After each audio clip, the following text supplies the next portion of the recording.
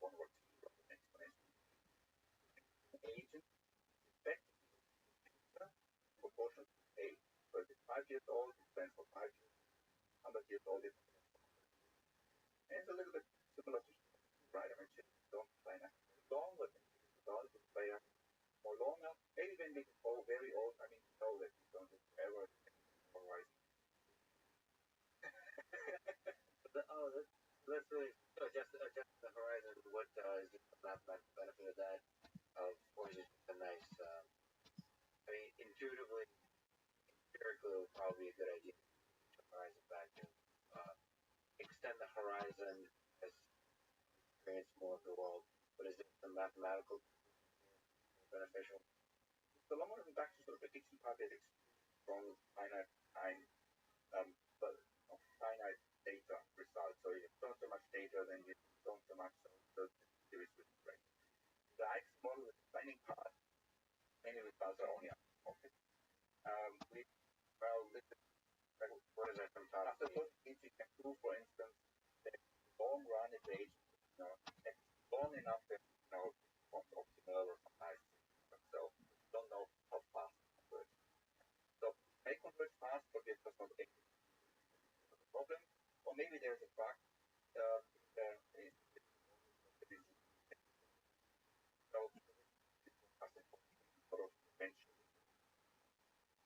and if I put the agent horizon M, then I cannot prove fast and result, right? So I'm going to be precise 100 years.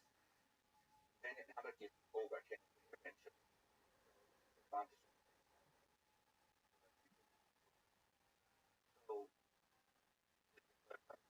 I model now in the moment have the way of looking several steps ahead. How do I take action? It's like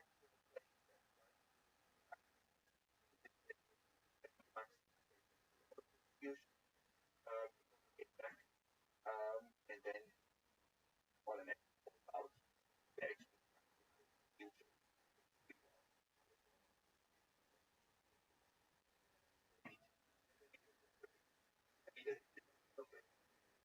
Board one.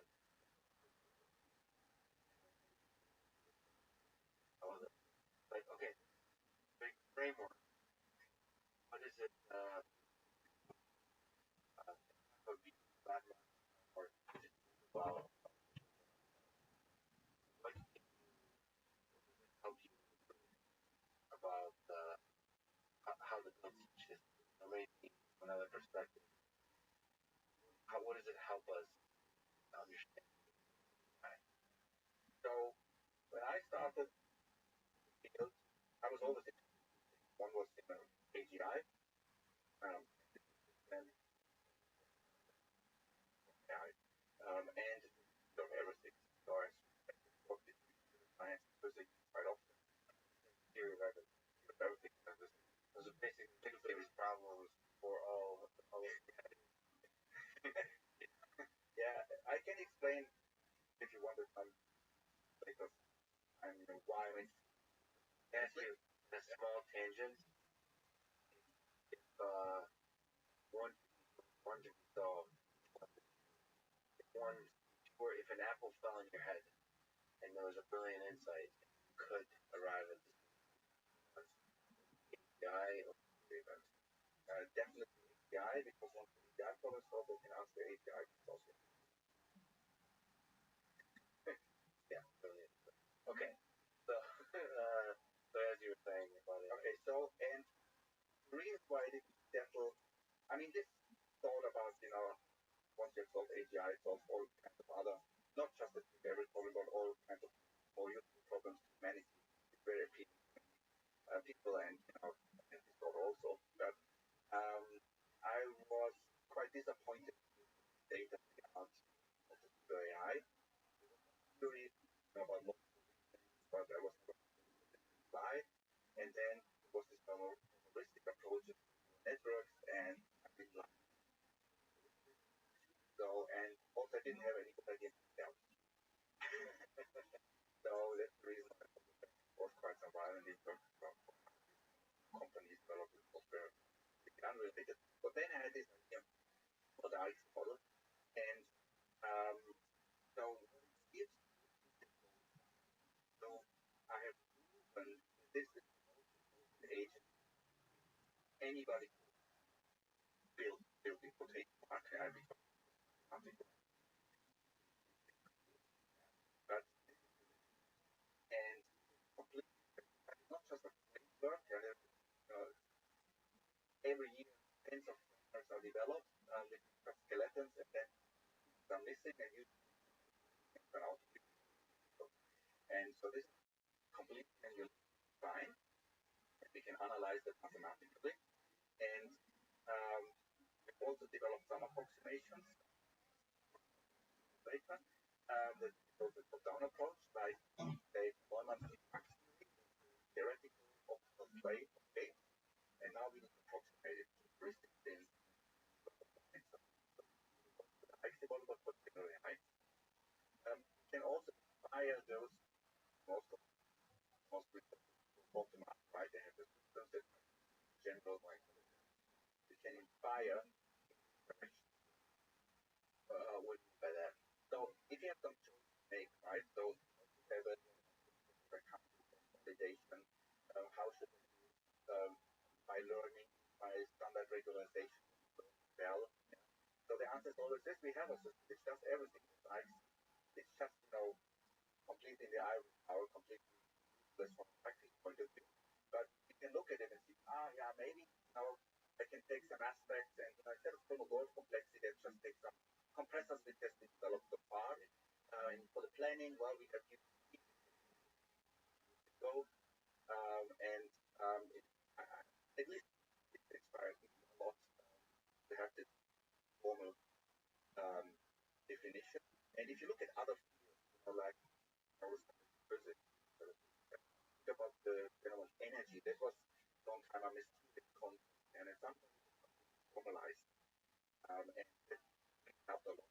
And if you point out a lot of the person way and they have formalized ratio, right?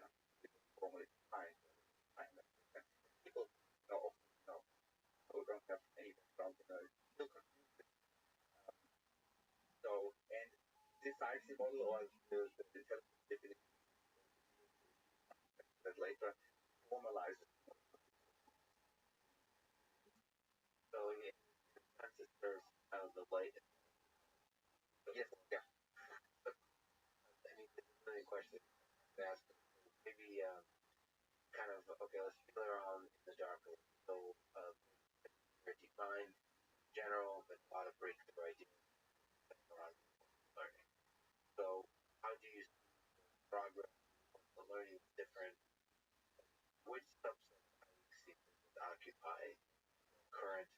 You said the Markov assumption is made quite often. Learning other assumptions made. What different connection for learning?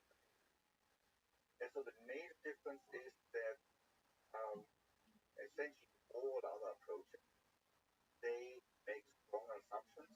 So in reinforcement learning, the Markov assumption is that next state, next observation depends on the previous observation and not the theory, which makes, of course, the mathematics driving this. Of course, they profit from it also. Then you have algorithms from a computer that is something practically useful. But for general AI, all the assumptions are made by other approaches. We know already now they are limiting. So, for instance, then framework for it to learn, because essentially means that we cover from the they are not.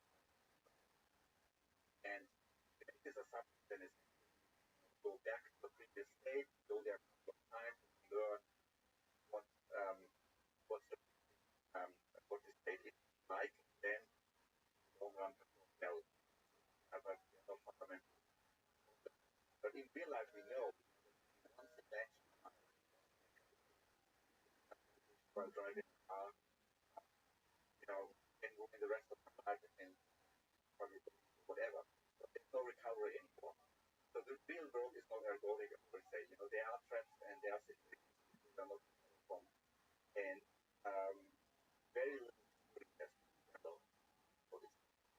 you see in the context of how you see the role of exploration? Sort of, you mentioned, in the real world, we get in trouble from the pay for it, but exploration is fundamentally important for learning about this world, knowledge. So, is exploration another way to ask what are the parameters? Yeah, I say that you say there are no parameters to control. Some other people try to control, and if you can do that, I mean, you can modify axes that you want to play with want to. But the exploration is directly baked in. That comes from the base learning and the long-term planning together. Already by operation, you can nicely and explicitly do that for simple problems like so-called bandit problems, where um, you say real world examples, say medical treatments, A and B, you don't know the effectiveness, you try A a little bit, B a little bit, but There he is. too many patients, so you Are you ready, Zoot? Okay, how many games in a row are you gonna win? 5. Just straight up 5. And are we gonna tie any? Bye-bye. Yo, pimp. What kind of Calories don't matter as much as carbohydrates. Okay. Cheese. Oh, not cheesecake. Too much sugar.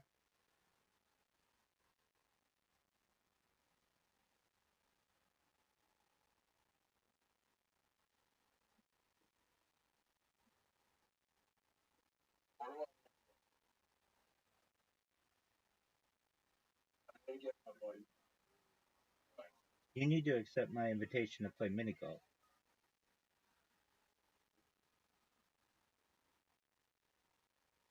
What did they tell you at the strip club? You need to have visible abs?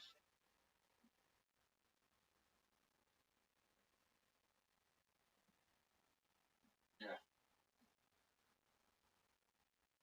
Did they tell you need a better tee off than that?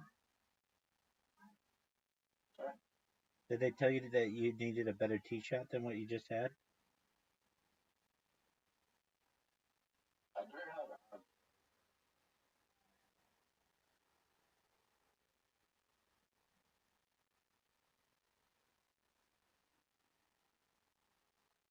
Are you going to make this shot? No. You missed it. Which means I'm up 1 hole to none. Which means your little plan of winning 5 games in a row might be out the window.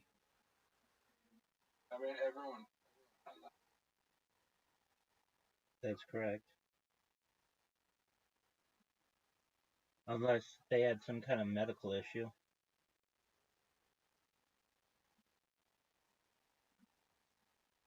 One of the best drives of all time.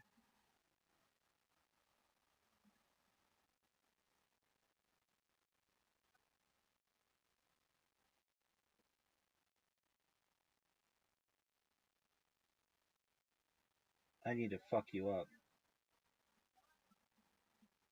Oh,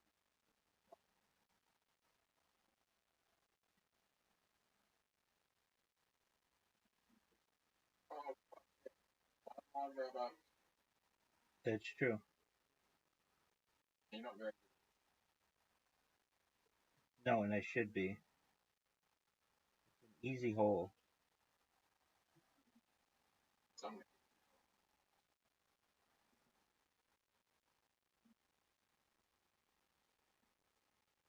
What a great shot.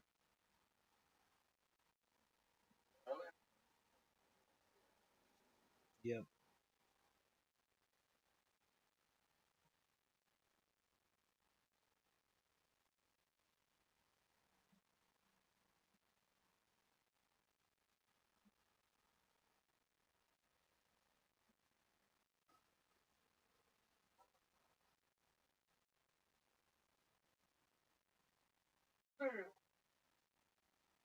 Dude, I'm playing like dog shit.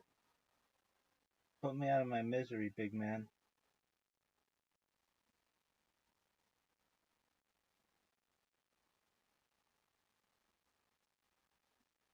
Just make it.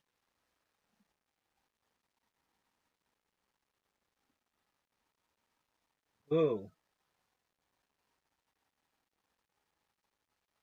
Oh, not this hole.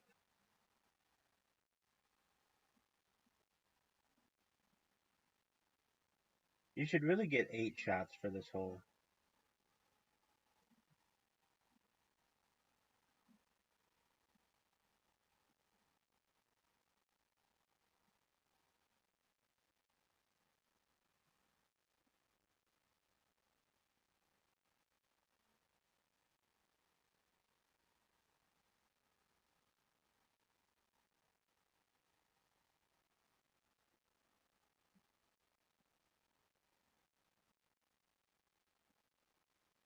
Gonna hit the ball, Zoot? Yep.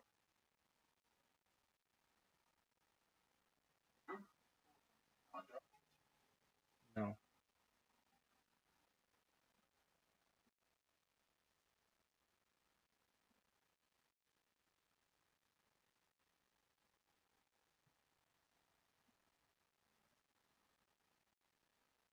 Oh, that's that I'm covering and jaw dropping. Okay.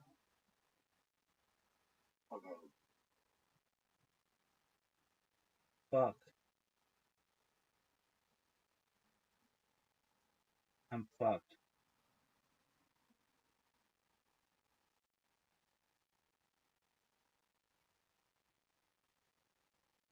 you were like, oh,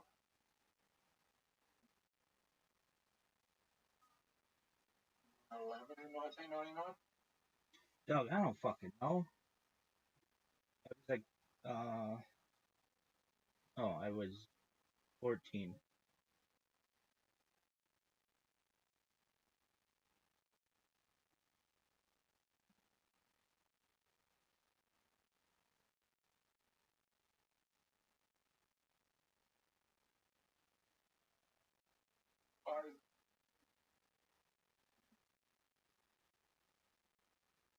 Is there someone out there live stream or something? Lots of people. That was all on national news or international news.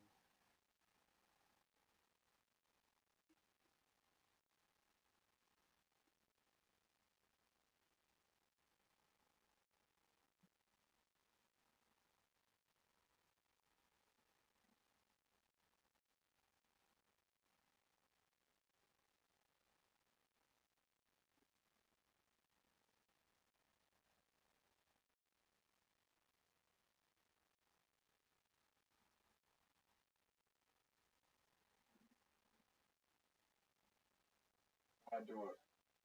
I'm going from gold or stop around by.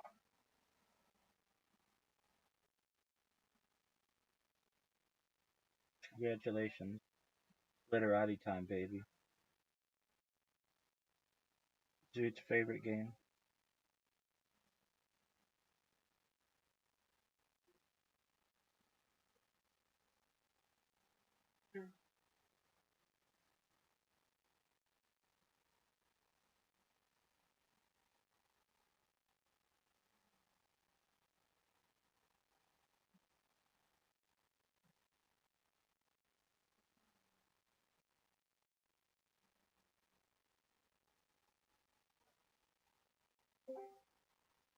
Hello, Nakuba. Welcome.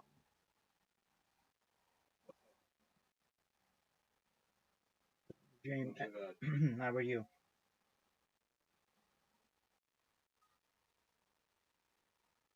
How are you? I'm well, thank you. How'd you find out about me?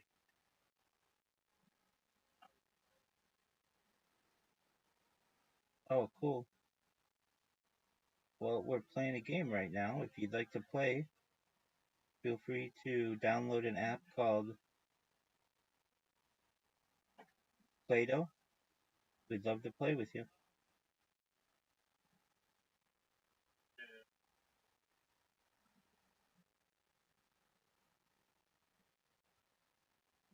All right. Yo, pimp. Tell them what you do. Sure. I'm Rabbi Rothschild. I stream my life 24 hours a day, 7 days a week, 365 days a year for world peace.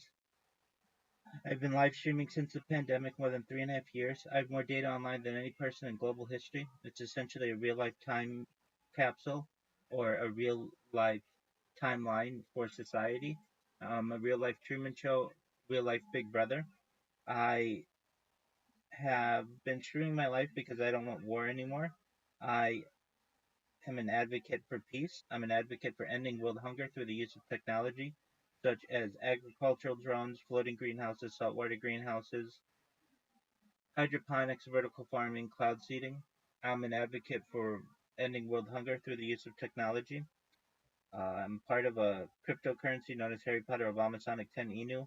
One of our projects has been to build wells in developing nations, such as Nigeria. I'm going to continue those types of positive feats. Additionally, I am an advocate for the LifeStraw program, and most importantly, the desalination technology, desalination technology, where we pump earth seawater onto land to make it drinkable. I talk about other things that aren't normally discussed in society, things like anti-gravity, antimatter, faster than light travel, artificial intelligence, including artificial general intelligence, artificial superintelligence, things like alien disclosure, de-extinction. People don't know this, but the first successful de-extinction took place in the year 2003 with the Pyrenean ibex, which is a goat located in northern Spain, southern France. Fast forward to the year 2021, a company out of Dallas, Texas is founded, known as Colossal Scientific. They've made it their goal that within the next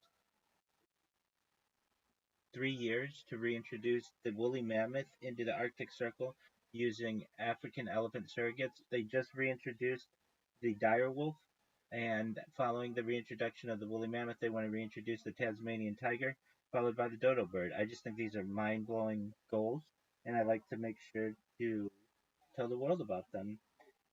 I talk about some other things that may be of interest to you, like life extension technology. When you were born, the average life expectancy for you was probably about age 80. I want to increase that to age 100, 120 through the use of life extension technology. And if you're like, Rabbi, well, all that sounds good, but it's really expensive, that's fine. I have more data than any person in global history, and I'm going to be able to make all your dreams come true so that you can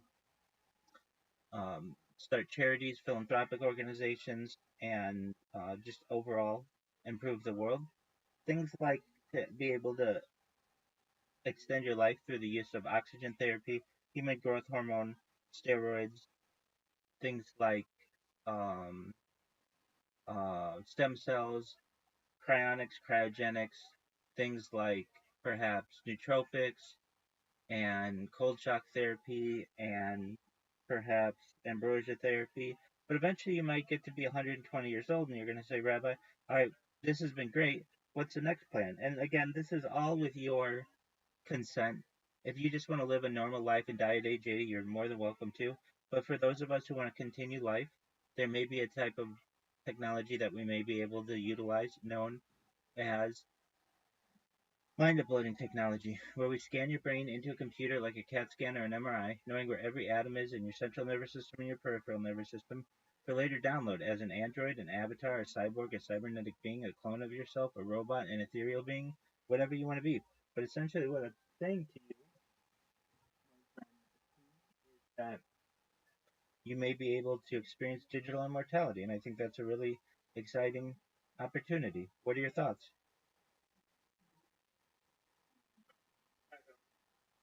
Thanks, big dog.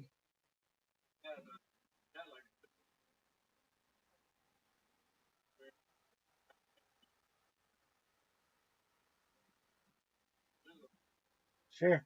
Well, essentially, we scan your brain like a CAT scan or an MRI, and knowing where every atom is in your central nervous system and your peripheral nervous system. We've already been able to do this to some extent with mice, be able to transfer their memories.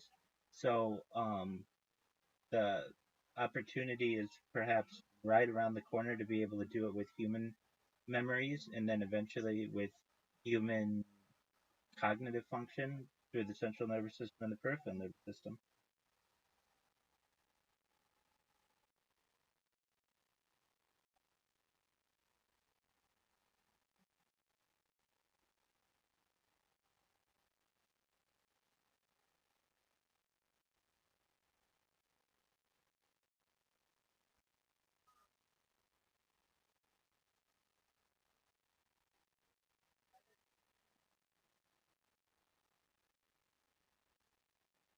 That would. Is what a word. Yeah. Apparently.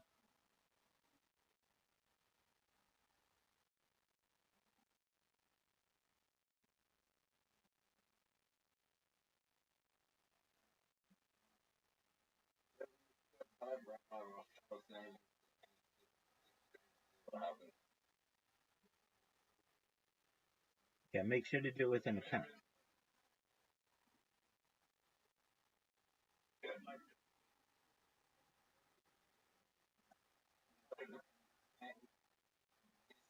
Every family.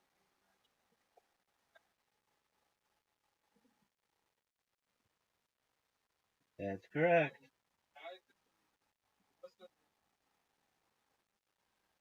My last name is Rothschild and I'm a rabbi. Rabbi is Hebrew for teacher.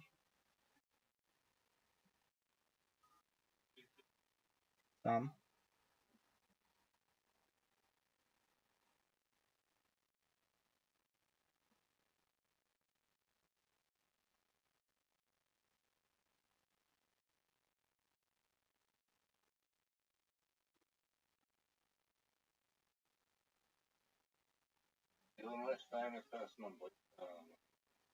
That's true.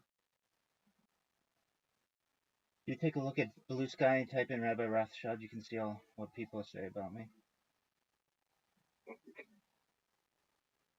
And I know that 200 people.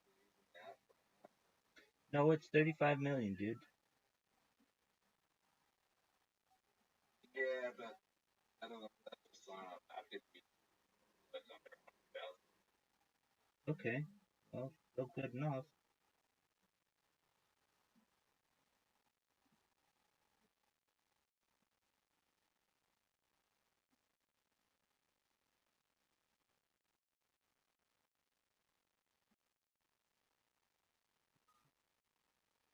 I mean, but you more use this areas than social. That's true. Most of church social.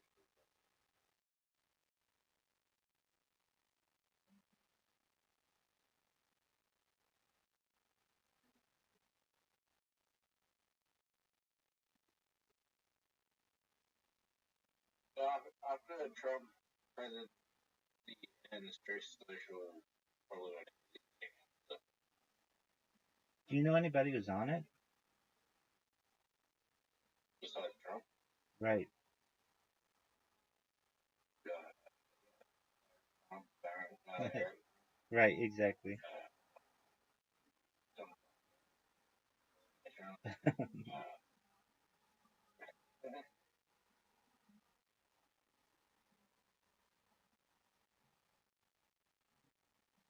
they're awesome.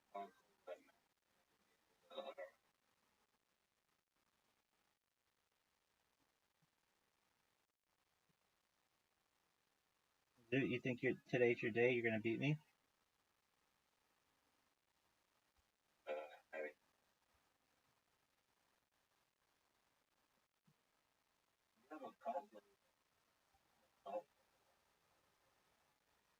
Okay.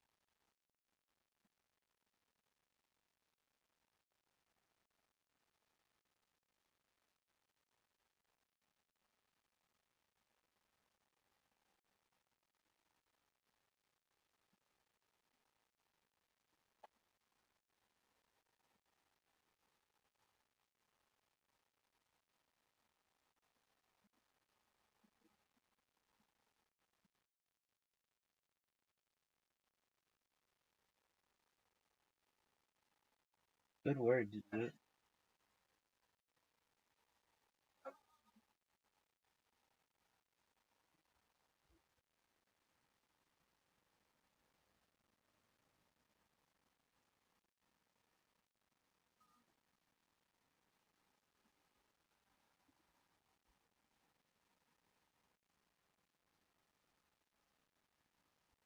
I like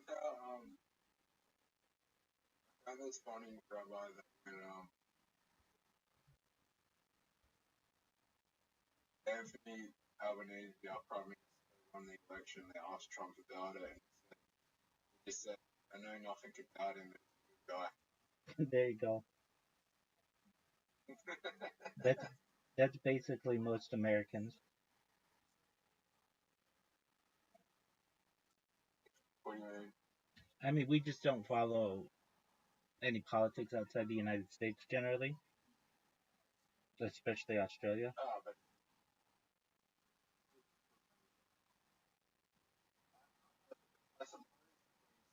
But I suppose, I suppose it's probably compared to, people, uh, Kim Jong-un. Right. He is a good guy.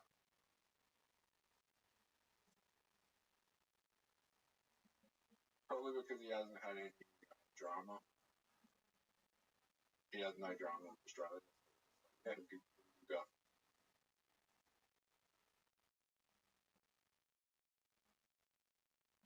Yeah.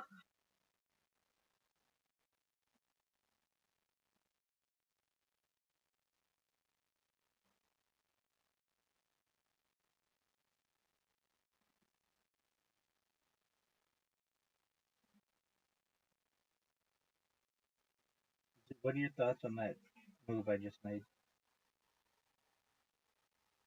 Which one? Oh, we're playing Scrabble right now. If you would download Play-Doh, we'll invite you to the next game if you want. We'll play mini golf.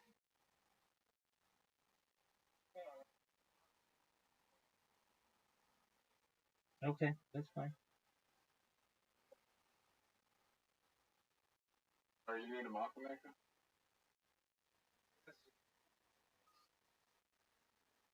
I need to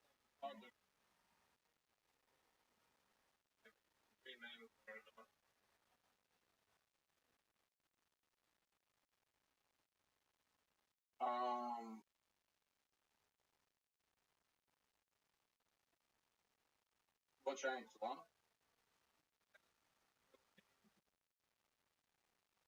I don't know why the fuck. I don't know why the fuck. No, Solana is like maker.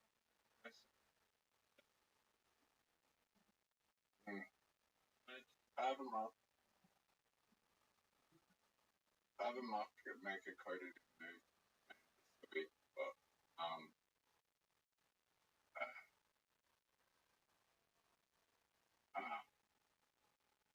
it's not time to launch. Have any names?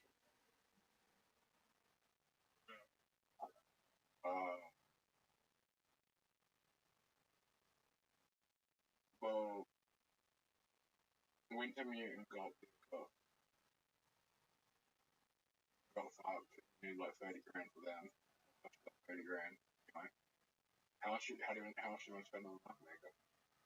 I just keep using a market maker and have like someone be like trying to figure out how.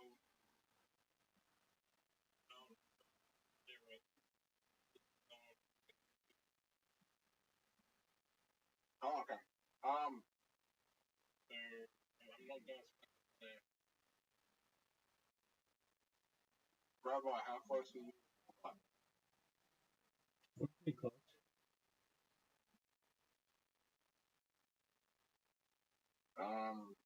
Do you think you can get contact with people that did the market making for Harry Potter? Probably. It's not a good thing. Like, as a Same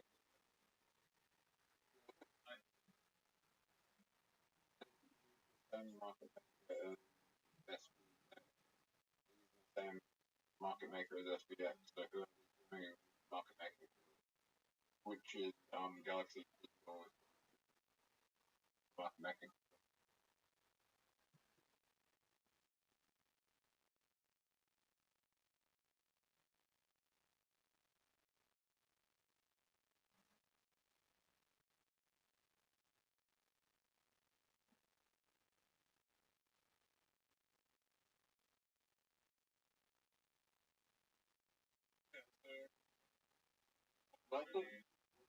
Unless it's a honeypot or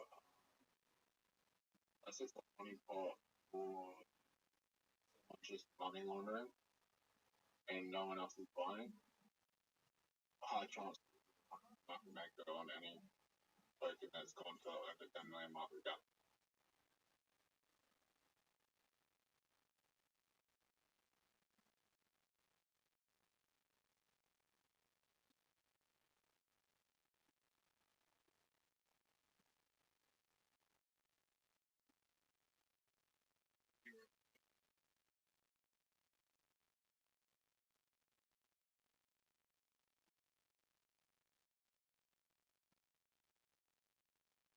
Are you still on Solana?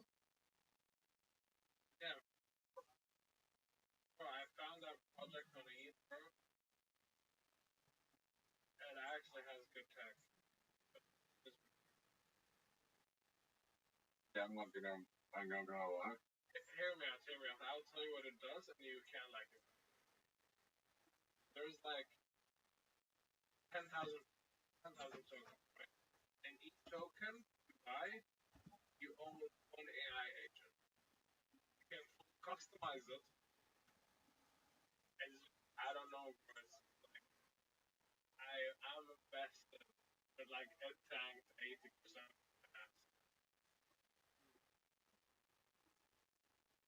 I'm not gonna lie, no one gives a fuck about that. They didn't 2021.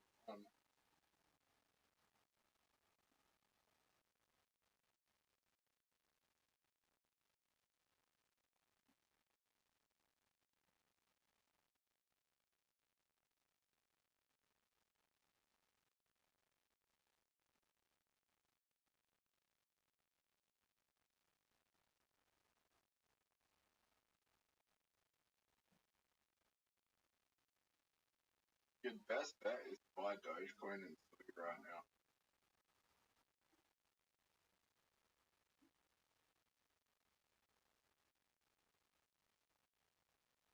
Doge is gonna run.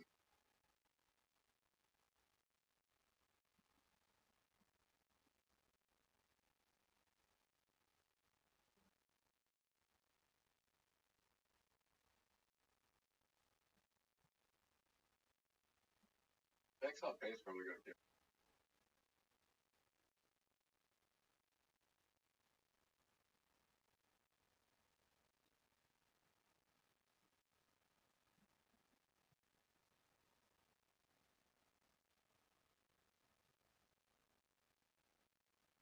Trevor, do you need a market maker because you're down bad on the projects? Actually, you need to run it back up. No, like we're right now in building, like we're. Okay. Yeah, like yes, I'm down bad, of course. No. I'm down very bad. But like it's not something like I'll be starving. What time is it? What? What time is it? For me, I woke up early, very like at 9 a.m.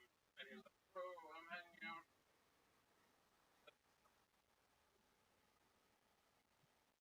Like,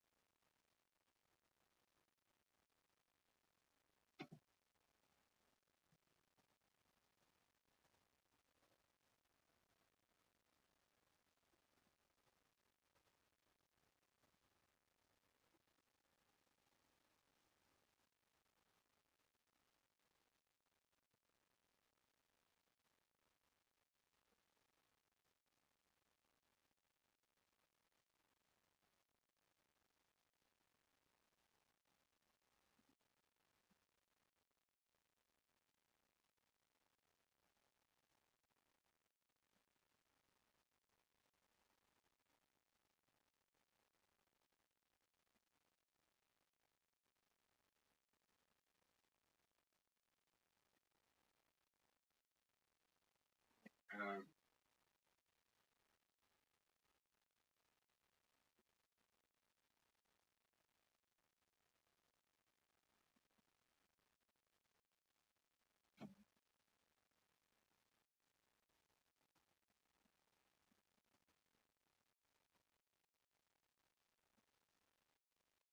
But don't worry, kid, but I'm down bad as well.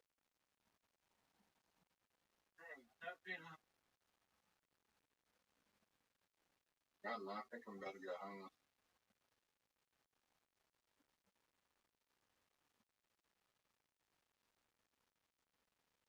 Well,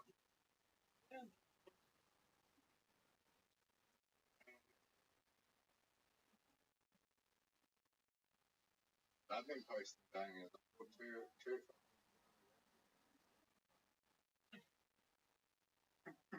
I fucking cheated, boy.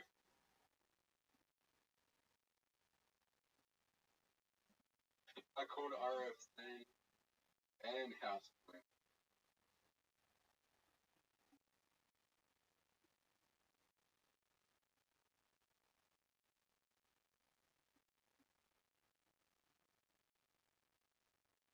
House Queen. Too many influences.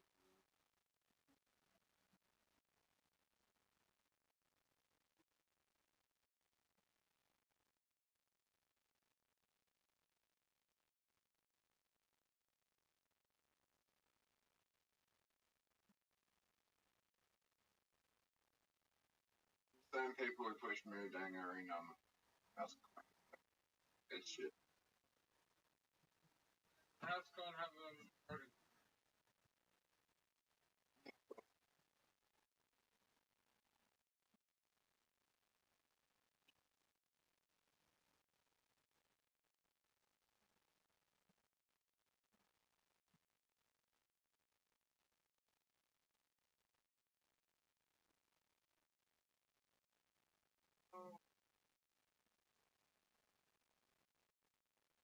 Everything that goes up, if it goes over $1 million market cap, it's very high chance.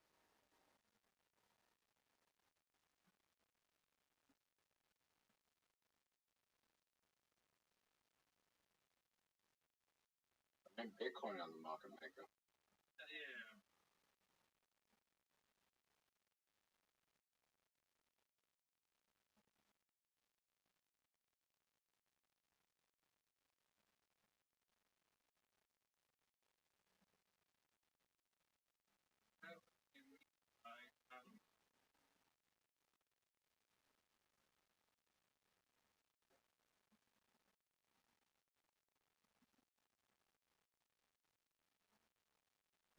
I miss when Binance and FTX were market makers.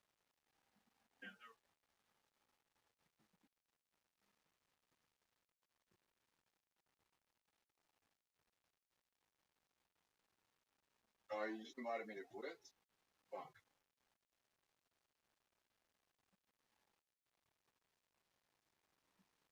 Oh man, I wasn't paying attention. You may get me just because of that. No, I don't think so. I'll tell you why. Why is that? You got very fucking hack.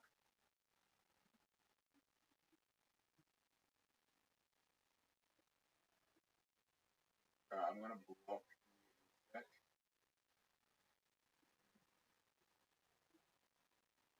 Okay, just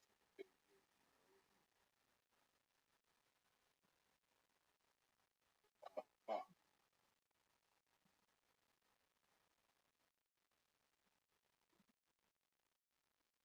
We're gonna have a showdown. Just the green thing? The green thing? No, just like 5 things that makes it faster. It makes it faster for like 5 things, like whatever these robots are.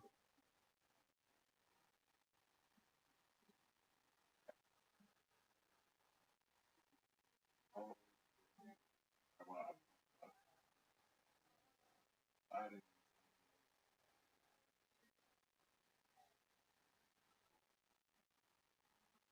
I think I'm gonna come back though.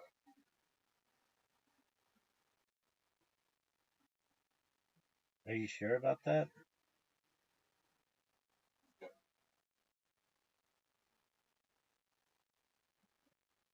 Alright, well, I've been smoking. I thought you gave up smoking.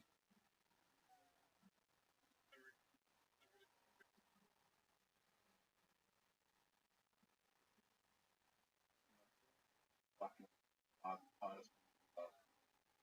Oh, fuck. What?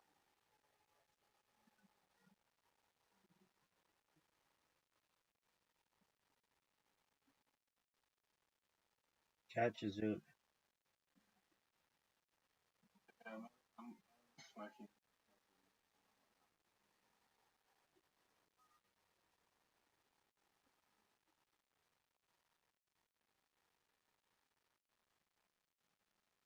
I'm gonna do cardio tomorrow. When's your off day? When? Yeah, Oh, okay. I'm not.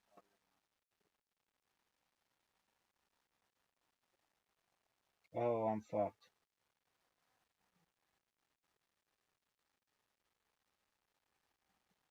I do. Okay. I'll have Friday.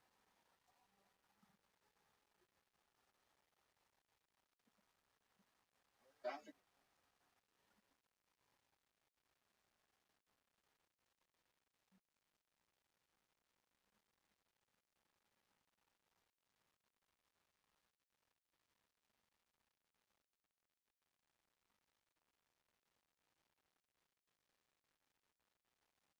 Oh, zoot. You may have me this game.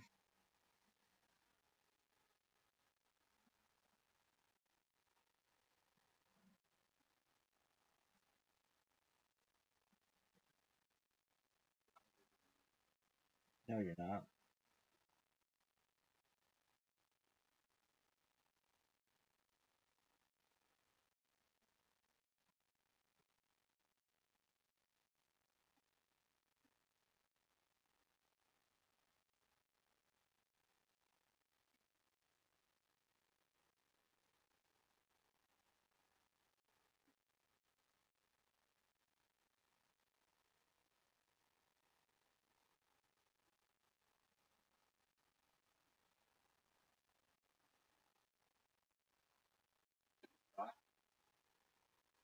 Am I? No. No, no, no. No, the fucking my fucking game. Giving me like the fucking worst fucking dick. Dude, that's 2 games in a row.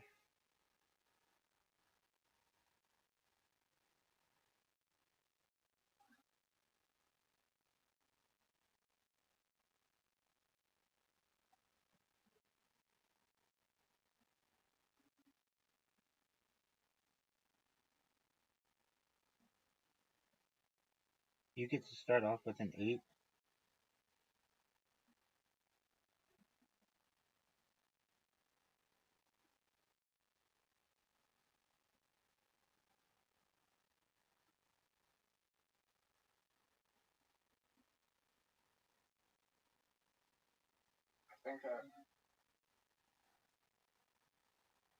I think I'm ready.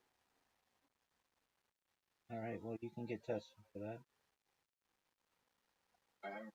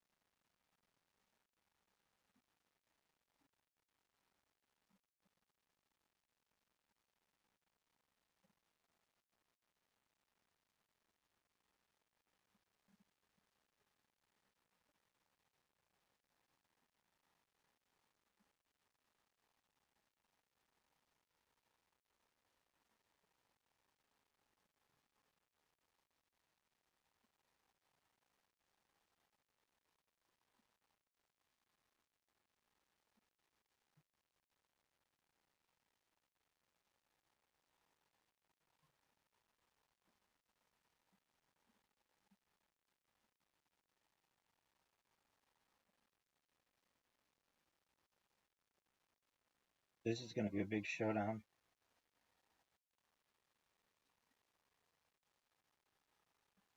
No.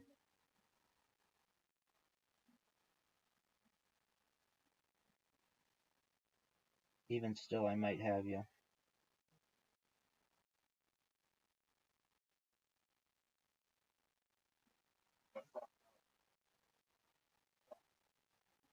Hey, I've got you, big dog. What watch the days?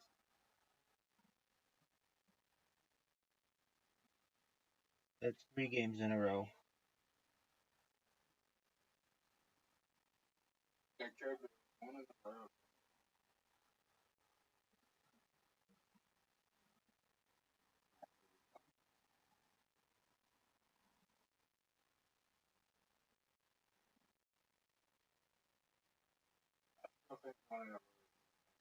You used it in a sentence.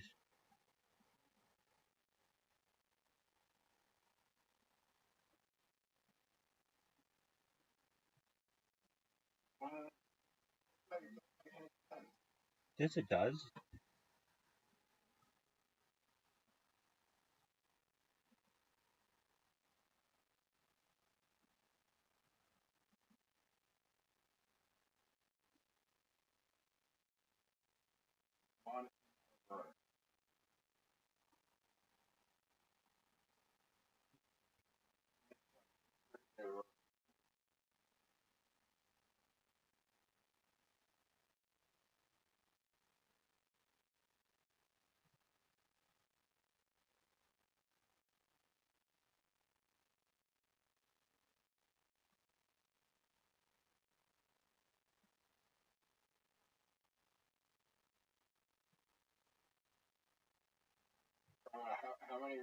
How many rows do you roll red button? To what? How many rows do you need to roll red button? That doesn't make sense to me.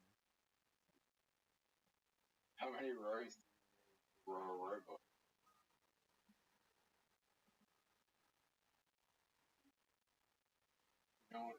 You know what a rolling boat is?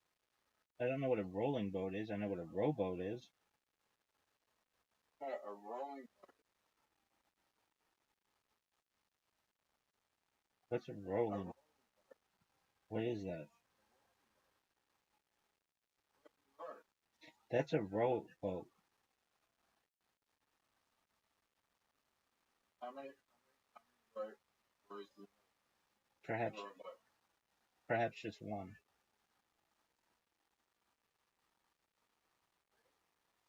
Correct. Depends on the boat.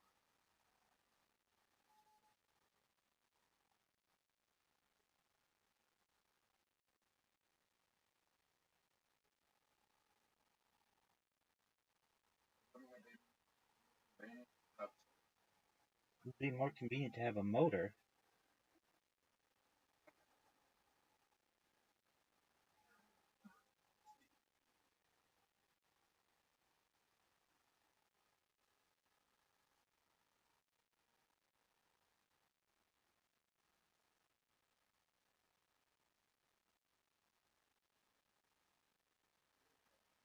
Thanks, big dog.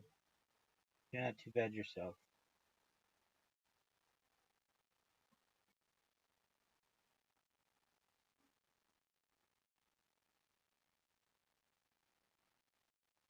Oh no. What happened? How did that, like, jump?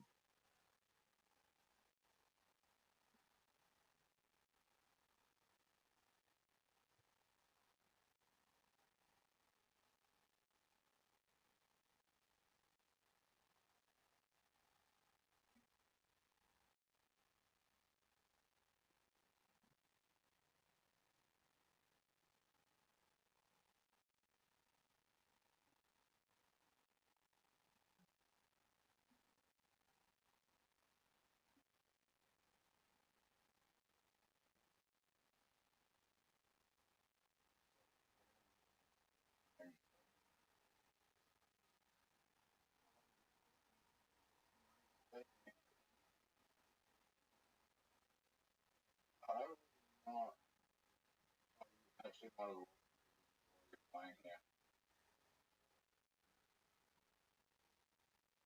Holy shit. Holy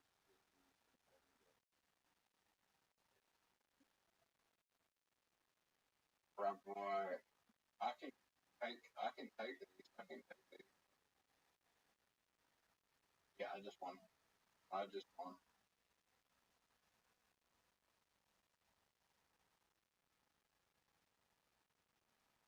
Oh,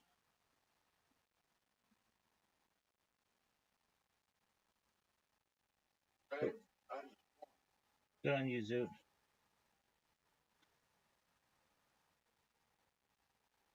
oh, Yes, sir.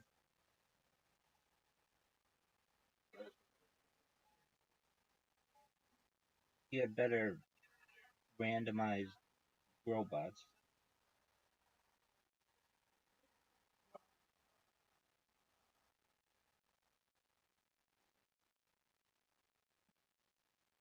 oh,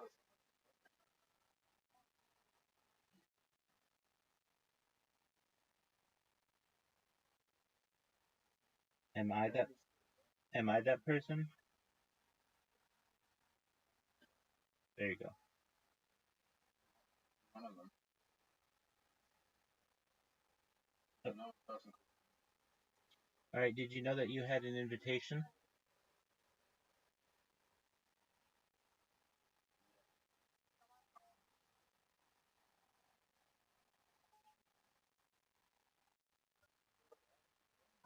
Or dog? I want you to beat me. You beat me at the other games. Try to beat me at this. You came within one move of beating me.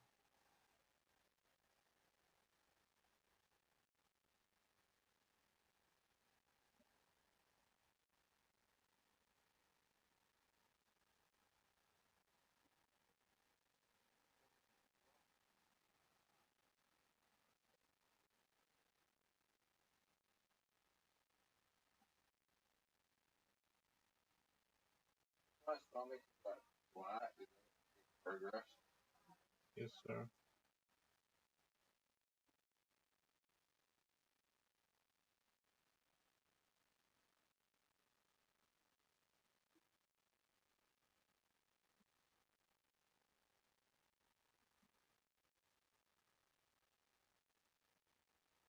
I'm very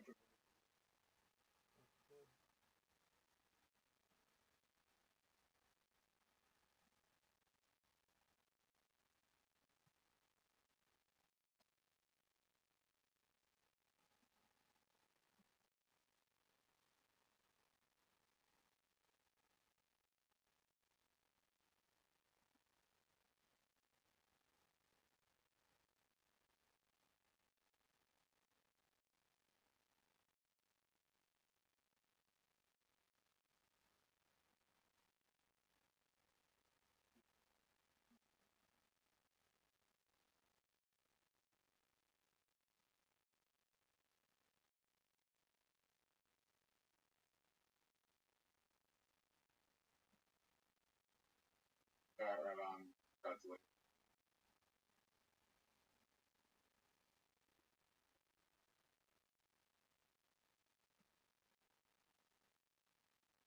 Rabbi.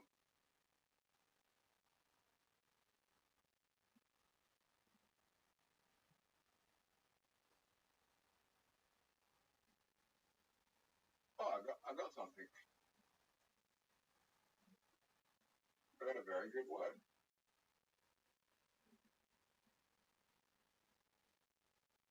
There you go. Don't play there.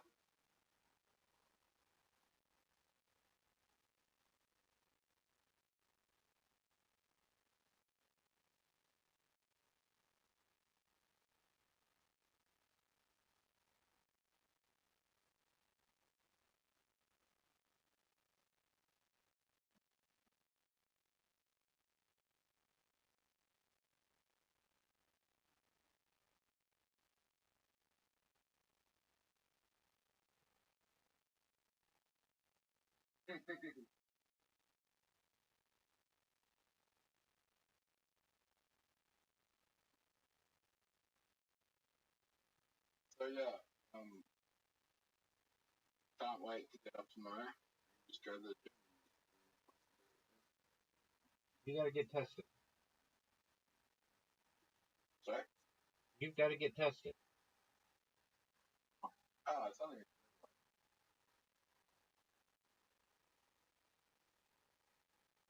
Yeah, testing.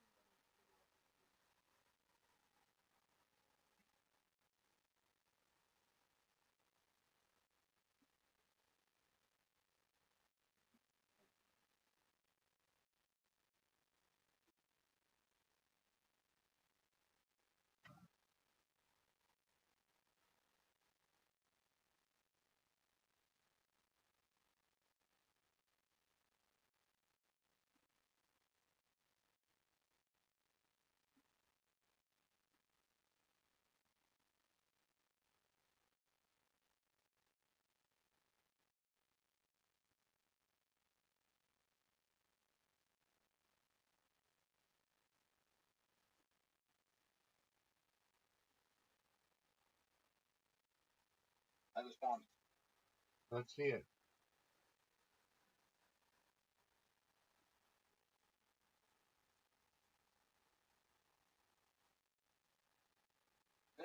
Lightning. You know.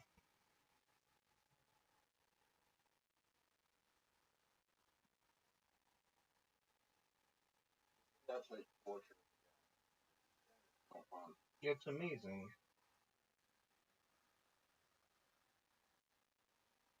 I don't know anyone. Yeah, that was my favorite game. I love it. Alright. I didn't say that.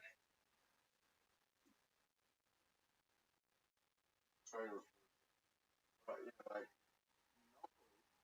that makes sense. That's a good game. Blue Mousetrap is fucking not a bad board game. But this sucks. Dude, you're gonna love it. You're gonna win. You have the lead, and it's your turn. You have the lead by 11. That was really good, Jar. Yeah. We should make our own board game.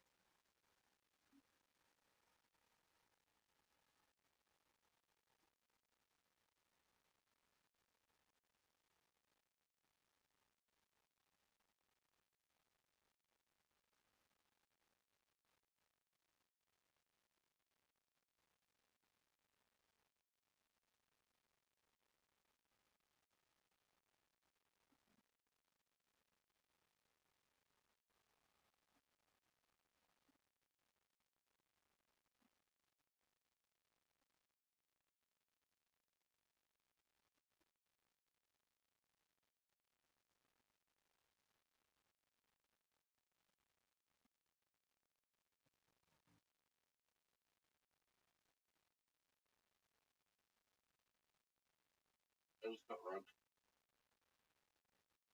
I feel like it's rubbed here. How is that not a word? I think I just helped you there.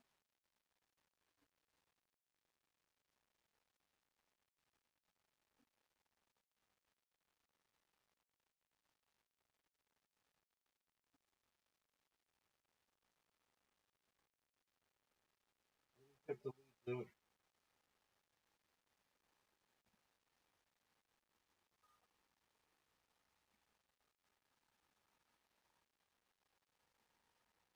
Not for long.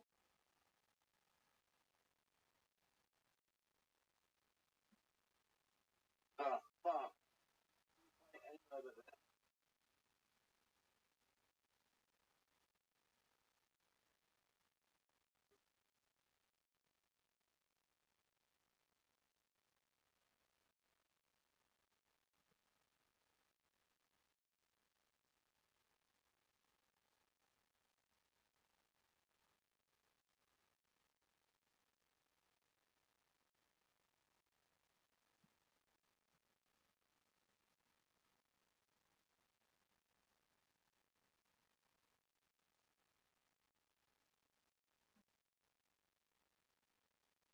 $135.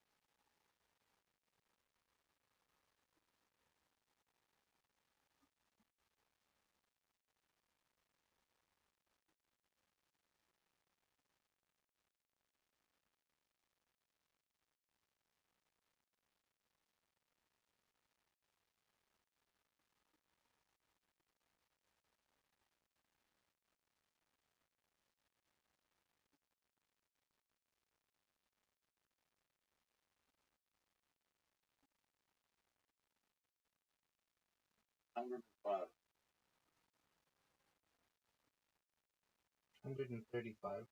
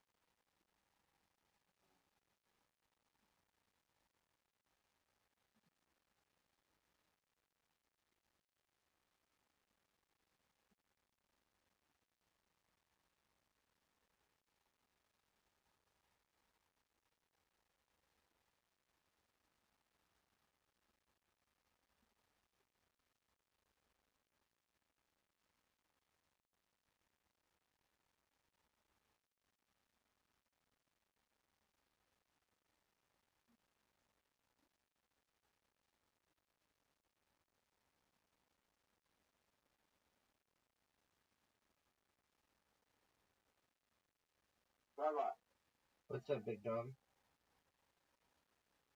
I just want Let's see it. That's good.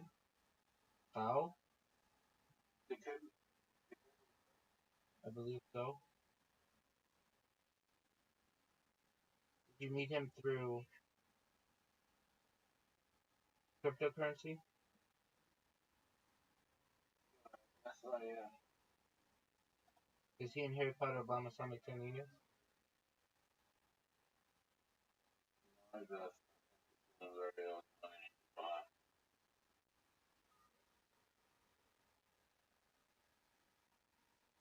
He had a million. He had over $1 million at one point. Not anymore, like.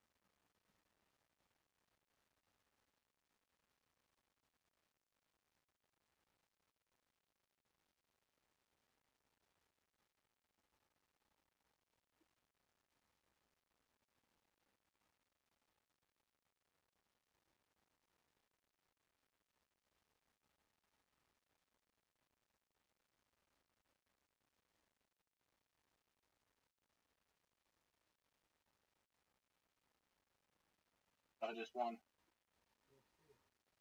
I am. Dude, I'm about to win. close. Oh, you are fucked. You are fucked. You are fucked.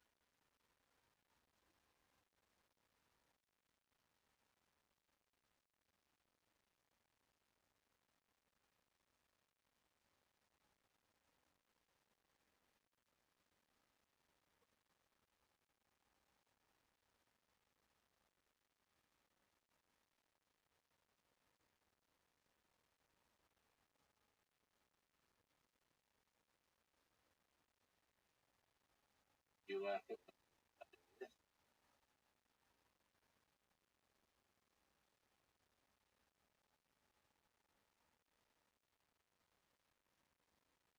You laugh at when I win at, I have no fucking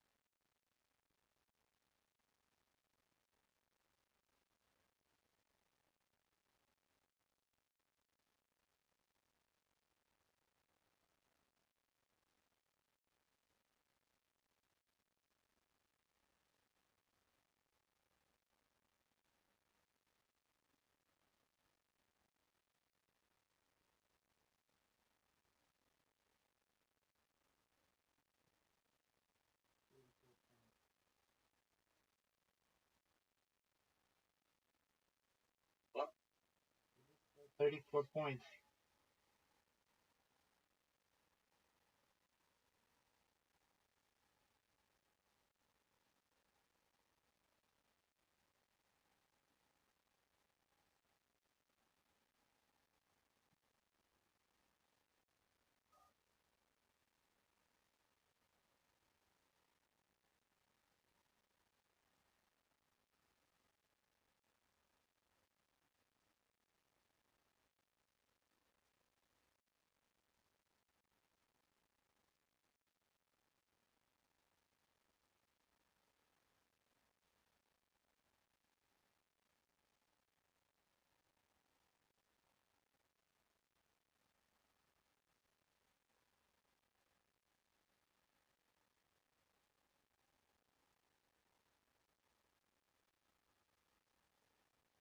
That was good.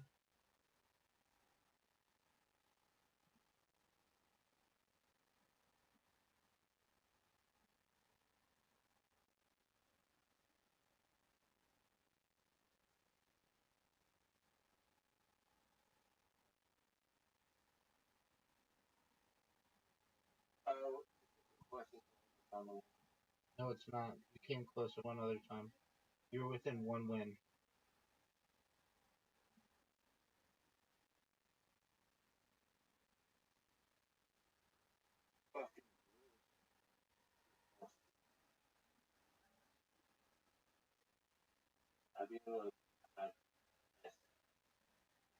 No, I've never had S or an S. No, no, no. I'm looking for an S.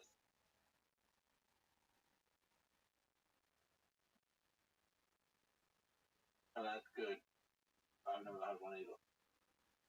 Of which you know. What do you mean? Tomorrow.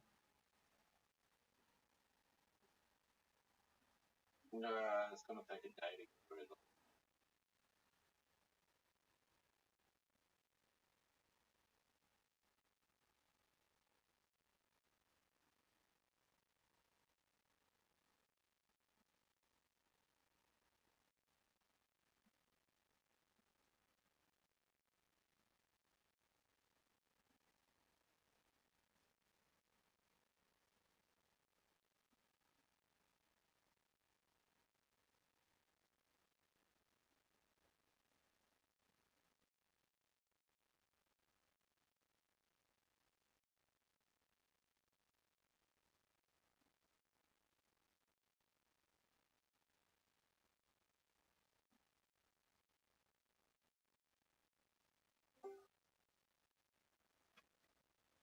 Okay.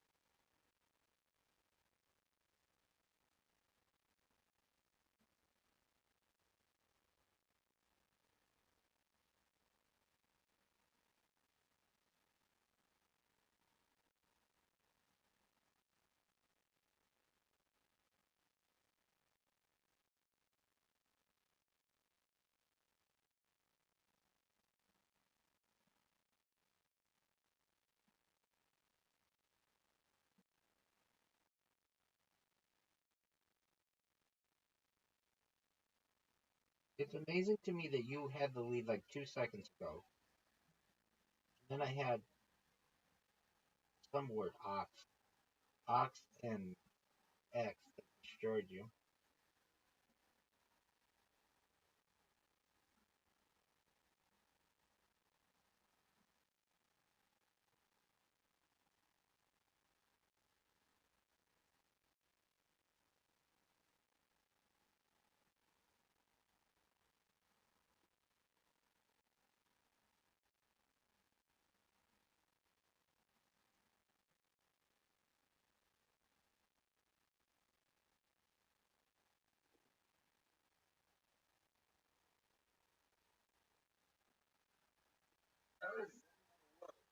I always say that. I think it should be.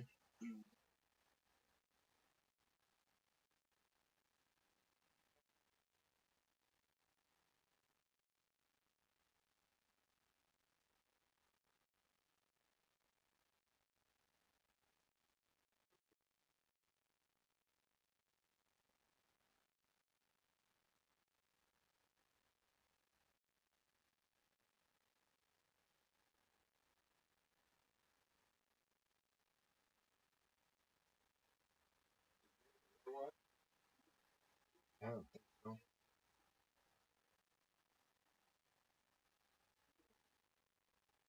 Where I can put it. Uh,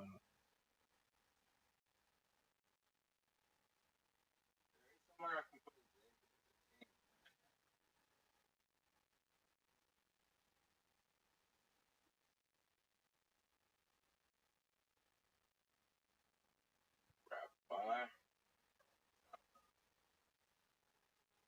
Rabbi Rothschild.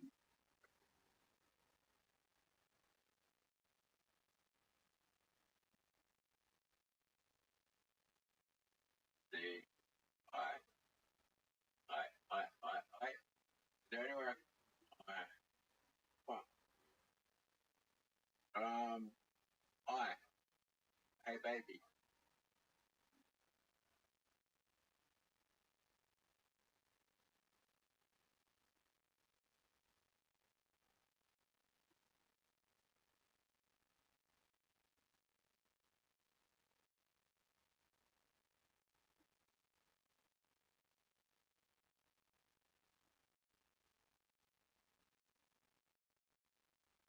Okay.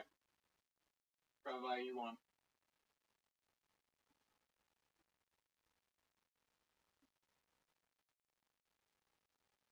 I'm about to go to bed, son.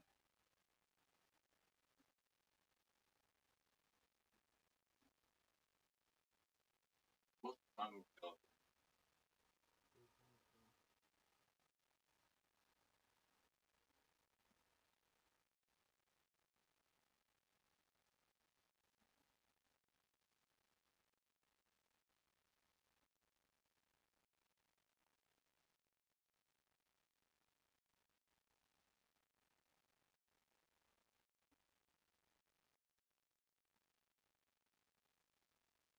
dude, I gotcha.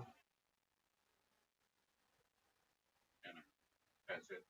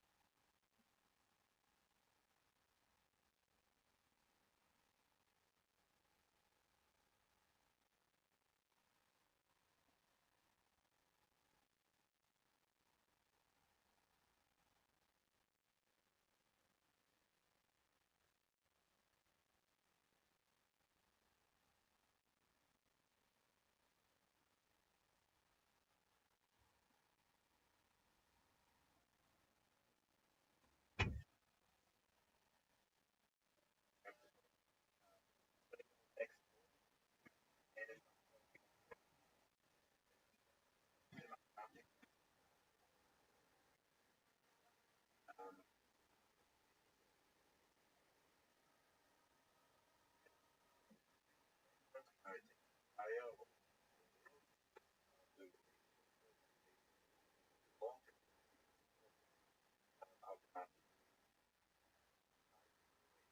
or not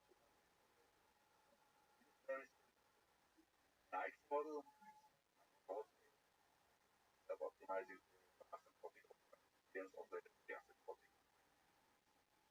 Seems like the long-term planning is important, but the long-term part of it. And also, maybe a more deep and looking at the full. Intuitively, of course, but it's like fundamentally transformative to the entirety of the problem. Like, because we all make that assumption quite often. It's throwing away the time. So I think it's absolutely crucial. The question is whether there's a way that is more heuristic and still well. So, for example, private actually life a long time ago, whatever, right? Yeah. You want to remember that forever, right? Yeah. Kind of a selective kind of memory. So remember all the important, but somehow selecting the important. And I'm not concerned about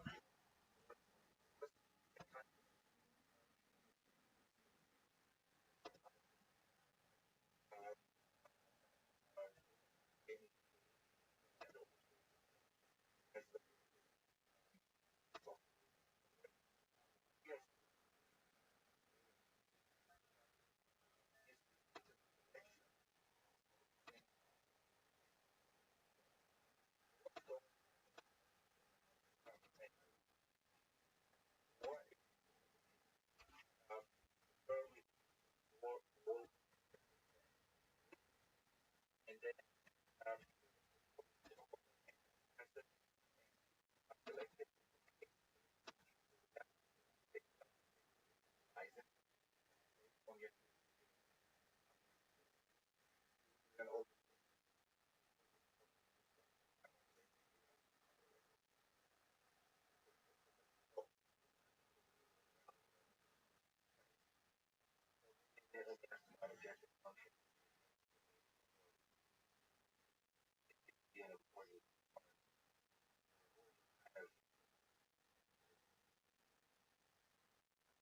people, the specification of the objective part of it.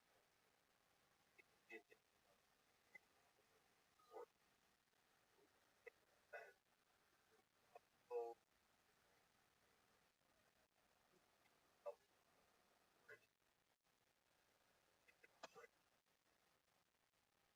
that will be a long answer.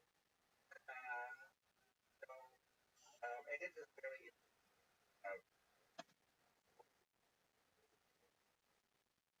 and and so a couple of if you want to age, well, that's not simple.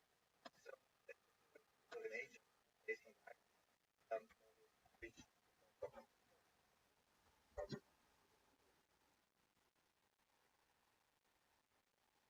and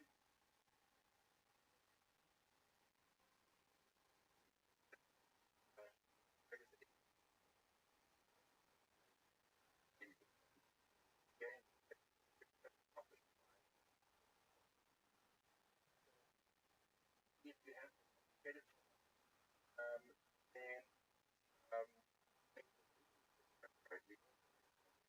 nice example is the elevator control. That is a great book, by the way. So you the elevator and well, maybe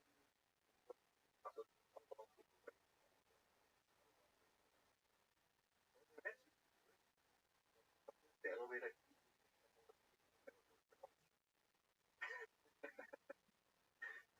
realize that elevator. So you guys come, the elevator does that, but never picks up and go in the top floor because expectation from growth.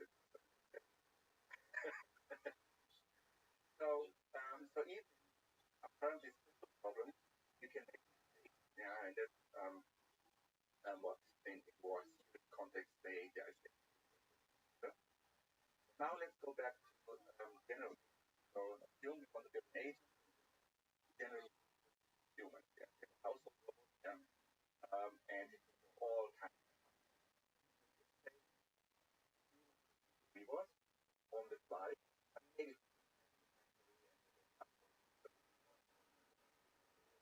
but so, it doesn't. I feel like on the long agent of human level, well, it becomes a human level. Then it's also protect. So then finally, so this becomes, so if you are more ambitious and say we want to build a new intelligent things, put them on a new planet. So is an we do. And you could try obviously what large or maybe multiply those reports, right? And maybe for all kinds of things. So that's up, right? What does make what does it expect of the so let's return. Right?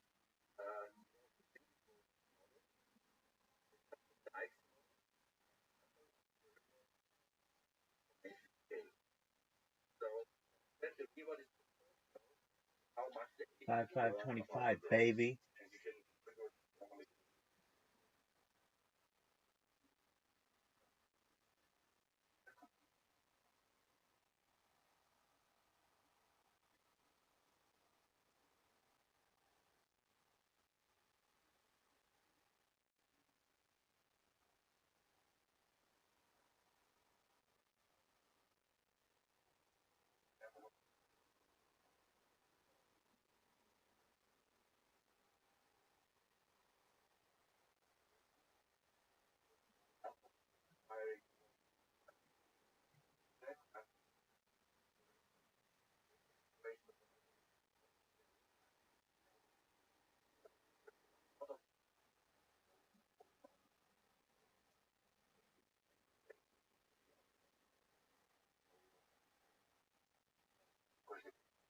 with concentration something that I would mention beforehand.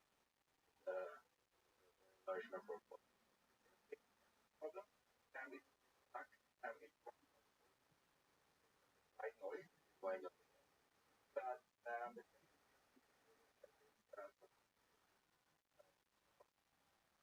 curiosity kind of word, curiosity creates that kind of the reward function being that similar to kind of checking for its own sake, the reward function. Find this at all appealing. Sorry.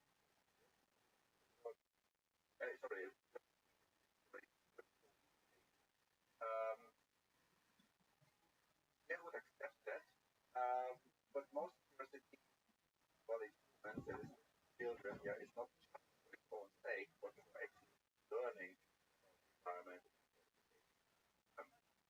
So I would most I can to well, okay, so intelligent systems has this reward function.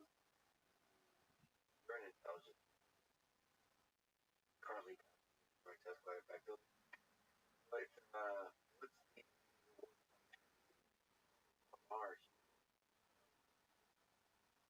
The reward function that Mars is after.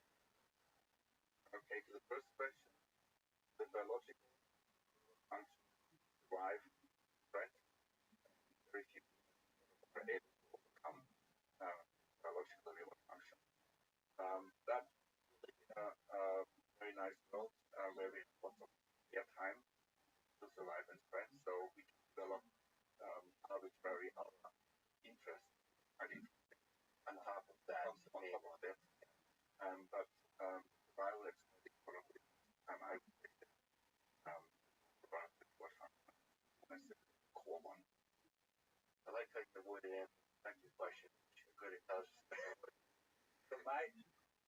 your own meaning of life and the reward function.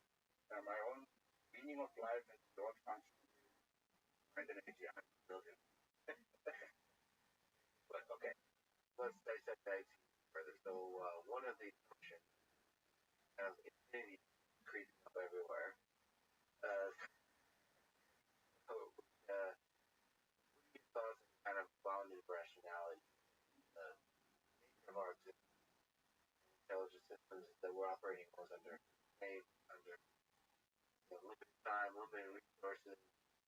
How do you think about that with the dice framework within trying to create an AGI system? Yeah, that is one of the critical drawbacks.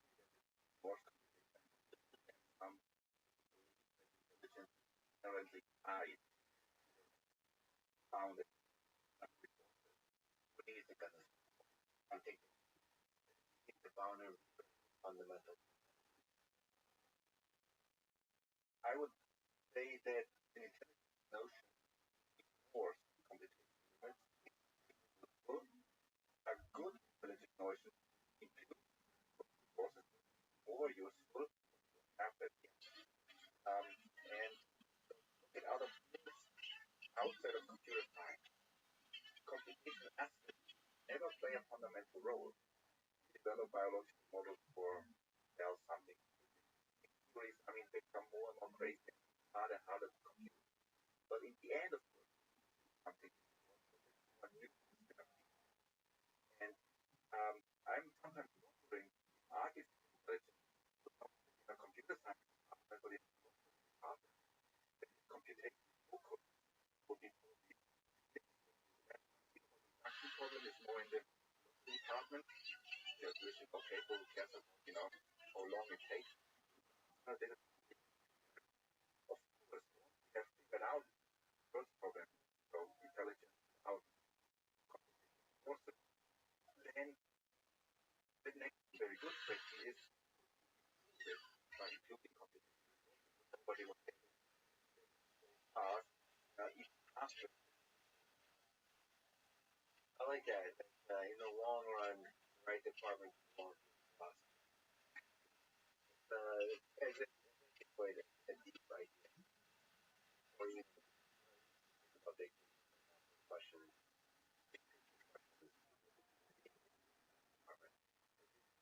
approximate of a lot of things, a lot of approximate.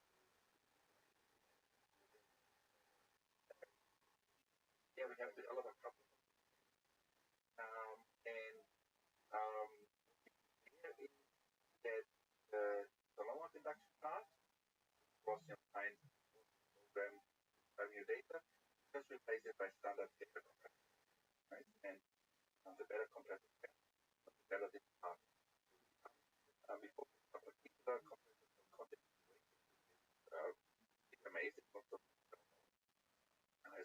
vertical really the production and the planning and prediction part. And for the planning part, we essentially just the idea a computer go from Java to Safari, all started to develop here algorithm this algorithm of Monte Carlo tree first, so approximate this planning part by and it's successful on some we don't develop and then sort of the any right? If you want to be general, you have to give up something. So but simulation was able to play poker and go and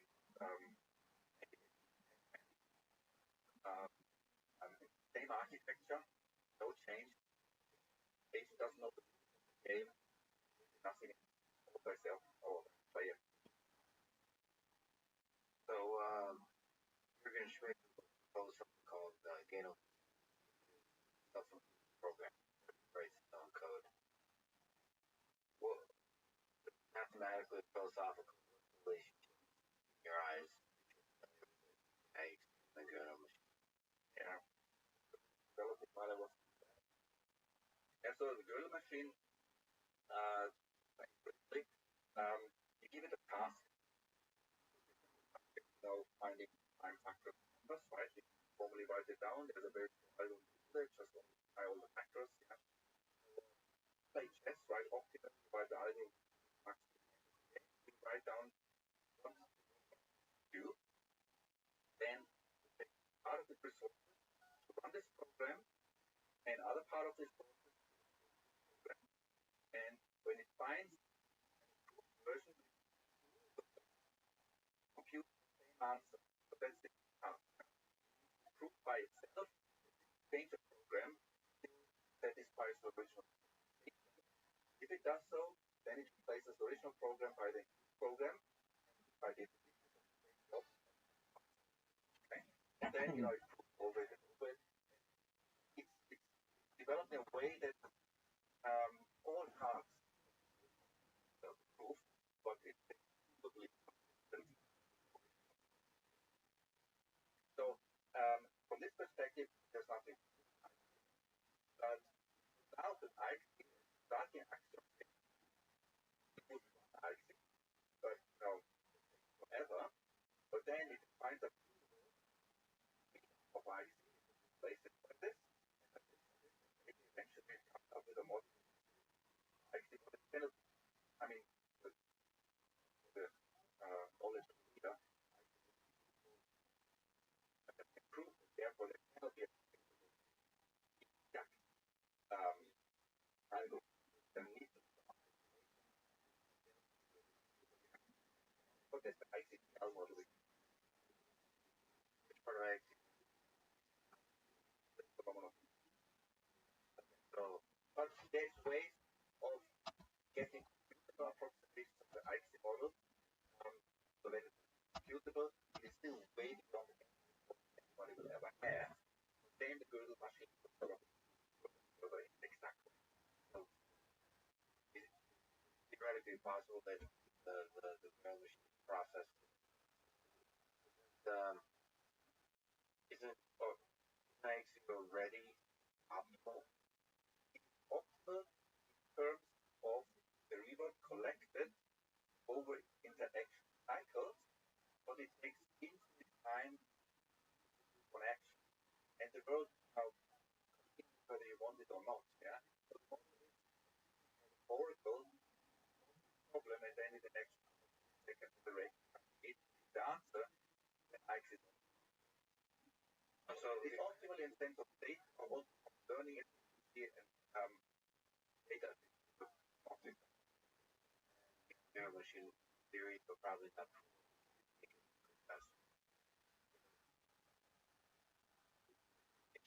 those two components. The perfect intelligence combined with itself like always getting the correct answer. Okay, you also mentioned that different kinds of things chase of solving this reward of optimizing interesting human things emerge. So is there a place for consciousness in the night? Where does maybe you can comment I there's another instantiation by consciousness. If humans are an instantiation of an IC agent, well that would be amazing. But I think it's not free for the smartest and most rational human. I think maybe we are very crude consequences. I mean, I tend to believe, and I'm Russian, so I tend to believe our flaws are part of the optimal. We tend to laugh off and criticize our flaws, and I tend to think that that's actually the optimal. That's not what you I see not flaws, yeah, but I think they are still, I don't know, I think it's unclear. As a student, I think all the suffering it's possible that's the optimal amount of suffering. Minimize long-term that's your but therefore humans are not right. I think consciousness simply the converge computational framework like I also ask you a question. I'm conscious.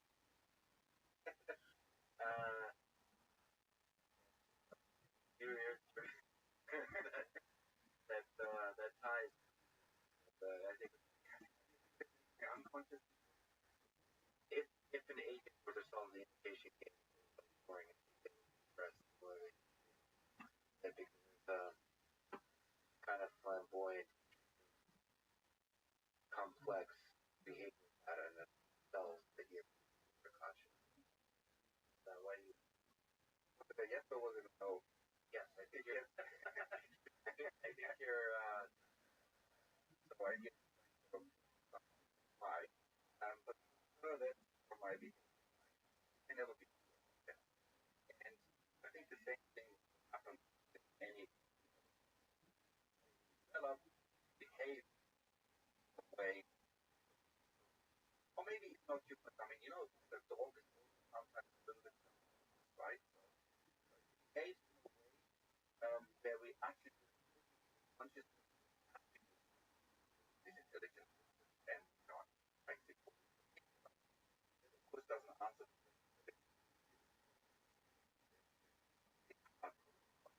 Or maybe I'm, or maybe not the layer of consciousness close enough to consciousness, and from a perspective of the more primal consciousness. I think we don't have to worry about problems. At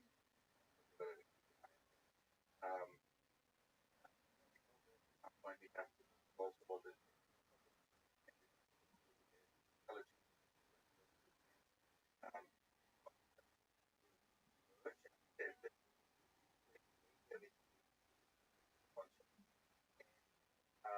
Then it's a question what's merge, but is it don't have to be. Although it makes at least still going to be very interesting. There's some people say, if it's making learn about rights, then you need to learn. I can't wait for the day where AI system consciousness truly part of that. It's rather abstract. And they give another, I mean, remember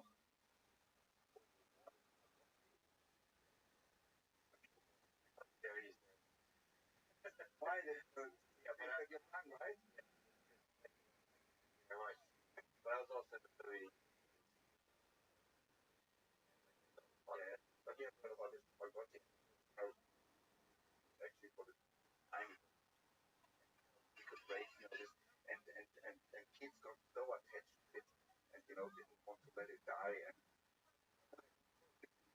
ask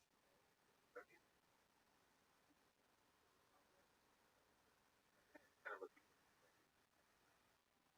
that consciousness, describing consciousness, creating deeper connection, powerful productive side of that.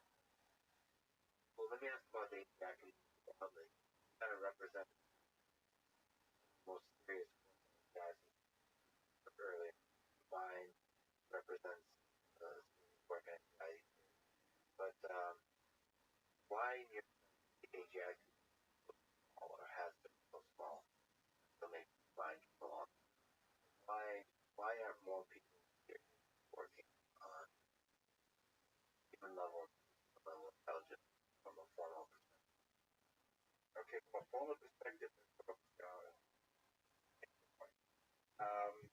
a couple of reasons. I mean, AI can be great, right? AI winters, AI summers, and promises, and look at pointed, and that narrow AI solving particular problem, by intelligence was always to some extent successful, and there were improvements in all steps, and something which is, right here just to so I get money. It drives people to solving us. You would think that at least on university, be able to use hybrid research, and that's probably been a long time ago. Nowadays, for example, like, doing side research or something, harder to get grants. So that also drives people away. Maybe also harder, but taking general. So I think enough people, maybe a small number, is formalizing and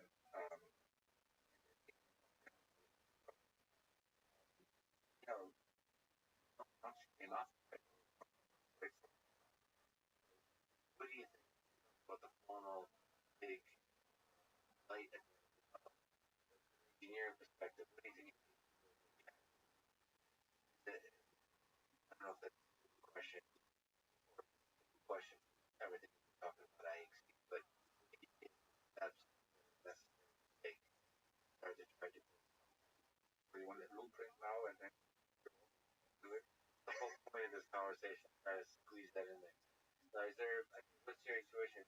In the robotics space, something that has a body and person to the world, learning personal learning space, the office, German office car, and they're kind of exploring how you position in the gaming world, stuff, and sort of the all the transformer work and natural processing back into open domain dialogue. Like what do you see? Let me keep the body mechanism. So, body man is important. Yes. I don't believe that we need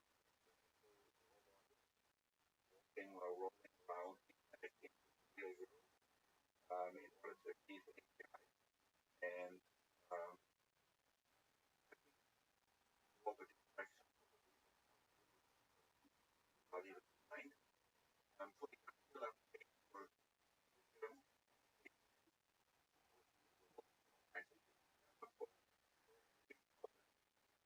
at least at this stage. But the answer is yes. That I think the most promising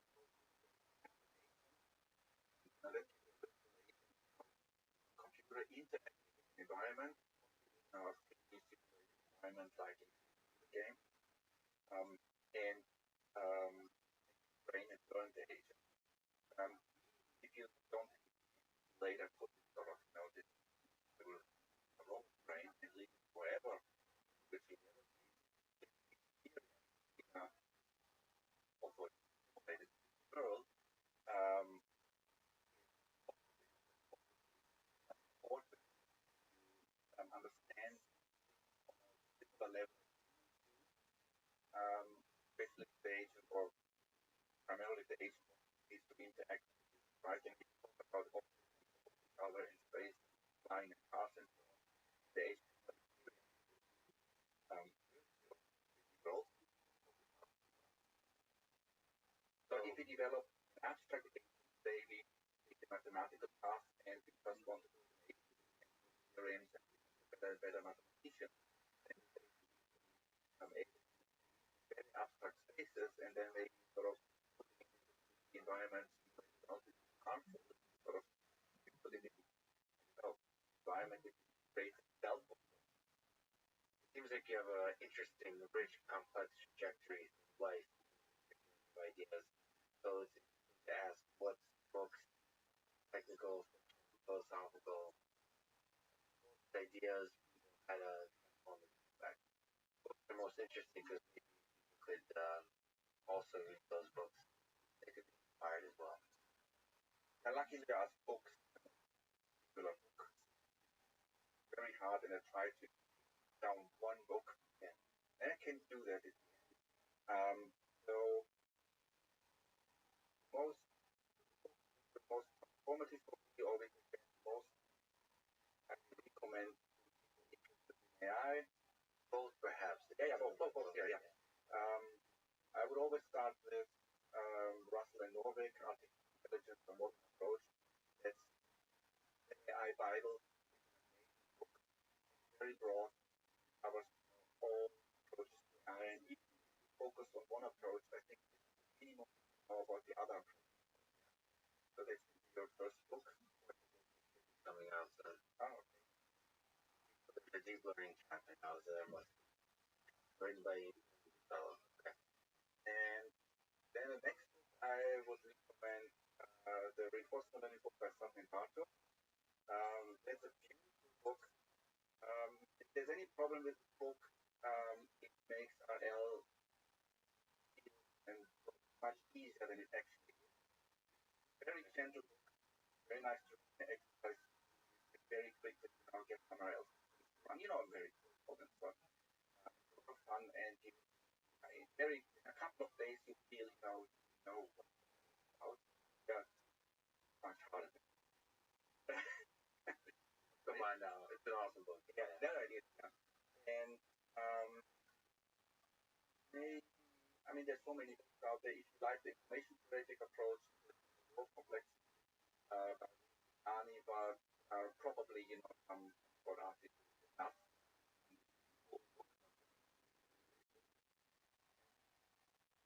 You have to make one old and favorite book. Favorite, that's a book used in the International Baccalaureate for high school students in several countries. Theory of Knowledge, second edition, first, not the third. The third one that they took out all. This has all about how we are physics, and ask how can we know. The book is called Theory of Knowledge. Those are philosophical inspiration, how we get knowledge. Yes, tell us, something about the science, tell us something about the mathematics, or is it symbols, and it's open questions. High school, so they have then courses for galaxy, Star Wars, and and it is fun to read, but it's also quite deep. If you could live one day of your life over again, made you truly happy, maybe the books transformative. Day what you pop in your mind. The day past, okay. Well, space-time is an emergent phenomenon, so it's all the same anyway. Okay, from the past, Good save. I love it. I will tell you from the future. Okay. From the past, I would say when I discovered my accident. It was not in one day, but it was one moment where I realized a lot of complexity and but I recovered sort of this compression idea myself, but in I come to the first one, but I had this idea. And then I thought about the chemistry, and I knew. Yeah, I think back about. Was there any more details and context to that moment? Did the apple fall on your head, or like fellow talking about scams here involved? There's some more context with Mark Jim's thought, or was it just I was much more my thing. I worked in a company that depends 4.5 years. So and on a relation problem, and I developed a quite technique. Happened often.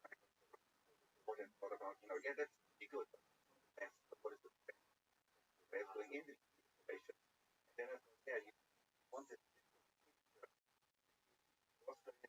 covers and then I thought work and yeah, then somehow the full beautiful mix of also the physicist about the big picture of it, and then like probably yeah, the big yeah. So I was probably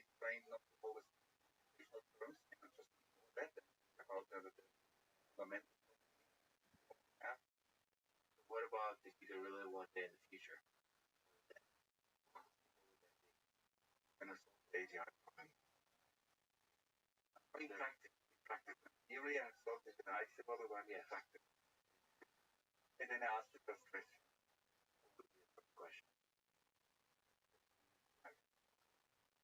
I don't think there's a better way to end it. Thank you so much for talking. Thank you, John. I finally meet you. Yeah, thank you. Thanks for listening to this conversation with Chris Potter. Thank you to our presenting sponsor, download it, Lex Podcast. You get $10. $10 will go first. An organization that inspires and educates young minds. Science. Enjoy this podcast. Subscribe on YouTube. 5 stars on Apple Podcasts. Support on Patreon. Just connect with me on Twitter. Now, Einstein. Measure of intelligence, the ability to change. Thank you for listening. See you next time.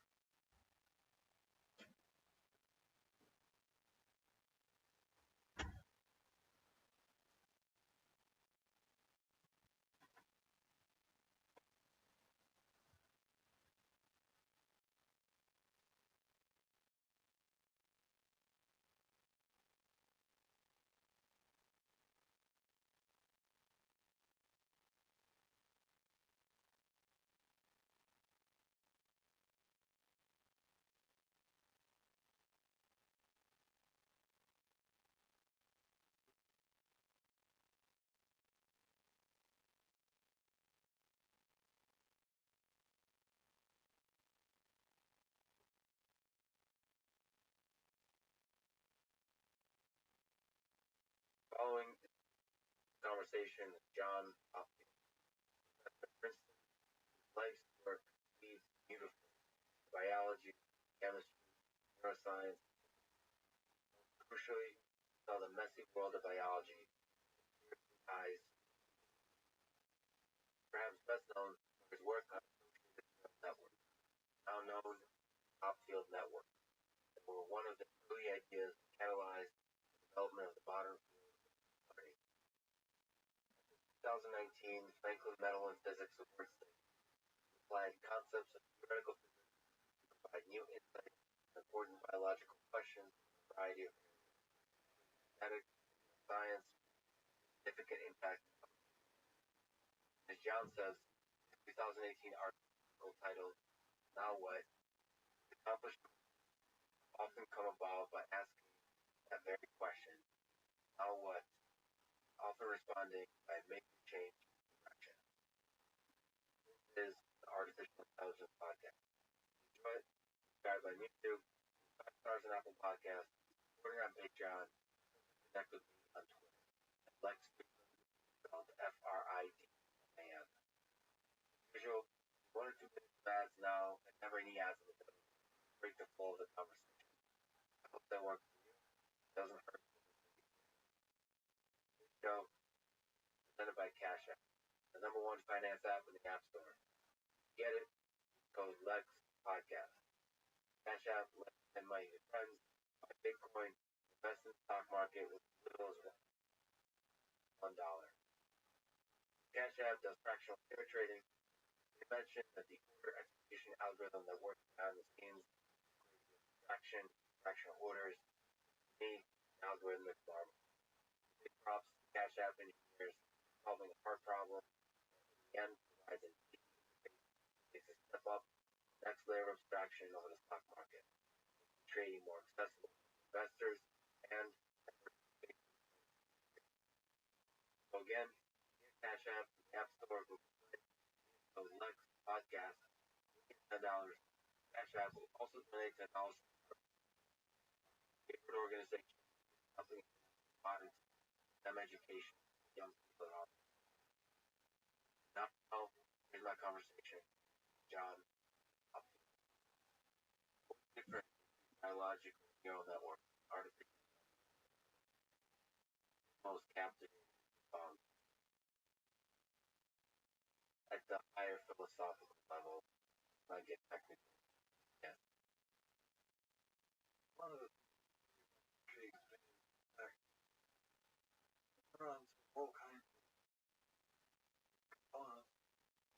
ways to biology. That's something for how a molecule works or how a cell works. I don't sure about the future.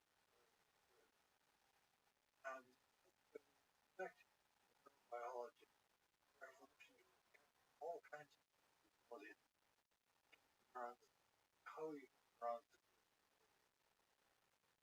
And that aspect has artificial the glitch features biological. Yeah, but let me that I use research on things oscillate other circumstances. So everybody will follow this step.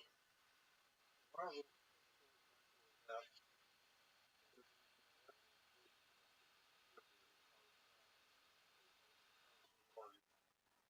and this boy rose don't walk guys that walk about blocks. Don't walk about the step light way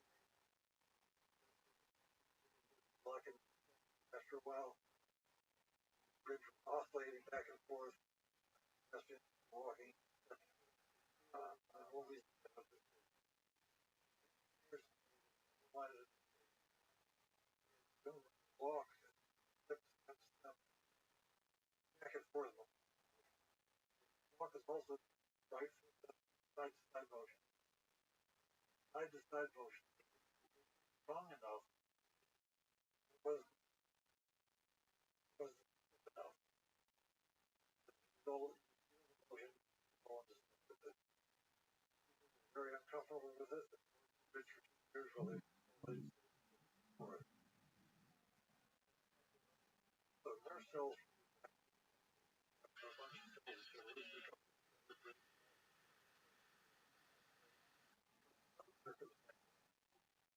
with the box together.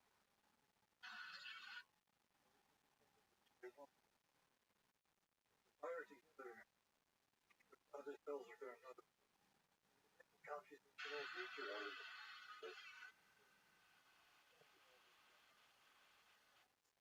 Artificial intelligence don't have that.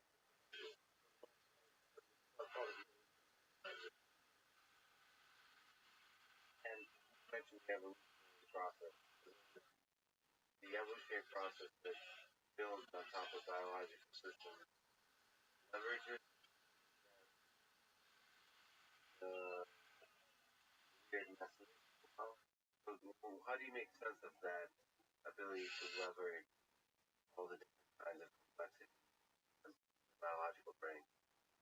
Well, biological molecules, the DNA, which is code protein,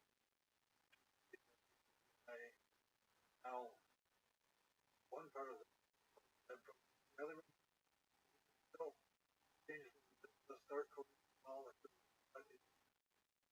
The molecule slightly has a function help kill chemical reaction. Important to go ahead and try to control that function. And the possibility of the part one of the both and there's evolutionary pressure.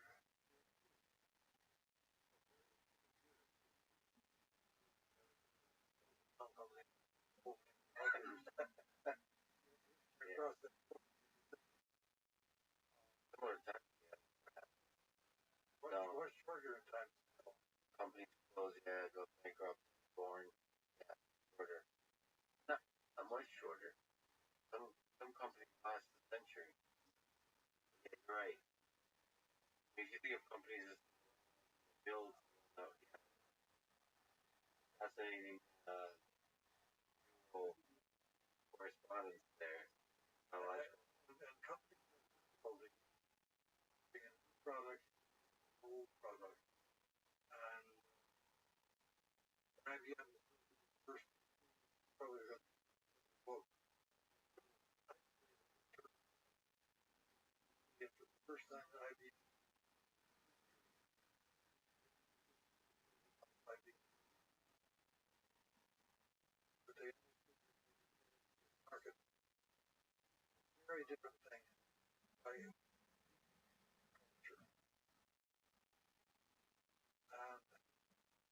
biology finds other markets more adaptive way. Yeah, it's better at it. Better at that kind of thing. So maybe you've already said it, but what to you is the most beautiful aspect or mechanism?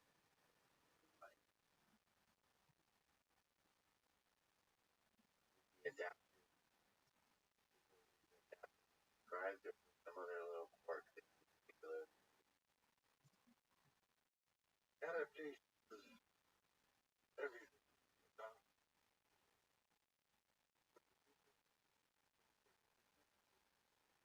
Adaptation, learning, um,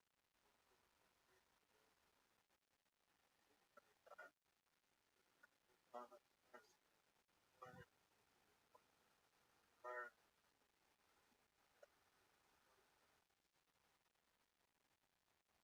biology, learning, and the thing which learn biology hard, mathematical or other kind of evolution. By mathematics. Where is the math in biology? Talk to scientists about different old biology, about evolution, fact, biology, about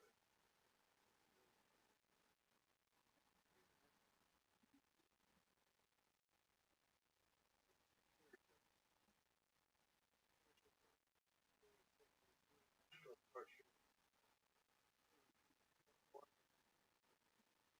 the different wire. Biology, biology, actually also how the white matter, volume of the gray matter, I call the wire.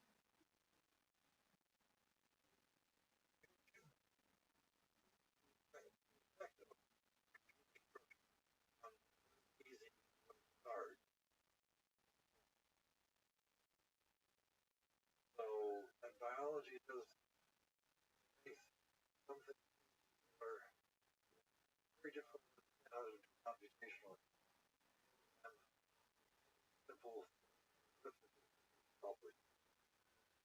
You're saying this kind of three-dimensional complicated structure makes some math, math. The kind of math is doing enables you to solve problems of very different kinds. That's right. So you mentioned two kinds of adaptation: evolutionary adaptation and adaptation or learning at the scale of a single human life. Which is particularly interesting from a research or I think most interesting how to get edges of our loop, how they work. I can't see the evolutionary process. I I'm in awe of it. I find it just like a whole as far as trying to understand. So in a certain sense, I'm in awe of quick interested human life time scale art. fundamental neurobiology.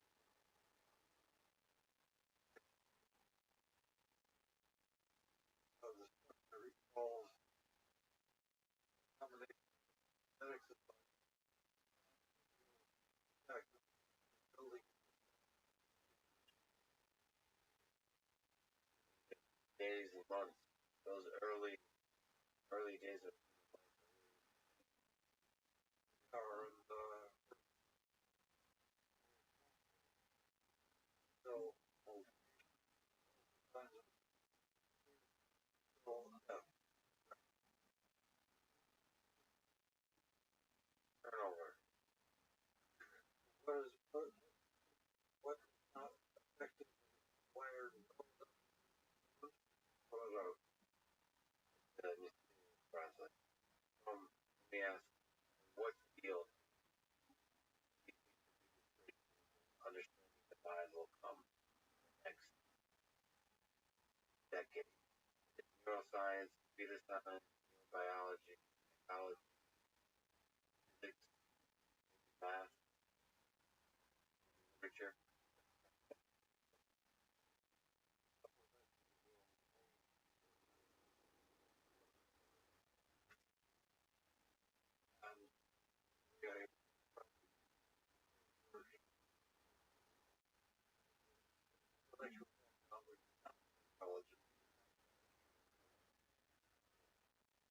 Both of your parents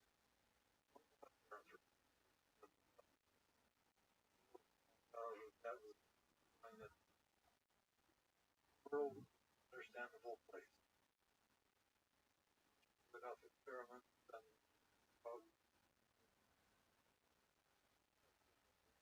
mathematics.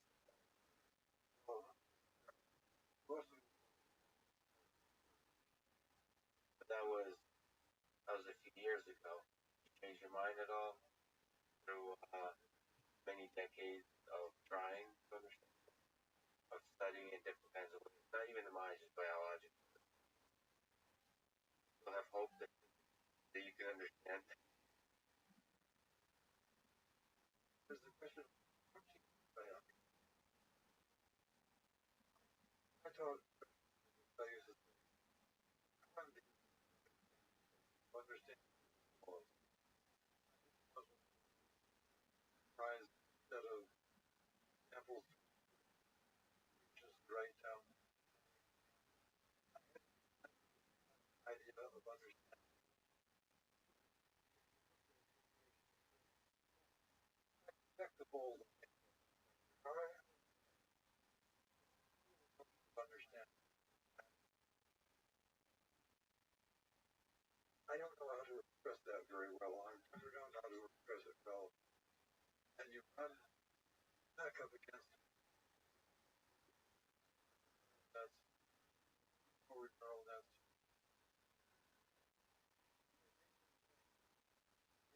So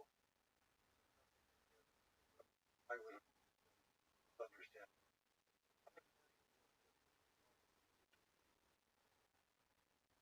Linger on that.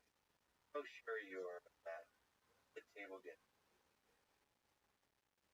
So, we ask another way. Feed forward neural networks. You think they'll ever understand? Answer that to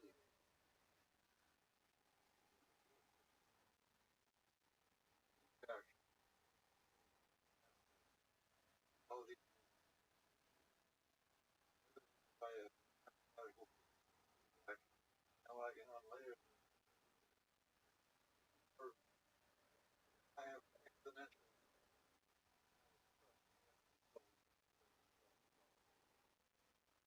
Feedback is essential. We can talk even about it. Do you think all the pieces are there?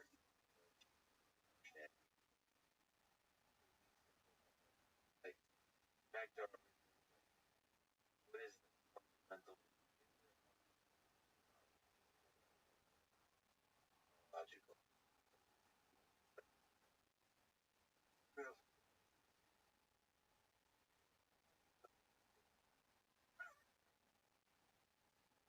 probably back brain function.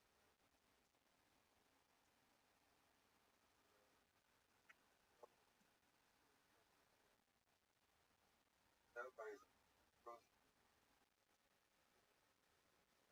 pattern.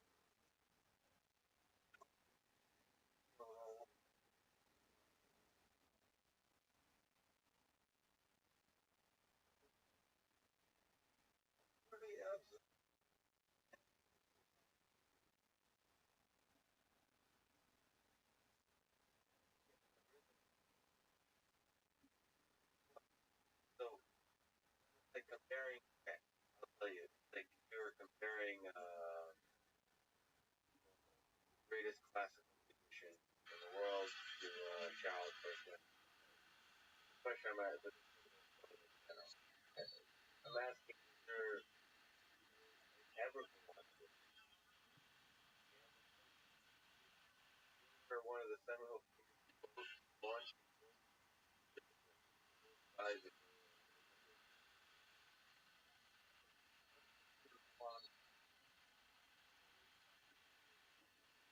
way of those for Michael, I and follow our model for a while, and of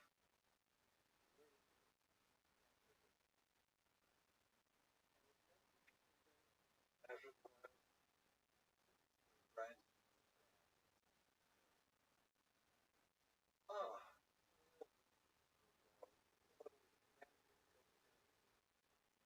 and so love what was generations of as running further as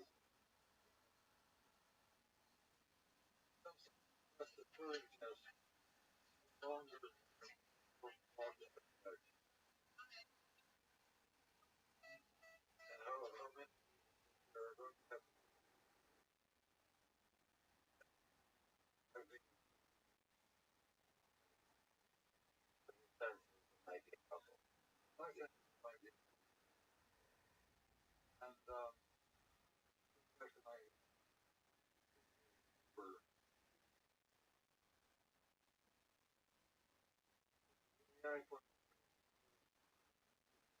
for maybe all I had uh, over 45 miles of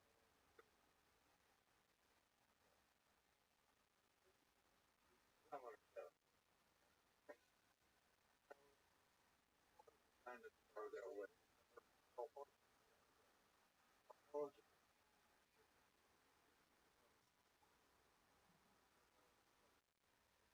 yeah. Oh,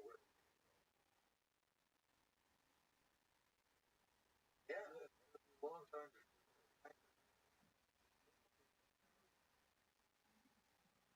large complex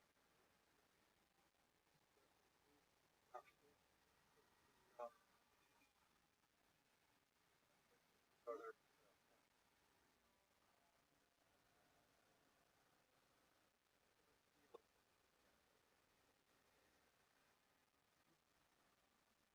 all the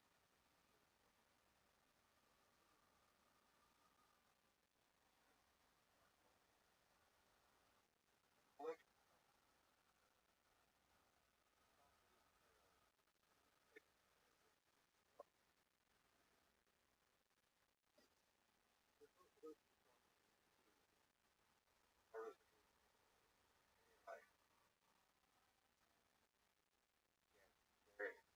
biology,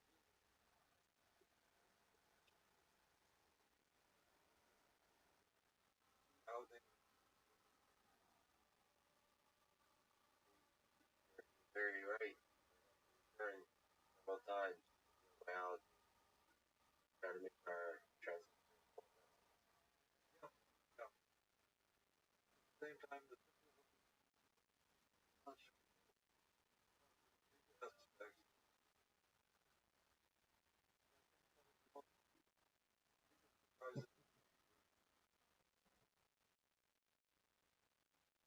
well learning systems are manifesting non-biological how important actually how so just take a stroll some of your work incredibly surprising that launch a lot of the work with networks we go to what are now called top field networks. Can you tell me memory in your mind from the human side. The core memory from it. Where is it? You have a memory of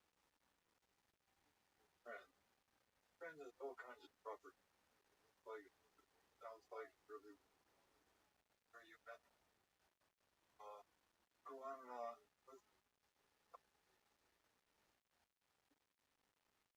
Start talking about and diary, like a very bad back, very long. Talking about my name,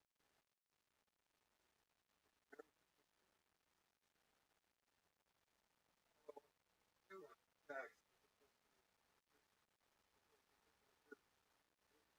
old,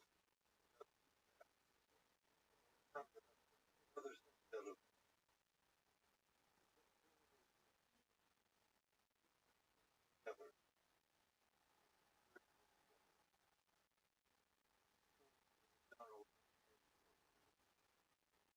A large part of intelligence, large part of The mechanism how it works. It free to you still. You have inkling how central things are functioning. what it means.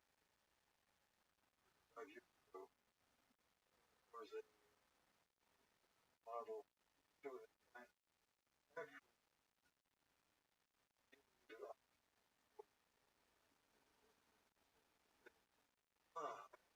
by this going down and it gives you only Created the associated artificial network. and now if you idea, no private research understand how very private. One of the things that I do now I see help you every hour store all those I said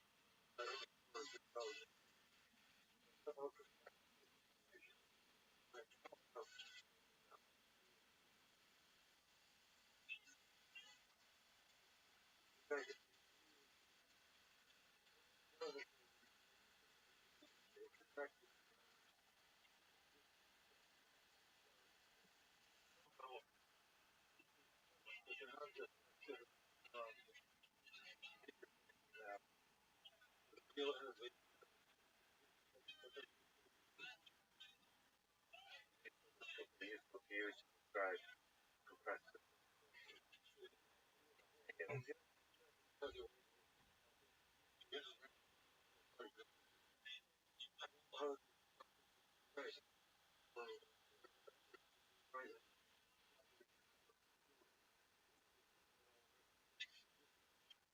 needs to be not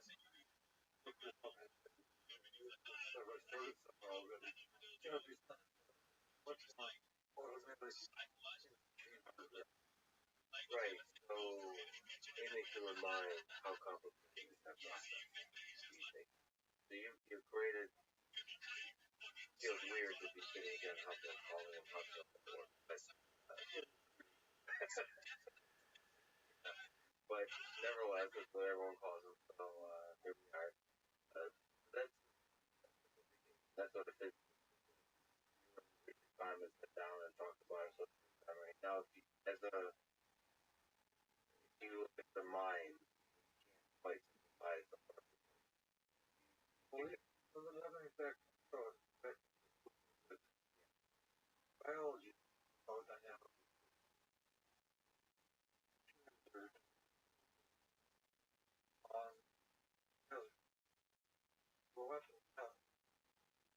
quantum biology, quantum neurobiology, times scale,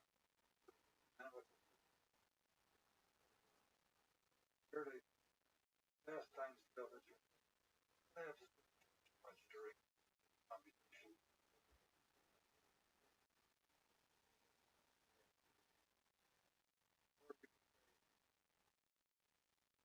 Chances are changing fast enough that I have to have this working time as dynamics in order to biology. Most artificial, if you look at the sport artificial neural net, they're all done as learning, first time learning, not performing, turn off learning, right.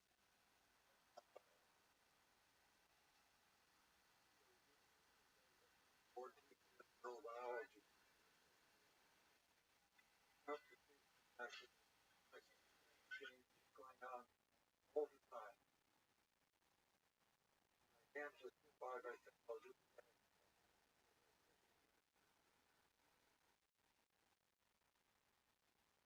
The semantic, the dynamics, actually,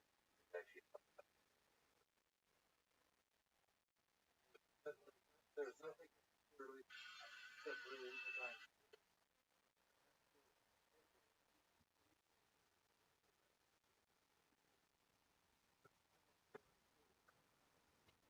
You're kind of a lot of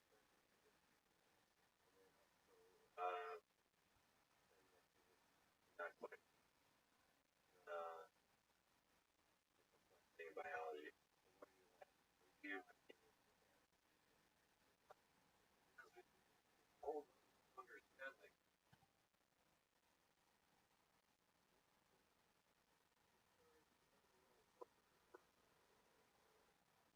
I'm not described with it.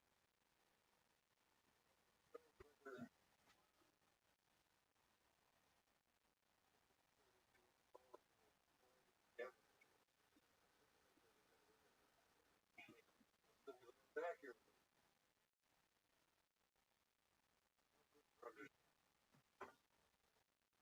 There's one understanding in terms of pattern, really pressure to go on. All things collected and it always goes balance.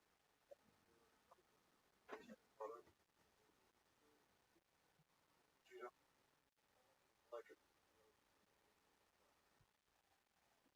But I understand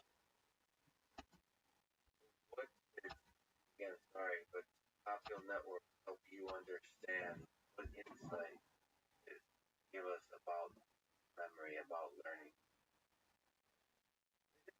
Insights about learning.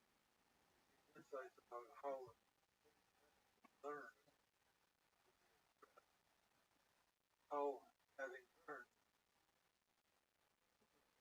broken through you. That was the kind of way of actually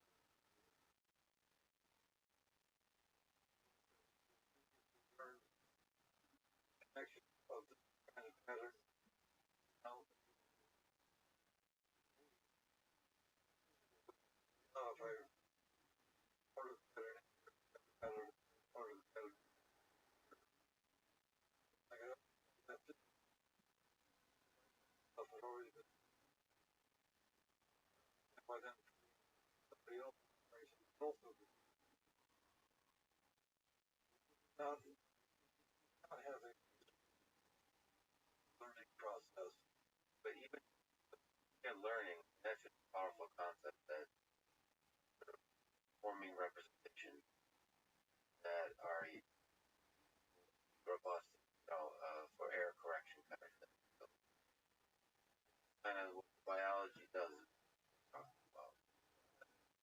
But my paper did. There are lots of ways of being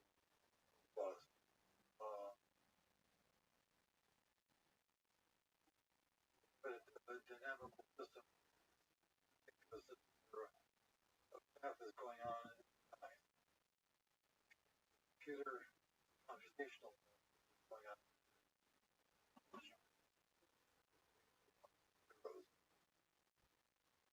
And mirror correction is a little girl that under there inside the back was down all the way along the line. There are lots of models for mirror correction. One of the models for mirror correction valley flowing down. You push a little off the valley, just like by a rock, back follows the course. Yep. Log. Oh yes. Free computation and associative memory are very much like as I understand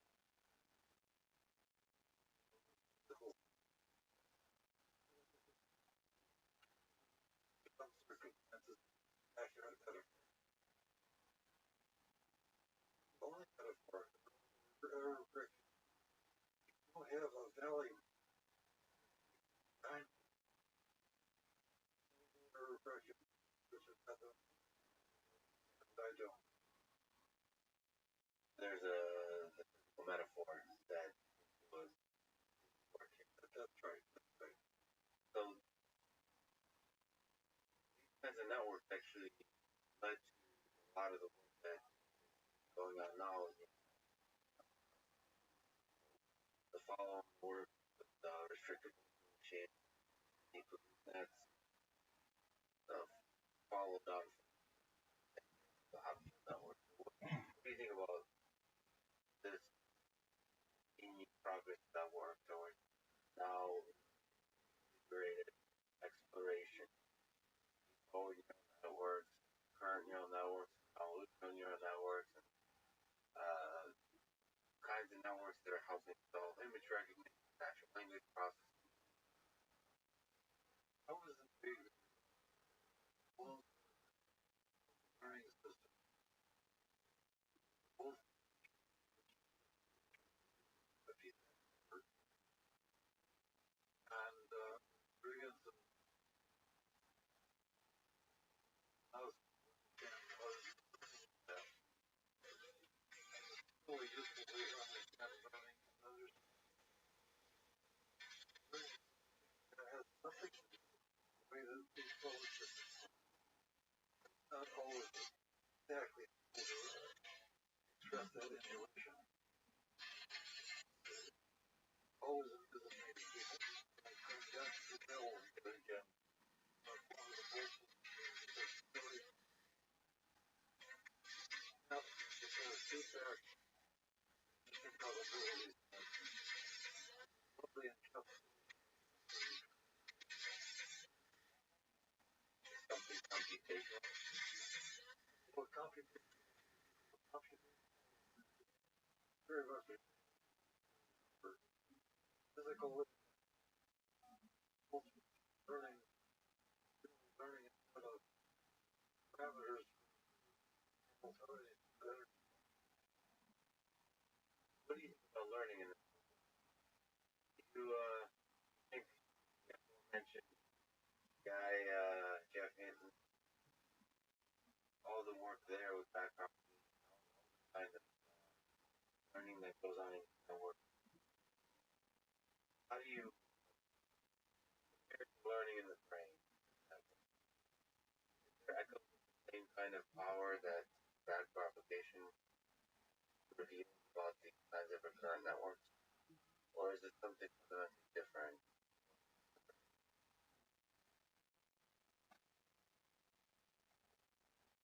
I don't think the brain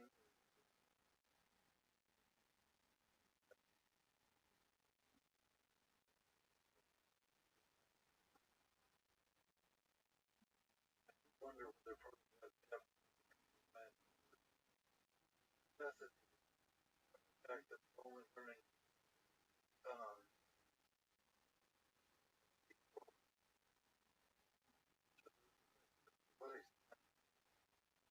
biology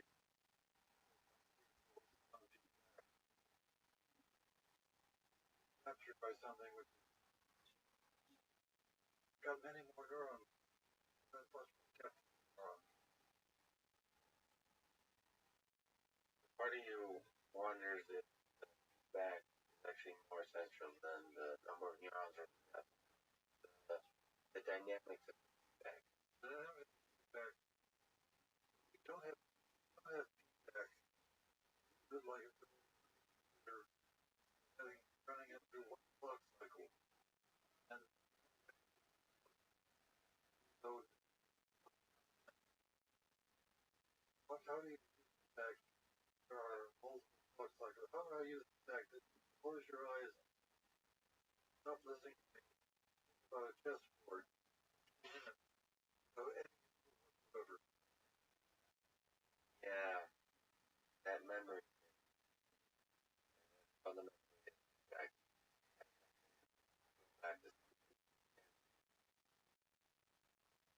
it's hard to understand, let alone consciousness. That's all. Let alone consciousness. That's tied up in there too. That Every once in a while, like I've done that for years. Ask one of my view on consciousness. what is consciousness? Try to take a Well, that's Marvin consciousness. Marvin said consciousness is overrated. Happy phenomenon. After all, actually hard computation. Unconscious. So much evidence.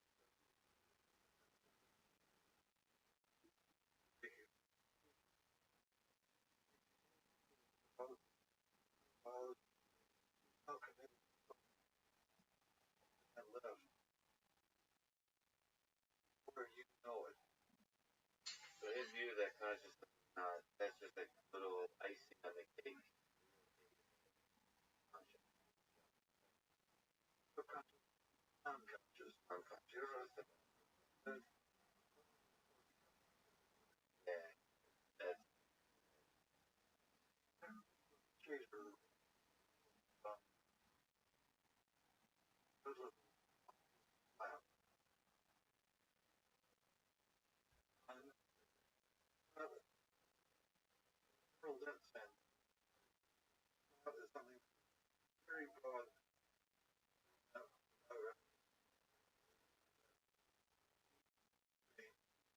There's not so broad.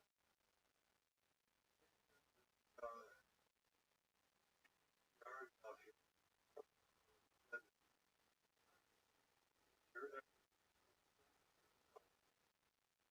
That would yeah, the weaving of the narrative around it. It's already been for you. that's right. And then much of our memories dense. There's some traumatic event that have effect about it correctly done. Somebody asks you about it. Arrows will with that. Have a correct the general knowledge of the process. Very dense narrative are very likely to reach narrative. Think all of them are actually marvelous example of that. Watergate question for John Dean. John Dean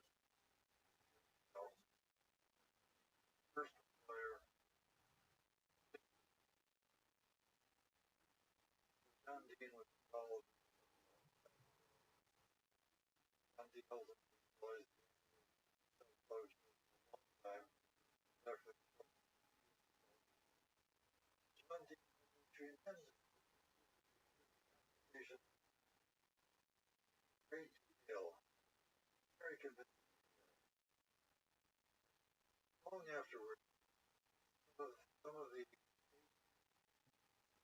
cases were from which cut down the conversation. One found out that John Dean had a good, not exceptional memory, but he had vividly and accurately. By the way, that's a beautiful description of consciousness. Do you, where do you stand in your, today? Perhaps it's changing, but where do you stand on the importance of consciousness in our whole big cognition? Is it just a little narrative maker, or is it actually fundamental? That's a good encouragement. Francis spoke long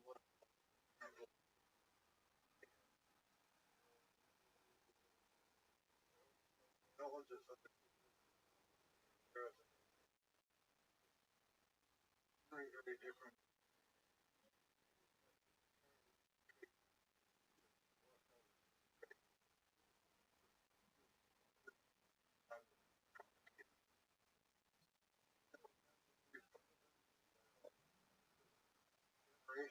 Biology was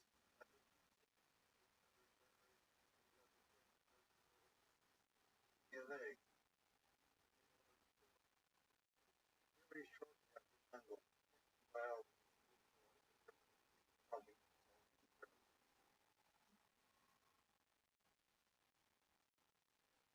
Francis explanation was that that's why we're conscious.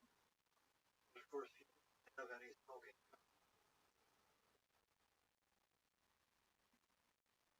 That's the book.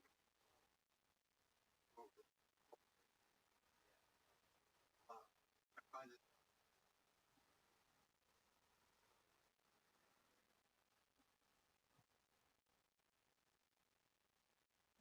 quite conflicting, but actually having taken a very strong one myself. Entry on Jewish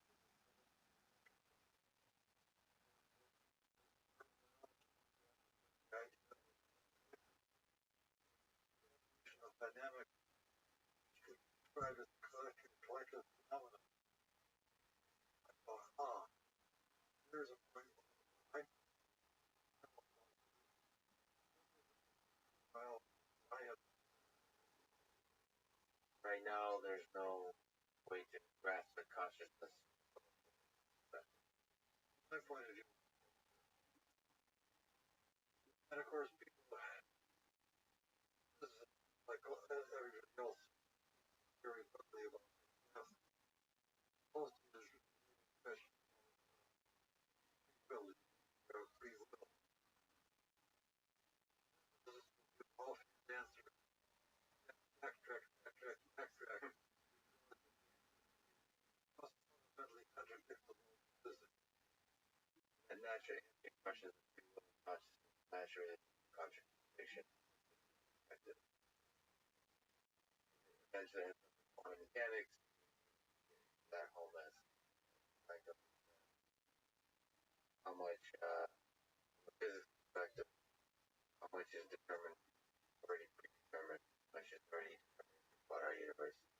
And don't push quite that far. All driven biology, all of them.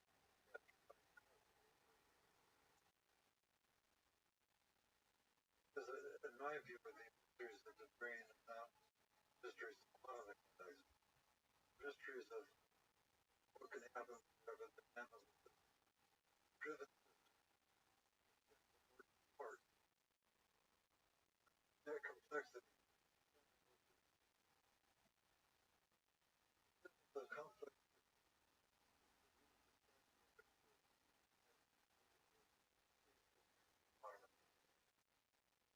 For a second, talk about a tractor network. Maybe a tractor more broadly, what are interesting dynamics emerge in these or other complex? yes, there was a number of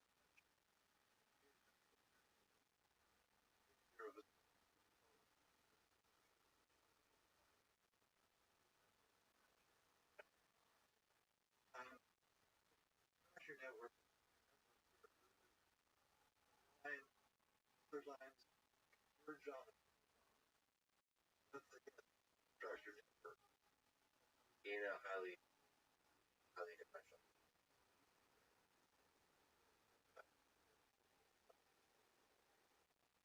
For some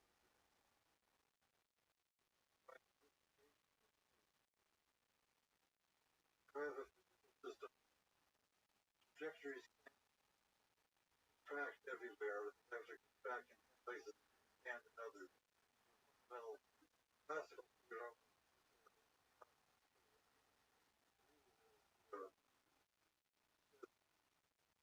can't contract everywhere. You have to contract somewhere else. Given the small subsystems are contraction expansion to be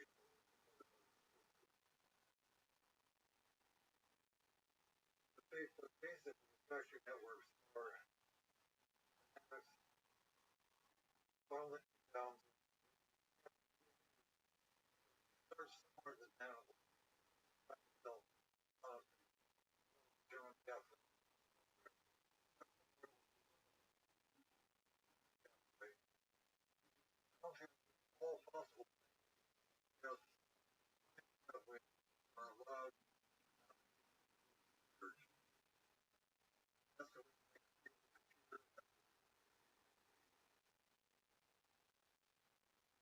General emergent ability network. What are some interesting characteristics, interesting insights from studying the dynamics of high-dimensional? dynamical driven dynamical by driven there are a couple of first playing because most of them it's very difficult without to understand dynamical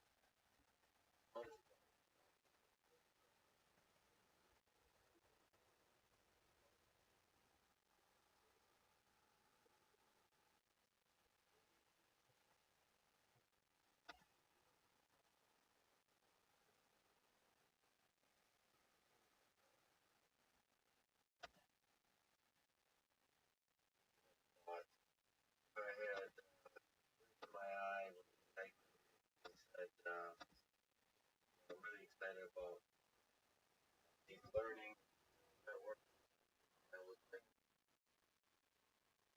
that was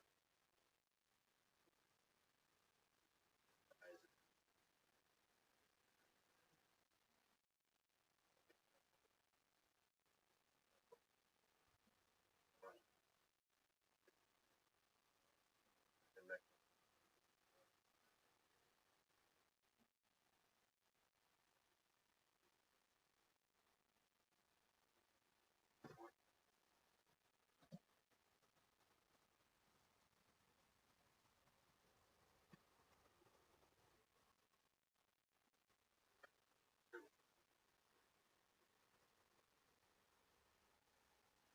what have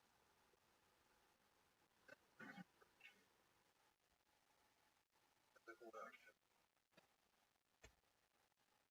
they like with being just visualizing the inside your head now you know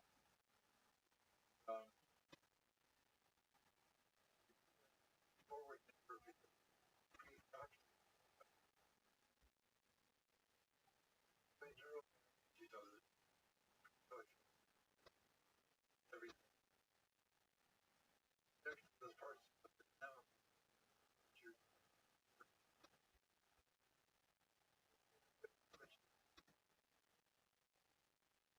creative element like there's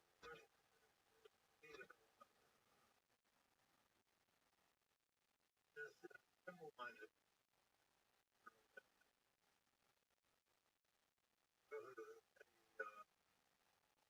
constellation to learn are within that these questions you can actually rely on that well developed but they could suggestion on the other hand besides the way of my house and artificial very much for example test that as the constellation test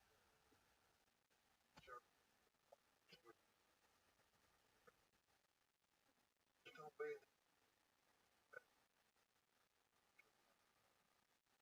yeah so it takes all outside the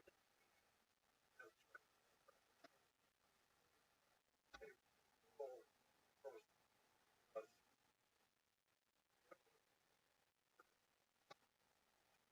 these that well they sort of it is our something in biology that there's no way of putting outside of training training another example there's more to it now gets to my own question of understands yeah. You know small tangent you talked about the value large collection sort of thinking about the this is excited going back to first principle and thinking what do you think is the value of that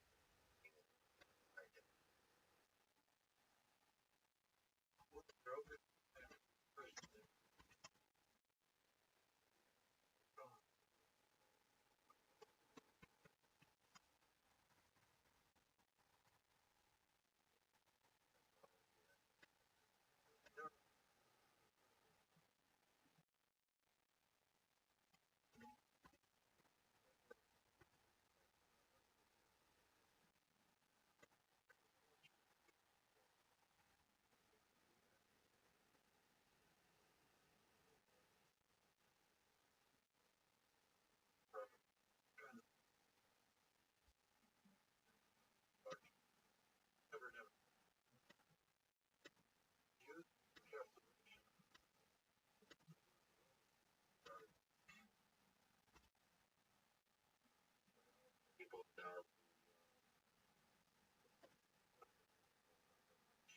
different.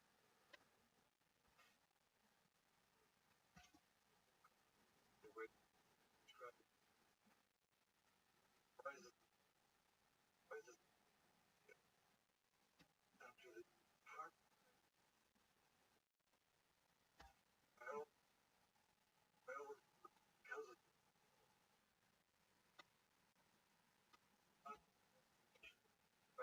legend, no question.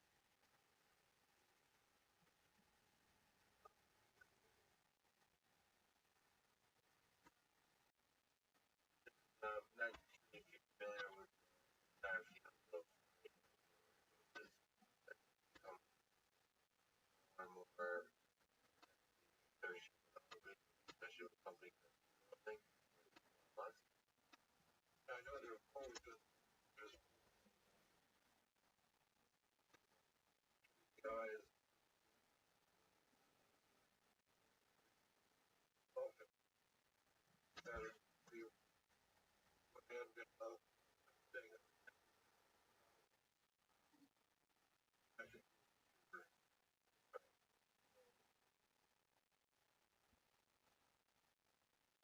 In case of Neuralink, they're doing thousands of the next way, activate and spikes. You have hope for that kind of computer brain interaction near or maybe far future of being able to expand by cognition or expand the mind. so first biology,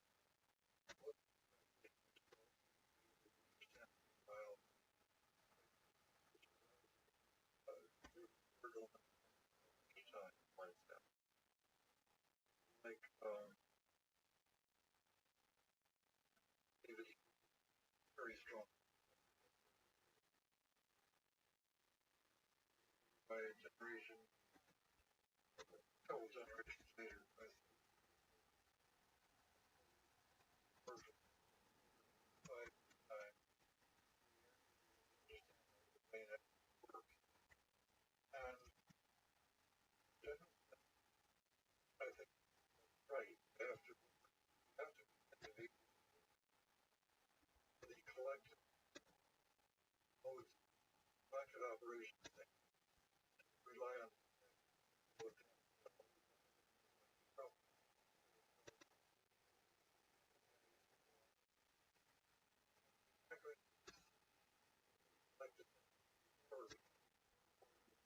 one. The question is how many at once? What's the threshold? And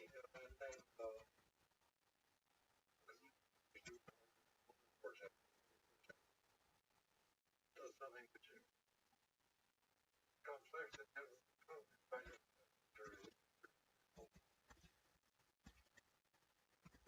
neurobiology does it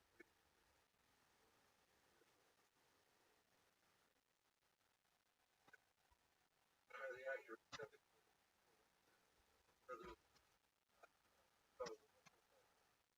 Which has to be in and so standing up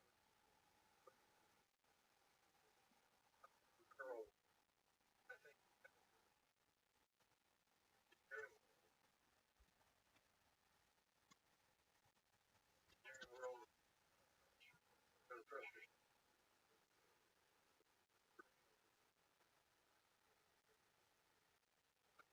like you're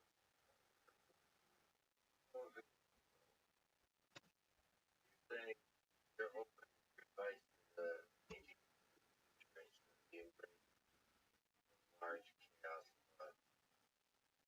messy, error prone, biological. That's probably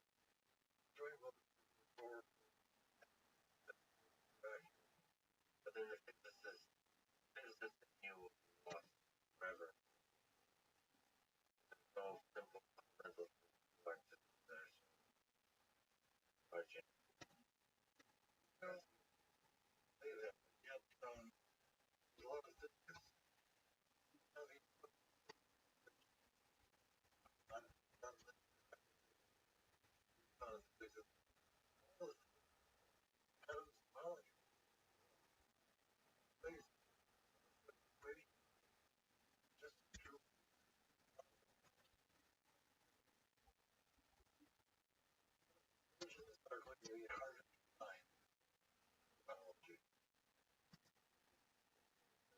There are out there.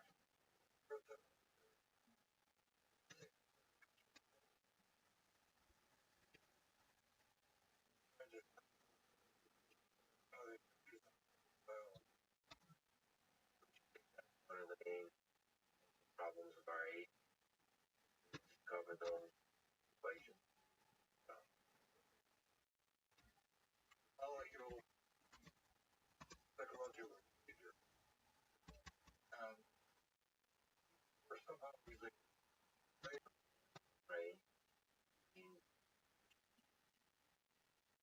But you're ultimate world. Study the mind by your own talent.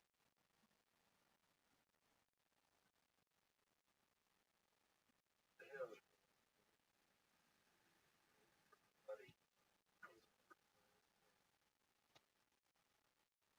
Maybe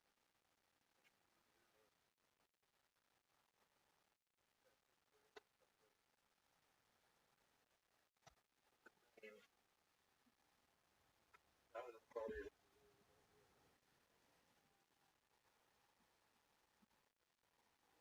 true.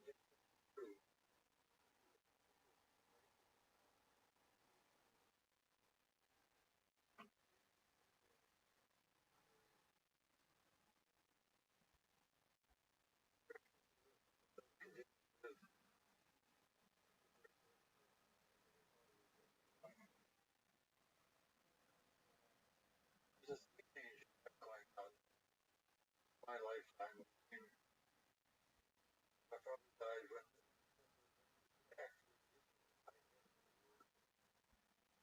facts about him were the facts about each one of them.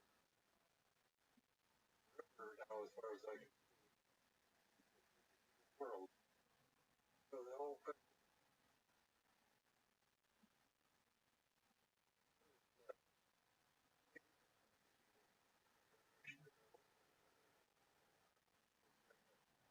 maybe they've become immortal under some. Last easy question. What is the meaning of life? Looking back, studied mind, us weird, and the belief. What's the meaning of our existence?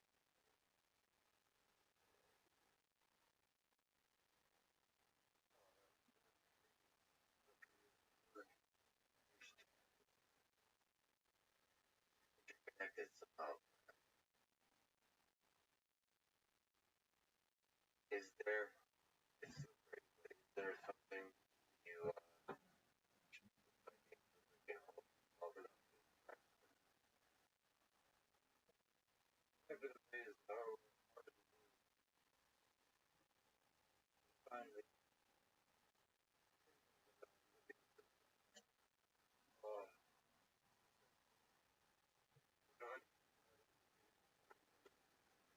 section other than nominal like tiny and fire biology, the whole thing, whether there's an element by itself comes in my mind. So in a sense, the idea of meaning is something that's possessed by an individual conscious. Um, it's all interconnected in some kind of way that it might not even be individual. We're all kind of complicated mess of biological systems at all different levels. Where the human starts and the human ends is unclear. And where the cortex is thinking, where the velocity put it down the spinal cord. And where's the essence thought. Could it be the anal cortex? Gotta be. Yeah, maybe to understand and build thought, you have to first along with the anal cortex. So,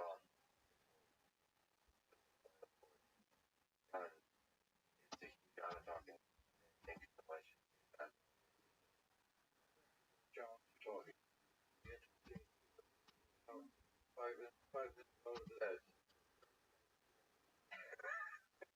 Beautiful. Thanks for listening to the conversation with John Hopfield. And thank you to our presenting sponsor. Download it. Code Lex Podcast. You'll get $10. $10 will go to first. An organization that inspires and educates young minds from science and technology. If you enjoy this podcast, subscribe on YouTube, 5 stars on Apple Podcasts, or on Patreon. Connect with me on Twitter. Lex. Now, words of wisdom, John Hopfield, article title, Now What? Choosing problems, primary determinant of one accomplishment in science. I have generally had relatively short attention span in science. Thus, I have always been on the lookout for more interesting questions, either as my or being classified by me attracted my particular talent. What I have done in science relies entirely on experimental and theoretical studies, but I have a great respect, especially for those willing to attempt to with someone not an expert in. I would only add experts in answering rational, asking your don't worry too much about how you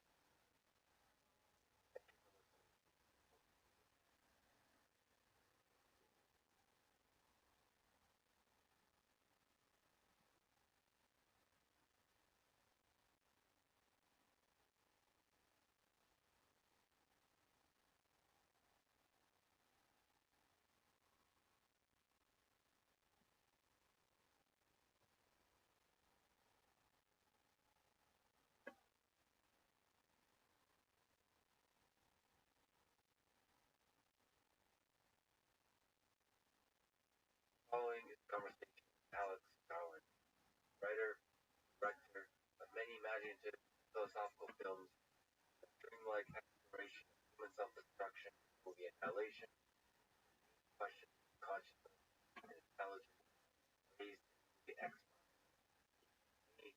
One of the greatest movies in artificial intelligence ever made. I'm releasing this podcast to coincide with the release of a new series called Devs that will premiere this March on part of FX. Of course, many of the podcasts about quantum mechanics, artificial life, simulation, modern nature of software. Got a chance to watch it, loved it. Acting was great, Offerman, in it, photography, philosophical, scientific. He is an engineer and scientist on the scene of life. For example, if you watch the trailer carefully, the programmer will rush at looking at a screen, eyes on like on it, appears to be in the library, quantum attention and technical detail on several levels. One of the reasons I'm a big fan of how Alex and philosophy together. Meeting Alex for me was unlikely, but it was life changing. In ways I may only be able to articulate. Those meetings taught many of Boston dynamics for the first time, planted a seed, an idea in my mind. Good meeting Alex. Humble, inspiration. Really a fun person to talk with about the biggest possible question. Is the artificial intelligence. Enjoy it. Subscribe on YouTube. 5 stars on Apple Podcasts. Order on Patreon. Me on Twitter. Lex Friedman, spelled F-R-I-D. Usual 1 or 2 minutes of ads now. Never any ads will go and break the flow of the conversation. That works for you. Doesn't hurt. The show led by Cash App, the number one finance app in the App Store. Get it? Flex podcast. Cash App lets you send money to friends, buy Bitcoin, stock market, little. Cash App allows you to buy Bitcoin. You mentioned cryptocurrency in context of history, money, and of money. Debits and credit ledger started 30 US dollar 20 years ago. Bitcoin, the first centralized cryptocurrency, just given that very much in naming just like redefined nature. Again, get Cash App, App Store, Flex, Podcast, $10, Cash App, House, favorite organization, art, and education. Now, here's my conversation. You describe the world inside the annihilation dreamlike. That leads me to ask, do you think, philosophical question, I apologize, might be or installation behind that Mercury we sort of separate that out.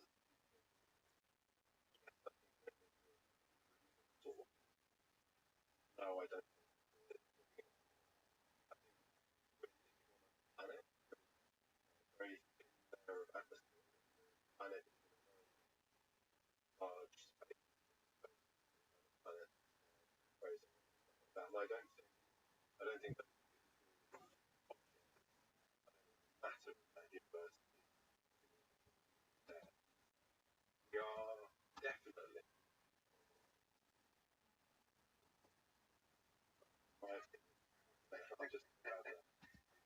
I think it's very likely, and I think that's just to do with the nature of how we do it in an objective way. And the thing I've learned most about the whole that degree to which reality is counter and that the things presented to us as objective turn out not to be objective. Quantum mechanics, that kind of thing, actually just so my understanding of the way the brain works, it gets me to hit your optic nerve, and then your brain makes a guess about what may or may not be an accurate guess. That gap, the best gap, being so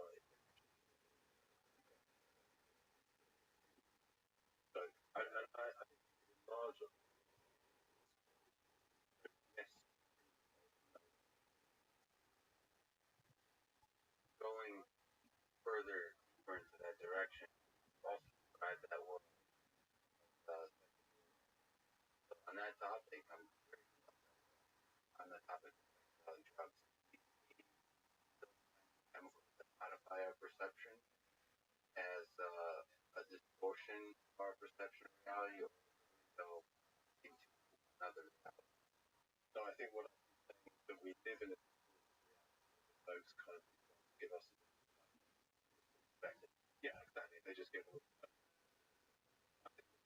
they really they give a distortion a little bit more allied daydream. Just anxious at that moment.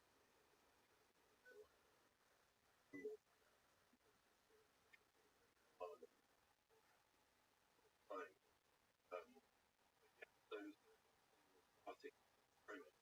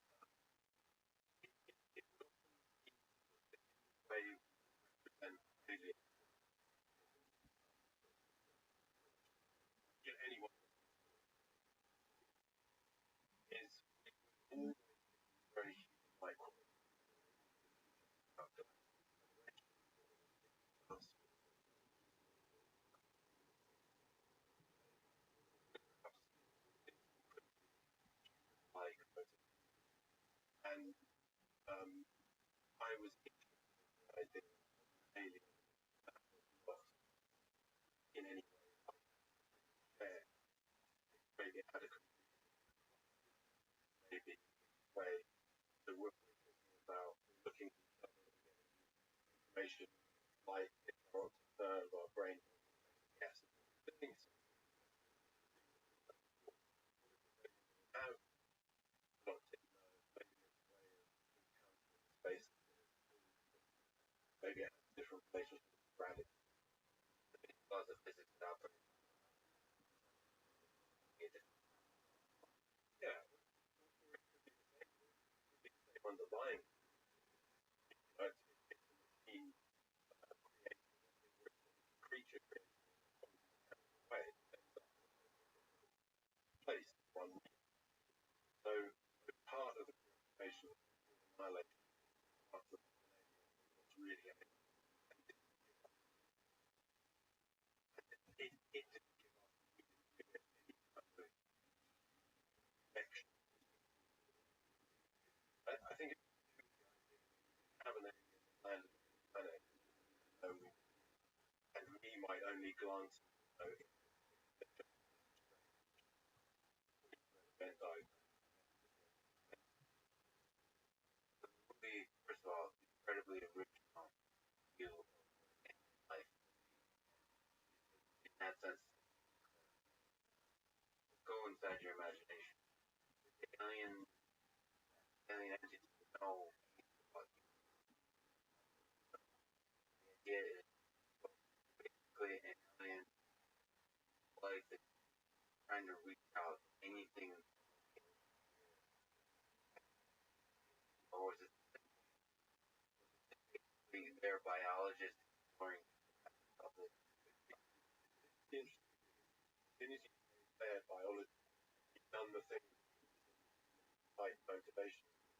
I was trying to free myself from anything like that. So all sorts of questions you might answer about the social alien, I wouldn't be able to answer or how it works. Yeah, I gave it some rough ideas, very, very, very slow. And I thought maybe the way it's interacting with its environment, like the way an octopus will change its colour around the space, reacting to an extent easily determined.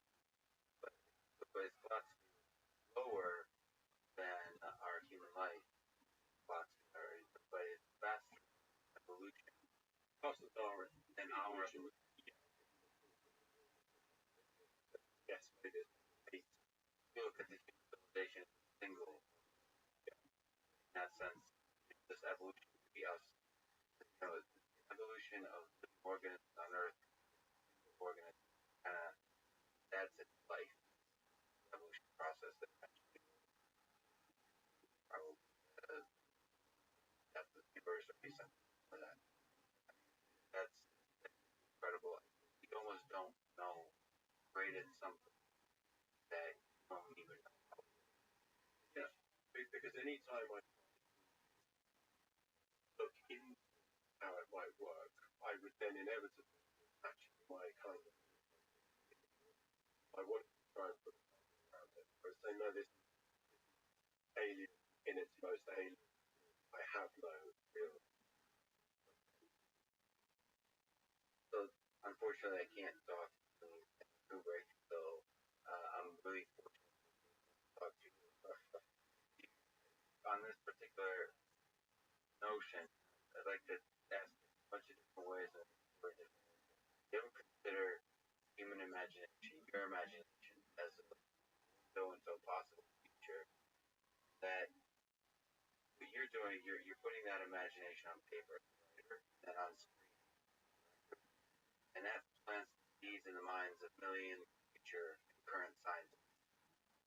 So your imagination, you putting it down, actually makes it reality. So it's almost like the first step of science. Imagining what's possible, making theories with Ex Machina is actually inspiring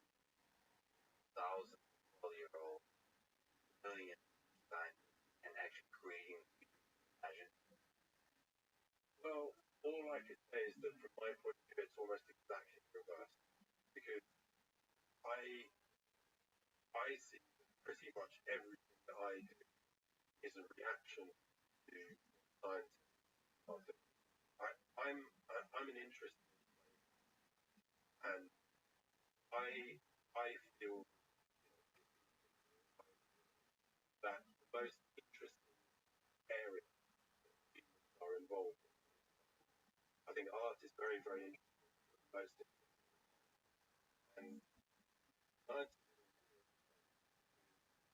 maybe around the time you died, if a very, very interesting layperson wants to really understand what he's saying, a few years of dedicated they would be able to understand the sort of playing out. And I don't think that's true.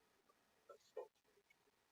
So I'm a pretty smart guy, and if I said to myself, I want to really understand uh, what is currently the state of quantum mechanics, brings in branch areas of it, I'd be intellectually capable because just to work in those moments like in math, begging to start with 12.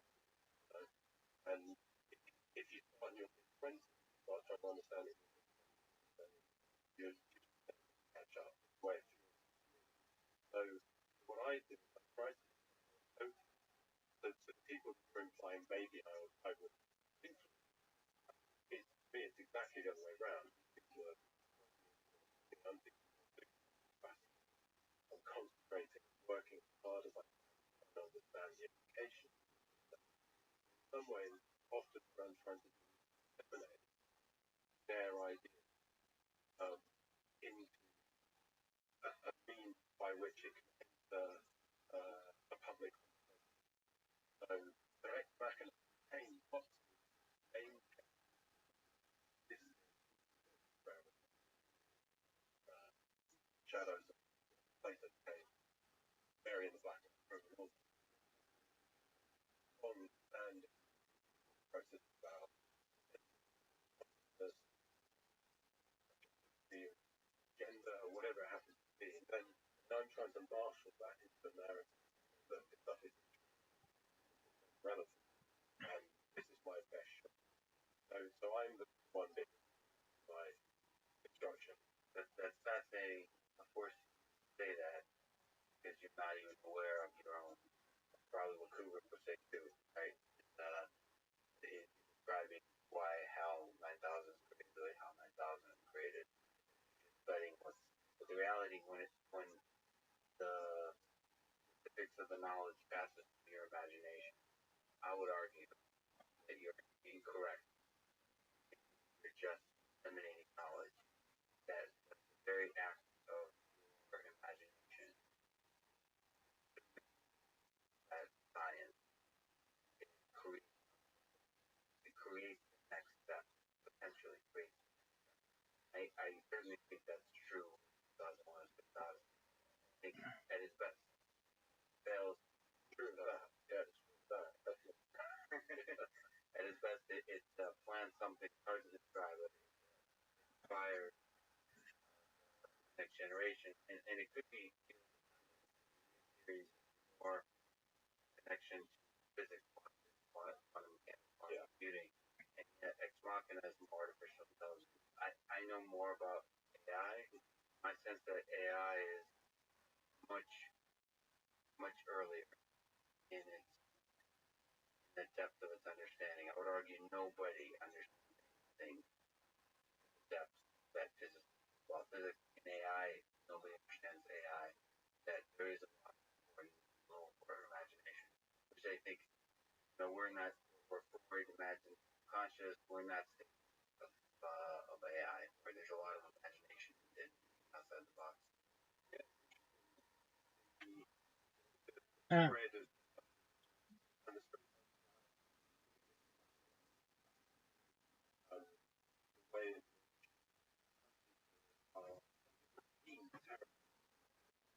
also, and I've never shared that. about AI, but the way in which it has imagine. Are you afraid? Are you excited? Sad by the possibility of the existential risk, or by the possibility artificial intelligence becomes our offspring and obsolete? I mean, it's a huge, but very experienced creating because that's why I are both here. That's why everyone. There's something in the process of having very code structures of our life, but right doesn't. We've learned quite a lot about change, allowing things to check. Why we just want the other thing, like there's all sorts of things.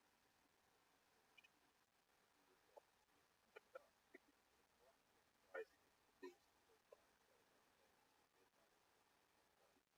change. So, so partly because of our previous experience, partly because of the nature of it, I just don't get anxious. I, I, I, or I just, broadly speaking, become, but that's just where I am with that. It's kind of there's a sadness though. We as humans versus other humans, right? But in the generation, there's often in older generation a sadness about what's now. That's kind of there is, but there's a counter, which is that most parents wish for a better life. There may be a regret of something about the past. Really, better. So, and then it's a question about what constitutes generation. It could have got a later version of the or it, but none of those things that you like. Anything. I don't think, for example, I have my anxiety based, but Also by artificial intelligence, that which is being able to the algorithms has to filter that information and present ultimately the algorithm a simple simple algorithm. Well, that's another form it of is, AI. but at least my sense, I might be wrong, but my sense algorithms have an either conscious or unconscious bias which is created by the algorithm and delineating the areas to which those algorithms are lead. And so, for example, the kind of thing I'd be worried about is it hasn't been about how dangerous allow algorithms to echo state. But that's about the AI, the algorithm. It's naive people constructing the algorithm. If you Yes. So theory does speak more broadly. There's let's talk about the people constructing these algorithms. In a modern society, Silicon Valley, those algorithms happen to get sort of bought of people because of advertisements. So let me ask sort of a question about those people. Are there our current concerns and failures of social media their naivety? I can't pronounce that word well. Are they naive? Are they? I use that word carefully, but evil in intent or misaligned in intent. I think that's do they mean well and just go have a unintended consequence, or is there something dark that results in them creating a company, results in them percentage of attracting investment, and those are the people that end up But I guess I think there are those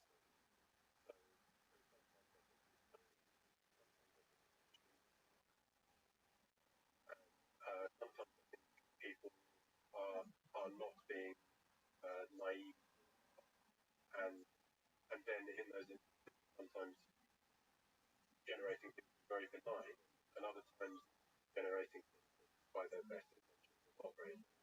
It's something. I think the reason why I don't get anxious about AI, or at least AIs that have a relationship with that's well equipped, and how to mitigate. The problem is issues that relate actually to the power of wealth of that's where it's dangerous now.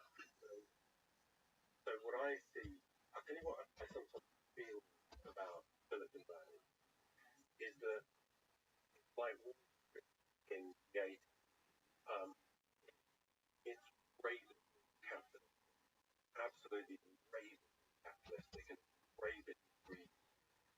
But whereas in the 80s, the Pentagon had a people kind of sharp, in a way relished in being sharp, dressed sharp, and kind of over people how good about it. Silicon Valley has managed to hide its racial like capitalism behind t-shirts,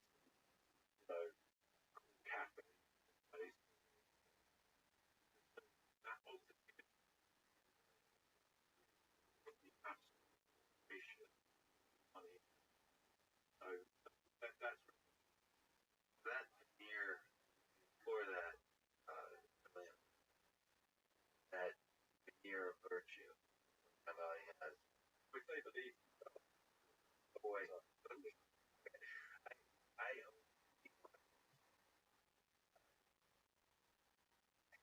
and I believe that. So as a maybe a devil's advocate term for the case, what if some of them really are trying to build a better world? I can't. I'm sure. I think some of them are. I think I've spoken to them who I believe in their heart feel they're building. Are they not able? No, they may or may not. But it's just a zone with a lot of bullshit flying back. And there's also another thing, which is this actually goes back. I always thought about that later turned out to be corrupt in the way that, or like who won the boxing match, or how a football match got thrown, cricket match, whatever happened. And I used to think, well, look, there's a lot of money, and there really is a lot of money. People stand to make millions or even billions. You will find corruption. That's going to happen. So it's in the nature of it voracious appetite. Some people corrupt, some people was.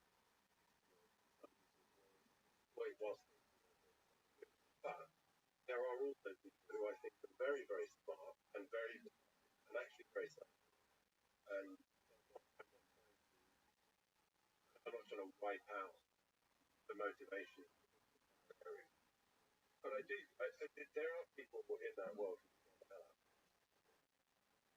Yeah, I'm a little bit naive in that. Like I don't care at all about money, so I'm You might be one of the good guys. yeah. But so the thought is, but I don't have money. My thought is, if you give me $1 billion, it would change nothing, and I would spend it right away on resting my back and creating good wealth. But your intuition is that and there's something about that money that maybe slowly corrupt. There's people around you. There's somebody getting it corrupts you. Money does, but there's a difference aside from just money. Billion. And it's more about the individual. effectively work. The reason I earn money than anyone else is because I'm very gifted. I'm actually a bit smarter than they are, not smarter than they are, future in the way they are. Maybe some of those people are not particularly smart, they're very lucky, or they're very talented entrepreneurs, and there's a difference. So in other words, the acquisition of money and power like evidence of virtue, not evidence of virtue. Brilliantly put. Yeah, that's brilliantly put. Like, so I think one of the fundamental drivers of my current morality, I represent nerds in general, kinds, is constant self-doubt, signals. You know, and I'm very sensitive to signals. People that tell me huge inflow of money, that could become overpowering signal. Everything right, your moral compass. And that is, Like I said, so the current president is actually he wants to by the country and by the world, but his moral are a compass we all. yeah, I mean, it's the interesting thing about it, that I think most people who do spectacular things think themselves that they're really good. They're not there thinking, no, I must be a combination of faith. I think, yeah, I've seen a way to fix the world. Everyone else is wrong, give it a go. In fact, I fascinating conversation with a historian in Scotland. The power, he actually got more power than almost any person in history, and he didn't want power.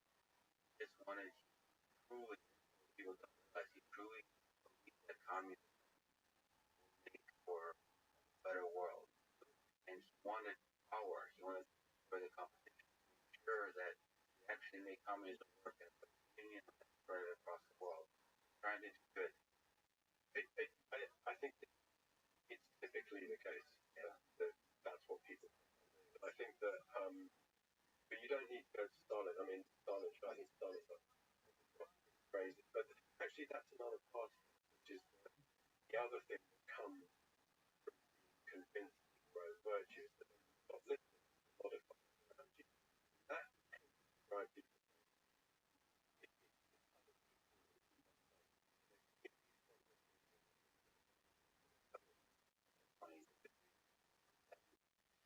Jump back for an entire generation of AI researchers, 2001, without a image level of mind. You ever, jumping back to Ex Machina, about that, they would consider the audience people who build the systems, the roboticists, the scientists that build systems based on the stories you create. I would argue that literally most of the top researchers, about 40, 50 years old plus, that's the favorite movie 2001 Space Odyssey. It really is their work, their idea of what's ethics and what is the target, the hope, the dangers of AI. That movie, okay? They will consider the the impact on those great the work. Certainly not with Ex Machina in relation to 2001, because I'm not sure. I mean, I'd be pleased if there was, but I'm not sure. In a way, there isn't a fundamental discussion issue with AI that isn't already better dealt with by 2000. 2001 was a very, very good example of the way in which an AI might think, and also potential issues with the way the AI might think. And also, then a separate question about whether the AI is malevolent or benevolent. And 2001 doesn't really. It's a slightly odd thing to make a film and know that which is really super. But there's a question of consciousness, embodiment, and also the same kinds of questions. Because those are my two favorite animals. So if you compare HAL 9000 and Ava, HAL 9000 from 2001 Space Odyssey and Ava from Machina, gives you philosophical perspective. They've got different goals, two AIs. I think that's really so. In some respects, back to the premise, how do you assess consciousness? There was a version of Turing machine plain sight, the way that we are in another, the way it was the way in which basic back in back in the same way, consciousness is actually based primarily on your own machine. And so it was actually about how much of the sense of consciousness projection rather than something that consciousness is actually How like okay, I mean, you really explored. You could argue that how the Odyssey idea of Turing test for intelligence, not, but it's more intelligence, and Ex Machina kind of goes around intelligence, consciousness, when the robot interaction is more interesting, at least the about the and what actually in that respect, Ex Machina is much about general as it is, and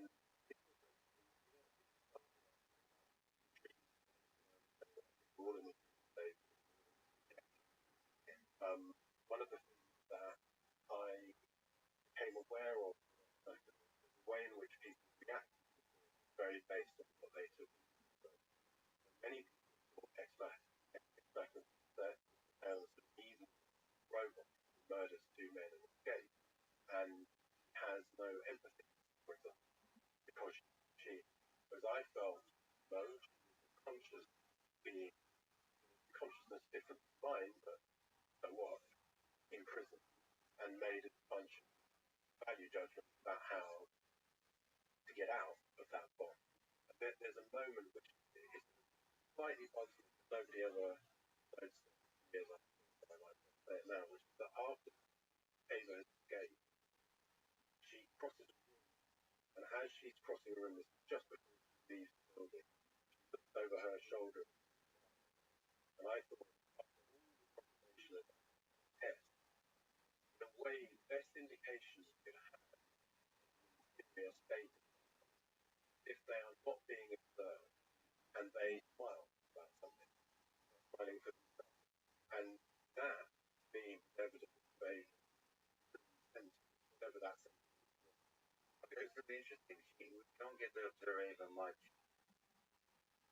or something like a smile in any context except interaction, trying to other consciousness. Exactly, yeah. It's a funny way I think maybe where there's evil smile, like ha, Yeah. like, but actually it was just a smile. And I thought, well, in the end of the conversation, that was the answer. So if we lingered a little bit longer on how Ava, you think there's a motivation. What was Hal's motivation? Is Hal good for evil? Ava good for evil? Ava's good, in my opinion. And how, because I don't think how is presented as having a sophisticated emotion. He has a paradigm, which is the position. I mean, it's a version of the The idea that it's super intelligent machine that just on a particular task. Yeah. And that task may destroy everything on Earth or may achieve undesirable. But what if, okay, at the very end, that may be people experiencing fear, or it may be this is terms in which why someone may think they're doing. Yeah, absolutely. So actually, it's funny. It's such a small, short exploration. Right? Just with Ex Machina, I magnify that part and then realize the other part. So that's a good way to compare the two. If you your imagination, Ava, sort of, I don't know, ran he was president of the United States, had some power. What kind of world would you want? You kind of say good, and there is a sense because it really there's a desire for interaction in her. But what kind of world would you? Right. Approach is slightly. If a friend of yours got stabbed, you then got very angry at the person on the stabbing. Then you learn that both their parents were Christmas men, and then never had both of them crazy and stabbing. That would modify and it would also make you wary about that kid when they come to America. Right. And Ava had a very, very introduction. So although there's nothing as it were organic in Ava that would her to bad or the robot bad is not her arrival is not like I'm not sure a great friend. Yeah, the trajectory which arrived at her moral views have some dark elements. But I like it. And I Would you vote for her? I'm having funny influence vote. So that's a yes, I guess. The competition. She can usually do a better job than people that are like Forrest. What is the good test of consciousness? We talk about consciousness a little bit more. Here's consciousness. You mentioned smile, which seems to be something done. And that's a tree falling in the forest with nobody there to hear it. But the appearance from the robotics perspective of consciousness. So I don't think you can say that because I think create so it's not going to be a very, very good account. And also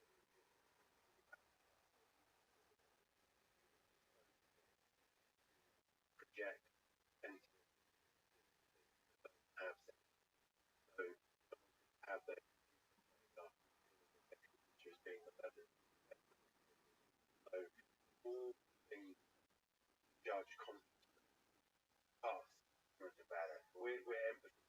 So the flip side of that, the argument there is because we just attribute consciousness to everything almost, and anthropomorphize everything, including Roombas, that maybe consciousness is not real.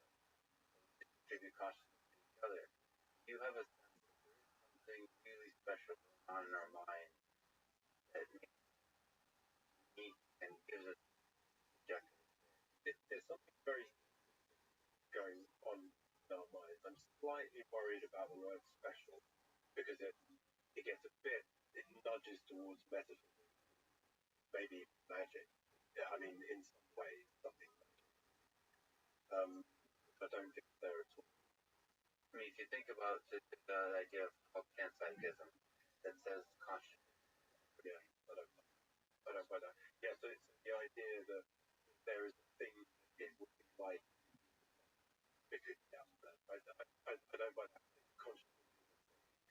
It's my sort of modification that usually the more I find out about it, the more elusive our instinct and is leading us in a different direction about what that thing is. That happens seems to me in times that happens whether it's how big or so my sense of consciousness is a thing quite maybe very different. So it's there, it's very interesting, but we may be in quite fundamental misunderstanding that are based on the situation. So I have to ask, kind of an interesting question. Ex Machina, for many people, including myself, one of the greatest anthems. Number two. But yeah, definitely who's number one I've really upset. Anyway, yeah. Whenever you grow up with something, right? Whenever you grow up with something, it's one. But there's one of the things that people bring up. Can't please everyone, including myself. What I first reacted to is the idea of the lone, the criticism that people say. Sort of me as an ad researcher, I'm trying to create what Nathan is trying to do. So there's a brilliant series called Chernobyl. Yes, it's fantastic. Absolutely spectacular. I mean, they got so many things brilliant, right? But one of the things, again, there,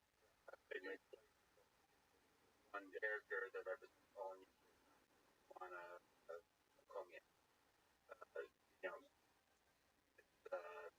composite character. Is this the way you were thinking about that, or is it? How do you think about it? Well, I think I'm doing at the moment is a critical part of the moment. So, yes, I'm oppositional and either agnostic or atheist. Not entirely, you know, alone is my word for isolated. Usually, really, this bubble of help space. People would have an iPhone without yeah. I mean, how much No, it isn't alone because too many other structure around it are absolutely fundamental. you're saying that's a scientific hearing element for building. But just to say, what Ex Machina is really, it's a experiment. I mean, so it's a construction of putting in a house. Nothing about Ex Machina adds up in ways. It's just that who built machine parts know what they were creating and how did they get there, and it's a experiment. So it doesn't stand up to that. I don't think it's actually that question, but it's brought up so often that I have to ask it. It's exactly how I felt. You know, something about there was almost a defense. Like I watched your movie the first time for the first while in a defensive way. Like how dare this person try step into the AI space and try to beat Kubrick? That's the way I was thinking. Like, it comes off as a movie that really is going after the fundamental questions about AI. There's a kind of a nerd news that automatically searching for the flaws, and it's I think in Annihilation and the other movie, I was freeing myself from that much quicker. That it is a thought experiment. That, there's batteries that run out. Questions. It's nevertheless something I wanted to bring up. Yeah, it's the best thing to bring up. For me, it was actually people always back in makes this big beef in terms of where AI has got to, knows what AI they got to that point. There's not always robotics. the way Abel walks forever. That's also got very, very long way off, and you did get overlooked and like that. It's a Actually, I think the way Ballerina, Alicia Vikander, brilliant actress, actor that moves around, that we're very far away from grading, but the way she moves around is exactly the definition of perfection for robotics. It is what I believe. I think so I think now with a lot of robotics people, they love that's the brain. It's actually what I might not be that useful, but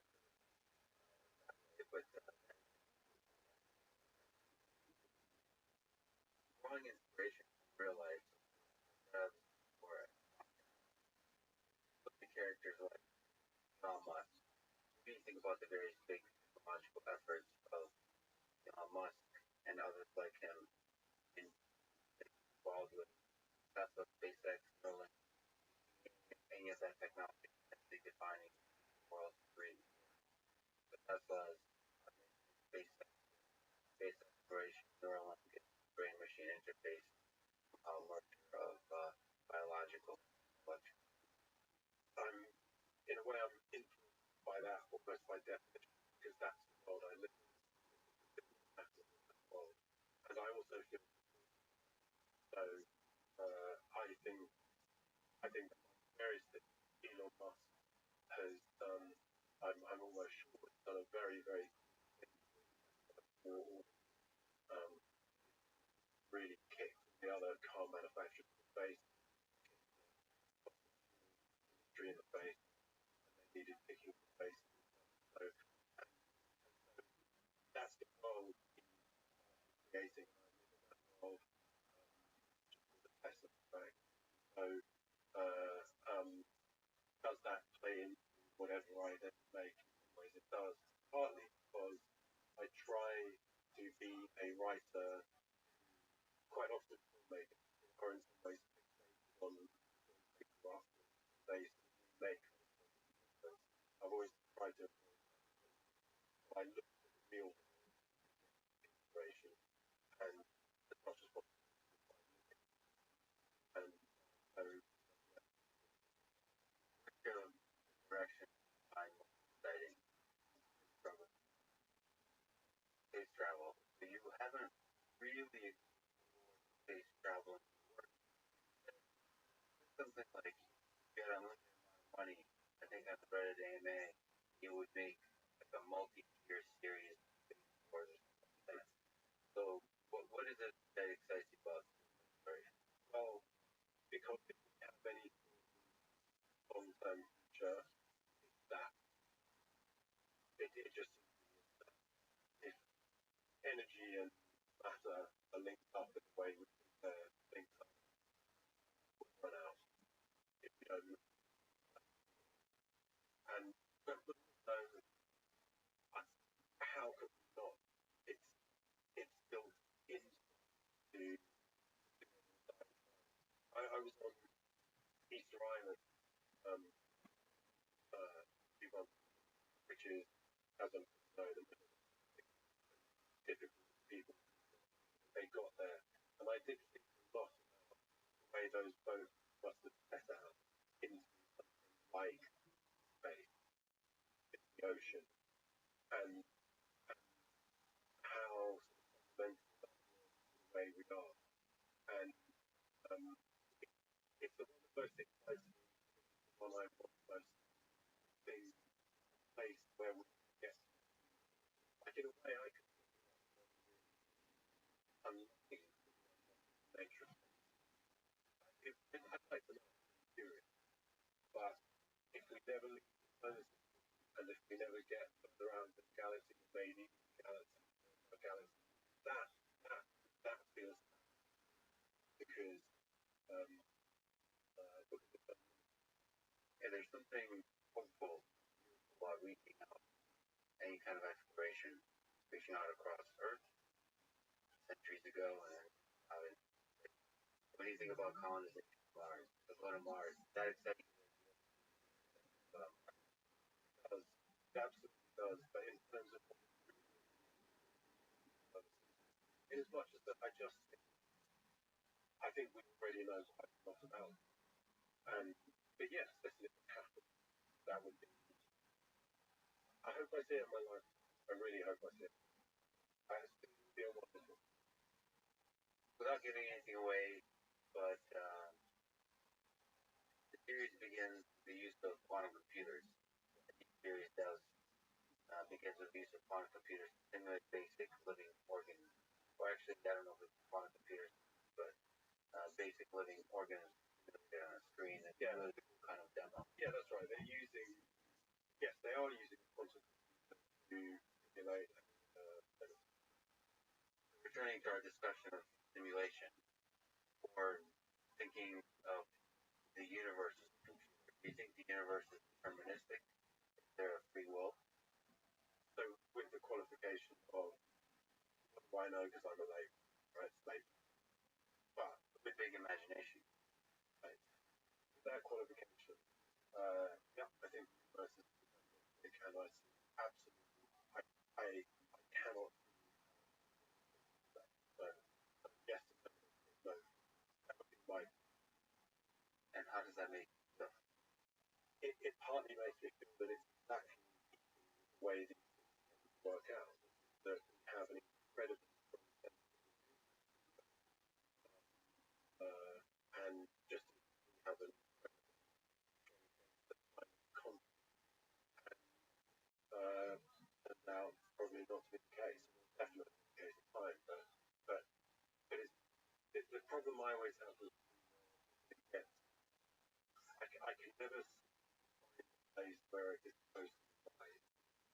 Yet you were Very, very, but we have something you can, but it's not the thing that we think.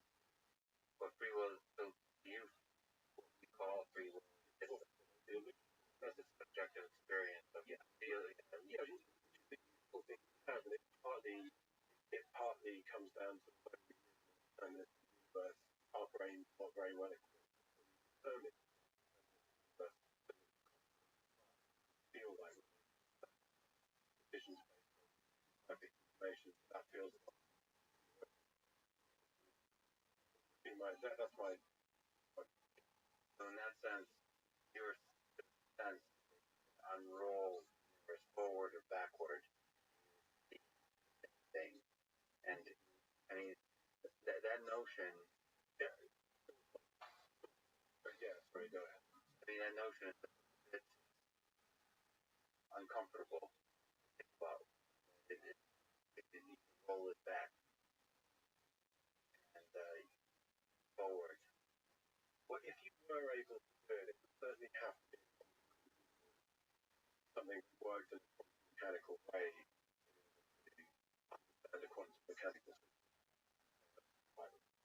But And so that unrolling, there might be a multiverse thing where there's a bunch of branching. well, exactly, because if you follow that every time you roll it back, Another thing that's hard to wrap my mind. yeah, but that, yes, essentially, yes, very different.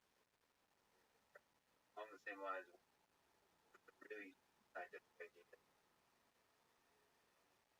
general, great, strong, most amazing scientific ideas of our time. What are the things you've learned, or ideas you've learned most serious about quantum mechanics, multiverse, string theory, quantum computing? Well, I would have to say everything I've learned, and one of the motivators for me is that I think that people tend not to scientific essentially US, but I think that is literally exactly what it is. And I think the idea and the idea of the fact that you could even demonstrate a simulation or have a lies function almost indescribable.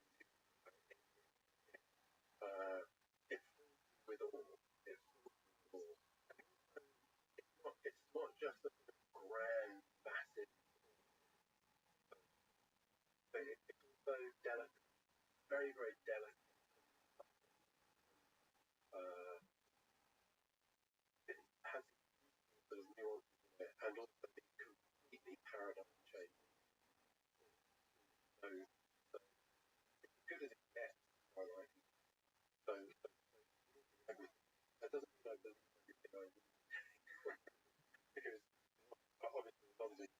applications completely complement each other. And, who knows whether string theory will turn out to be a good description or not? But the beauty seems undeniable, and I do wish people more readily understood how beautiful and poetic science is. I would say. Science and poetry. In terms of quantum computing, use simulate things, or just in general, the idea of simulating small parts of our world, which actually current physicists are really excited about small quantum mechanics, scaling that up to something bigger like simulating light bulbs. How do you think, what are the possible trajectories going wrong or going right if you unroll that? Well, if a bit like a robot, the sheer capacity. The issues are, I think people have a profound. If you were able to have a machine in an empirical way, the first thing really take on a very, very different idea. They were thing that they are not. That I suspect is very, very disturbing. It has a positive and negative effect on society. Who are not, cannot control their actions. I guess that can be interpreted. Yeah, although in some ways we instinctively understand that already, because in the example I gave you in stabbing, we would all understand that actually it's not really. So it's not like this entire alien. How we understand that, I think there's a bunch of people who see the world that way, but not everybody. True. And now, because someone would say, "Well, I don't believe that. Sure, 10 seconds." No, I'm not. And then permanently played his part, but I or something like that. But actually, the exact terms play out, but still, you could predict something happening in another knowledge flag. I think very disturbing. But then after they've got over this, by the way, I don't actually take this idea on board, but after they've gone over that, they still understand that even though I have no free will and my actions are in effect already determined, I still care. I remember my she got the idea that you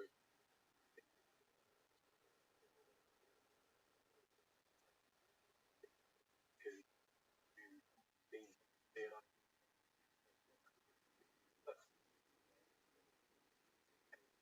space with a lack of because you still I think like going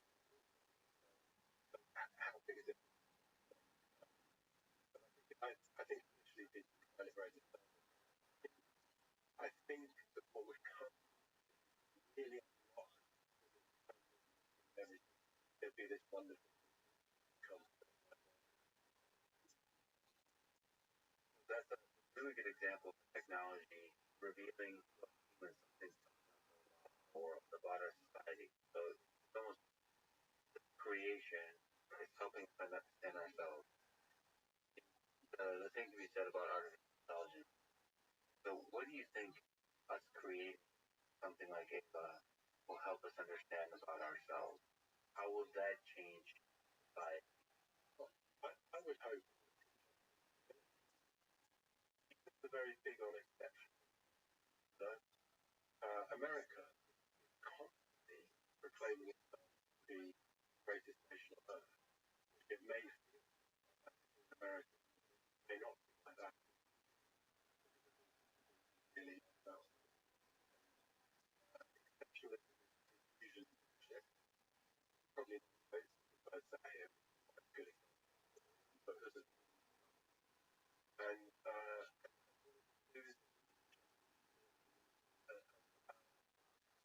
there's actually that's what where it takes us.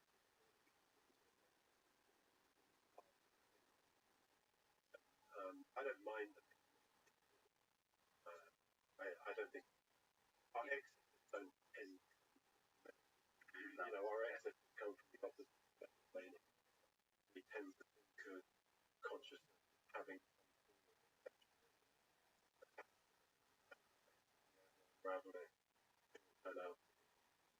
less. And perhaps your very own perception earlier on in our conversation belongs to humans, or not humans, but organisms. Maybe you will one day find out that consciousness is everything.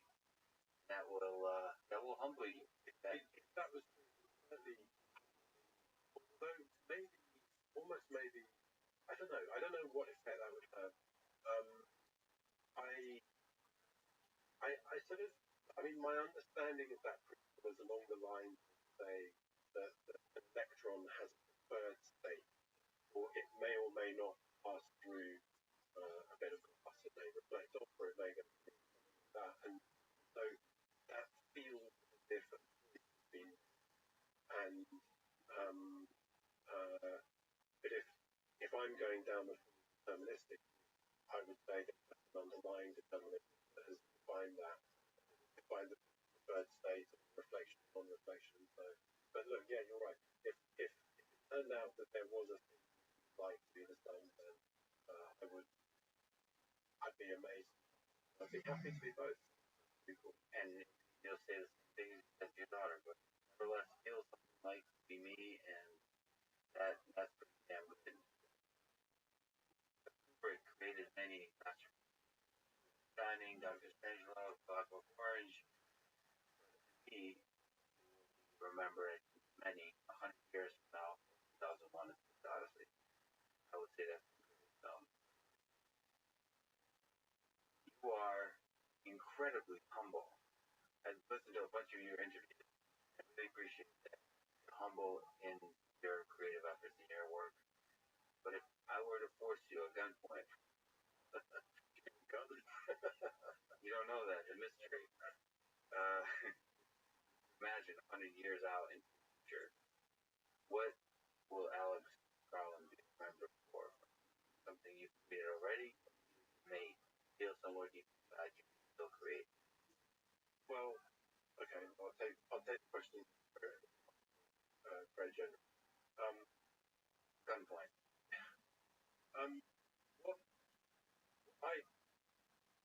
What I try to do, so therefore, what I hope, if I'm remembered as someone who participates in the conversation.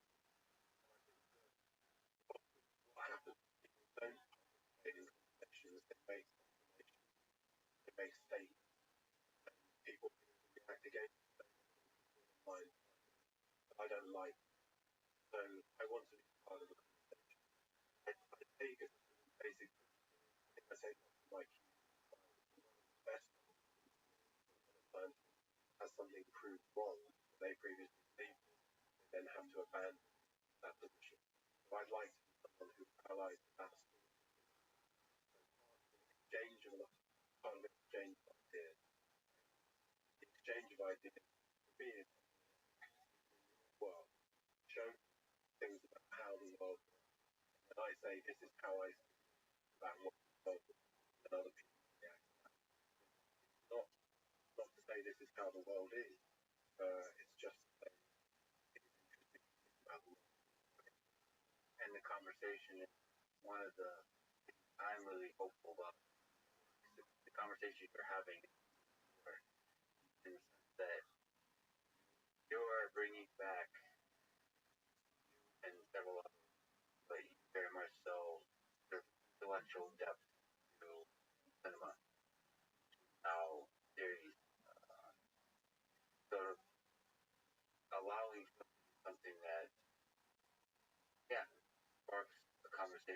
basic conversation. Let's think.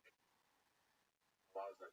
But also, very if that conversation is going to be a good conversation, what that must involve someone like you who understands AI, I imagine understands a lot about it, and watch the narrative feels yes, fair account. So it is worth the initial conversation that for the I'm not interested in getting that stuff wrong. I'm only interested in trying to get it right. Alex, it was truly an honor to appreciate it. I really enjoyed it.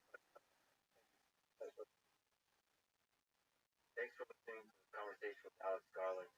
Thank you for presenting sponsor cash. Download it called Next Podcast. Get $10. $10 will go to First, an organization that inspires and educates young minds to become science and technology creators of tomorrow. Through this podcast, subscribe on YouTube, 5 stars on Apple Podcasts, support on Patreon, and connect with me on Twitter, Lex Friedman. Now, we leave you with a question from potential artificial intelligence character in the Xbox that she asked during her current test.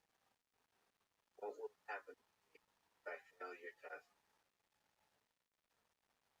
Thank you for listening.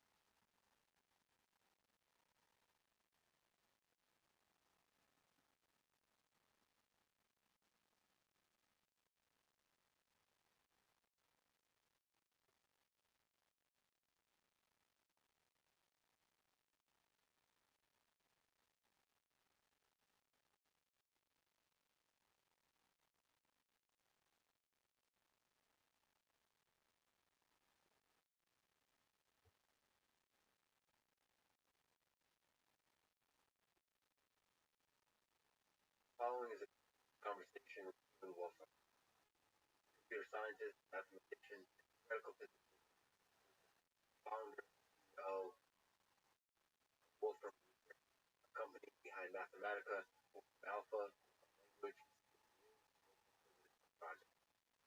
The author of several books, including Kind of Science, which, on a personal note, is one of the most influential books in my journey in computer science and artificial intelligence.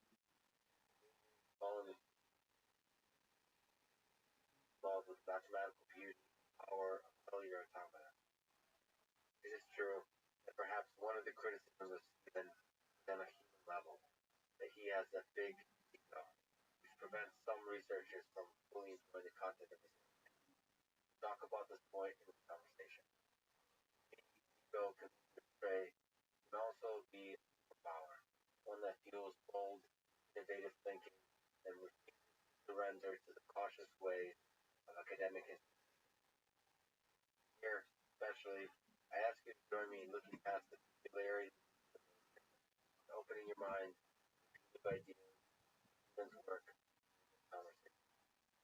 I believe Stephen Wolfram is one of the most original minds of our time, and for his kind, curious, and human being. This conversation was recorded in November 2019. The Wolfram Physics Project is underway, not yet ready for public exploration now. We now agree to talk again, probably multiple times in the near future. This is round one. Stay tuned for round two. This is the Artificial Intelligence Podcast. Enjoy it. Subscribe by YouTube, 5 stars on Apple Podcasts, Patreon, connect with me on Twitter. Lex FRID. Usual as now, and rainy as in the middle. I hope that works for you. It doesn't hurt. Here are the ads. Sponsor. ExpressVPN, Cash App. Consider supporting the podcast by getting ExpressVPN at expressvpn.com/LexPod and downloading Cash App and use the code LexPodcast. This show is presented by Cash App, #1 finance app in the App Store. To get it, just go Lex Podcast. Cash App lets you send money to friends, buy Bitcoin, invest in the stock market with as little as $1. Cash App, the fractional share trading, let me mention the order execution algorithm that works behind the scenes to create the extraction of fractional algorithmic marvel. Big props to Cash App engineers for solving a hard problem. In the end, provides an interface to step up the next layer of abstraction for the stock market. This makes trading more accessible to investors and versus expertise. So again, get Cash App from the App Store, play, so Lex podcast, you get the $10. Cash App will also donate $10 for first. The organization helping to advance robotics and STEM education for young people. So, get it, pressvpn.com. Discount. And you can use pressvpn for years. It's really easy to use. Get power on button. And make it efficient. Obvious, but make it access special version. That's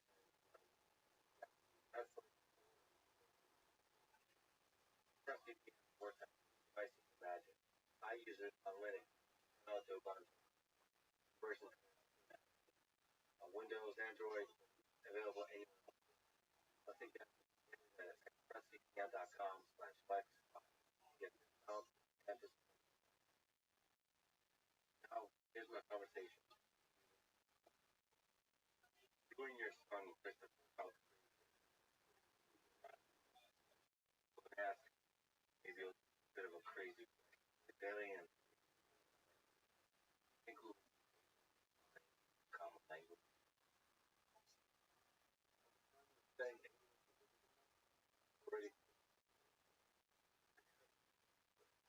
the concept of alien actually things that the kind of things that make sense.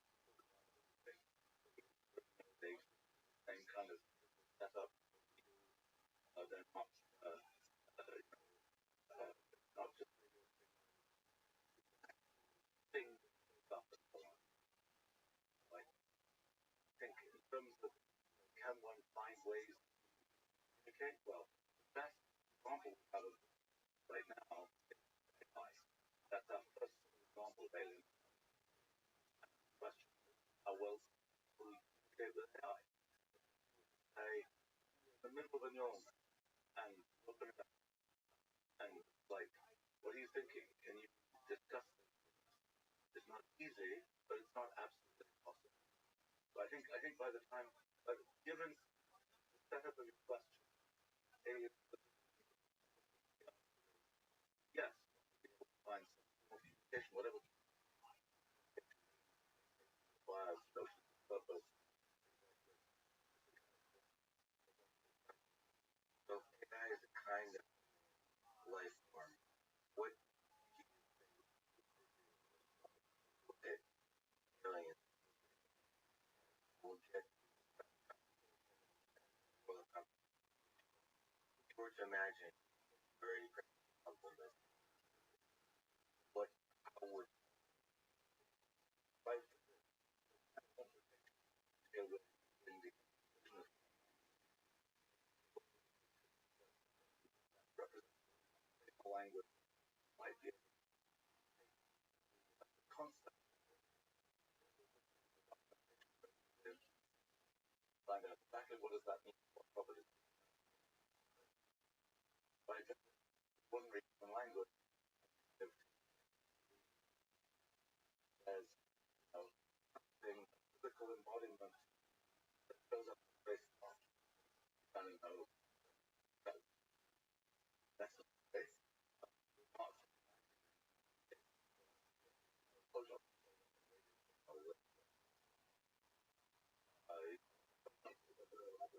you're imagining it's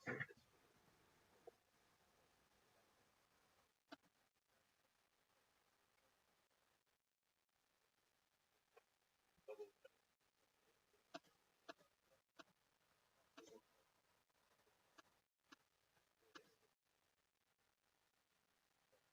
and I just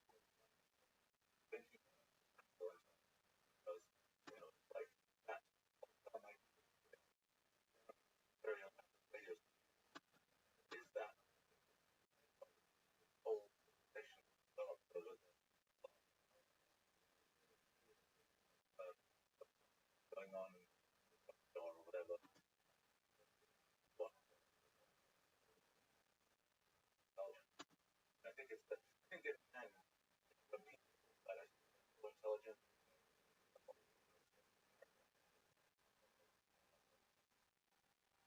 Both kinds of intelligence. First, I guess, alien of the intelligence.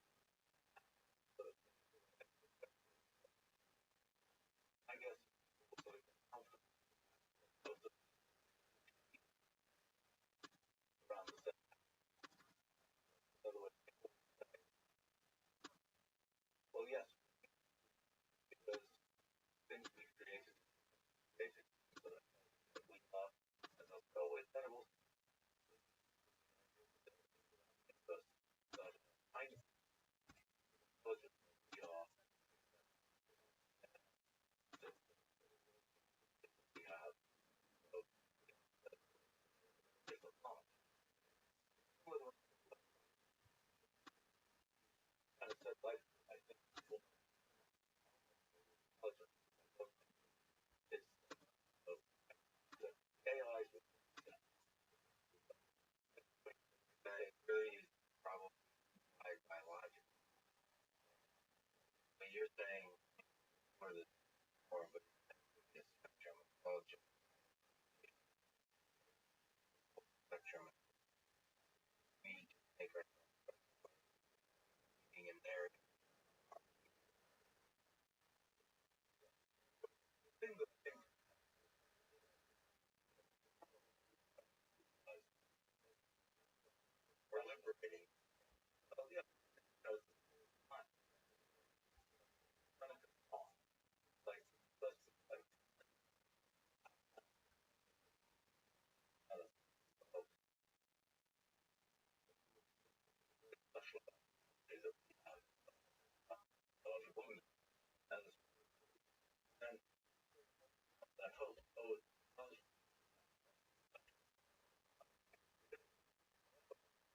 and that is kind of great. But we realize that special cells about not some abstract attribute that one always listed on that abstract attribute and that but kind of has some you know also that's sort of almost by definition special. I view it initially I was like, this is bad.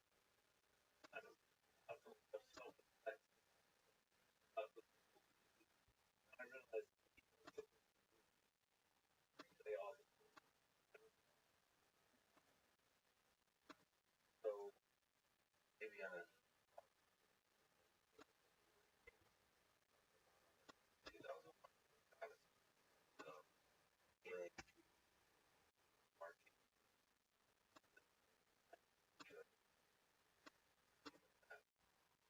anything interesting get from that.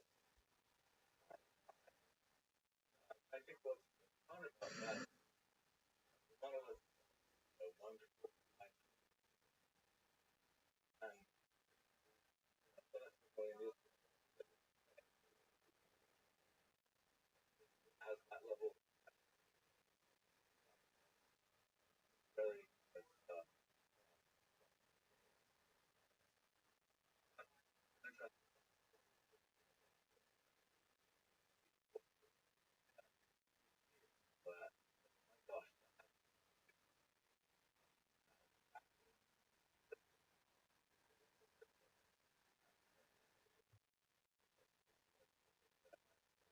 of a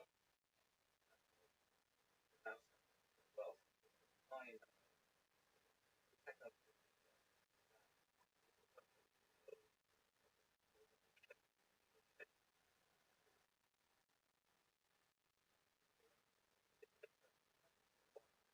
what is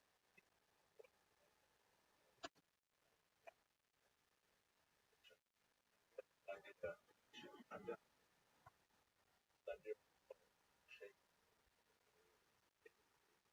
like I did on the ground.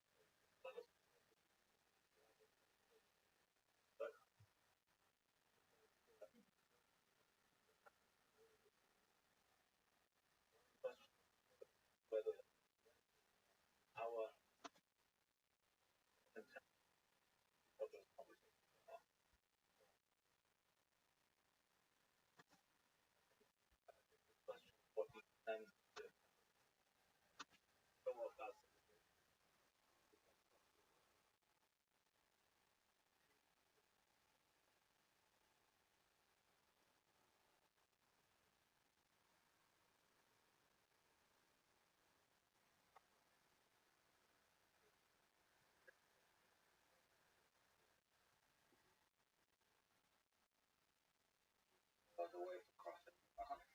And so, I don't know if you're familiar with the usually part of sending, I think, brain signal. The earlier center, or brain first, but perhaps power and as well as interest. All of it kind of interesting. Yeah, right. Well, I mean, I think it's kind of on the way. That's what kind of made one of the things that has a diagram of the diagram. That's kind of like talking. If you show that to a random guy, diagram, like anybody think of it,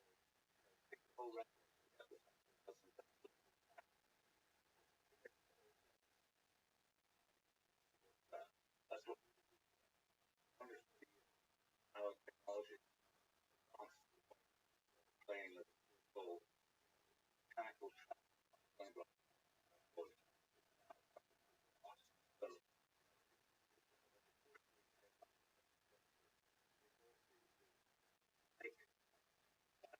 detail. No,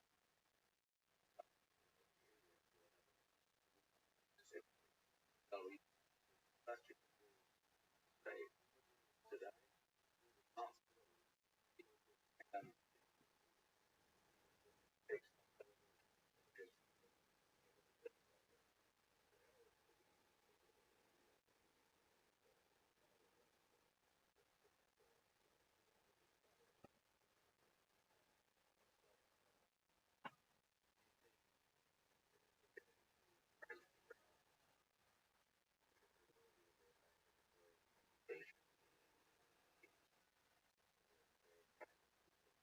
he would be able to figure out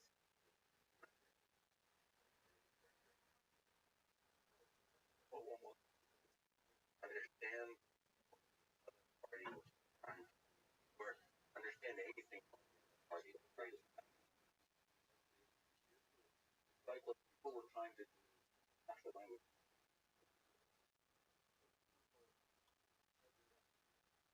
wasn't really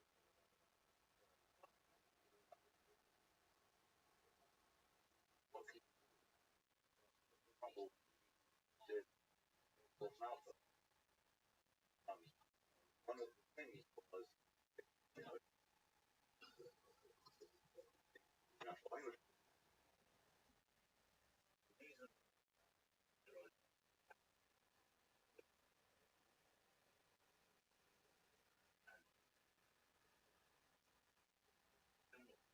we had actual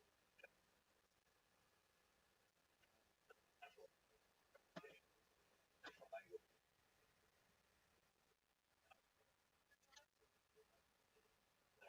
Okay, the thing is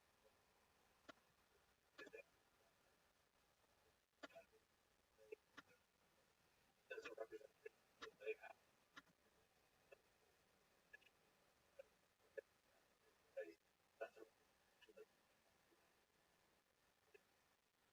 that's a understanding but actually I think each and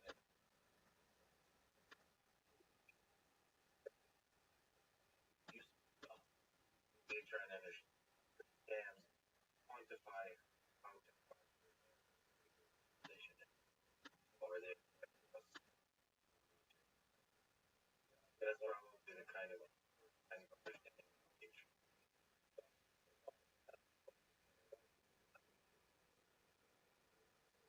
So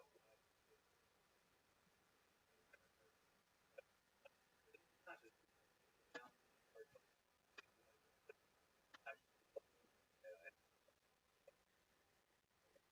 they as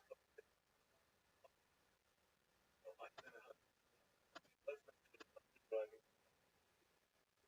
actually that's then what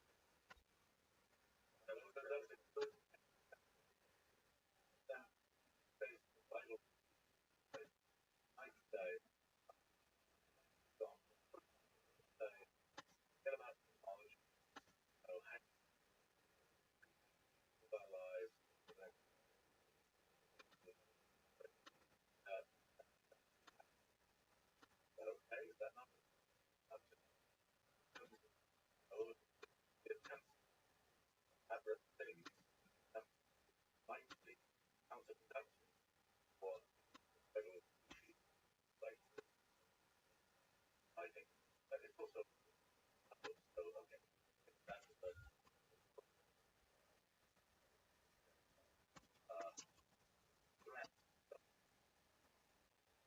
okay. The aspect how we also take up of a an unknowable thing. What is just given they are with my long term I mean turns out that I'm long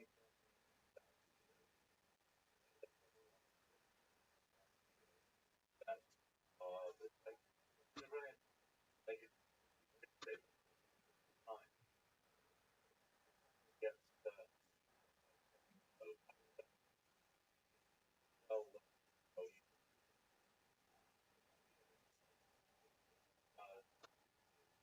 learn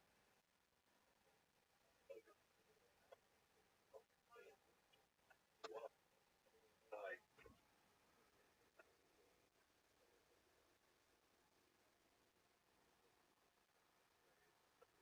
shape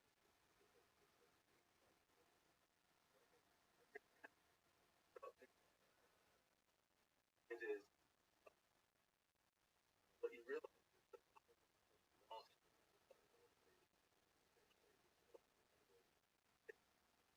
good of what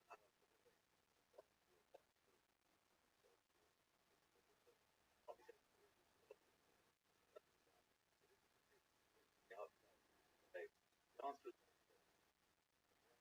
what actually happens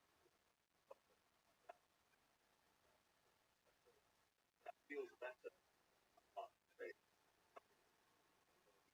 just all the process it's I figure out how unfortunately we have to run all our happen immediate so yeah you get the answer to the actual run the figure out like question again for the journey well I think it would say summarize results of that's if that is possible it tells us whole vision about how stuff looks if if possible say on the thing that going outside the kind of getting paradox saying if it's knowable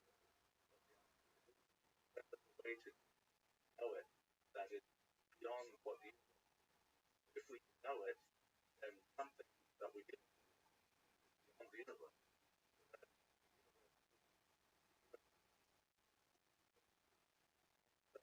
and in general I talk about at least for small brain hard to show the result of a sufficiently complex computation. It's hard. I mean, it's probably impossible, right? This is the universe appears by at least the poet to be sufficiently complex. It won't be able to heck it's all complex. But we don't know if we can. It kind of implies we're part of the what is it for us? It means that our little part of the jump ahead of the whole and it winds up. I mean, it's conceivable. The only way we get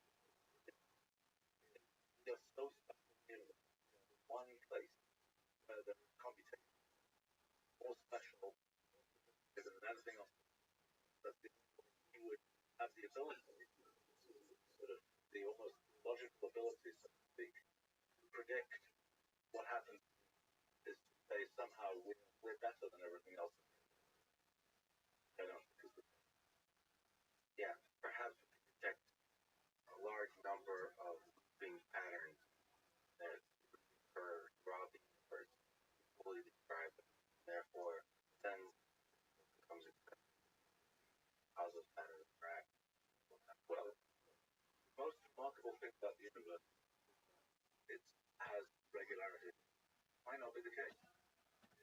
Regularity, Absolutely. Full of, I mean, that's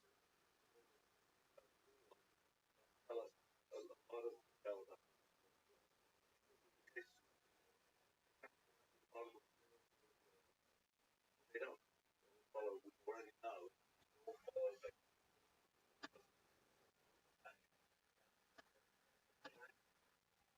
sound back.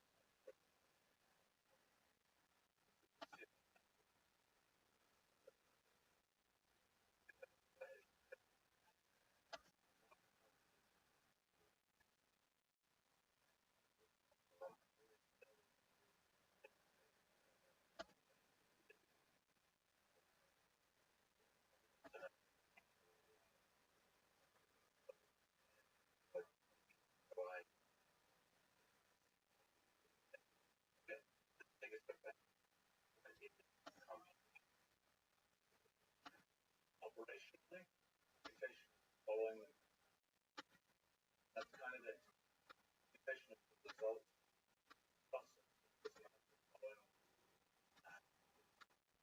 happens taking initial conditions, following rules. Are you following rules? Like, so then, so there is when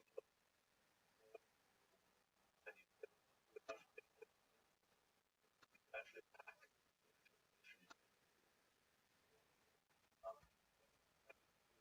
motion is so robust motion but better like energy energy how energy robust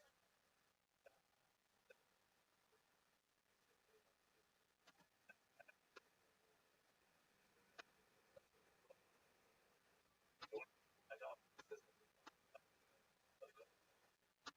mass of this computation is running and computation is running at the loss of computation fails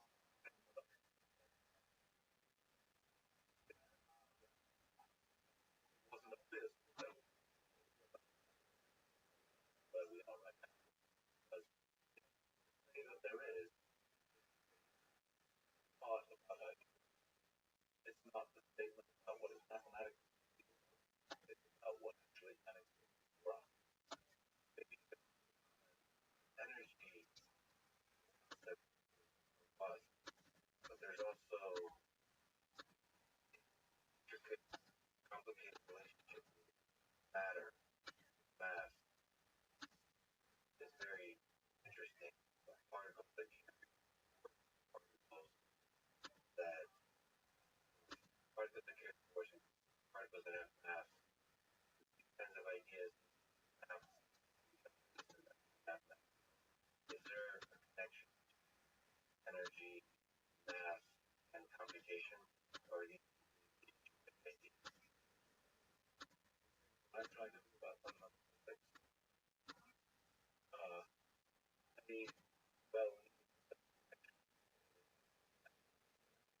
Can you elaborate a little more? How do you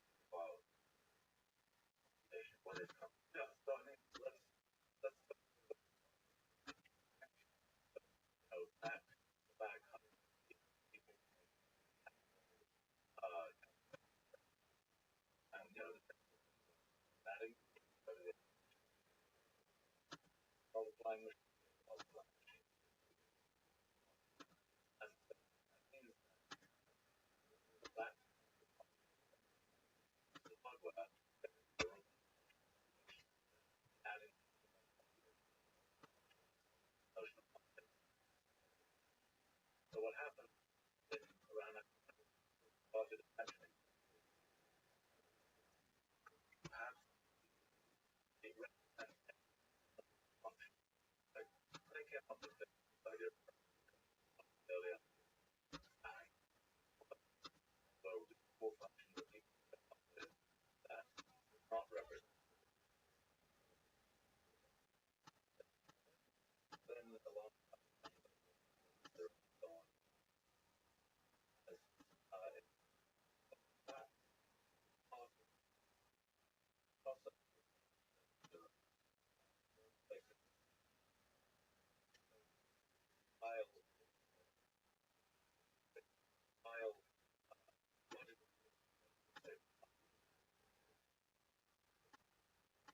essentially was showed and representational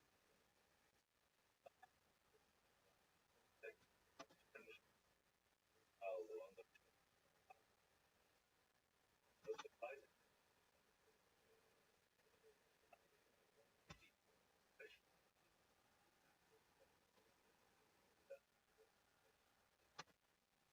and then that's part of like religious building kinds of and the surprise was kind of turning the idea of computation and his idea of computation actually all then by say so so in computer science area the road machine does not work. This was the public saying no, I'm putting in solutions equation real numbers universe this there are subset of a microprocessor probably actually I would the 1980 relationship computation model it became a little less clear that there was these like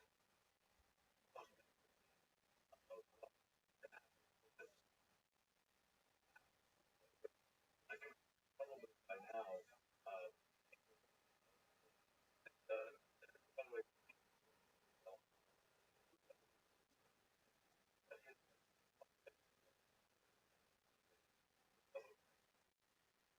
and sure either from what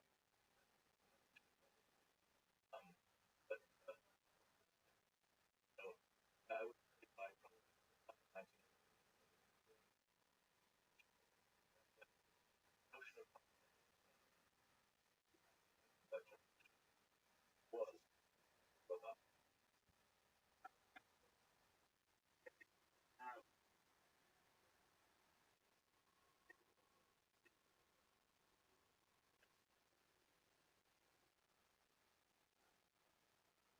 I did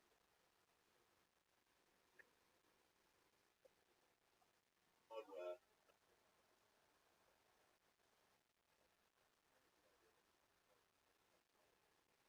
that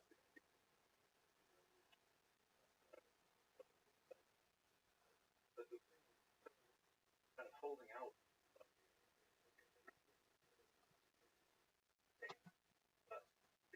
yeah it's like you want to make it you have to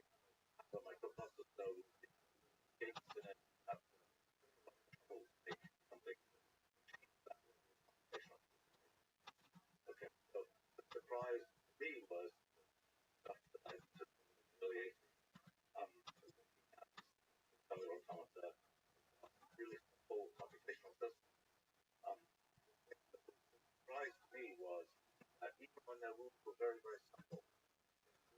As sophisticated but they were possible.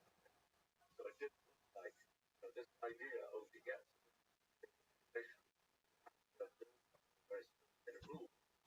That idea seemed to now that case sophisticated competition that thing like computational which says when you have a system that follows of any kind, whenever in some sense then the computation that behavior of the system of sophistication. That means it's going to go very, very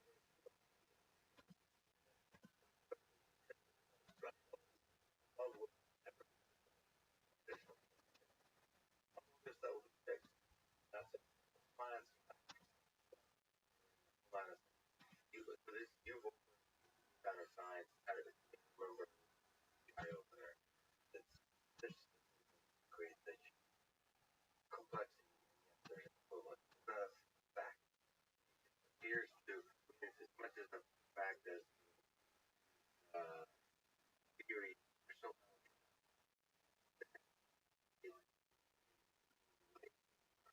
let me ask you just brought up like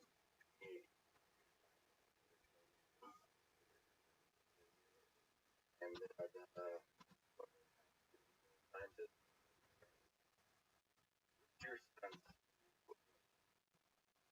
going to your work at school with a complex machines is the universe equivalent kinds of machines the human brain kind of thing together, or is there still a mystery of how this might happen? Well, my guess is that I don't know that, but I should say,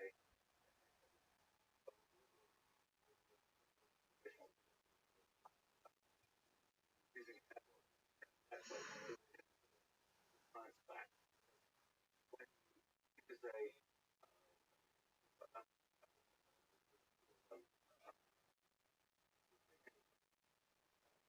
is has a complicated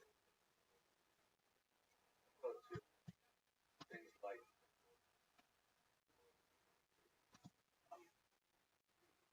is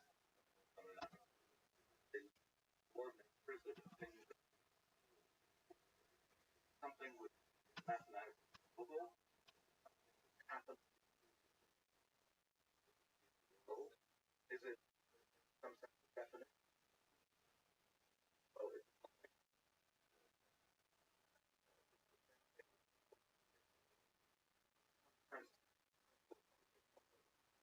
awesome definition of computation because things that motion that depend on those. That's why we focus about things called computation, not talking about because computation is number five.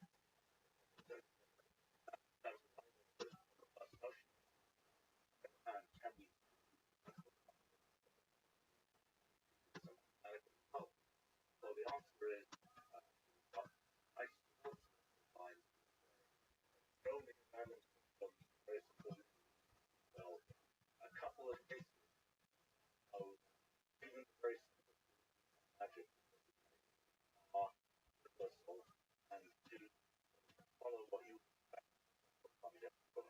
nicely mathematical computation. Okay, that's complex. Is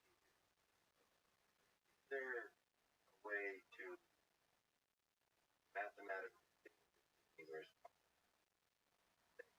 you mentioned crosses? Right. First indicate. So for example, is it capable that is given this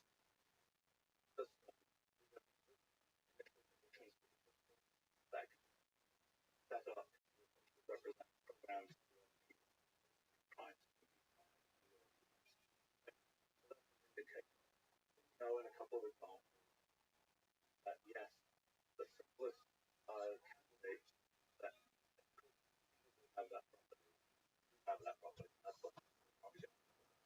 Yes. Principle. One question. It might be come up with other comments ever. Is it Ray is our element of the world? We don't know for sure, and that's not the type of question that we have an answer to. Induction. For all these Ray, there is the only way that answer will happen if we finally nail it and actually get a fundamental truth, and it turns out first. If that's the case, then we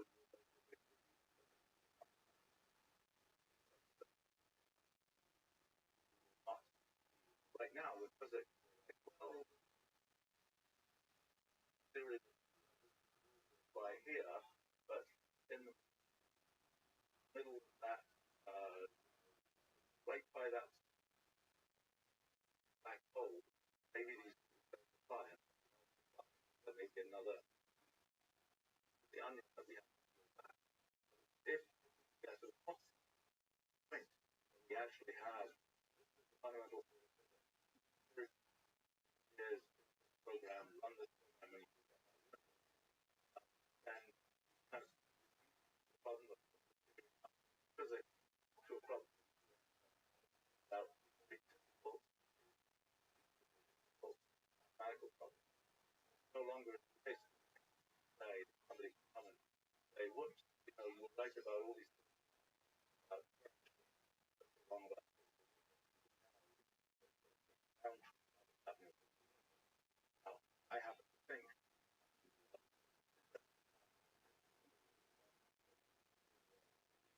as a project studied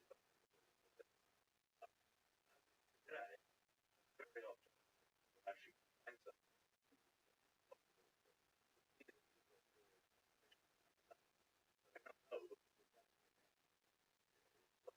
Nothing against I did. It's not like when I like technology, then I have unexpected bugs. I was not from that position. What kind of fundamental laws of light emerge from? Just clarifies it. A lot of more kind of discrete kinds of computation. Cellular automata talk about have this very clean structure, a nice way to demonstrate that made in a company.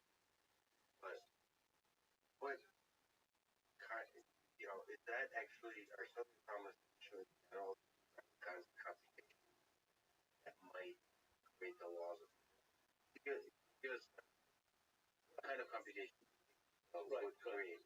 Well, so have you kind of identify, but it is not a natural thing to do. And if you're asked, what do you try to find out by looking at possible programs, computational universe with possible programs, ones that correspond to our universe, the ones enough that I find by searching that you've got to have the right basic, you've got to have the right language in effect, driving that. I've been a long time. What are the structures you say is right and every updated of a clock, so clock. That's very, very rigid kind of thing. But my guess is that will physics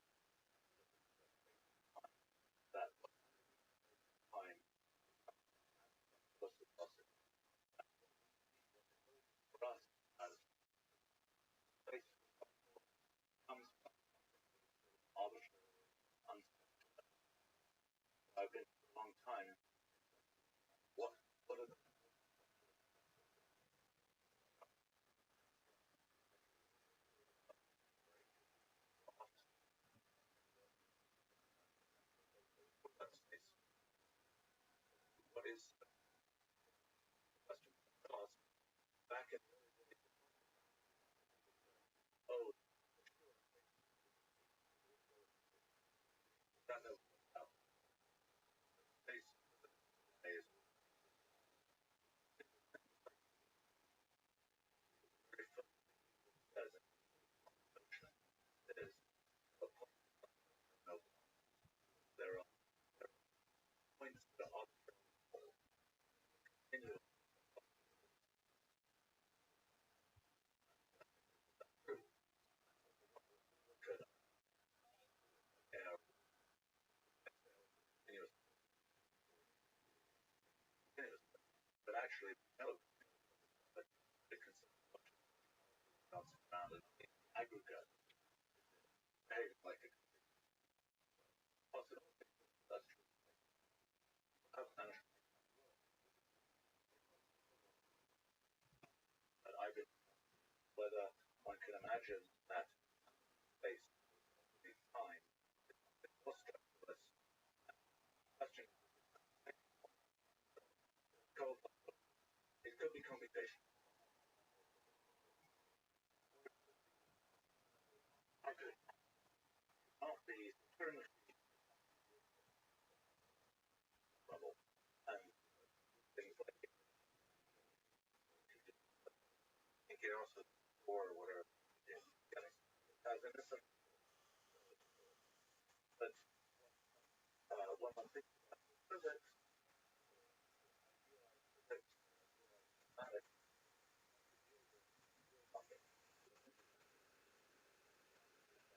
absolutely right take this person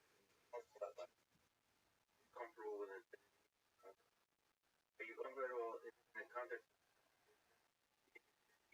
art that will is comfortable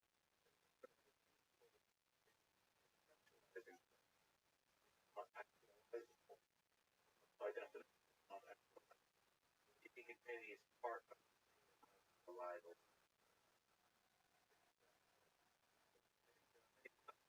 loss might ask it like when you say cost of light travel possible they would laws make arbitrarily large but infinitely that oh that would make cost of light travel then you throw in as a kind of parental but I mean so what's underneath space and time what how like a computational one possibility is that you can't make a computational infrastructure as for instance the machine that you really have to precise number partial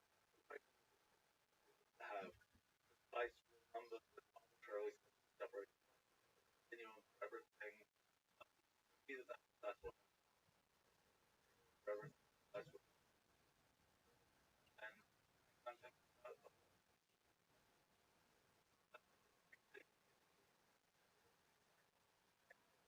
things nature might just be wrong but he could kind of things kind of knowledge you can do something that nobody cares about you can't do wrong and that's really the technology does what it does but I think this question what um, underlying technology it's sort of inevitable early because if you're going to get things that are that you don't get so if you don't get to have some kind of those to have how that wrong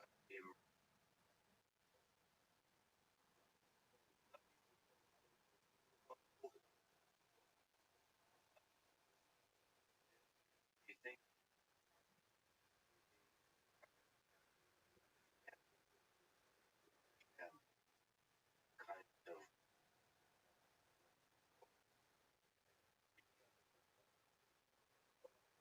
I think that I'm telling you that I think this year and it happened right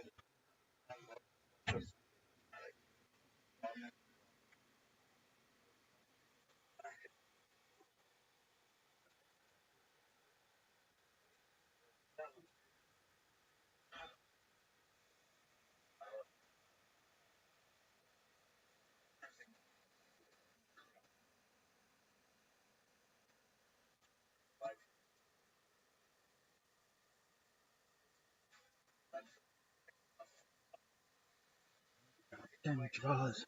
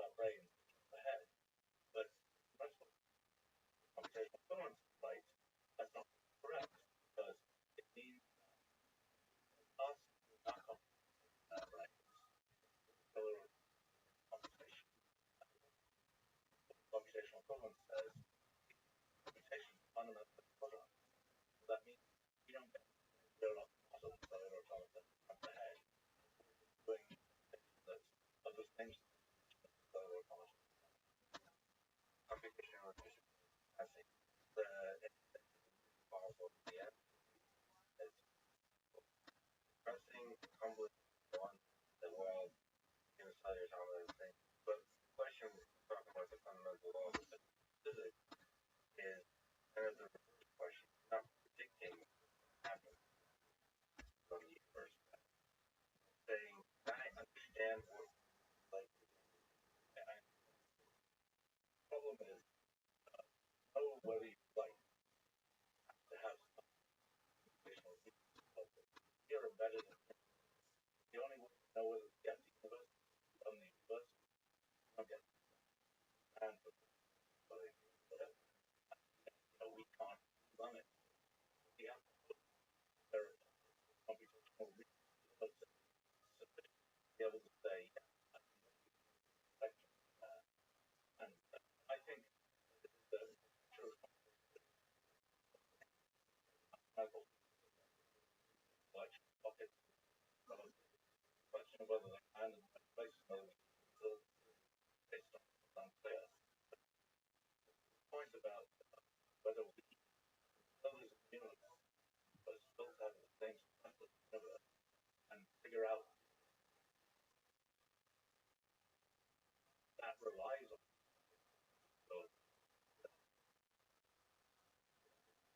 But I think the question, how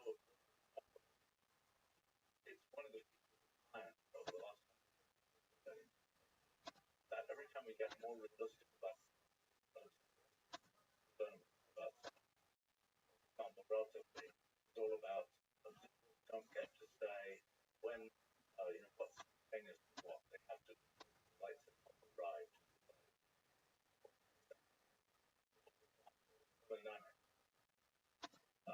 Others don't get the position of every molecule. Yeah, they can only see large scale features, and that's why or eventually on works. Every individual molecule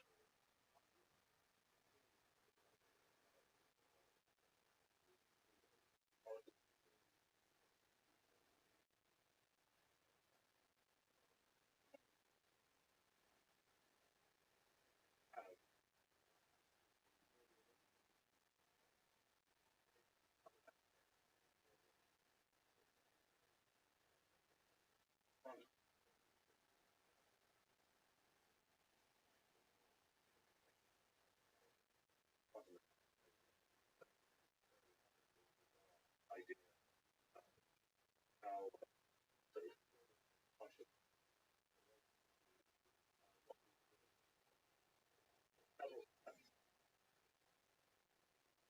even that's level economy definition quantum mechanics. I know there's some world one actually is.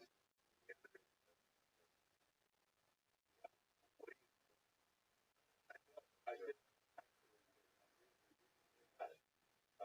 might and that's oh yeah. I think that's a mess. Actually, they one of when people look at models now, they don't know that quantum right. What about quantum? Okay, tell me what is quantum? Like, oh, and that question comes up. And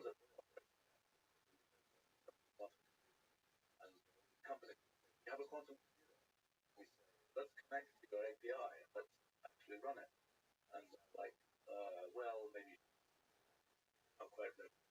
But one of the questions I've been doing, if I have 5 minutes of quantum computer, how can I tell whether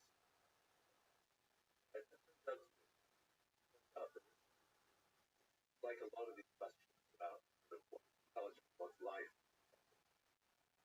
test for that's right. It's like, are you really quantum computer? And I think yes, but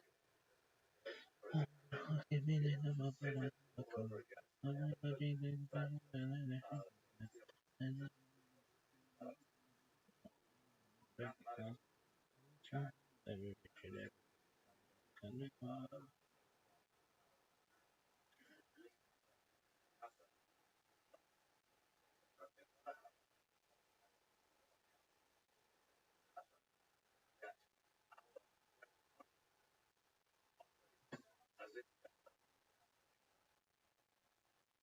at a point I mentioned 10,000 wheels.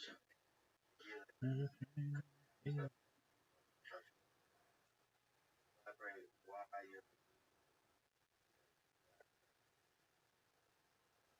represent, but most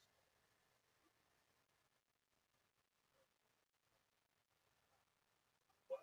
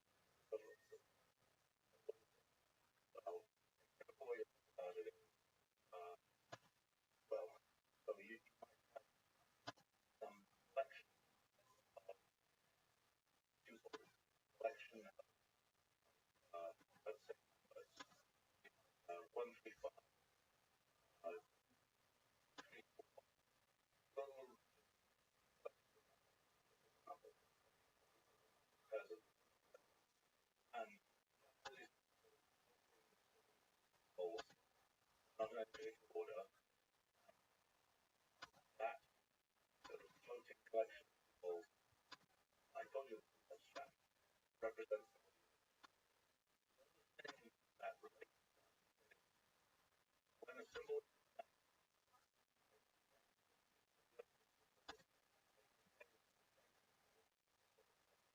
enters.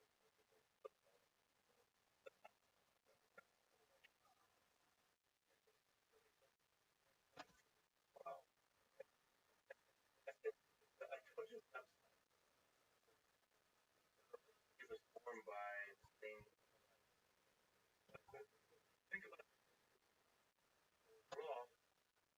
Oh, so you know,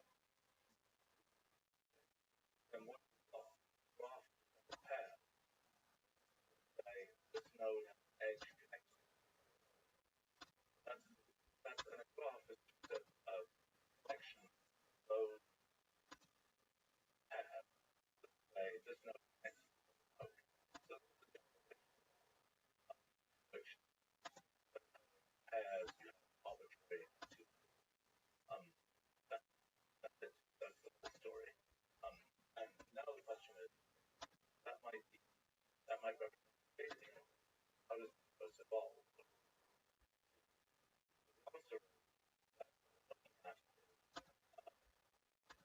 transformation rules on these hypergraphs. So say whenever you see a piece of this hypergraph, like hypergraph like this, on a graph, when you see the subgraph out of nowhere, then you write the other graph. Okay? And that's the whole story. The question is, what? So now you say, like a steady goes up there. So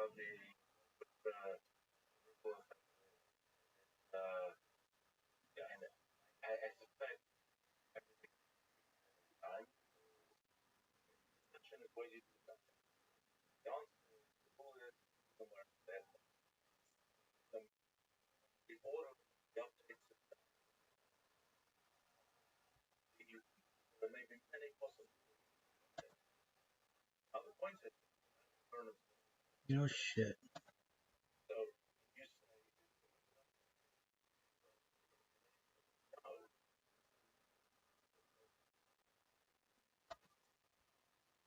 In fact, it's actually that will how and depends on where affect like change part of part of the clip have so the end of that is all the concept network of what is not making big statements making arguments that what happened microscopic order is not something that any can be affected by. It's the only thing that will be affected by the whole network of how events in the observer are affected by what happens. The only thing you look at is the network. You don't really have to look at microscopic rewriting. Rewrites are happening wherever they have wherever they Causal network. Is there that there's not really the idea of mind what gets updated things and that's by the causal network. And the causal network, given the update, that's an event. Then the question is that event related? That event didn't happen. Then some future event happened. Up this network of what effect. Okay? So what that does, so build up that network, that's kind of observable aspect. And so then you can ask questions of how robust that global class network is happening. universe. Because it is what it's like. So certain kinds of microscopic writing, the order of rewrites does not matter. That work. Okay, mathematical logic, moment, loss of property, functional property, right?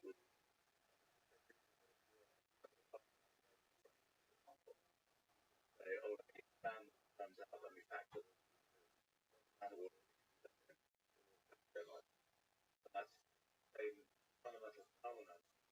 Causes certain kinds of microscopic causes causal network independent of microscopic rewriting. Why is that property important? I mean, the reason it's important is that property, that relatively says you can look at different reference frames, have different, you can your notion of what space, what's time can be different depending on whether you're counting speed.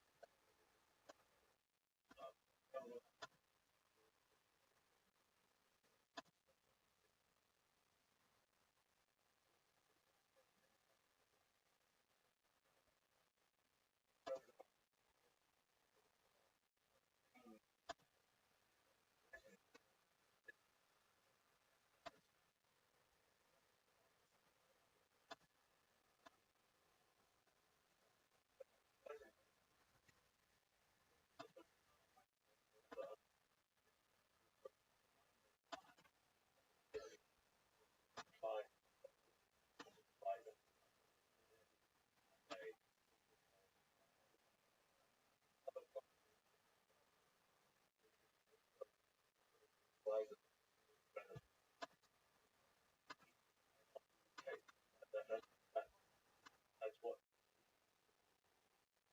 ability writing. So the notion I kind of like my origin. just fundamental levels to know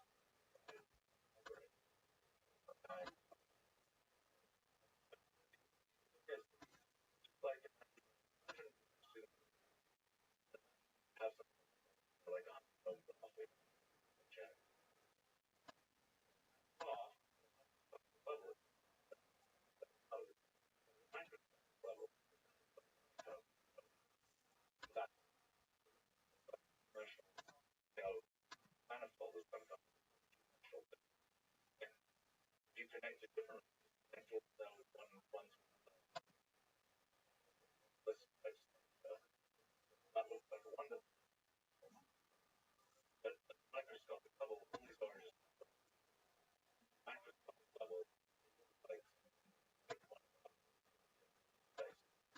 The same thing with these from now asking someone space yeah no one of these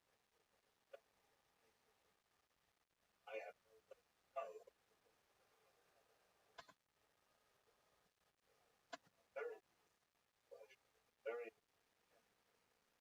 very elegant because it's very about with nothing and everything else goes on about space about time about matter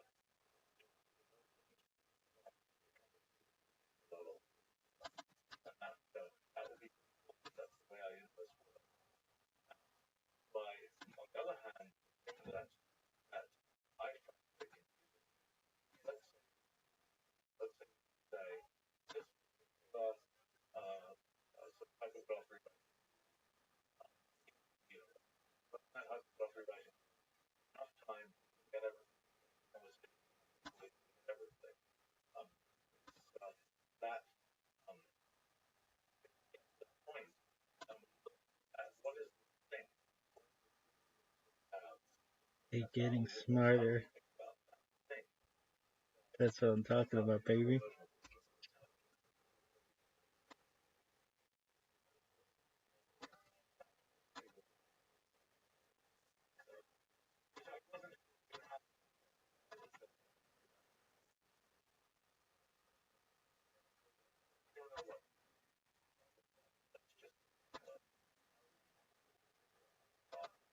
Make it expired. You're fucking right, son.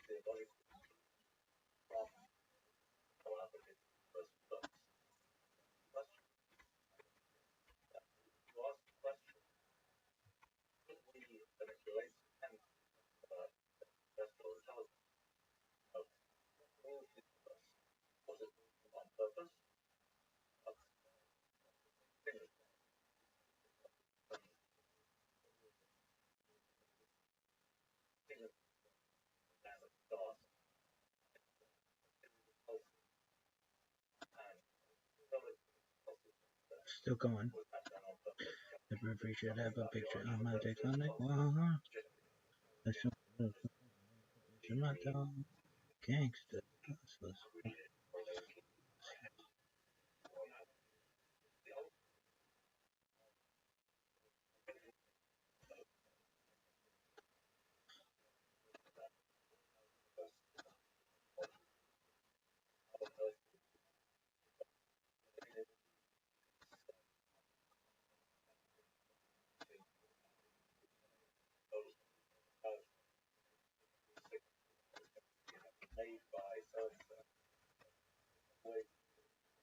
This is my dog.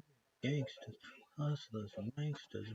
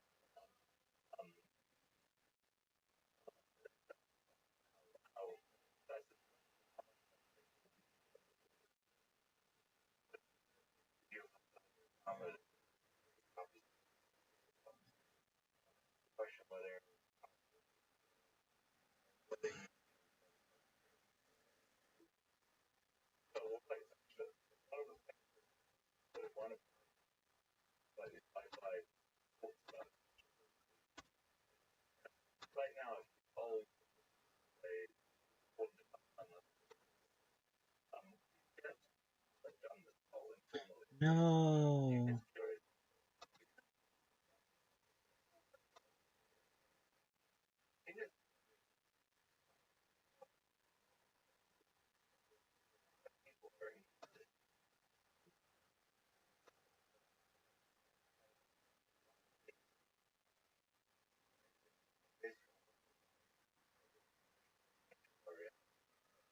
I think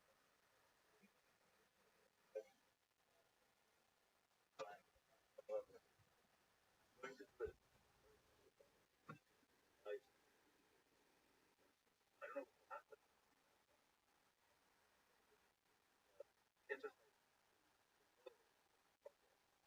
I think that through this project, unlike projects that basically project and development mathematics, that has absolutely nothing to do with that. Well, okay, so talking about kind of the first kind of first, it's turned out it's kind of hard to find it. People weren't sure that was the case. Back in the early days of applying mathematics to science and so on, people were like, oh, in 100 years, everything there is turned out to be harder. People got kind of humble at some level because every time we got to a greater level of study, it seemed like the math got complicated and everything got harder.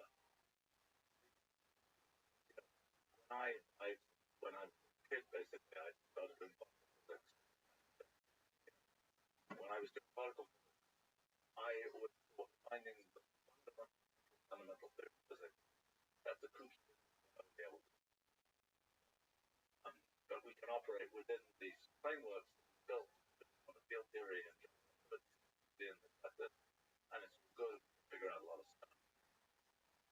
Do you even at that time have a sense that there's something behind that? Sure. But I just fact that I thought in some rather it's actually kind of crazy thinking back on it because it's kind of like there was a long period in the tradition of the ancients that it all figured out and that would figure it out. To some extent, that's the way I felt about physics when I was in the middle of it, so to speak. We've got quantum field theory, it's the foundation of what we're doing, and yes, there's probably something underneath it, but we'll never figure it out.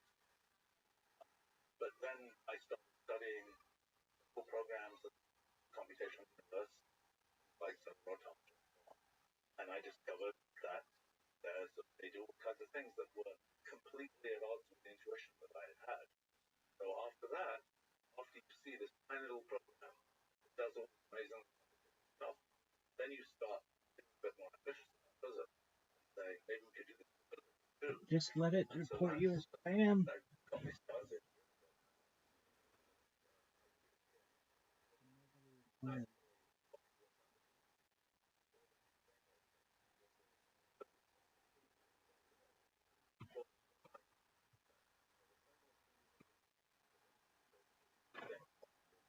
Fine. Of small stuff in general, sort of gravitation and large stuff. Basic theories, and there are being quantum and they've been a good run. There's a lot of stuff they've figured out. But what's interesting is the foundations haven't changed for that period. Even though the foundations had changed several times before that, in the 100 years earlier than that. And I think the kinds of things that I'm thinking about, which are sort of really informed by thinking about computation and the computational universe, different foundations, different set of foundations. And I'd be wrong, but it is, we have a shot. And I think, for me, my personal calculation itself, it turns out that the findings of their kind of low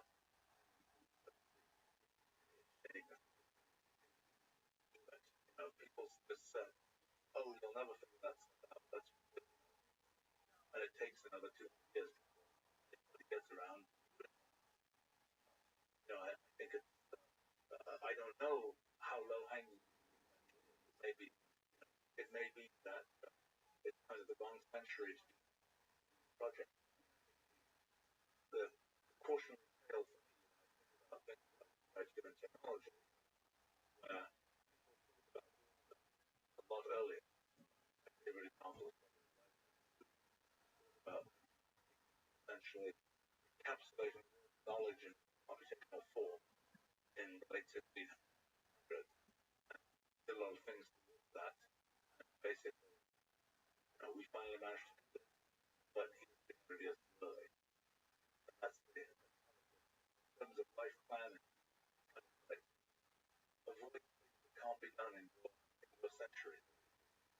Yeah, timing is everything. I think if we kind of figure out the underlying rules we create from which quantum field theory and general relativity converge, they'll help us unify it at that level of abstraction. Oh, we'll know it completely. We'll know how that all fits.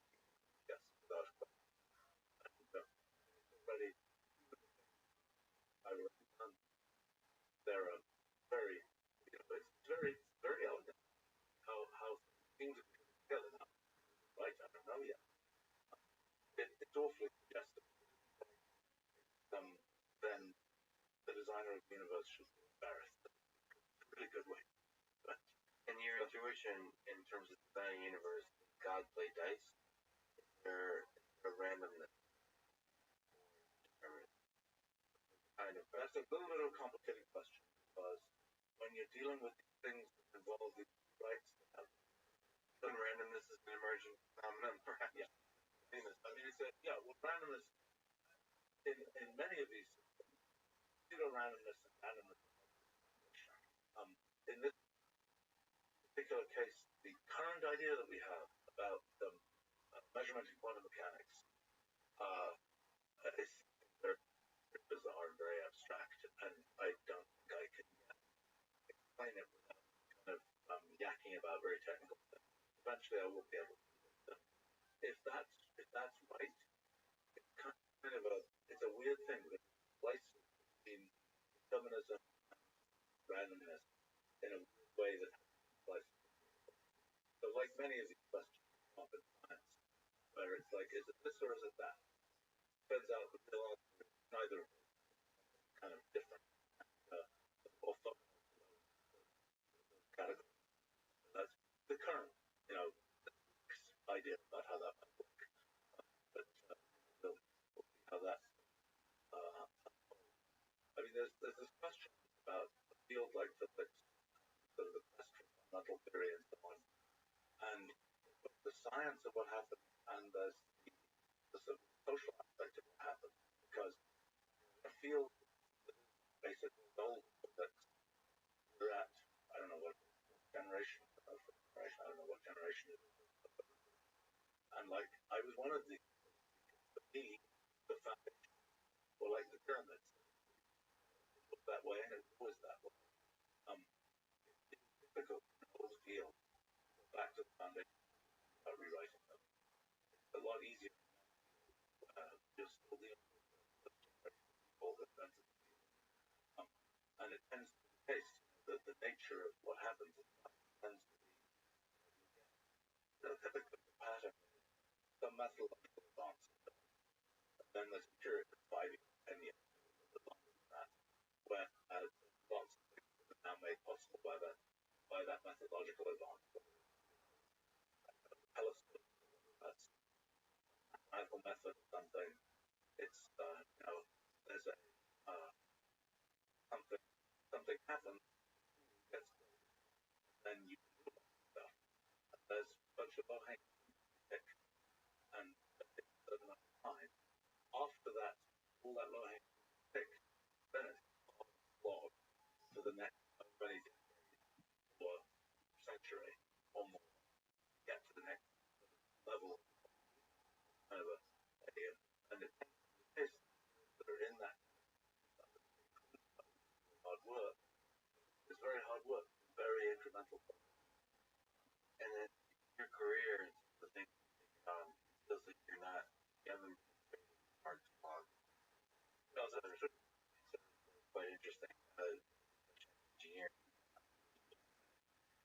small tangent. You were at Caltech. Did you get to interact with Richard Feynman at all? Did you Richard, we put together quite a bit. In fact, and in fact, when I was at Caltech, after I left Caltech, we were both consultants of the company corporation. Sounds really, ultimately, I say not kind of strategy they have and the time say, what do we know about running companies? Run their company. Anyway, not that kind of, it was the my interest, but the actions. See, it's I can have a more effective for actually getting figuring out what happen. And you think of it as essentially what you use with the company. I don't know if you're thinking of it that way, but you're creating tools to empower the exploration of the university. Do you think did he understand that point? The point of tools of I think not as well as he I think that but you know, he was actually my first company was also involved was involved with more mathematical computation kinds of things. You know, like he had lots of advice about the technical side of what you should do and so on. Give examples of memories that yeah, he had all kinds of the business was doing sort of one of the hard things in math. But he had his own elaborate ways to integrate. He had his own way about sort of math. And his sort of meta idea was take those traditional methods and make you follow the method. Now it turns out, for the most part, like the bizarre and everything, color image generates very elaborate things. Turning results into something you understand. And actually, Simon did understand that. I embarrassed him. He gave me this big methods of worked out 50 that's what you thing. And I was like, I intended to look at it and get back, and that's what happened. But, you know, I remember to get it back, but I think that was his attempt to systematize the ways that one does integral the shuttlecock and so on. Turns out the way we've actually done it is very different from that way. I think that difference between Feynman was actually quite remarkable at sort of intuitive diving in, you know, creating intuitive frameworks for understanding the concept.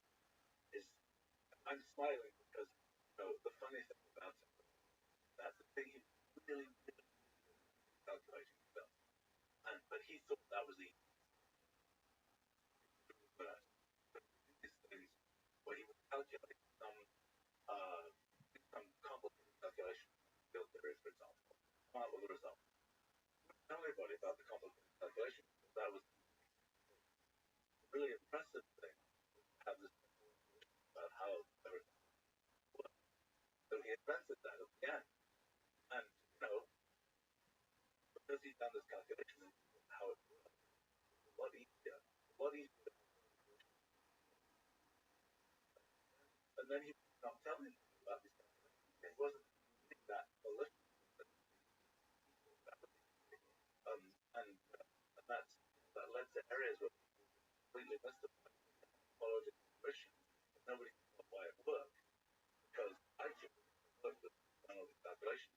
You know, when I worked on quantum computers actually back in 1981, before anybody had heard of those things. And the typical mode of saying I now think about this time about the age that he was when I worked with him and people who wanted to my age, so and I was one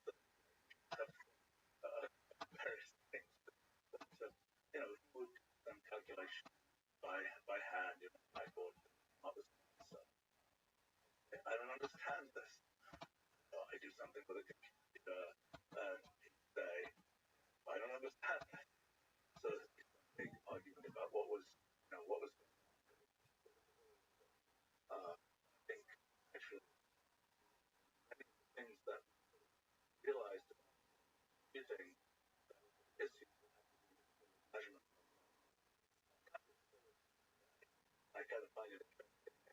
It's a funny thing, but the remarkable technology, the remarkable sort of repetition of history that ends up occurring. Eventually, things really get nailed down, but it takes a while, and it often come back decades later. Well, for example, I could tell a story that actually happened right down the street. Both of the issues I've been working on this particular software automaton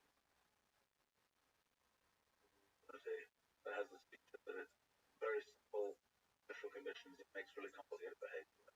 Okay? So, and actually, of all silly physical things, using the parallel computer called connection machine that company was making, I generated a giant printout. That's very, I'm actually kind of printer that we use to make layouts for Microsoft. So one of the big, large mass printers with high resolution and so on. So okay, to print this out, lots of very tiny cells, and so the question of how some features of that pattern. So it's very much, with me to measure. So Feynman has after a while. I want to know, how did you know that it would produce something really complicated behavior, complicated that would, going around and so on? I didn't know. I just enumerated all the possible rules and observed that what happened is that, I feel a lot better. I thought you had some intuition that you didn't have. That one. No intuition, just experimental science. Such a beautiful sort of dichotomy there. That's exactly what you showed is you really can't have an intuition without encouraging. I mean, you have to premise. Yes, that's right. It's hard for us, especially really like Feynman, say that you can't have a compressed, clean intuition about how the whole thing. Yes. No, he was, I mean, I think he was sort of on the edge of understanding, but found that he found computation, and I think that was sort of what he, that intuition, the difficulty of discovering things like he say, oh, I'm best, right? Sounds very, turns out, like, I'm just because I had kind of an intuition that said it should be that. So I had kind of arguments, oh, I'm going to ignore that, whatever. And how did you have an open mind enough? Because you're essentially the same person, like same kind of type of thinking. How did you find yourself having such a really open mind, open watching and them listening? Yeah, I think that's an interesting question. I've wondered about that myself, because it's kind of like, you do these things, and then you say, what was the historical story? And sometimes the historical story you realize after the fact. And what I realized is, I think what happened is, I did visit like reductionistic physics, where you throw in the universe and the cell go figure out what's going on. And then I started building, and I started building my first computer language, for example. Computer language is not like, it's sort of like the sense that you have to take all those computations you want to do, kind of drill down and find the primitive that they can all be made of. But then you do something completely different, because you okay, these are the three. Now, hopefully they'll be useful. Let's build up. You essentially build an artificial universe where you make the language primitive, building whatever you feel like building. That's so it was sort of interesting to me, because doing science where you just throw in the universe as the universe is, and then just being told, you can make up any universe you want. And so I think that experience of making a computer language, essentially building your own universe, is that's kind of the that's what gave me a somewhat different attitude with what might be possible. Let's just explore what can be done in the artificial universe rather than thinking the natural science way of how the universe actually is. Yeah, by being able to program, essentially, you, as opposed to being limited to just your mind, and you now have you've built another brain you can use for the universe. Right? Yeah, a computer program has a brain. Right. And it's a telescope, tool. And let's use stuff. But there's something fundamentally different between a computer and a telescope. I mean, I'm hoping not to romanticize the notion, but in general, computer is more general. And it's I think, the point about, people say, oh, such and such a thing almost discovered it. Building the paradigm that allows you to actually understand stuff or allows one to be open, seeing what's going on, that's really hard. And, I think I've been fortunate in my life that I've spent a lot of my time building computational language, and that's an activity that, in a sense, works by sort of having to kind of create another level of abstraction, kind of be open to different kinds of structures. But it's always I'm fully aware of, I suppose, the fact that I have seen it, but time of how easy it is to miss the obvious, so to speak. That it was, in fact, my attempts to miss the obvious. Although I not. what do you think is the role of ego in the history of and more sort of, a book title is something like A New Kind of Science, accomplished a huge amount. In fact, somebody said that he didn't have it. Yeah, but from an outsider's perspective, someone said that you have a see it that way? Does ego get in the way? It's empowering? Is it both? It's complicated, necessary. I've had, look, I've spent more than half my life, in the tech company. Okay? And, that is I think it's actually very, it means that one's ego is the thing that one encounters every day. It's all tied up with leadership, with how one, develops an organization, these kinds of things. So, it may be that if I'd been an academic, for example, I could have sort of, checked the ego, put it on a shelf somewhere, and ignored. But you remind me that quite often in the context of running a company. Sure. Yeah. I mean, that's what it's about. It's about leadership. And, leadership is intimately tied to ego. What does it mean? I mean, what is the, for me, I've been fortunate that I think I have reasonable intellectual confidence.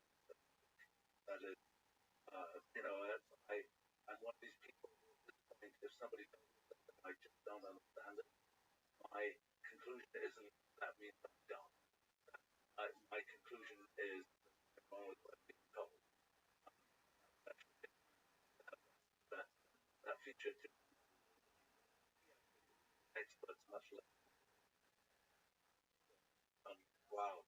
So that's a fundamentally powerful thing. Like, not that I am, but that the world is wrong.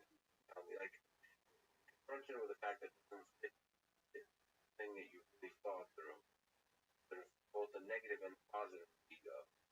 Yeah. Do you see the negative of that get in the way?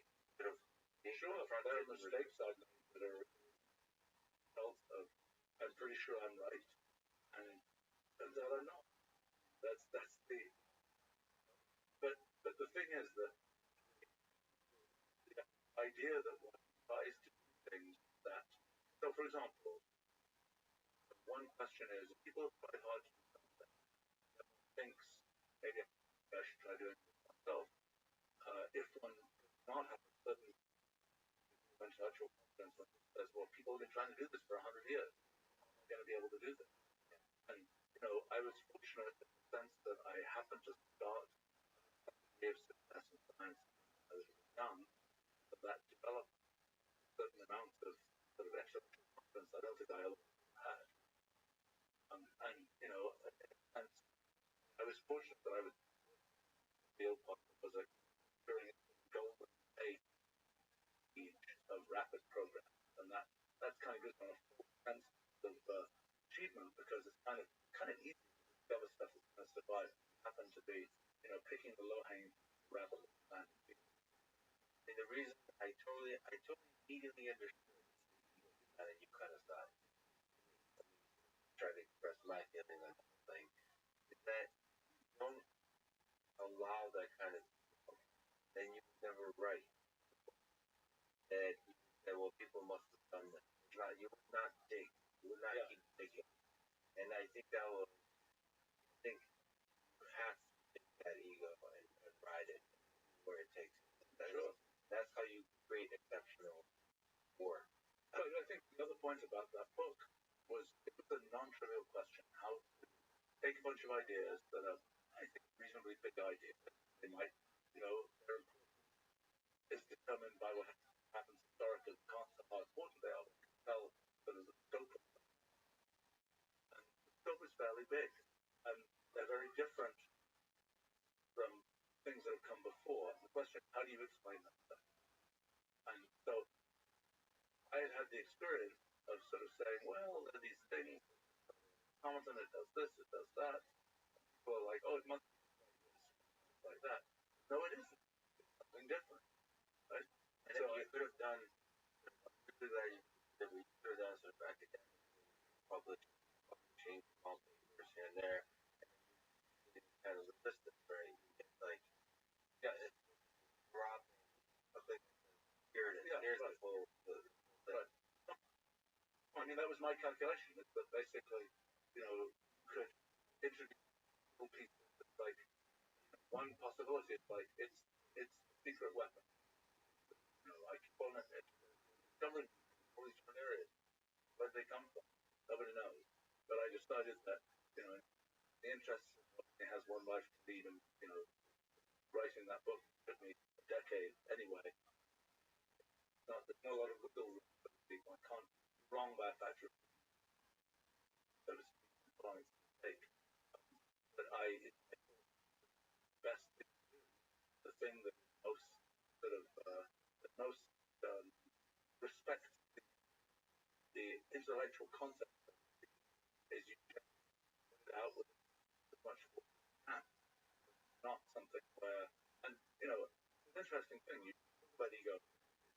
For example, I run a company that has my name on it. Right? I thought about starting a club whose companies have their name. It's a funny group because we're not a bunch of egomaniacs. That's not what it's about, so to speak. It's about basically sort of taking responsibility for what we're doing. And, in a sense, any of these things where you're sort of putting stuff on the line, it's kind of a funny dynamic because in a sense my company is sort of right? But it's kind of bigger than me and I'm kind of mascot at some level. I mean I also happen to be a pretty strong leader of it. But it's basically showing a inextricable sort of investment. Your name, like Steve Jobs' name wasn't on Apple, but he was Apple. Yeah. Elon Musk's name is not on Tesla, but he is Tesla. So it's like meaning emotionally. The company succeeds or fails, he would that emotionally suffer. And so that's recognizing that. And also Wolfram is a pretty good branding name for work that. Yeah, right, exactly. Just kind of Steve had a bad feel. Yeah, you made up for it. Okay, so 2002 published kind of science, which on a personal level, credit my love to cellular combat computation. I think a lot of others can't. Briefly describe the vision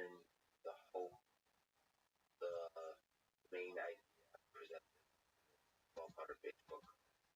Sure. 1,200 pages. The real idea is kind of a good way to get into it is to look at sort of the arc of it and to look at what's happened in kind of the development of science. This sort of big idea in science about 50 years ago that was, let's use mathematical equations to describe things.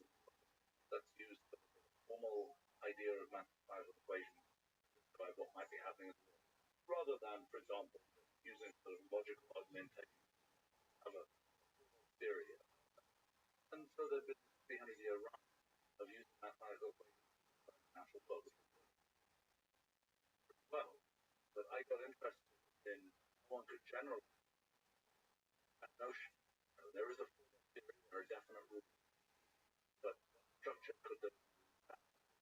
So I got interested in let's generalize beyond the purely mathematical rules, and we now have this sort of notion of programming and computing and so on.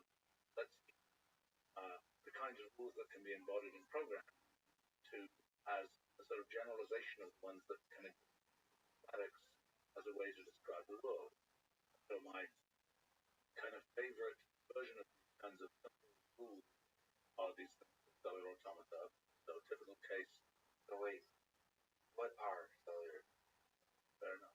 So typical case of cellular automata. Array of cells. It's a line of each cells. Each cell is either black or white. It's a series of steps that you can represent as lines going down the page. You're updating the color of each cell that depends on the color of the cell above it. So the thing might be if the cell and its right neighbor are not the same, and or the cell on the left is black or something, then make it black on the next step, and it's not make it black. And that sort of exactly right, but very much like what I just said, has the feature that if you started off with one black cell at the top, it makes the honestly laugh at whatever the fuck I just saw. Tight. Yeah, very simple. You simple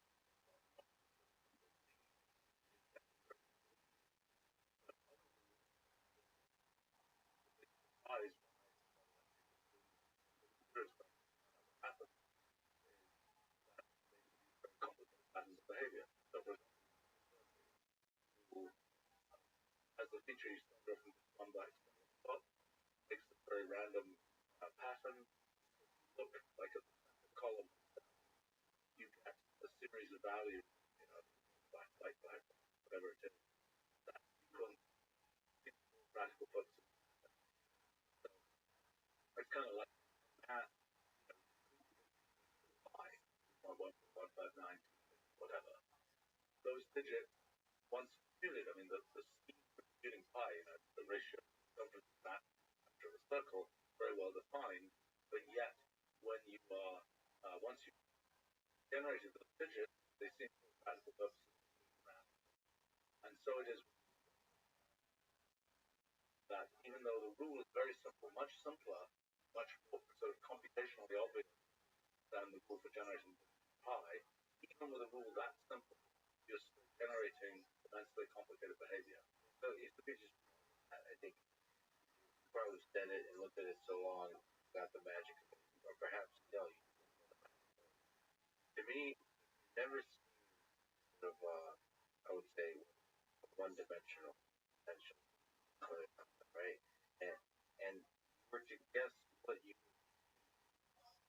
have the cells that only respond to neighbors. Like if you could guess what kind of things, like my initial guess, even when I first like opened it, my initial guess is very simple, right? And I think it's a magical experience to realize kind of complex dimensional clarity. So your favorite cellular automaton? All my favorite, yes. It's you get complexity, immense complexity, you get temperature,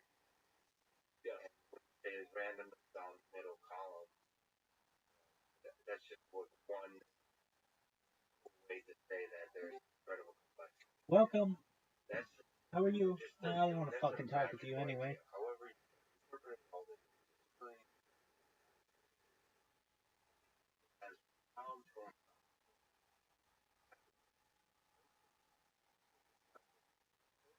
express information about how to, I don't know, whether they have all kinds of information is one, just, I think if I were on a desert island and, but if I had to take one book, out of science, enjoy that notion. Put it that way. I mean, look, it was a very intuition breaking discover. Kind of like, you point the computational telescope out there and the, I don't know, in the past, kind of like, moons of Jupiter. Suddenly you see something that's very unexpected. Very unexpected. The big challenge at a personal level was how to ignore people. In other words, might say, well, what would you say? Yeah, well, I mean, by the way, well, I was generating that. That's the rule. The rule for thing that says, for example, it says here you have a black cell in the middle, and black cell to the left, and white cell to the right, and so on. So here's the actual pattern that you get starting off with a black cell up there, and then that's the initial stage of the fish. That's the initial thing. You start off with going down the page. Every step applying to find out the value that you get. So I think that's simple. Got to get maybe some trace of that simplicity here. Okay, we'll run it 400 steps. What it does, yes, but see, there's a regularity of that. But there's a lot of stuff here that's very complicated, very random, and that's a big sort of shock. A big shock to my intuition that that's possible. The mind immediately starts your pattern. There must be a pattern. Yeah, there must be. Well, so I spent. Indeed, that's what I thought. I thought, well, it's kind of interesting. Run it long enough, something will resolve it, something. And I did a kind of analysis, mathematics, cryptography, whatever, try and crack it. And I never succeeded. And after I hadn't succeeded for a while, I started thinking maybe there's a real phenomenon here that is the reason I'm not succeeding. Maybe the thing that for me was sort of a motivating factor was looking at the natural world, being all complexity of the natural world, what secret does nature have that lets it make all this complexity that we humans, when we engineer things, typically are not making things that simple. So the shock here was, even from something very simple, that complex, maybe this is getting at the secret that nature has that allows it to make really complex things. So its underlying rules may not be that complex. They're making look at the apple. Was there you took a walk and something profoundly, was it gradual? Being boiled. The truth of every science discovery is not that gradual. I happened to be interested in scientific biography kinds of things, so I've tried to back down. How did people come to figure out this or that thing? There's always a long kind of preparatory. There's a need to be prepared, and my mindset, which possibly is in the case of 30, I don't know, it was around 1984, of cat. But the story is, I finally had a high resolution computer, so I was generating my picture, generated plain. They have this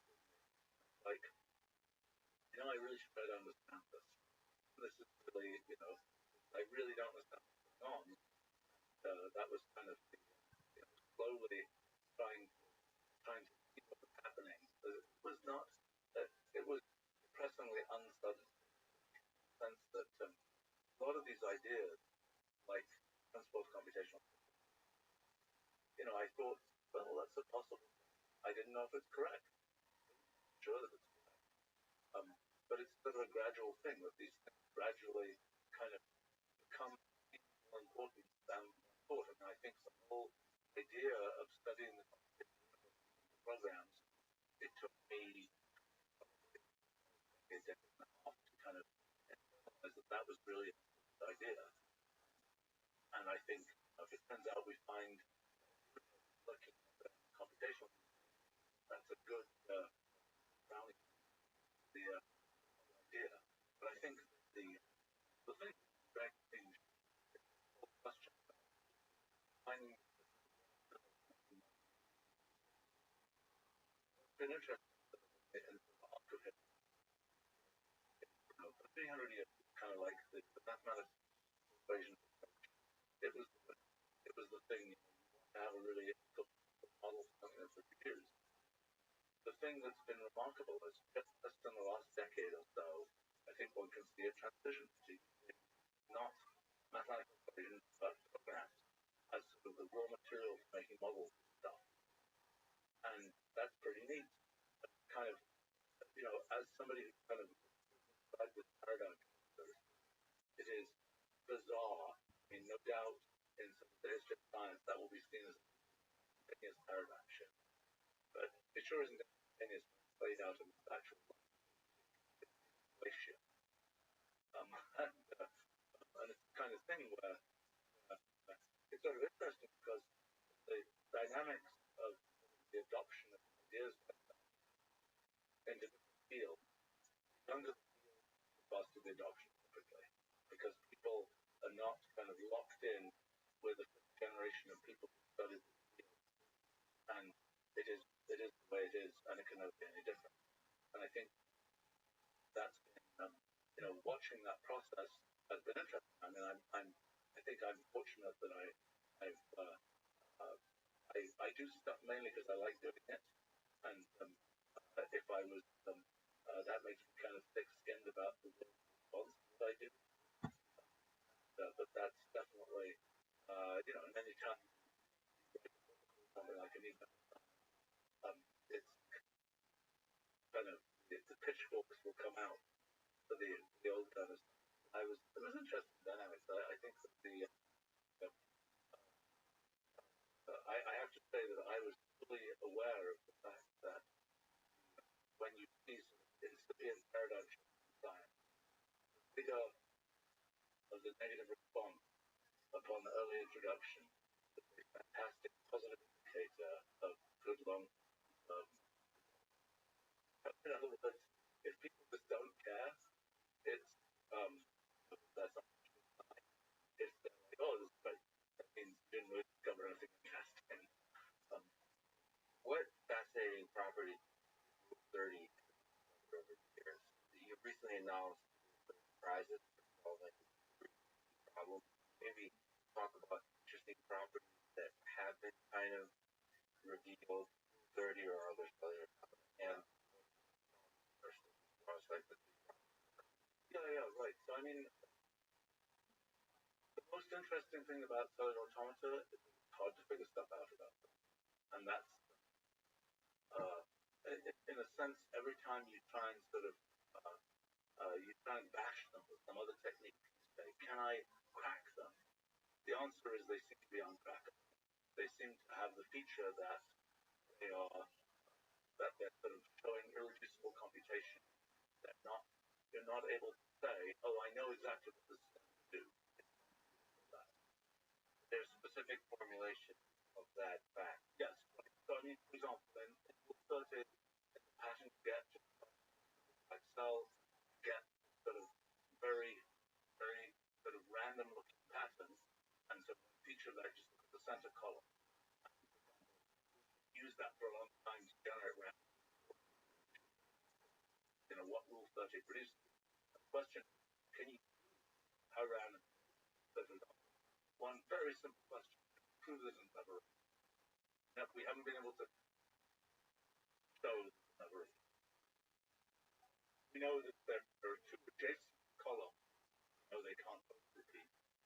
But just knowing whether that center column never repeats, we don't even know that. Another problem that I put in a collection of, it's like $30,000 for for these three prizes for about Rule 30. I would say it's not one of those cases where money is not the main point, but motivate the investigation. So there's three problems. Suppose you get $30,000 on all three, or no, it's 10,000 for each, right? Oh yeah. The problem is money. The problem is Yeah, right. formulation. So just whatever becomes the second problem is are there an equal number of black and white On the middle. third problem is a little bit harder. Is there a way of figuring out what the color of a cell at P guns in less computational effort about is there a way to jump ahead and say, I know what it's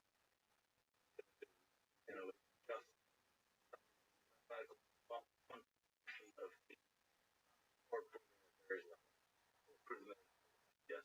So, for any one of these you could prove that one could discover what Rule 30 does in steps. But maybe we'll know steps very well. But maybe for the steps it suddenly becomes repetitive. You might say, how could that possibly happen? But so when I was writing up these prizes, I thought this is typical of what happens in the computational universe. I thought, let me find an example where it looks like it's going to be random forever, but actually it becomes repetitive. And I found one. But it's, I didn't search. I searched, I don't know, maybe a million different with some criteria. And this is what's sort of interesting about that is I kind of have this say a silly point about the computational universe, which is the animals. There's always some way one of the computation Welcome. figure out how to do something, even though I can't imagine how it's going to do it. And I didn't think I would find one. I think after all these years. How are you?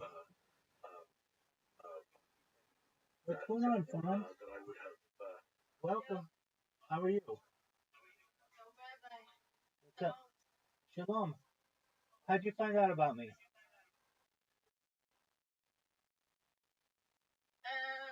He was floating around the bird. On the bird news? Yeah, the bird news. What's the bird news? It's a blog.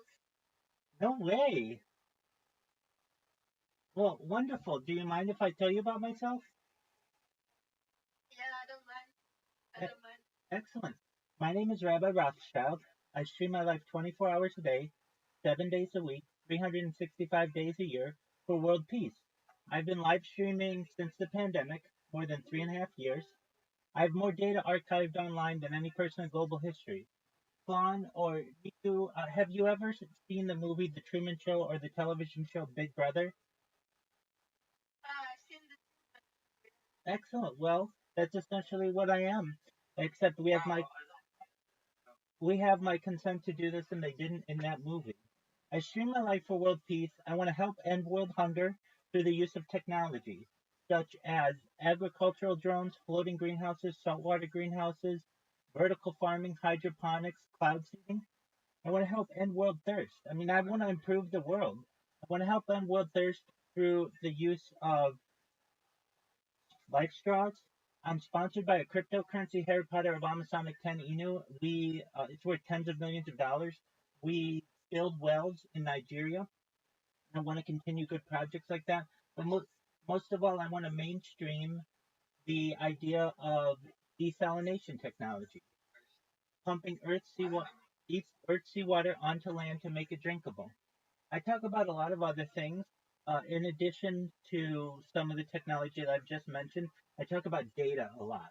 So, Fawn and Niku, how am I going to be able to help you with data?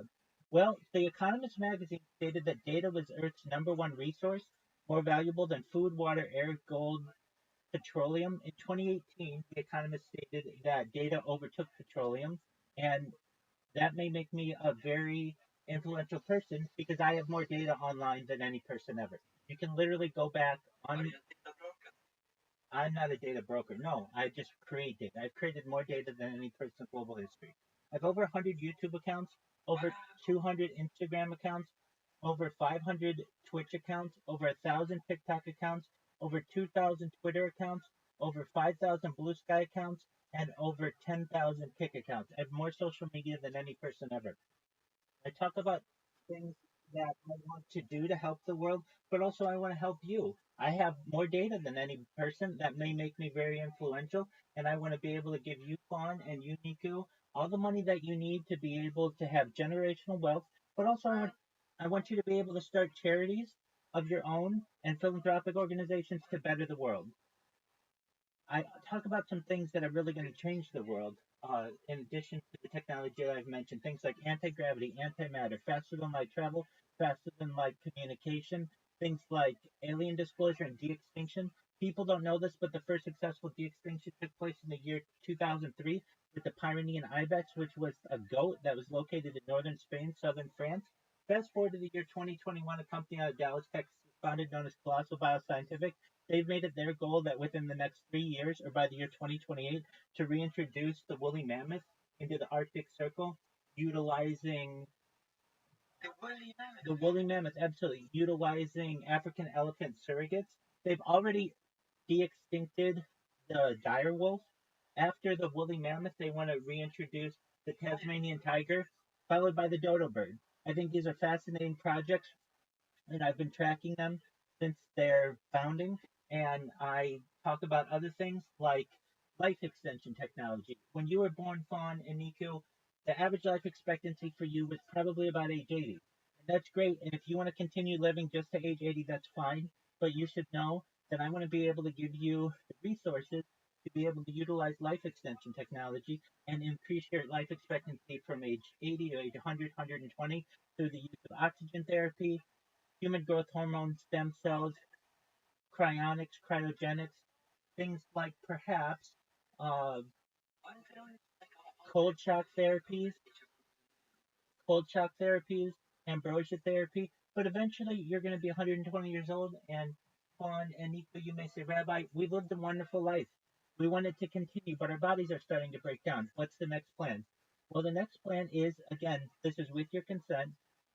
If you want, you may be able to utilize a type of technology known as mind uploading technology, which, with your consent, we scan your brain into a computer like a CAT scan or an MRI, knowing where every atom is in your central nervous system and your peripheral nervous system, for later download as an android, an avatar, a cyborg, a cybernetic being, a clone of yourself, a robot, an ethereal being whatever you want to be.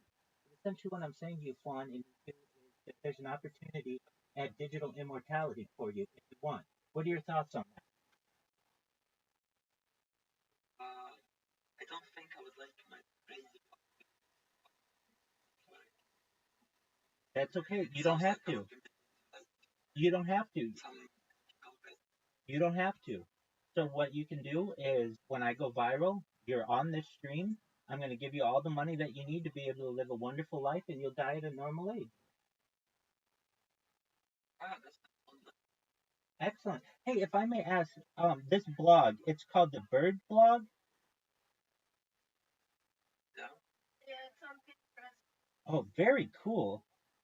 Okay, I'll have to look that up. What would I search in Pinterest to find it? It's the sewing bird boat. Okay, so would I just search sewing bird? I think so. Okay, It was like, I was invited by them, from there. that's amazing. Well, I'm glad that you're here. You should know more than anything that I say, if you ever need anybody, if you ever need a positive person in your life, if you ever need an optimistic view on the world, or if you just need hope, I'm here for you. I'm here to be a good person to you and to the world. and just be a light amongst the nation. So if you ever need anything, I'm here to help you. How's that sound? Yeah, man, that's great, man. Great. Excellent. Well, Are you really from the Rothschild? we're all related. There are over 3,000 of us in the United States alone.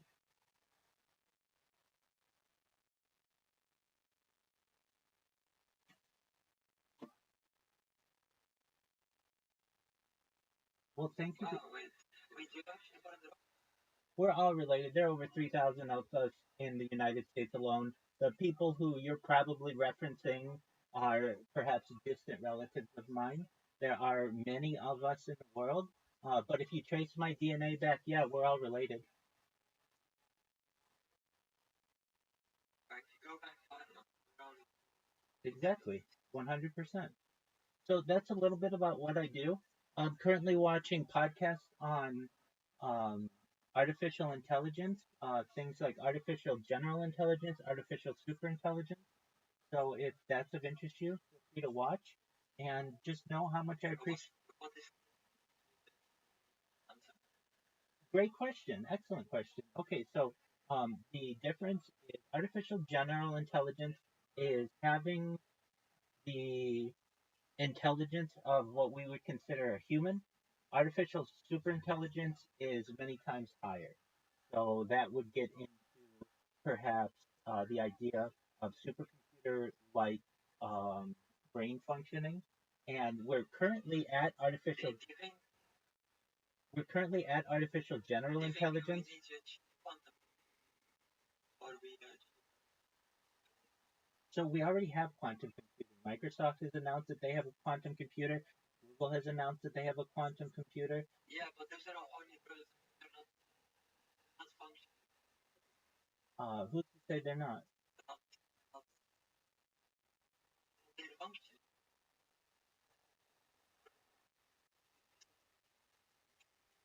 True, but we want them. Well, certainly, given enough time, quantum computing will certainly affect us all. If you're talking about having access to like a personal quantum computer, it may just be a matter of time. 50 years ago, people didn't even necessarily envision people having personal computers. In fact, there were many predictors that said there's no reason that a person should ever need a computer at home, and now we all have them. So perhaps 50 years from now, or probably even less, we may all have access to our own quantum computer. I would like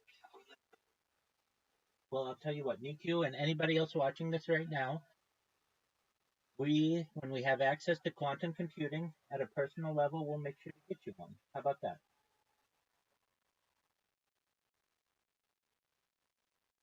that would be lovely. Absolutely. You'll be able to play any game that you want in any dimension. It'll be very fast. You won't have any loading times. It'll be wonderful. I think we would quantum,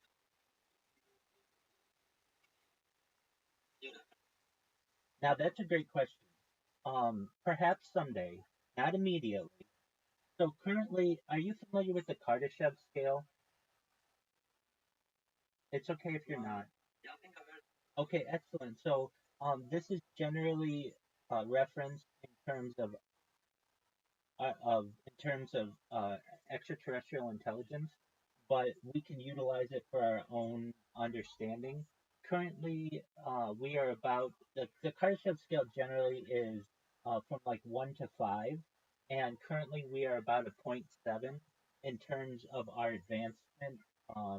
So, a Type 1 civilization can utilize generally all of the energy on their planet. That would mean all of our solar, all of our geothermal, etc. We're not quite there yet. We may be able to achieve that within the next 300 years or so. Then type 2 on the Kardashev scale means that we will be able to utilize all of the um, all of the energy, perhaps in our uh, moving from our solar system to perhaps a galaxy, or moving really like all of our solar energy. When, yeah, I want like Yeah, was I follow Exactly. You you usually using what's known as a Dyson sphere. So it's basically something that exactly. And then type three, perhaps is when we're able to utilize all of the energy, or a civilization is able to utilize all of the energy within the galaxy. Type 4 perhaps may be able to utilize all of the galaxy, pardon me, moving away from the galaxy to multiple galaxies. And then Type 5 is perhaps the ability to be able to utilize all of the energy in the universe and create your own universes. So that gets into would we be able to use quantum computing to create our own universes? Perhaps once we achieve Type 5 civilization, or perhaps sooner, but at least that's the idea.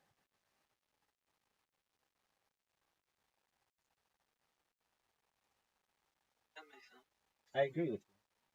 So that's essentially what I do. I created a time capsule for society. This goes back to the pandemic. We've seen the death of a queen, the birth of AI, the coronation of a king, and everything in between. And I'm live right now on 16 different YouTube streams simultaneously. I'm live on Twitch. I'm live on Twitter. I'm live on Rumble. I'm live on quite a few different other platforms. And just essentially an open book for the world to be able to perceive. I'm live in quite a few different Discords right now. So people have portals into my life. And if you ever need me, I'm here for you. And just really appreciate you guys having the courage to come in and talk with me. Thank you.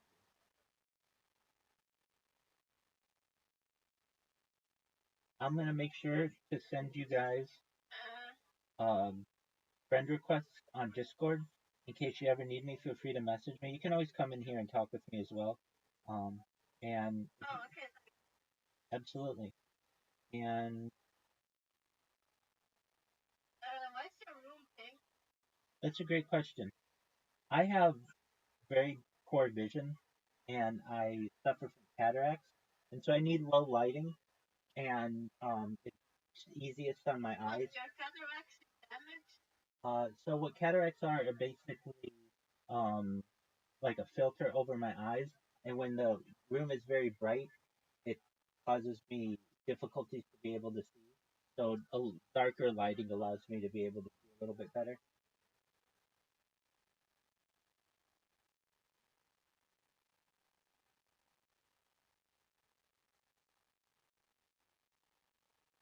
Uh, Now, if I were on Pinterest, how would I find the post about me? you have to watch like a bunch of sewing videos for like 10 hours. I have to watch a bunch of sewing. Okay, and then somebody just randomly. Yeah, that's what I did. Okay, very well. And then you just randomly came across a post about me. Yeah, this guy did vlog about using vlog. Okay, so is it called the Bird Blog? Something very vlog. I don't remember. I kind of just post it. Okay, that's all right. Like if you know how Pinterest works, you just kind of know when it has something time. Absolutely. What was the link? What did it look like? Like bird. Okay. Well, very well. Well, I'm glad that you guys found me. And if you need anything from me, I'm here to help you, okay? Yeah, Excellent. sounds good. Wonderful. Well, How did you get the curtain?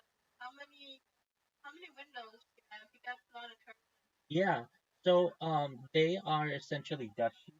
Um how many do I have? One, two, three, like three on this wall. And essentially they keep dust off some of the shelving and make it just overall like a consistent background for me, and it makes it easier to not have the sun in my eyes. Is it fire retardant? I'm not sure about that. I think it perhaps is fire retardant but not fireproof. I'm saying, is it like 100% cotton or is it polycotton? No, no, What is it? it's not. They're just like fire retardant sheets, like probably plastic. Yeah, but what makes them fire retardant? I believe the type of plastic that they are. No, if it's made from plastic, it's not fire retardant. It can be. No, I would not sell. I would not sell anything with that. Sorry. Oh, I'm not asking you to. Yeah, I'm just wondering if I can use them for my character. Oh yeah, no, I wouldn't. I wouldn't either. I don't need them to be fire retardant. I'm actually a certified rabbi. I am. I made smicha during the pandemic in 2020, pardon me. And I take questions in here. I daven every day. I like to fill in. We light candles. I do my best to keep kosher and do everything that I can to maintain an Orthodox life while live streaming my life Okay, what do you think simultaneously. about the Arabs? I want world peace.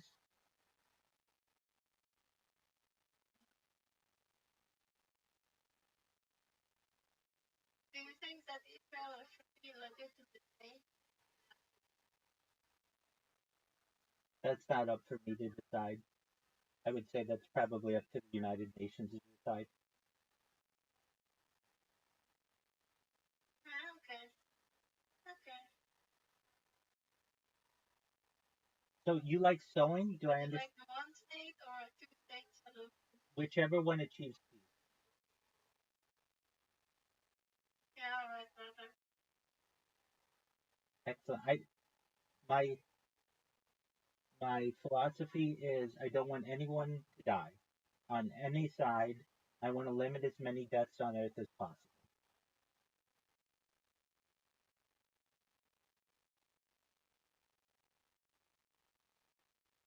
So I take it you like sewing a lot? Yeah. Very cool. Well, I am not a seamstress or tailor myself, but I do respect the art.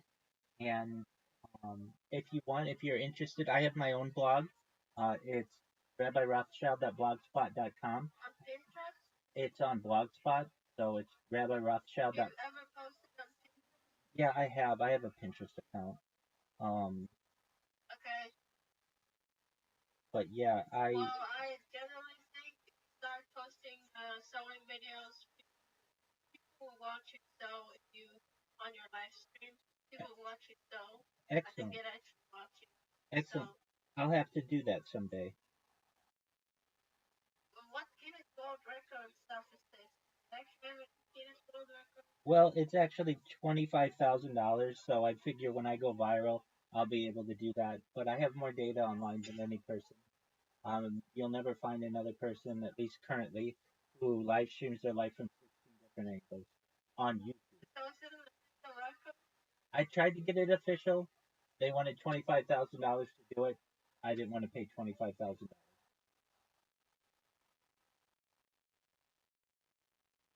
You didn't want to give them money. It's a lot of money, and I figure What does the world record do anyway? exactly. Give me a job. It doesn't necessarily do anything for you No, anyway. will you give me a job if you get the Guinness World Record? Absolutely. You will Okay. be my official tailor. So you do whatever kind of curtain sewing that we need. How's that sound? Yeah, okay. Excellent. Very well. If you're interested in my blog, it's rabbirothschild.blogspot.com. It may be the largest blog entry. I'm actually boycotting Blogspot Okay, why are you boycotting them? because they took down my blog. Oh, boo on them. Why did they take down your blog? Because I was bashing about the distribution of the waters in Malaysia and India and Pakistan right now, man. So they bashed me, man. Well, that's unfortunate. Well, They got me. They might get you. They might get you too, man. all right. Well, I'll do my best to avoid that. I certainly Yeah, understand. you should leave Blogspot and you should join WordPress. That Okay. I mean, I'm familiar with WordPress as well. yeah, WordPress is good, and they give you money in WordPress. So Very well. Well, at least my blog is quite extensive. Go ahead. Oh, that is my title in here. So there are motherships, like when you have an alien mothership, and I think it's funny that there's a term MILF, and so I'm captain of the MILF ship.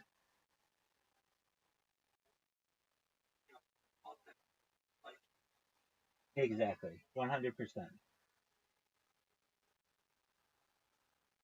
Very well. Yeah, I think MILFs are a very underrepresented. Excellent. I think they're very underrated. Basically, they're experienced, powerful women, and I think that they should be held in higher regard in society. So I think that they've reproduced. That's really interesting. But just generally, I think I'm more attracted to older women, and I think that they should be held in high regard.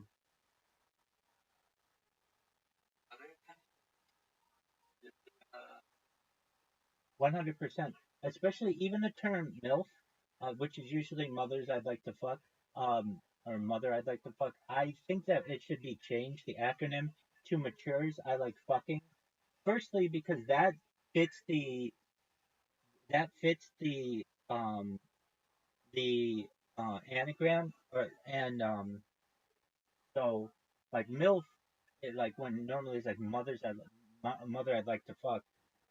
That's MILTF, which doesn't really make sense. Um, and also, there are a lot of mature women who haven't been able to reproduce, and I don't think that they should be any less than someone who has been able to reproduce. They're older, they're mature, they're experienced, so I call it matures I like fucking. And additionally, especially with some types of technology that we currently have and that we're utilizing, women are going to be able to have children at later ages. So, especially in terms of cryogenic preservation of embryos or of eggs, they should be able to have children perhaps in their 50s, 60s, 70s, 80s, even, especially if they use surrogacy. So, I think that I can be somewhat of a leader in terms of um, normalizing women of having children at later ages.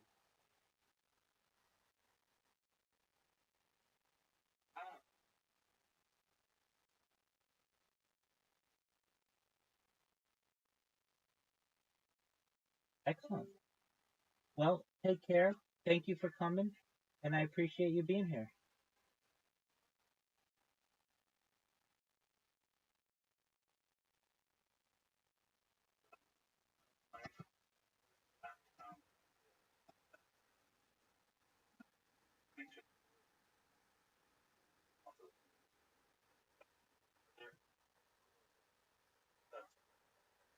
That makes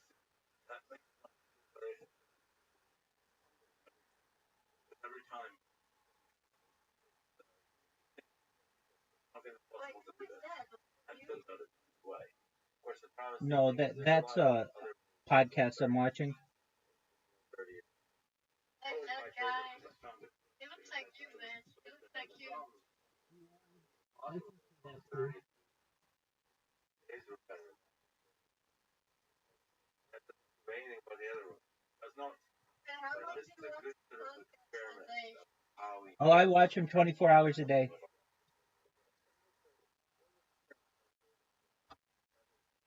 Turned out that I would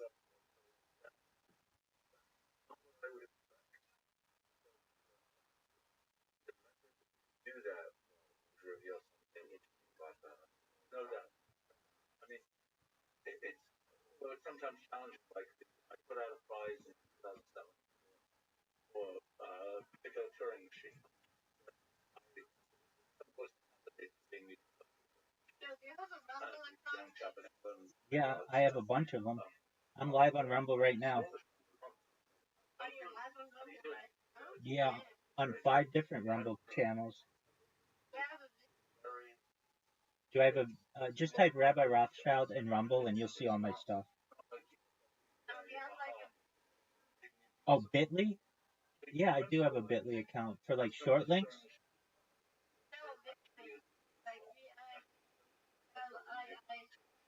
Oh, I don't have a Vidly account.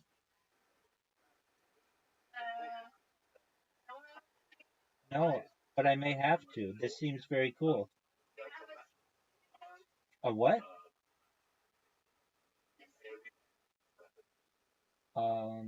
I perhaps need to add that one as well. How do I spell that?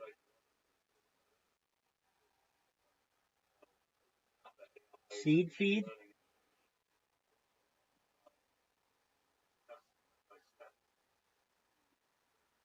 What did you say? Seed feed? Yeah, seafood. Oh, I just remember seafood built a name called something else now. All right. Yeah, it's called seedlive.com now. Very cool. Yeah, you gonna sign up? Yep. Seedlive.com. Yes, I am. Very cool. Thank you for the heads up on these.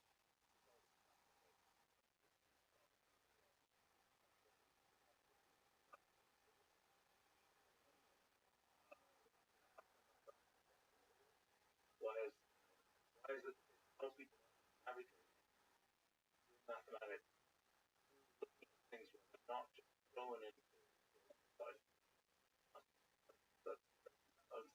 separate. And that would have a poetic beauty to it if people What is your find website something that interesting about Rule 30 because Which website?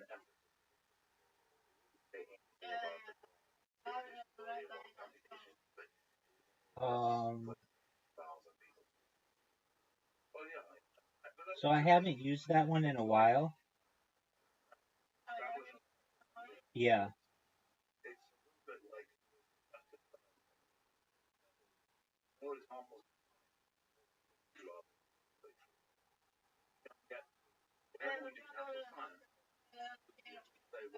Excellent. Thank you for joining. I appreciate it. Yeah, no problem.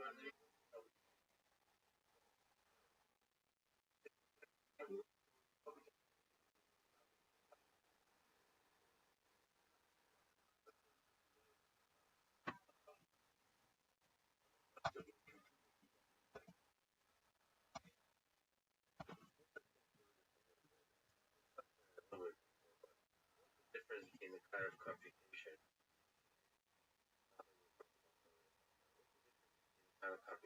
biological mind, body, things we us that emerge and cellular. I mean, kind of applied to the discussion of physics underlying. But we talked about the potential equivalence of laws of physics and the kind of computation going on in Turing machine. We now connect that. I think there's something special or interesting about the kind of computation that our body. Right. Well, let's talk about brain. Brain. I mean, I think the most important thing about the brain that we care about, in the sense that there's a lot of computation going on out in cellular automata and physical systems and so on, and it does what it does. It follows the rules. It does what it does. The thing that's special about the computation in our brain connects our goal and our current whole societal story. And I think that's the special feature. And now the question then is, both an ocean of computation out there. How do you connect that to things that we care about? And in a sense, a large part of my life has been involved in how to do that. But I've been interested in computational language that allows something that both humans can understand and that can be used to determine computations that are actually computations we care about. I think when you look at something like one of these cellular automata and does some complicated things, I care? Well, you could say the same thing as physics. Say, oh, I've got this material and it's a ferrite. Why do I care? As a magnetic property. Why do I care? Why do I care? Well, we end up caring because, ferrite is make this, whatever. We could use liquid crystal to make actually increase not, but it has to make computer displays. Those are, in a sense, defining things that happen to us and making it be something we care about because we train it in technology. The same thing in computation, that a lot of what's out there is stuff that's happening, but sometimes we have some objective and we go and sort of mine the computational universe that's useful for some particular objective. Large scale, trying to do that, sort of navigate the computational universe to do useful things, that's where computational language comes in. A lot of what I've spent building language, which I think for the last 1/3 of the century now, kind of the goal there is to have a way to express kind of computational thinking, computational in a way that both humans and machines can understand. So, kind of like in the tradition of computer language, programming language, that tradition there is more, let's take how computers are built and let's have a human way to specify this at the level of the computers built. What I've been interested in is representing sort of the whole world computationally, able to talk about whether it's about chemicals, this kind of algorithm or that kind of algorithm, things that have come to our civilization, knowledge base of our civilization, being able to talk directly about those in a computational language so that we can understand it and compute it. The thing that I've been about recently, I had only realized recently, but it's kind of the arc of what we've tried to do in computational language is it's a similar kind of arc of what happened when mathematical notation was invented. So go back 400 years, trying to do math, they were always explaining that math, and it was pretty concrete. And as soon as mathematical notation was invented, you could start defining things like algebra and later calculus and so on. It became much more streamlined. But to deal with computational things about the question, what is the notation? What is the kind of formalism that we talk about the world computationally? In a sense, that's what I spent the last third of the century trying to build. Finally got to the point where you have a pretty full-scale computational language that talks about the world. And that's exciting because it means that just like having mathematical notation let us talk about the world mathematically now and let us build up these mathematical sciences. Now we have a computational language that allows us to start talking about the world computationally and lets us, my view, computational X for all that, all these different fields, computational this, computational that. That's what we can now do. Let's step back. So first of all, the mundane. What is Wolfram language in terms of I can answer the question for you, but basically not the philosophical, deep, the profound impact of it. I'm talking about the tools, or the download. Yeah. And play with what is it? What does it fit into the infrastructure? What are the different ways to interact with it? Right. So I mean the people have sort of perhaps heard of that come from modern language. One is Mathematica, the other is but Mathematica first came out in 1988. This system that is basically a instant language, and it's used to do computation, particularly in sort of technical areas, and the technical thing you're doing is you're typing computational language and getting computation done. It's very kind of there's like a symbolic Yeah, it's a symbolic language. So symbolic language is, I mean, I don't know how to cleanly express that, but that's very distinct from how we think about sort of, I don't know, programming language like Python or something. Right. But so the point is that in a traditional programming language, raw material language, it's just stuff that computers do.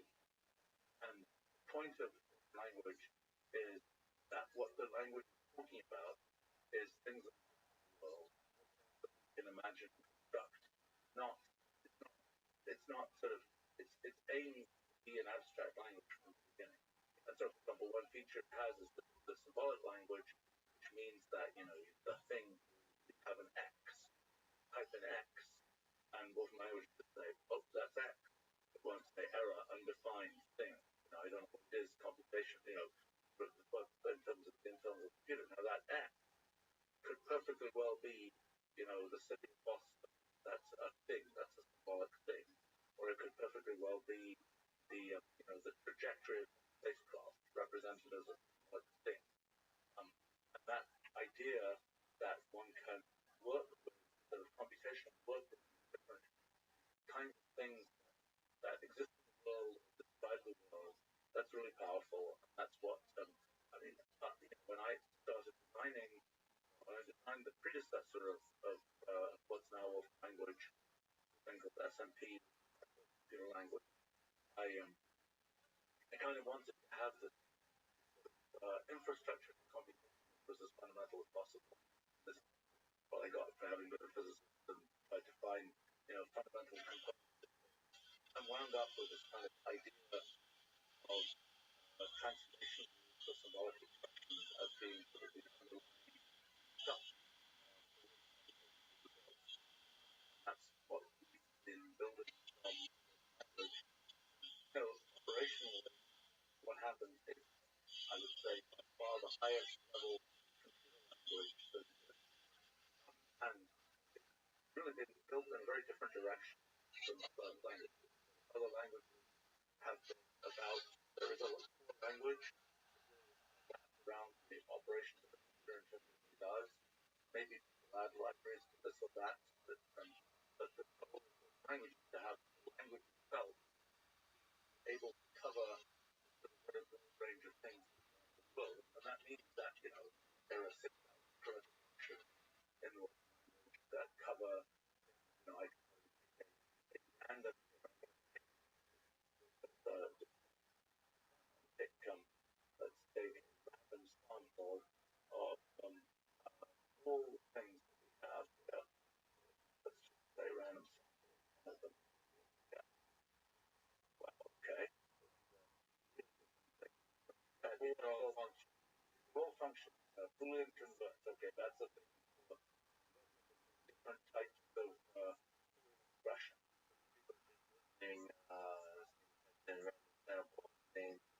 Sampling from all functions. There's like 6,000 of them. There's a hilarious variety of them. Yeah, well, we've got dollar request for address that has engaged interaction with the cloud. Always on that graphical. I don't know.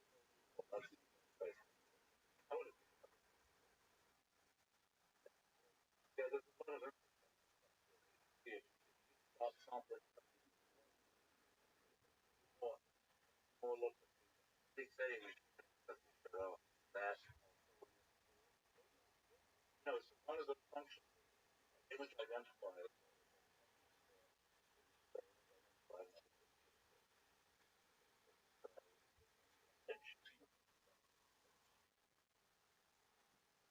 for image at the webcam picture your photo. Say image identifier then paste that image identifier running the picture. Oh, and it's I look like a classified image that as well as object plunger. So that's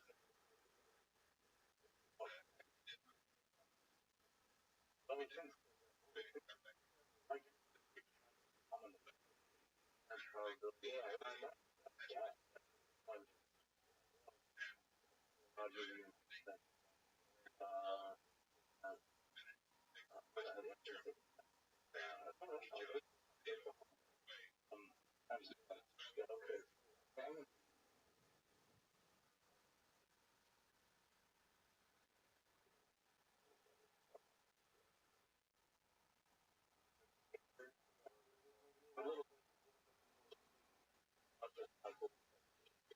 Okay, 89%. Then I would, but identify as an example one of the one functionality. like that's the heart of the that's like I'm part of calling the it core language. Or I mean, something like I could say find nearest. Let's find here. Try finding 10 volcanoes. Geo nearest volcano here, 10 years. Volcanoes out spot that. A map that shows volcanoes Of the east coast, west. Well, no, okay. That's not too bad. Yeah, they're not very close. But the fact that right in the language it knows about all volcanoes in the world, it knows computing what the first ones are, it knows maps. Fundamentally different idea of language. Yeah, right. That's why I like to try as a full-scale computational language. That's what we try to do. Comment briefly. This kind of along with this mouth represents AI.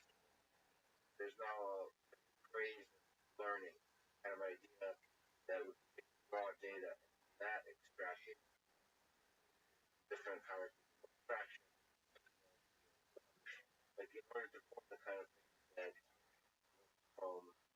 language operates with, we're very far. And the context of history of AI, there's the computation. There's some sense where in the 90s, systems represented a very particular right? There's a kind of notion that those efforts didn't out. Right. But then out of that emerges from language or from alpha, which is right. Well, I think those are, in some sense, those efforts. They were looking at particular areas, and you actually the particular area. Like even a problem like natural language, it's critical to have broad knowledge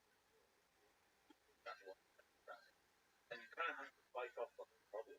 If you say we're just blocks over here, so you don't really. It's actually one of these cases where it's easier to solve things. One comment to make about the relationship tried to do in the learning side of AI. In a sense, if you look at the development of knowledge and civilization as a whole, there was kind of this notion 300 years ago or so now, I want to figure something out about the world, which is just war human.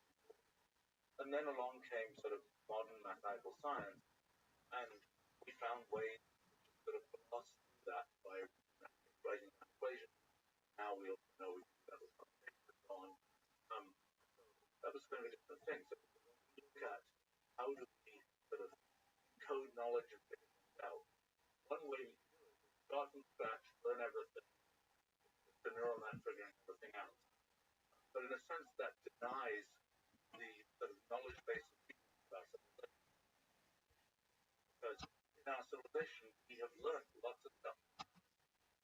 Surveyed volcanoes, done, we figured out lots of algorithms, this or that. Those are things that we can code computationally, and that's what we try to do. And we're not saying just you don't have to start everything from scratch. So in a sense, a big part of what we've done is try and sort of capture the knowledge of the world in computational form. Now, there's also for a long time like computers, like implementation, where there's a really useful module add that is those things that were pretty easy that have been hard for computers. I think the thing that's interesting in emerging now is the interplay between knowledge of the world that is in a sense very symbolic, kind of sort of much more kind of like image identification and so on, and put those together by having the symbolic representation of image identification. That's what I think gets really interesting, and where you can kind of symbolically represent and so on. I think that's that's kind of a part of the path forward. Yeah, so the dream of machine learning is not, in my view, with many people, it's not anywhere close to build the kind of wide world of computable knowledge that language is built. But because you have a incredibly hard work building, now service to help you explore that world. Yeah, that's what you've added. I mean, with version 12, right? Yeah, those demo looks amazing. But I mean, I think it's sort of interesting. The sort of the once it's computable, once it's in there, it's running very efficiently. Right? But then there's sort of things like the interface. How do you get there? How do you natural understanding to get there? How do you pick out entities in text or something? That's a good example right now is NLP. Done a lot of stuff, natural understanding, using essentially not learning-based methods, a lot of little algorithm methods, curation methods. There's one people try to enter a query and then converting the process of converting NLU defined beautifully as converting a query to digital computation, which is a very well, first of all, practical definition, very useful, and also right.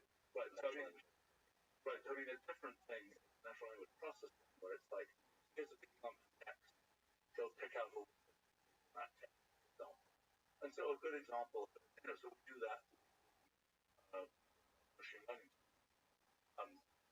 It's actually kind of an interesting now between what do we pick up with machine learning, pick up with more kind of precise computational methods and natural language understanding.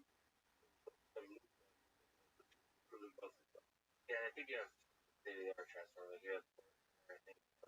So suppose you're integrating all the models. I mean, this is the hybrid thing that people have always dreamed about. I'm actually just surprised, frankly, that Wolfram language is not more popular than it already is. No, it's a complicated issue because it's like it involves ideas. And ideas are observed slowly.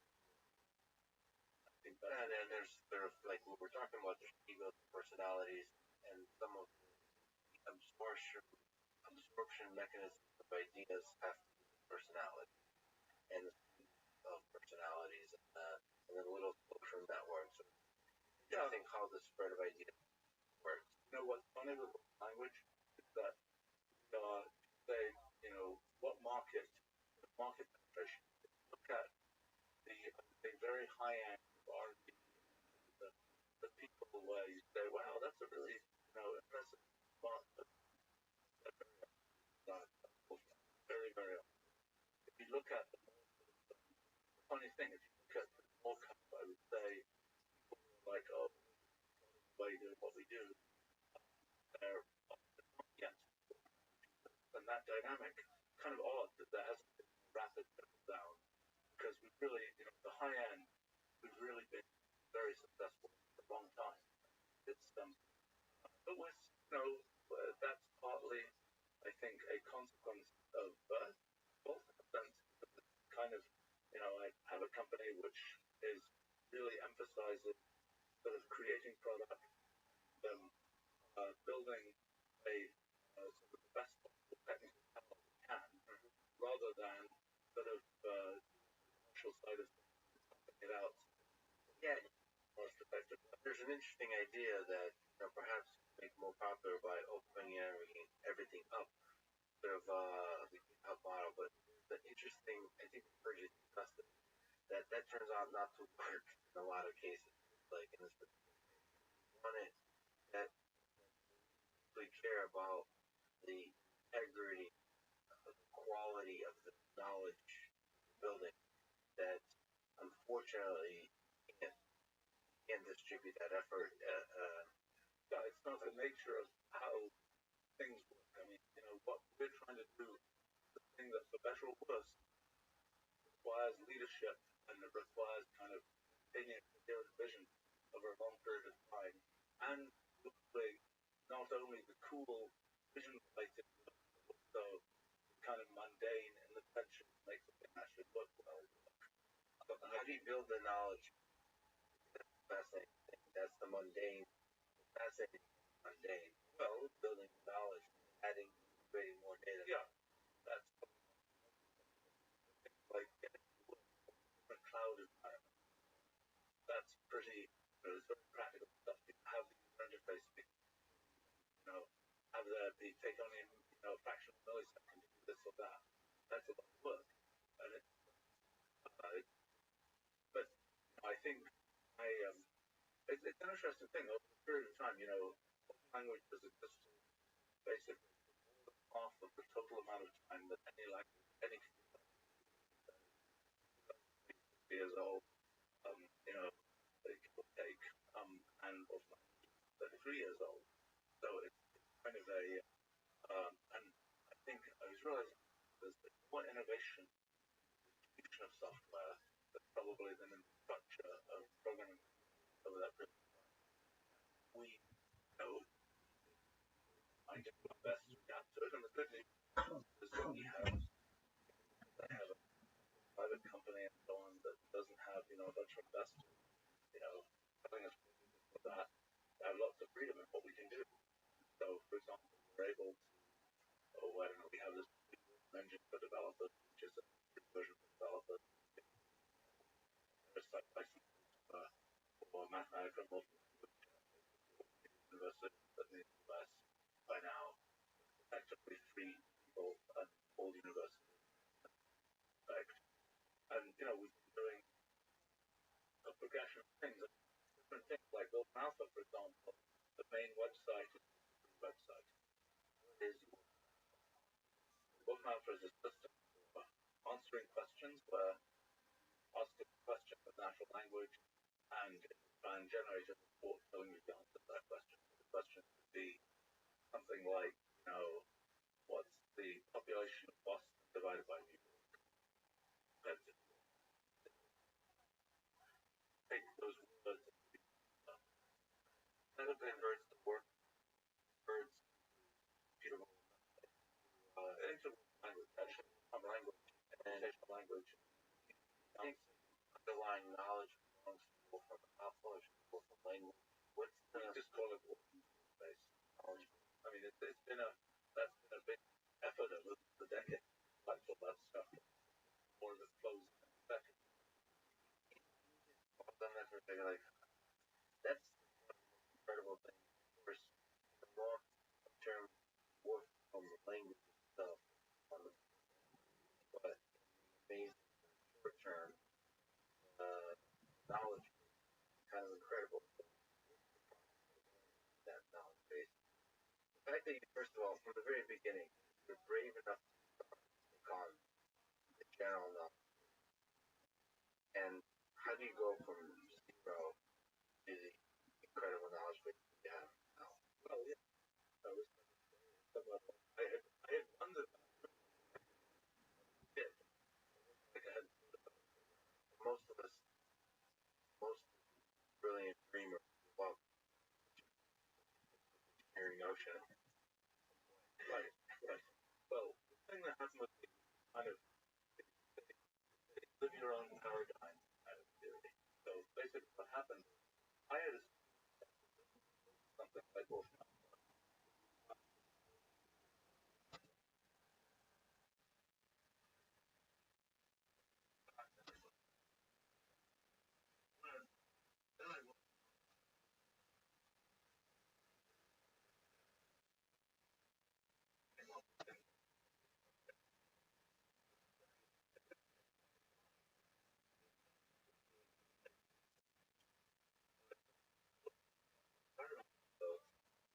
now it's, I have to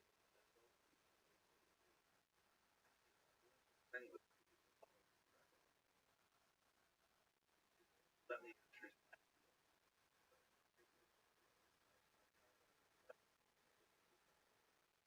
beginning.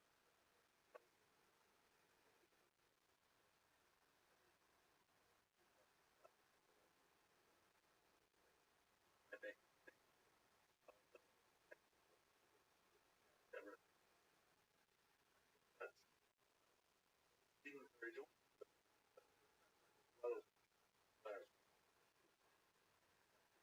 represented all over the place. But it's fine. Not an book 5 minutes. But then what happened?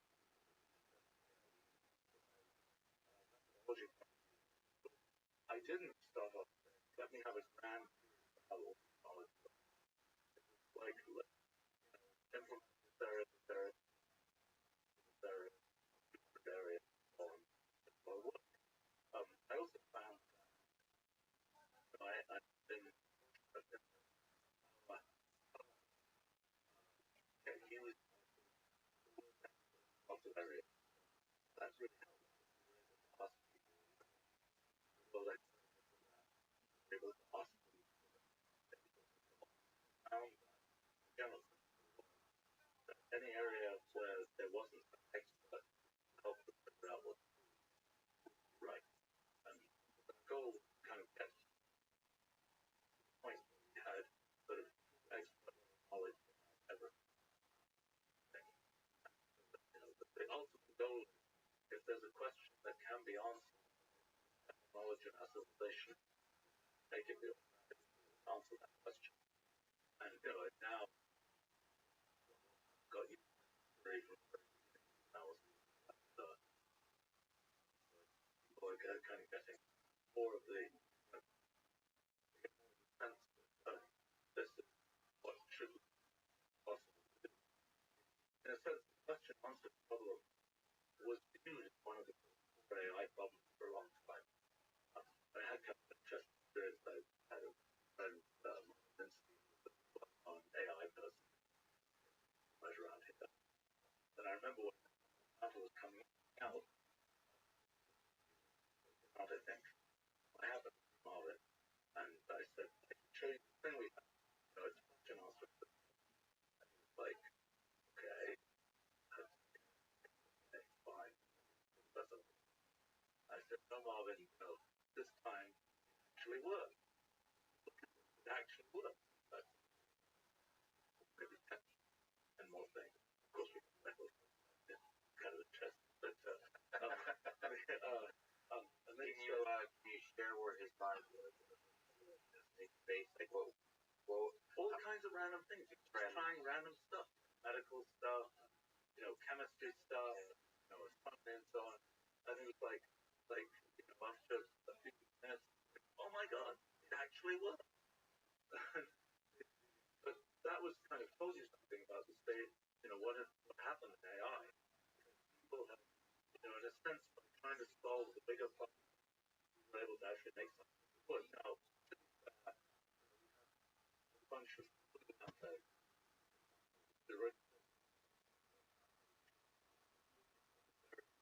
Welcome. How are you?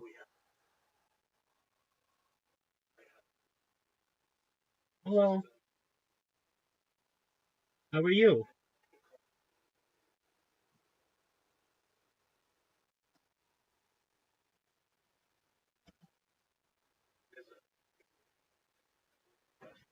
What's going on, Jarko?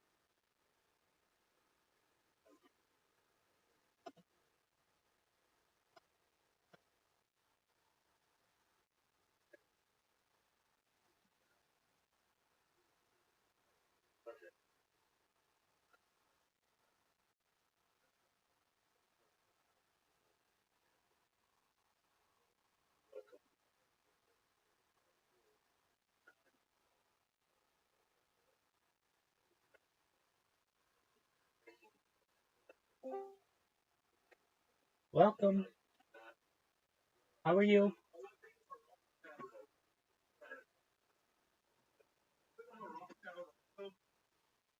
I mean, not really. I mean, I guess you can marry into the family if you'd like. Yeah, how are you?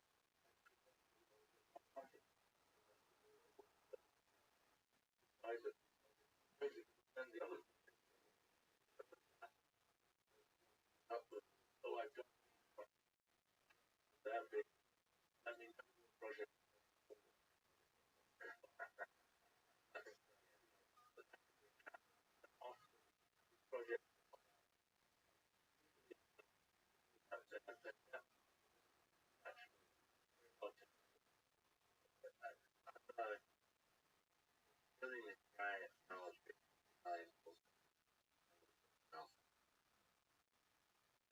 what do you think about what do you think about, for example, Wikipedia,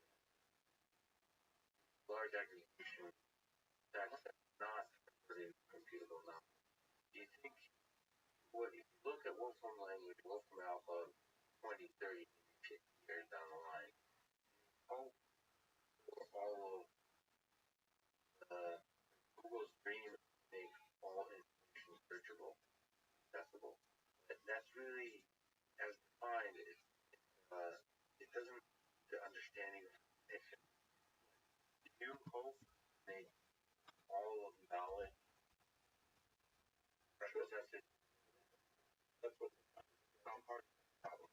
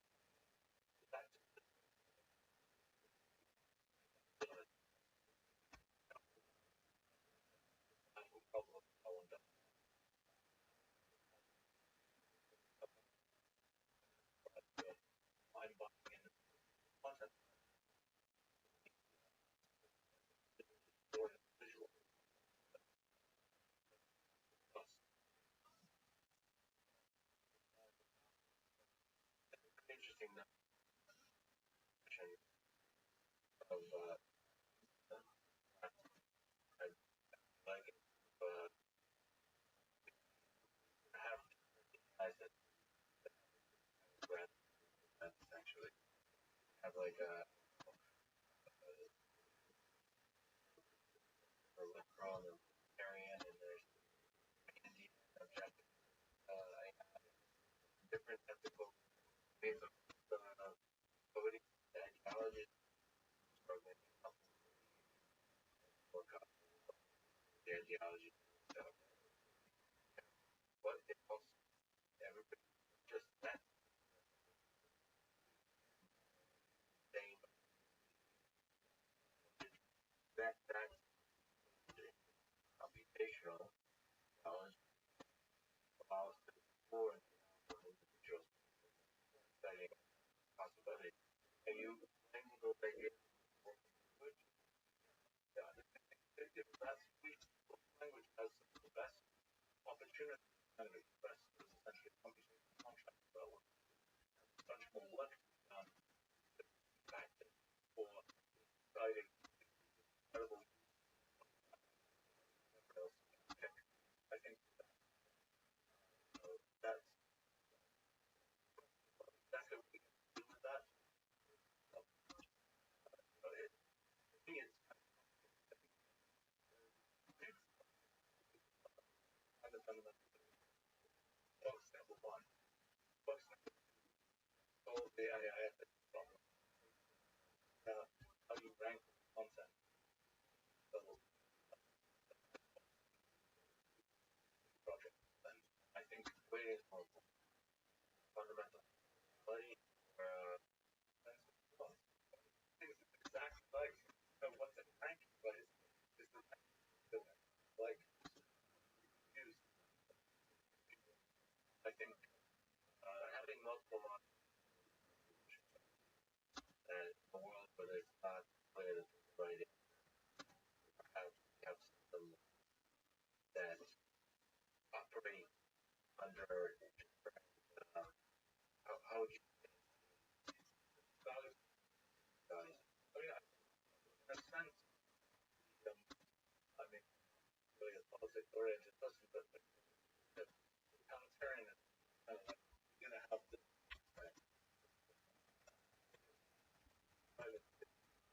concept of the market based where you have okay I as another system that's in a sense what made a constant selection non-trivial probably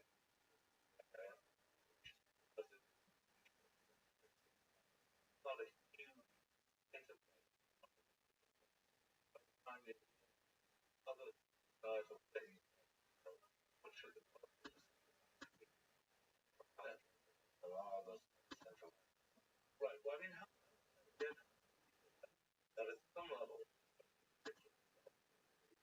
whereas other things where there's a necessary public health but that's not but it doesn't something what they tell they make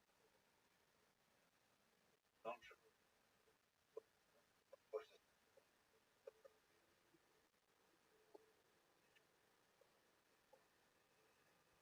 so again the latter that's where digital contract are not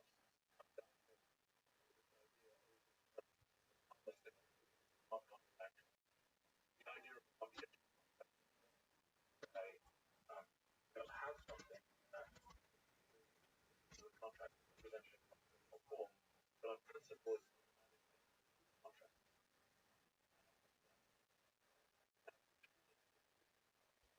the idea of contract of a methodology someone is fully or streamlined that was chronic owned but like exactly the same thing that he his technical laws function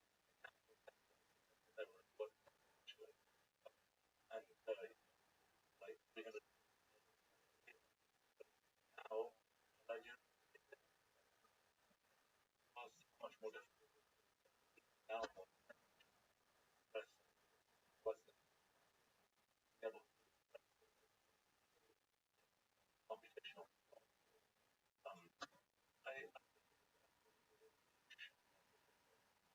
probably mentioned not it's a limited number of developers. I want whole contract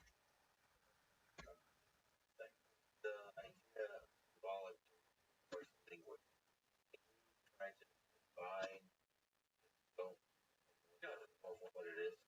So conversation can we have a representation actionable thoughts of that conversation in a precise form because not just contracts other things but it's common sense basic notions in life. Well I mean like I am I'm getting to one thing that's something represented both how if I was like that also know all about those laws confidential like kind of thing. See I want to keep that public that and that and you need to do that in order to follow this be able to have natural language conversation. Right. The rest of the country legal contract, parties desire to have that. That's a thing like most of the then it's what you said it is century tree. Yeah. But it's also near term it's really more touring or maybe a touring term. So do you hope think that's the test of meaning natural? I think special human.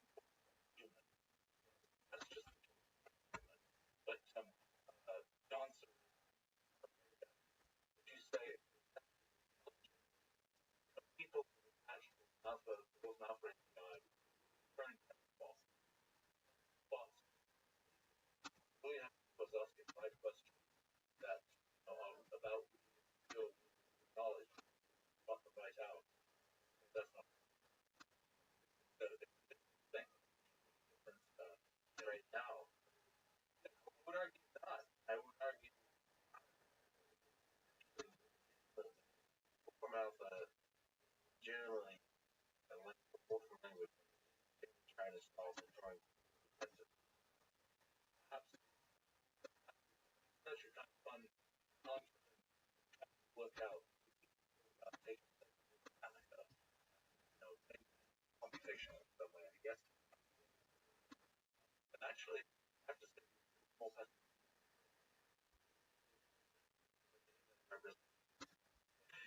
but if you on the monumental task but so layers that hard to imagine there's a abstraction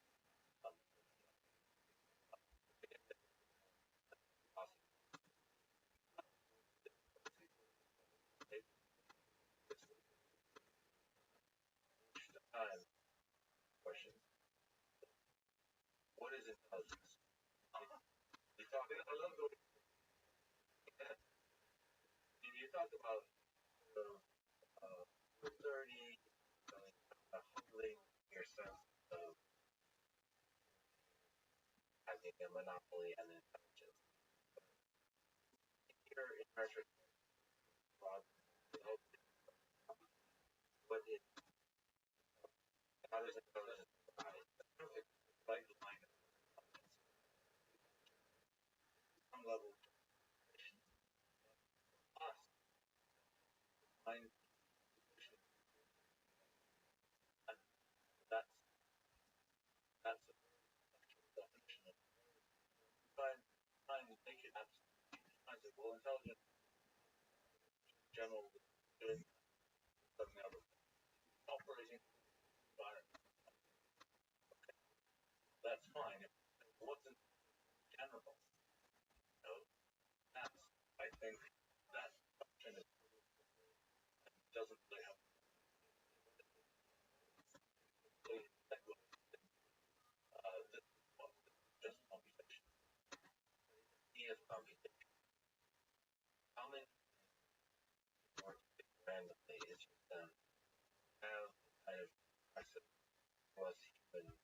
levels, do a lot of general things. But, well, that's what conversational equivalent. You know, if you ask or talk about something, feed, especially, more comfortable that they'll be reach one point six. So, very disappointing. Long biological evolution, evolution, the cultural message on kind of hasn't achieved, has achieved something very special to us. Generally, what do you think about feels like what is so I think it's a great thing. I'm always wondering about like something. What do you think? You're wondering like yeah, no, I mean I think scientists or you think consciousness or yeah, everything going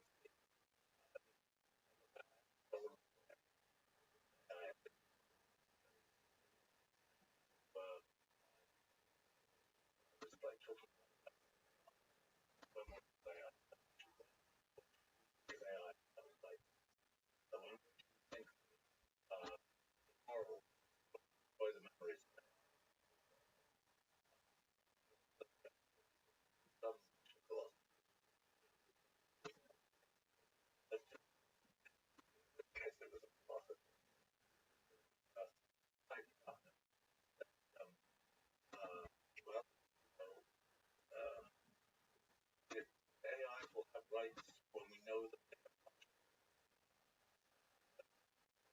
have, you know, it's a very subject thing that ends up saying that has some perspective. Another one of really have a no down definition of the way I would I do I was I think well man when they say it is not a regular definition.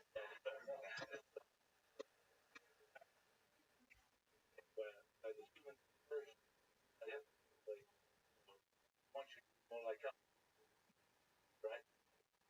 So once you sort of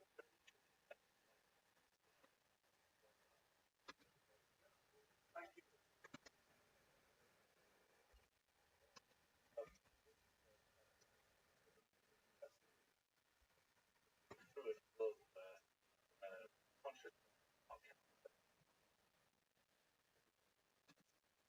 in many ways launch quite a few ideas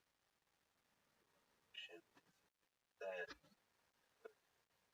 from a number of years more than ready. That might be world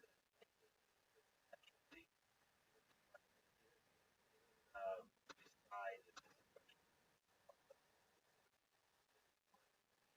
the just I can't even predict. It might be I think you can not not the fact that you know computation the paradigm and lots of like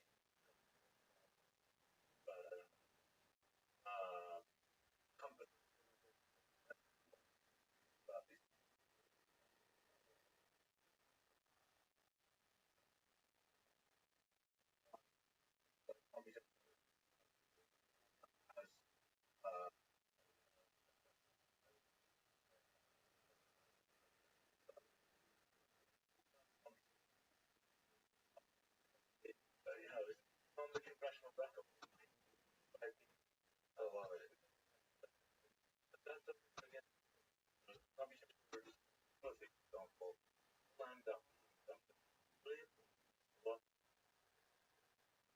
funny thing that one phenomenon most common idea that competition will necessarily become more, and I think one of the people like trying to figure out so one of the advantages is unlimited on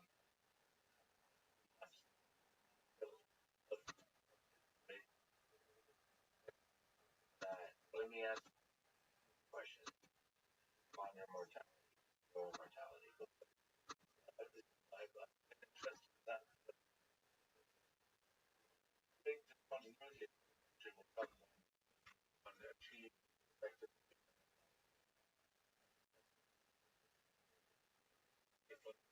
mortal.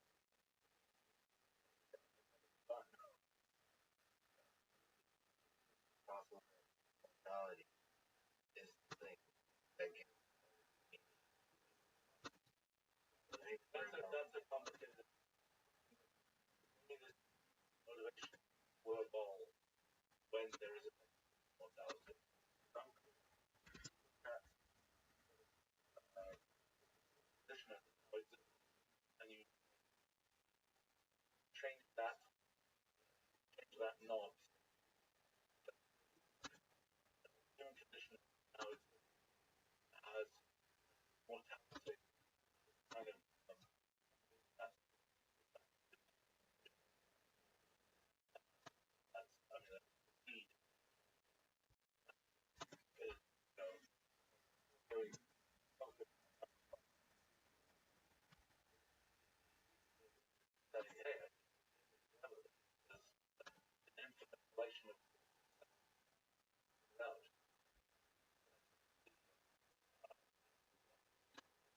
like in time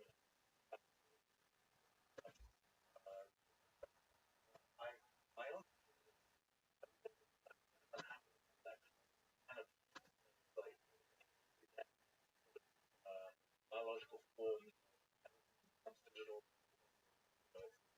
the giant cloud of the joy of and then that before like I think I mean I got that's on realizing what was the thing that this is the big story.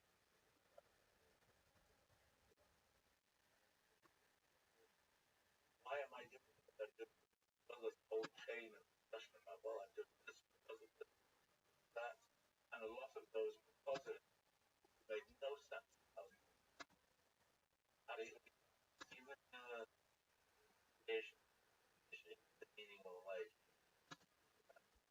Well I mean why do people say whatever I mean number of people number of people at MIT what the college is probably not that large. Whereas if you go back 500 years, find a lot of people doing that's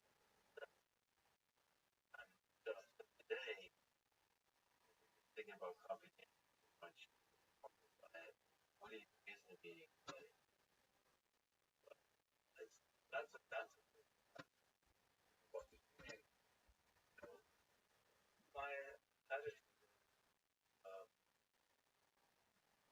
I do I find not sure that I can necessarily everything I do on the basis I think for me it so happens the thing I find going to like that I not found interest earlier in my life and now I found interest in that you take only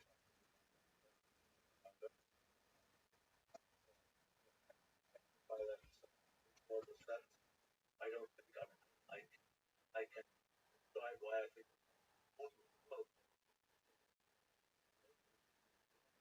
I find it I can't explain it.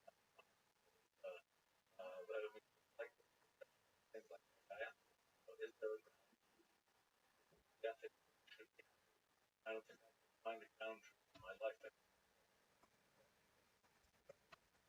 so I think that's my I would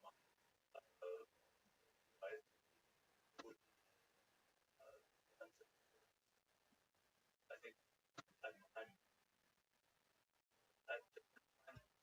in my life I had no judgment on or from your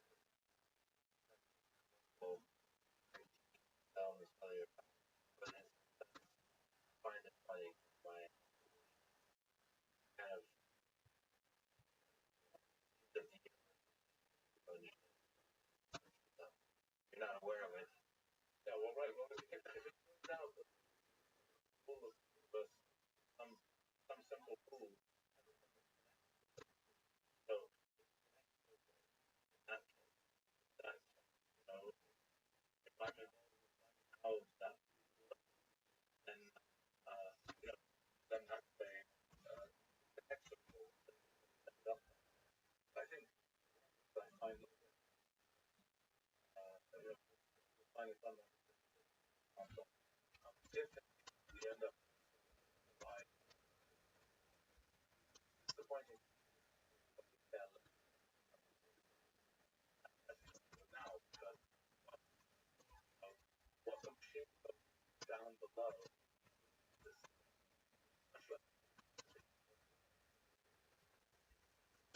although I think my own personal study like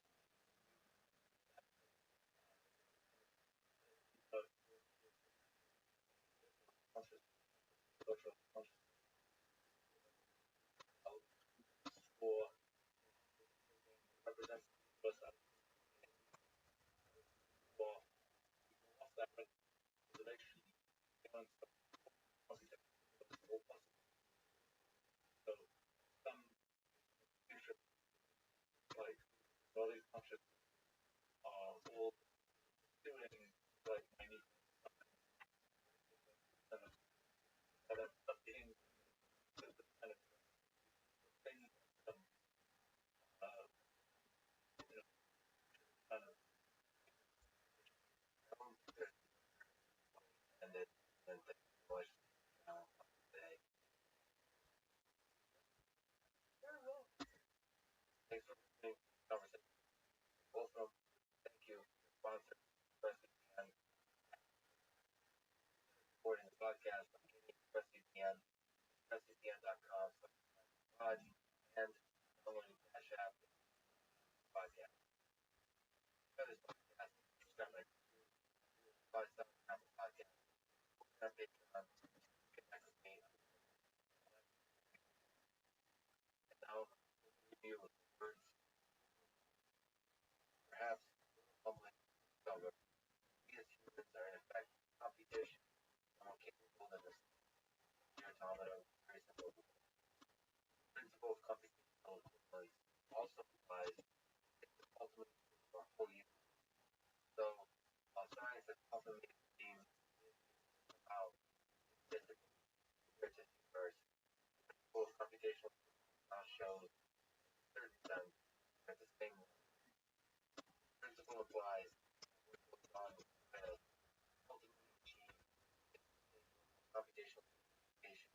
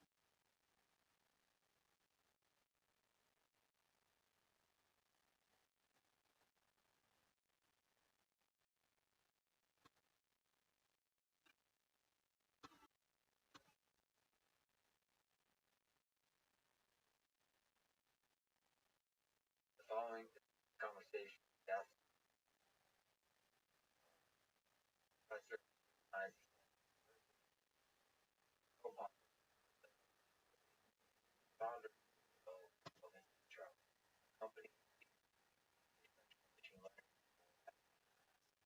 We're now in the exciting early days of method help discover and develop scale. Definitely away on all including one most critical for helping find coronavirus conversation for everyone's feeling the medical, psychological, plenty of love, stay strong together. Podcast. Do it. Have on YouTube. On Apple Podcast. On Patreon. FRID. I'll do it as now. Everybody has to break the flow.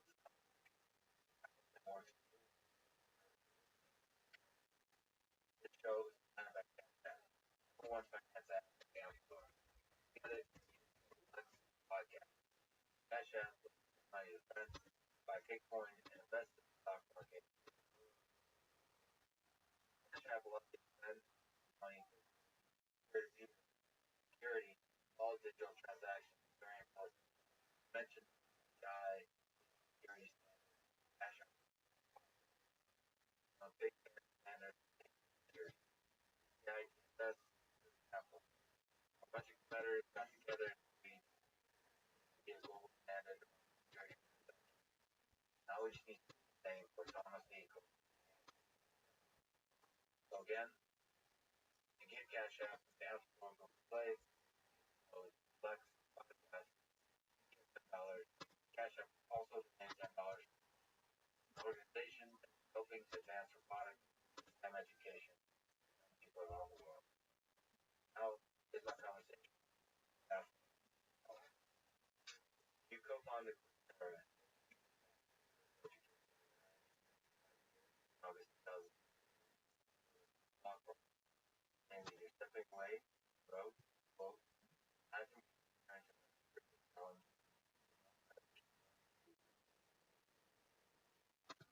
yeah, far out. One day,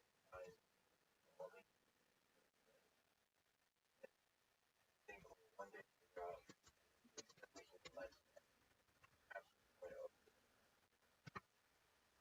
So one day in a very long time,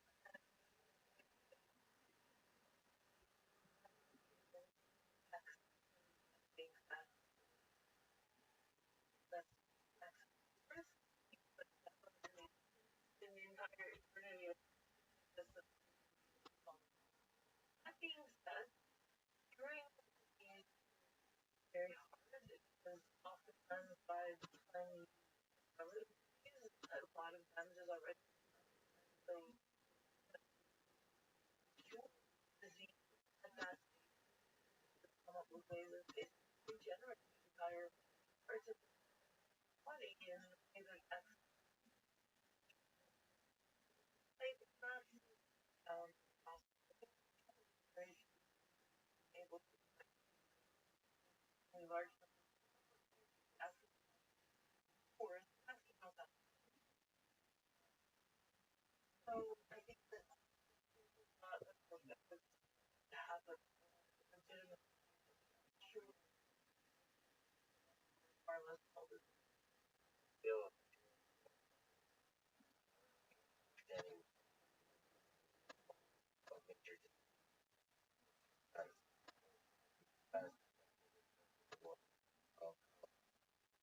how far along are I think on the speed would say you know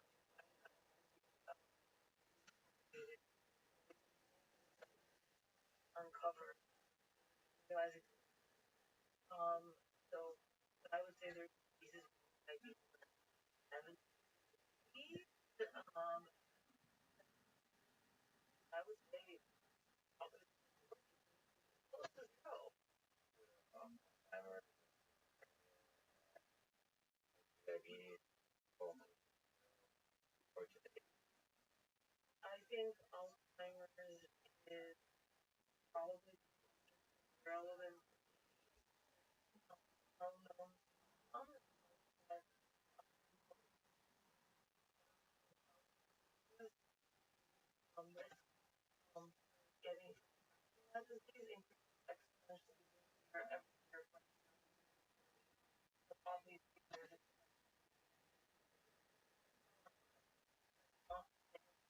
right now happening. There's also mechanisms disease that are not specifically related to it. So I think overlap that.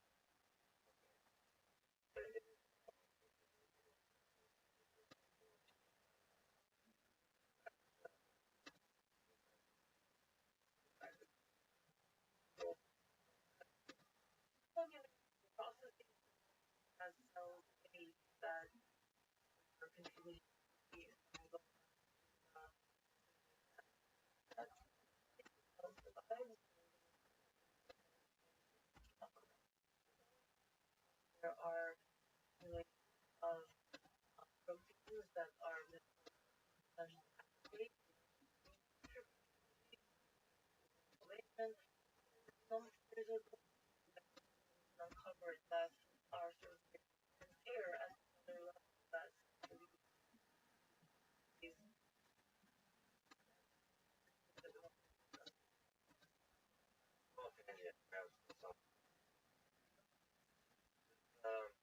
The fact that that very powerful feature, right? So it's called tragic. So you but you think about that you if you were mortal.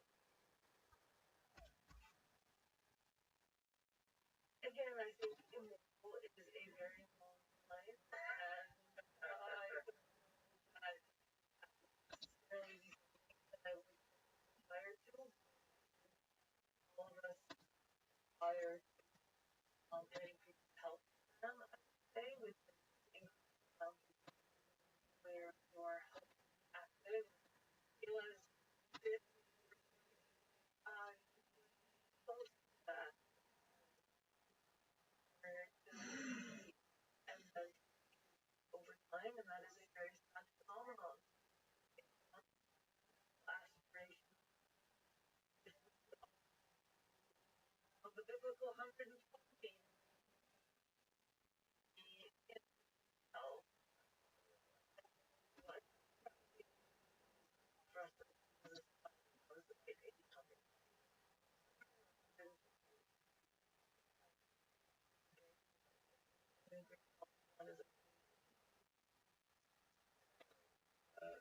Ran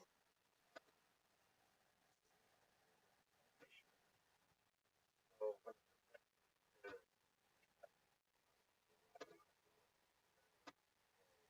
whole whole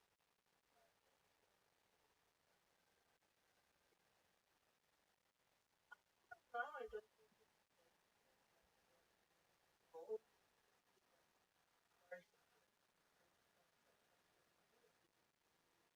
name of our patient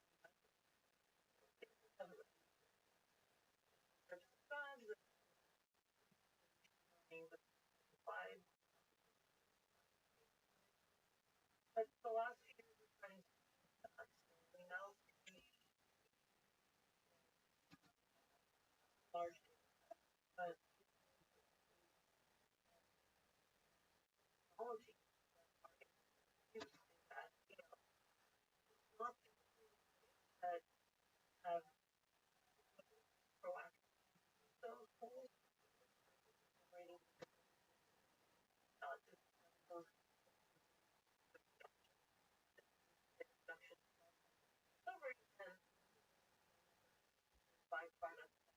just, oh, now we have a data analysis. But he's reflective. There she is. Down and saying, incredible part of allow and oh, data sets that by that question. All of it. Really, time so memory.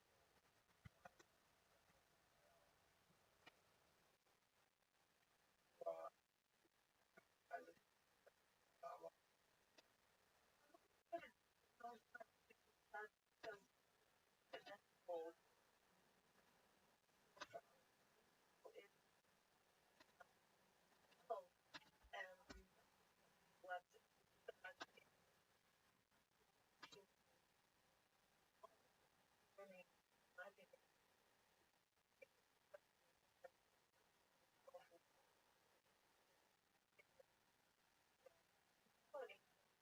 how do you create data as far as the very small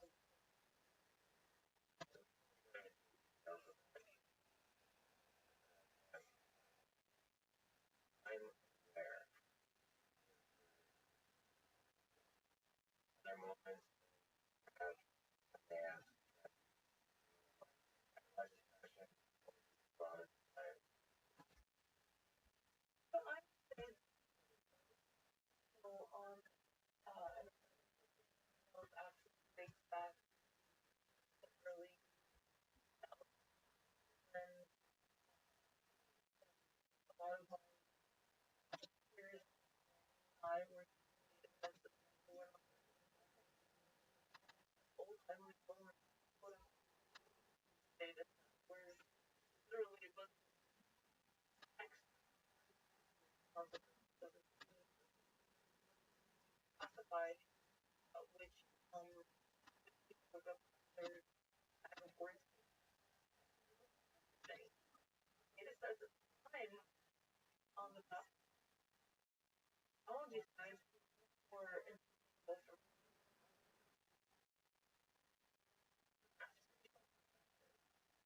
pretty small, but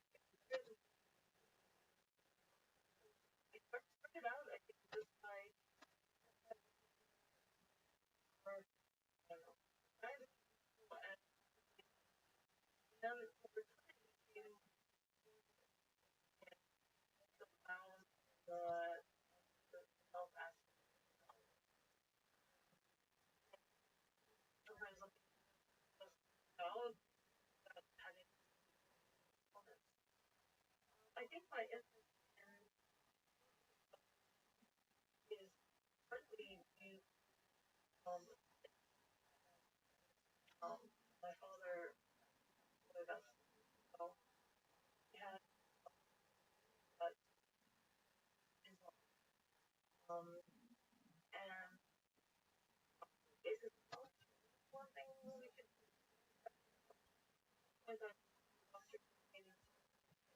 point out is but with the couple that take no, I just know that's something given. And I had friends who the FDA would never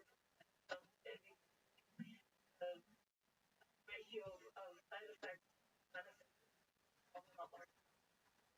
Hey, trying to see where there's maybe 5, maybe even more.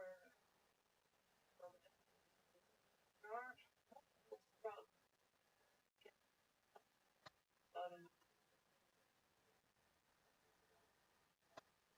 for full time ability for safe enough for them to ever be able to for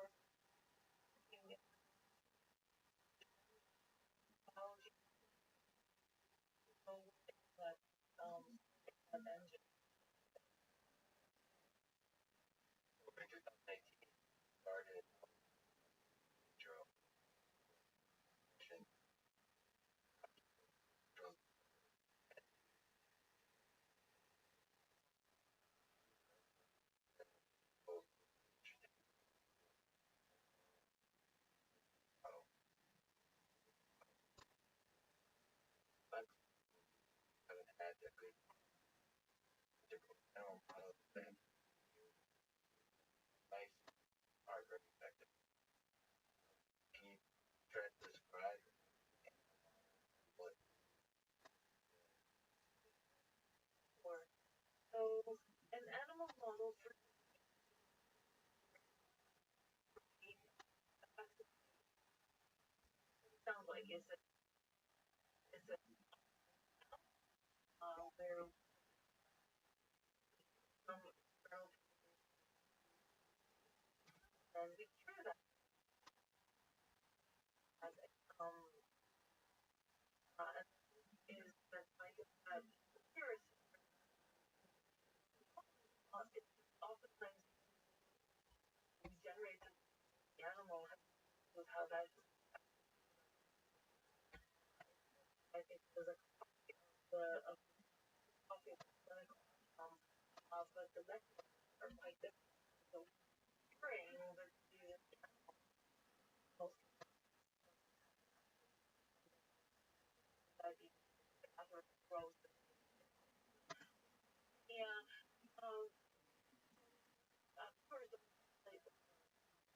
what happens in that's where most of those finding that is also the disease in the models is fairly approach and by knowledge that have not more than their knowledge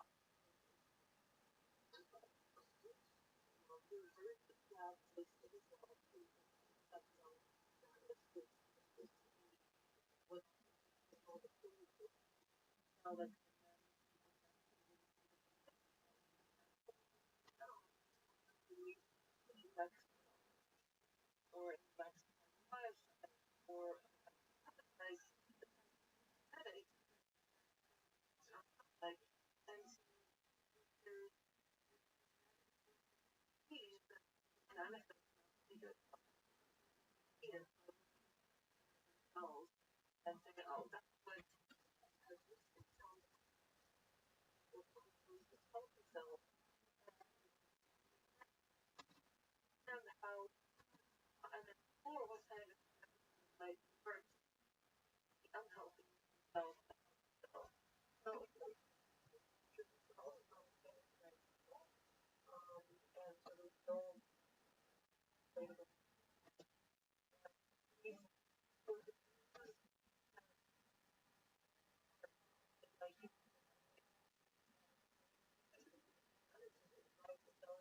like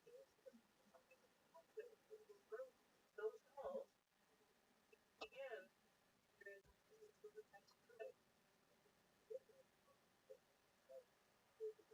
help also revert the more global clinical the backward steps are honestly before the look like what are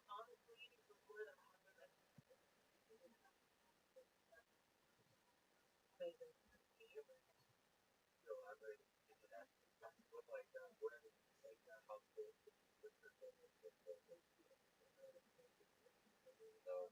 demonstrate like that. Just how hard is how noisy backward steps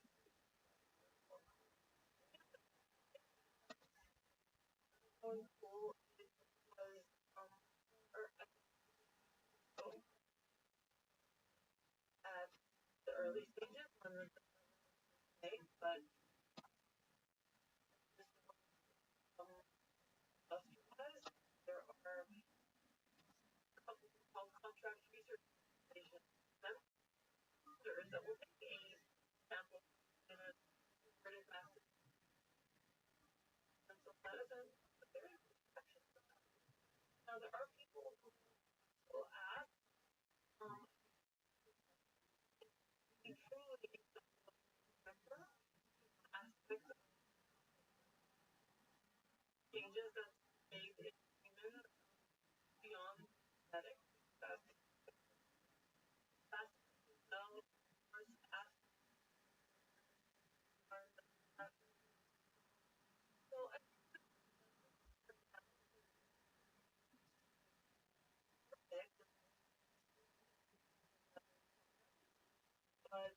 don't want to keep track.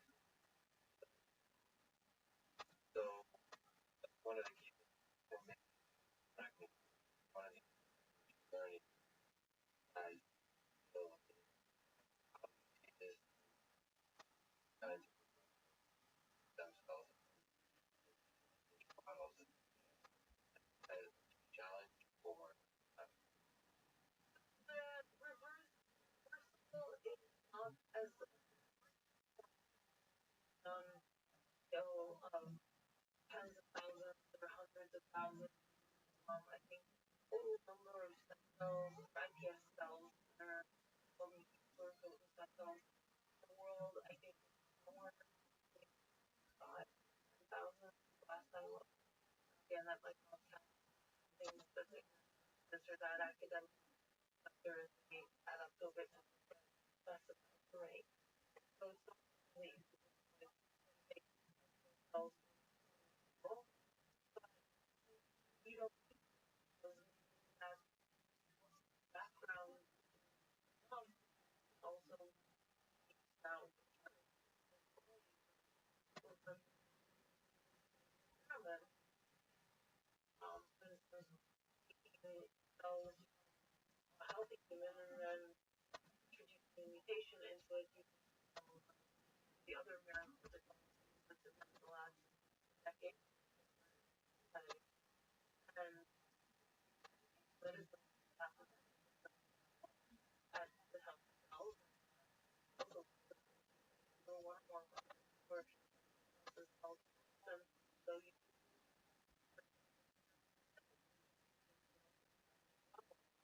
so I think cells are a more better background and aspects so with we'll have other tools that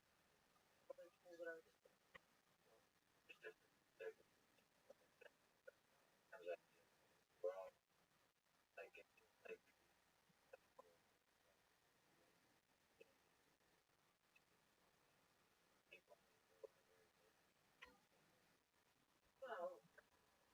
the durability by the fact that it's different. So look direct to my and be different than the stuff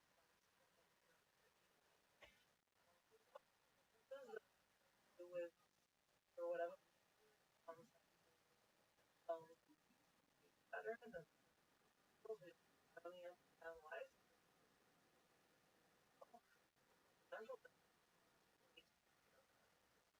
positive that fact that situation my disease, but well, it's important in a lot of well the mathematical terms, although about it.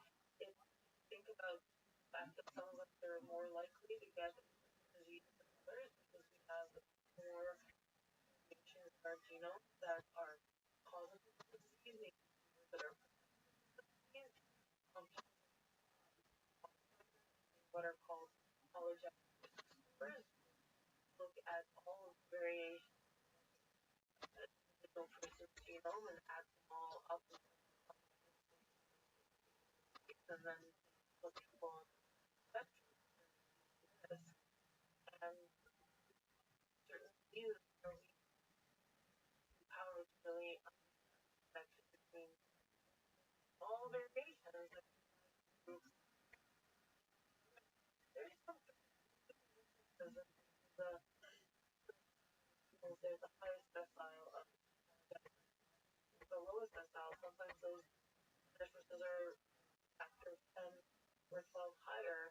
So there's uh, a lot that are genetic contribute to the risk. Not but and they can force to be looking at cells that are genetics because people use all the signals at the basic level, so we don't need cells that are understanding biology. So find the cellular level called social and clinical outcomes and looking at the and so we can also decide The sense but what kind of whether I like the body also my biology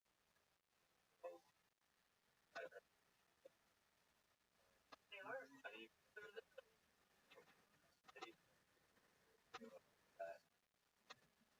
sensory mechanism that's another one of those revolutions that happened in the last years when cells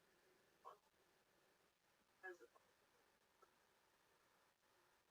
back when technology like 90s early 2000s that was the initial era where we started to develop quantitative like micro with measure experiment pressure level everything is that now a lot of and there are molecular like cancer that's one's like breast cancer and yeah, you look at the molecular data sometimes breast cancer and the so that was the beginning process. Now we have the measure cells in terms of their gene activity. What's called single cell RNA sequencing. The RNA, which is that level of the for every cell line, incredibly powerful way of literally count for cancer that's getting into the remember that last microscopy and microscopy cellular times things that are below the action limits of light when we process every again that's cellular how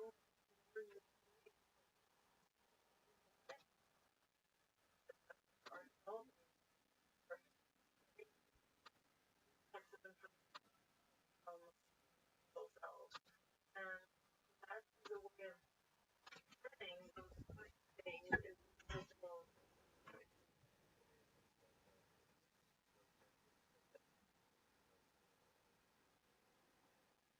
developmental mechanism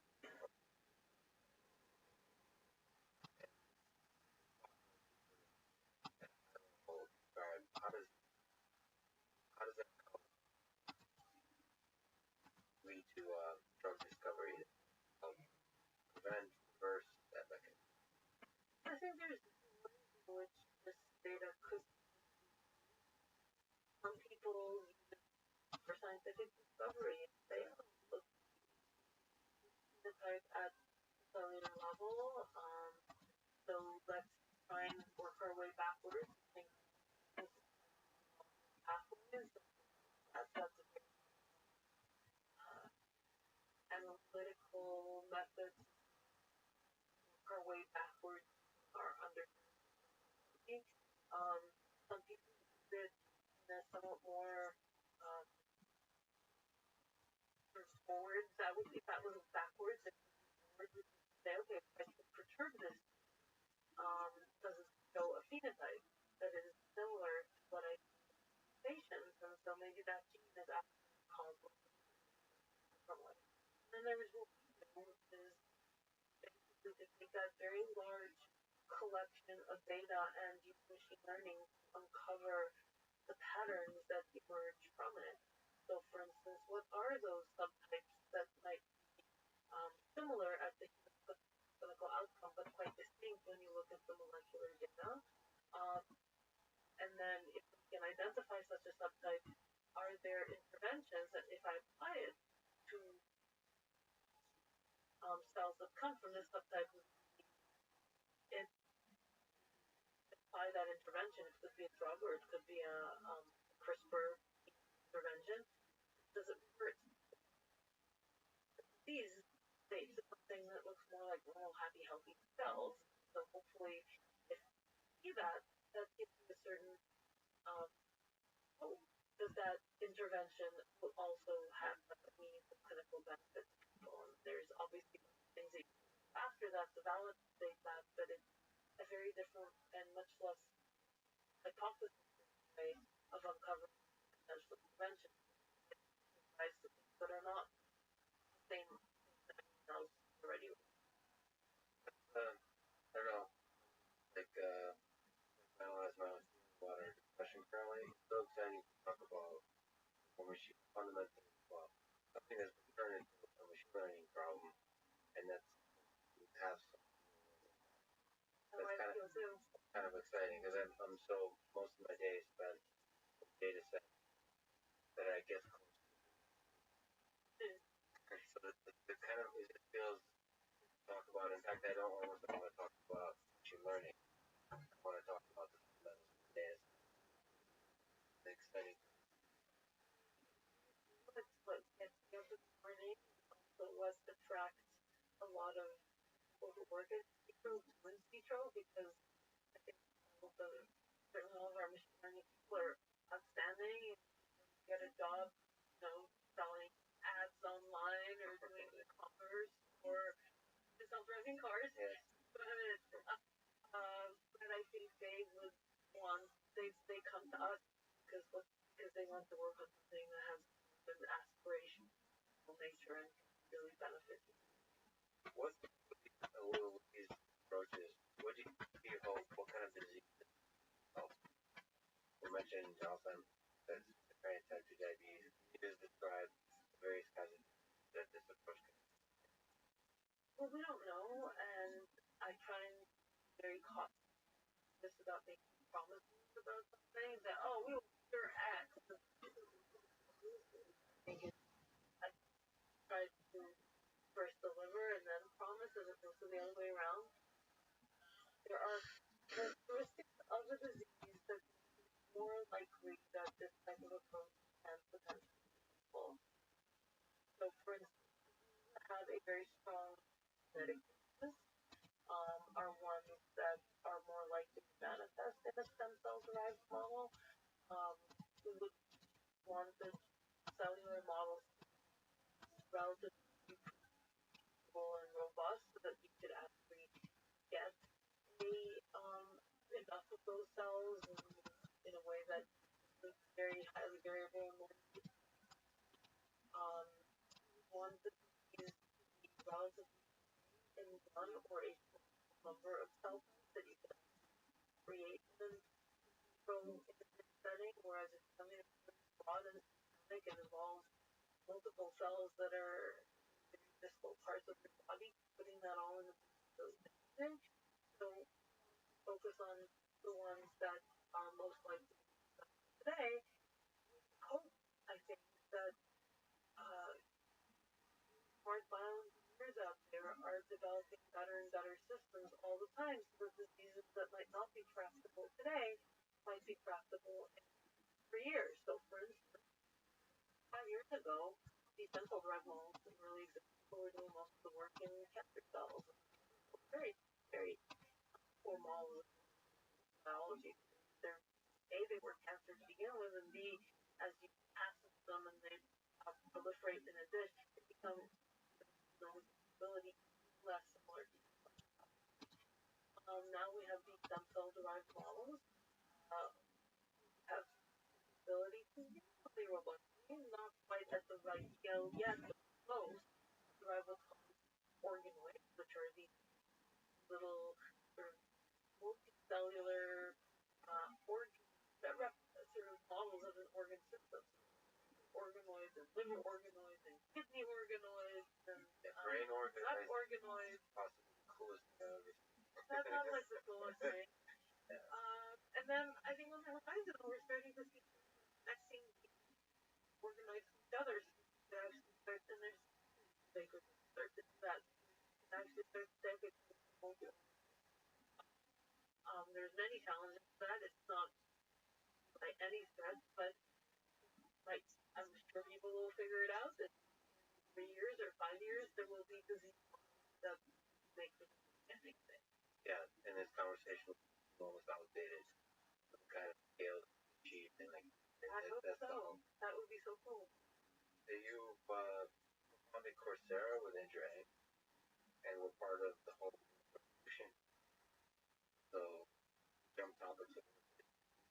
Tell the origin story of the history of MOOC, Coursera, and in general the your teaching audience on a very impactful topic of AI. So I think the origin story of MOOCs emanates from a number of efforts that occurred at Stanford University around you know, the late 2000s, where different individuals within Stanford, myself included, were getting really excited about the opportunity online technology way of achieving both quality of teaching and also scale. And so Andrew, for instance, led uh, Stanford Engineering Everywhere, which was sort of an attempt to take and Stanford courses and put them online. Just those lectures, I led an effort with Stanford to take some of the courses and create a very different model that broke those up into smaller units, had those embedded interactions, and so on. It's got a lot of support from university leaders because they felt like it was a way of improving the quality of Stanford by what's now called the flipped classroom model. And so those efforts eventually sort of started to play with each other and created a tremendous sense of excitement and energy within the community about the potential of online teaching. And led in the fall of 2011 the launch of the first Stanford MOOCs. By the way, MOOCs, I think it's probably possible that people don't know, but I guess mass online courses. So they did not come up with acronyms. I'm not particularly fond of the acronym, but it is what it is. It is what it is. Big Bang is not a great term. It is part of the universe. What it is. Probably so. So anyway, the courses launched in the fall of 2011, and there was in a matter of weeks no real publicity campaign, just a New York Times article that went viral. About 100,000 or more in each of those courses. And I remember this conversation Andrew and I had. Wow. And I think we both felt like, sure, we were accomplished academics and we could go back to our labs, write more papers, but if we did that, then it wouldn't happen. And it's important not to happen. And so we spent a fair bit of time debating this Stanford effort, so then started, we want to do this as a for-profit company, we want to do this as a non-profit, and we decided ultimately to do it as we did Coursera. And so, we started really operating as a company at the beginning of 2012. And the rest is history. But how did you? It's surprising to you. How did you at that time and at this time make sense for sort of global education you mentioned? You felt that wow, the popularity indicates that there's a hunger for globalization of learning. I think there is a hunger for learning that globalization is part of it, but I think it's the hunger for learning. The world has changed in the last years. It used to be that you finished college, got a job, by and large, the skills that you learned in college pretty much what got you through the rest of your job experience. And yeah, you learned stuff, but it wasn't a dramatic change. Today, we're in a world where skills that for a lot of of jobs they didn't even exist. Jobs, and many of the jobs that people in the United States don't even or are dying. So part of that is due to AI, but not only.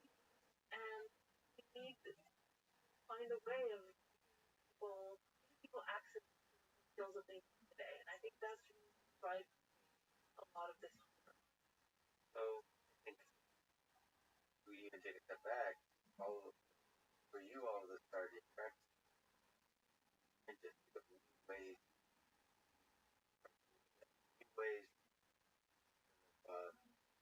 organize the material and present the material in a way that would help the pedagogy.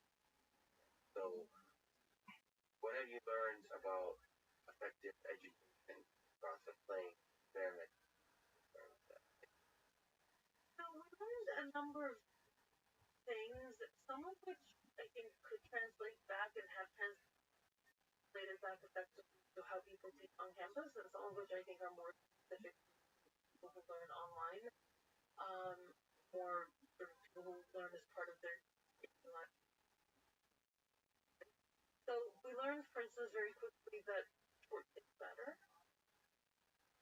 So we're especially in the workforce and to a 15-semester-long course, they just can't fit that into their time. Sure. Describe the entirety, every aspect of the little lecture, the course short. Both. Started out, the first online education efforts were actually like courseware initiatives, and that was, recording of classroom lectures, and and that didn't really work very well. I mean, people benefit. I mean, of course they did, but it's not really very palatable experience for someone who has a job and 3 kids, and they need to run errands and such. They can't fit this into their life, and the hour and a half is really hard. So we learned very quickly. Started out with short video modules, and over time we made them shorter because we realized that 15 minutes was still too long if you want to fit in when you're waiting in line for your doctor's appointment. It's better if it's 5 to 7. We learned that 15-week courses don't work if you really want to break this up into shorter units so that there's a natural point, a sense of you're really close to finishing something meaningful. They can always come back to part 2 and part 3. We also learned that compressing content works really well. Some people that pace works well, and for others they can rewind and watch again. And so people have the ability to find their own pace. And so that flexibility, brevity and the flexibility are both that we found to be very important. We learned that engagement during the content is important. The quicker you give people feedback, the more likely they are to engage. Hence the introduction of which actually was an intuition that I had going in and was then validated data that some of these sort of little micro quizzes into the lectures really helps.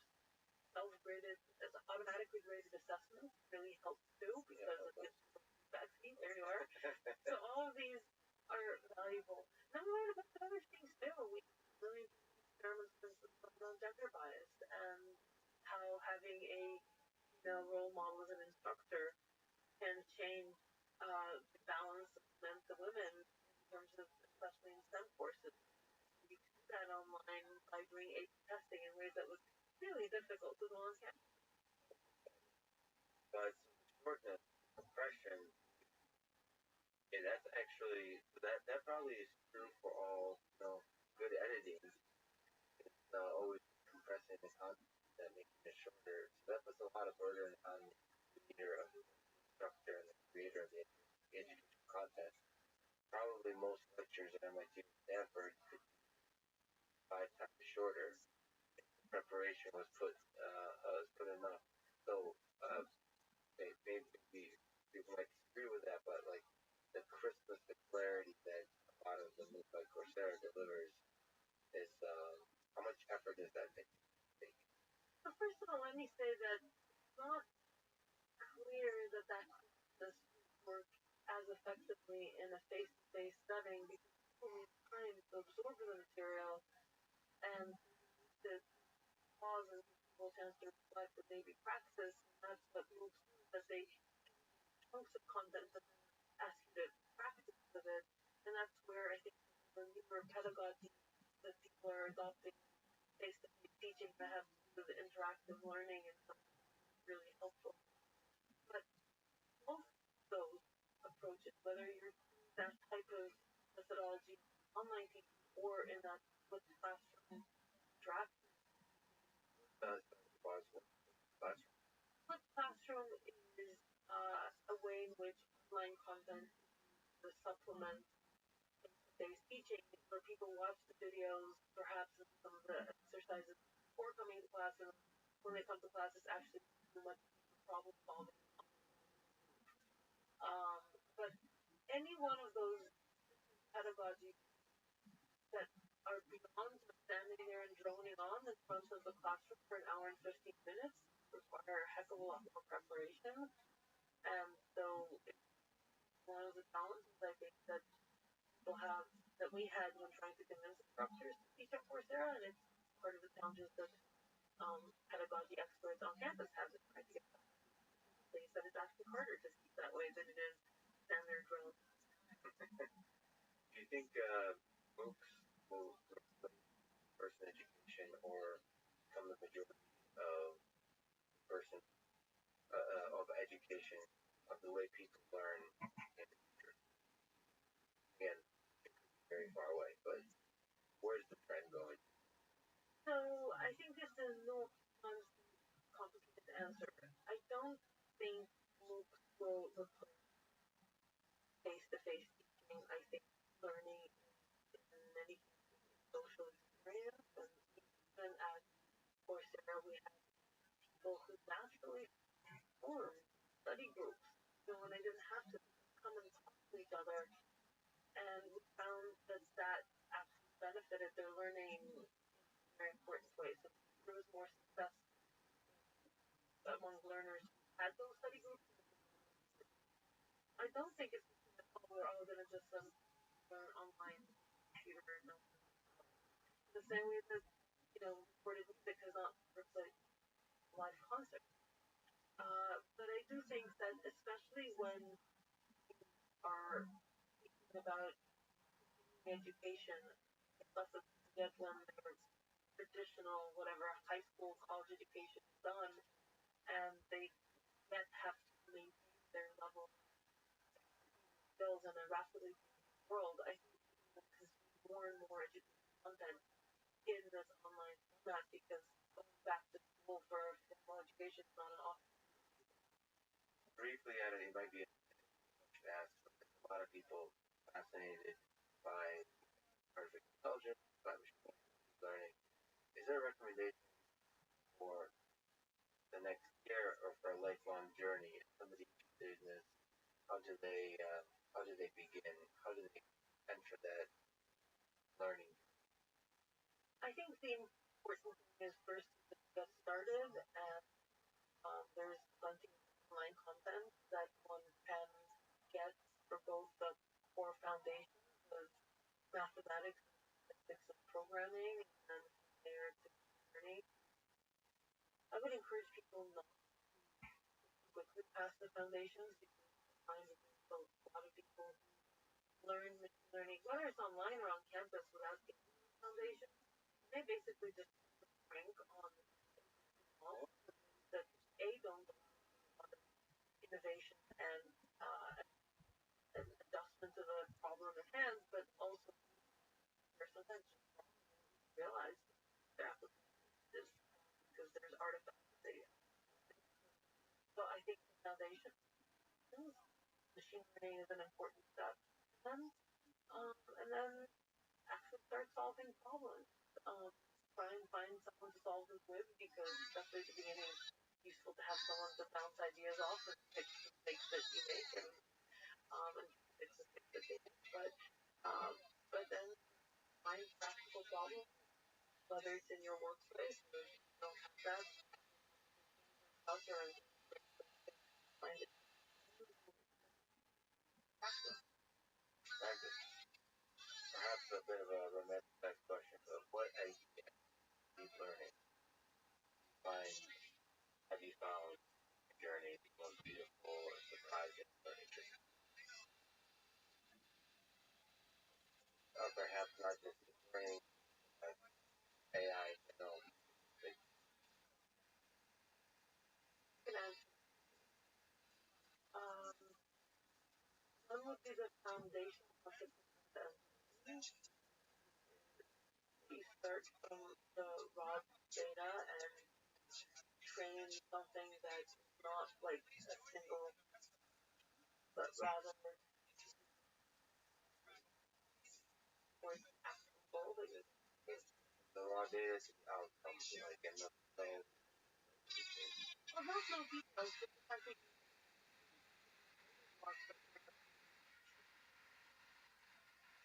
bring towards other tasks and actually coming to that. But not to be like a single holistic law in the middle aspect, it does not ideal, but rather the fact that at the end of the day you can actually see something that goes on.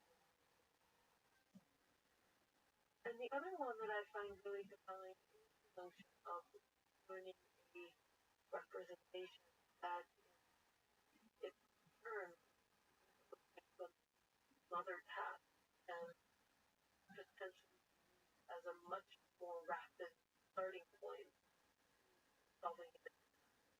And that's reminiscent of what makes people successful learners. It's something that is relatively new in the space. I think it applies capabilities, but more and more, how to learn the So end-to-end transfer learning, surprising that neural networks are able to back to when you first dive networks or general today, surprising that neural networks work at all and work wonderfully strong and then learning and transfer. I think I was surprised by how well, when you have large enough amounts of data, it's possible to find a full representation of what is an high dimensional space. So I find that exciting, and working on the math for that, there's every year, and I think it's cool if we figure that out. But that to me was a surprise because in the early days when I was starting my way in machine learning and data sets were rather small, I think I believe that you have a trained and knowledge rich search space to really get to. I think it was good time, but I think the question is, will a completely knowledge free approach where there's no prior knowledge going into the construction of the model, is that going to be sufficient or not? Not actively the say is that the architecture of convolutional neural network that's used for images is actually different than the type of network for language, yet different than the used for speech or biology or any other application. There's still some insight that goes into the structure of the network to get the right performance. Will we be able to the universal learning? I don't know. I wonder if there always has to be some insight injected somewhere to converge. So, we've done a lot of work with probably graphical models in general, basic learning, and so on. Maybe high level, how can learning systems still uncertain? One of the I think, of a lot of machine learning models is that they come up with an answer, and you don't know how much you can believe that answer. And oftentimes the answer is actually quite poorly calibrated relative to those certain things. If you look at where the confidence comes out of the, say, the neural network at the end, when you ask how much more likely is an answer 0.8 versus 0.9, it's not really in any way calibrated to the actual reliability of that network and how true it is. And the further away you move from the training data, the more, not only the more wrong the network is, often it's more wrong and more confident in its wrong answer. And that is a serious in a lot of application areas. So when you think, for instance, about medical diagnosis, and how problematic this could be, we're training your network on a certain set of patients, on a certain patient population. Now you have a patient that is an outlier, no human that looks at this, and that patient is put into neural network, and your network not only gives a incorrect diagnosis, but it's confident in its wrong answer. So I think creating more of an understanding of how do you use networks that are calibrated in uncertainty, and also say, no, I give up. I don't know what to say about this data instance because something that's like it before. I think it's going to be really important in critical applications, especially when we're life is that includes, medical applications, but also includes, automated driving, because you want the network. I have no idea what this job is. Let's be in the middle. Just stop because I don't want to potentially run over pedestrians.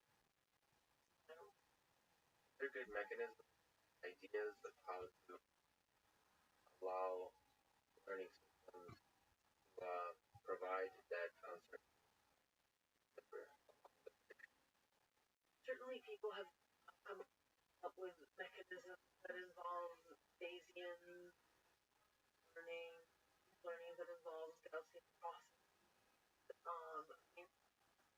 There's a few different approaches that people have come up with. Then there's ensembles of networks trained with different subsets of data, different random starting points. Those are actually surprisingly good at creating sort of set of how confident or not you are in your answer. It's very much an area of open. Let's cautiously venture back into the land of philosophy. Speaking of AI systems providing uncertainty, like Stuart Russell believes that as we create more and more intelligent systems, it's really important for them to be full of self-doubt. Because they're given more and more power, the way to gain control over AI systems or provision, like you mentioned at that time, was important to get provision. When the car's not sure, confident in like trouble, problematic. Let me ask about some questions of the AGI level intelligence. We talked about Turing disease. There are fundamental things that have an impact today, but AI people also dream of both understanding and creating intelligence. Is that something you think about? Is that something you dream about? Is that something you think is within our reach? Thinking about computer science. Boy, let me choose this part. It's a multi-part question. So let me start with the ability of AGIs, then I'll talk about timelines a little bit, and then talk about, well, what control some need when protecting, when thinking about protections in the AI space. So, I think AGI obviously is a long-standing dream that even our early pioneers in this space had. The Turing test and so on are the earliest discussions of that. We're obviously closer than we were 70 years ago, but I think it's still very. I think machine learning algorithms today are exclusive pattern recognizers in very specific problem domain. Not training data to make such predictions. Take a machine learning algorithm and you could a different version of even that same problem, far less that's different, and it will just completely choke. So I think we're nowhere close to the versatility and flexibility of a human modeler in terms of their ability to context switch and basic knowledge base, no brain. So am I desperately worried about taking over the universe and starting to kill people because they want to have more power? I don't think. Well, so pause on that. So you kind of included that superintelligence is a very different stage of that we're Even intelligence. Superintelligence, we're not even close to intelligence. Even just the greater abilities of our but we haven't answered all the parts. So I'm getting to the second part. But maybe another tangent you can also pick up and get in trouble much dumber. Yes, and that is exactly where I was. Okay. So just to wrap up on the threats of AI, I think that it seems to me a little early today to figure out protections against a human level or superhuman level intelligence where we don't even see the skeleton of what that would look like. So it means that it's very speculative on how to protect against that. But we can definitely and have gotten into trouble on much dumber systems.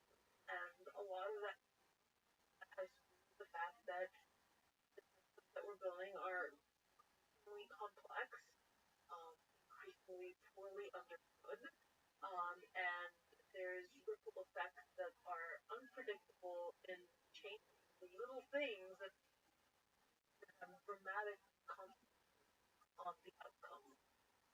And by the way, that's not unique to artificial intelligence. I think artificial intelligence masturbates everything to the level. But heck, our electric grid is really complicated. Software that runs our financial market is complicated. And we've seen those ripple effects translate dramatic negative consequences, like, for instance, financial crashes that have rapidly specific.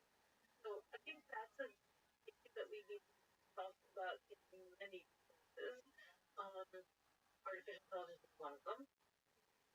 And I think it's really important that people are thinking about ways to better interpretability of systems, better tests for measuring the extent to which the machine learning system that was trained in one set of circumstances, how well does it actually work in a very different set of circumstances, where you might say, for instance, well, I'm not going to be able to test my automated vehicle in every possible city, village, weather condition, so on, but if you trained it on this set of conditions and then tested it on 50 or 100 others that were quite different from the ones that you trained it on, and that didn't work, and that gives you confidence that the next 50 that you didn't test it on might also work. So it's effectively testing for generalizability. I think there's ways that we should be constantly thinking about valid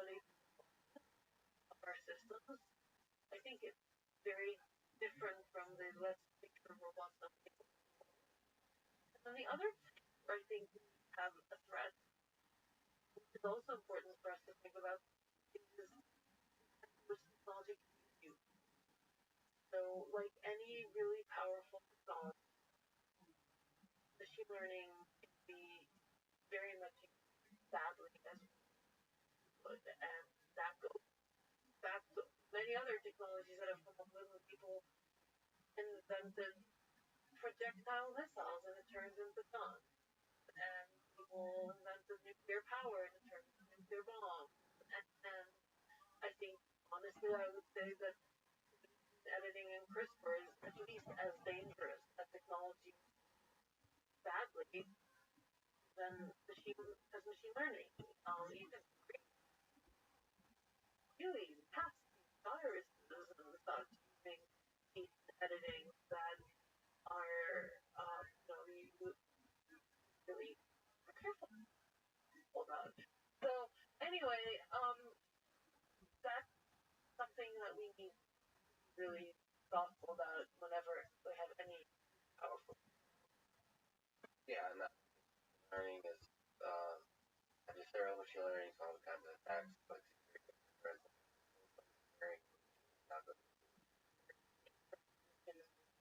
Watching you, and there's killer drones that can potentially go and targeted executions of people in a different country.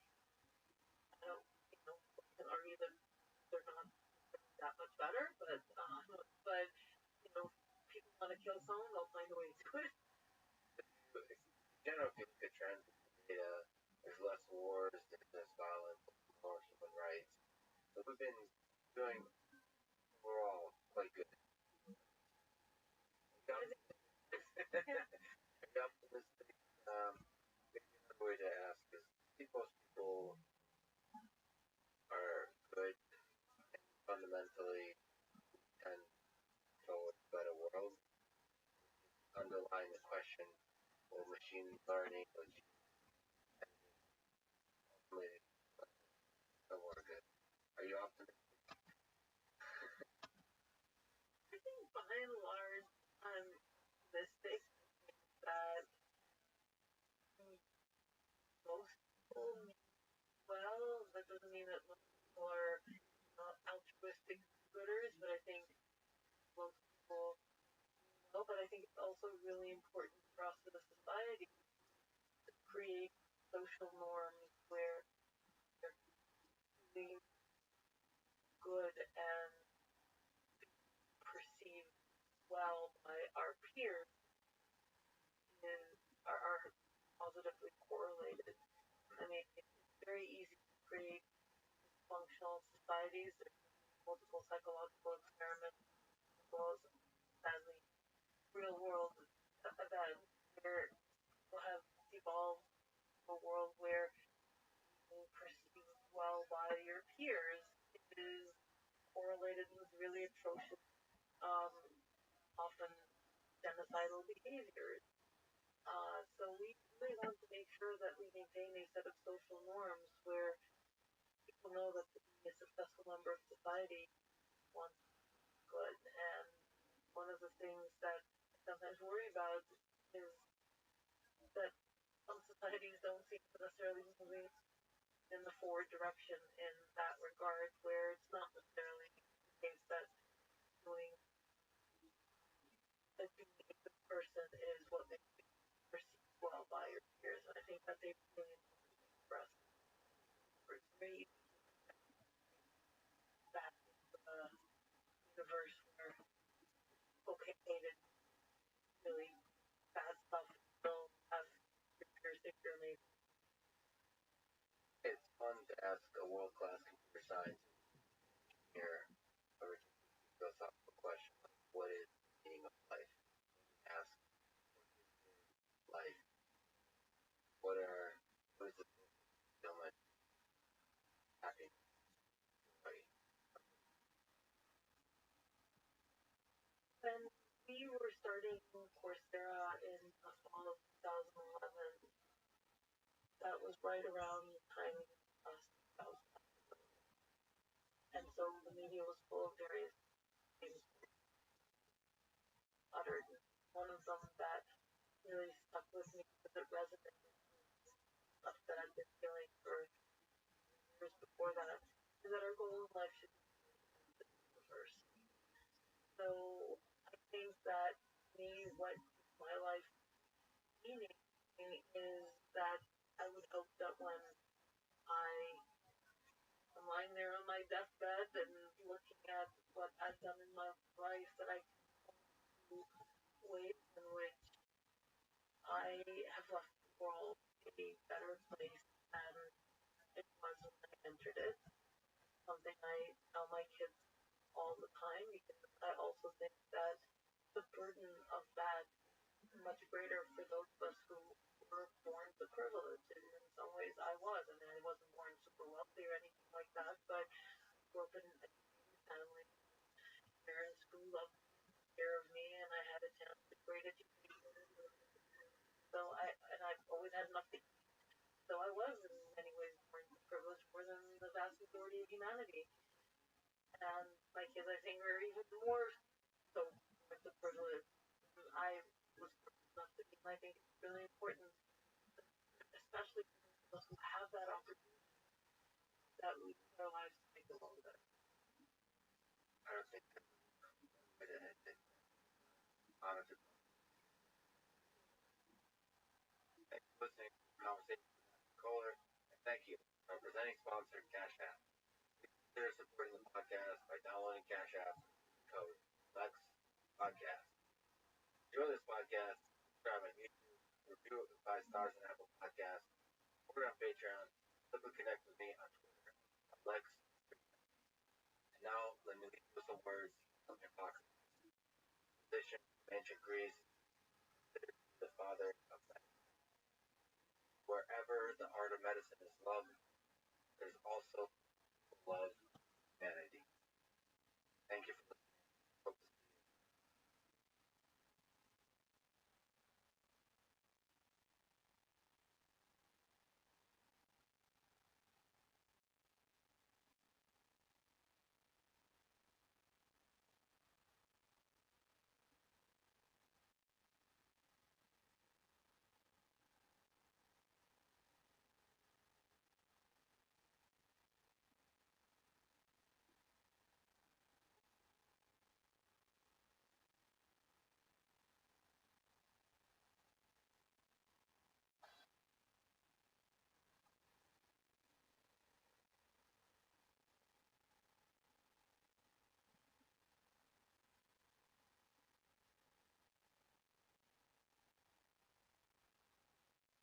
Following conversation with Mullins, theoretical physicist, co-inventor of loop quantum gravity, and a contributor of many interesting ideas in technology, field theory, the quantum mechanics, biology, and the philosophy. The author of several books, including one that critiques the state of physics.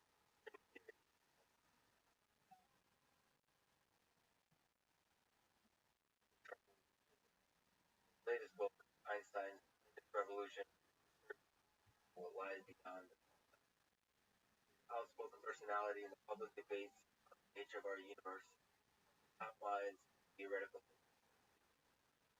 community, respected academics, naked emperors, revolution, bad men. This is why exciting world of conversation. I recommend you listen back to the episode on sometime on Carol, Shokaku, Max Tegma, Eric Weinstein. You might be asking, why talk to people who are interested in AI? Creating artificial intelligence requires more than Python and deep learning. It requires that we return to exploring the fundamental nature of mind. Theoretical physicists venture out dark, serious, psychologically challenging place principles more than almost any other discipline. This is the Artificial Intelligence Podcast. If you enjoy it, subscribe on YouTube, give 5 stars on Apple Podcasts, support it on Patreon. Money on Twitter. Friedman spelled F-R-I. Usual, 1 or 2 minutes of how never any ads conversation. The work for you, the list.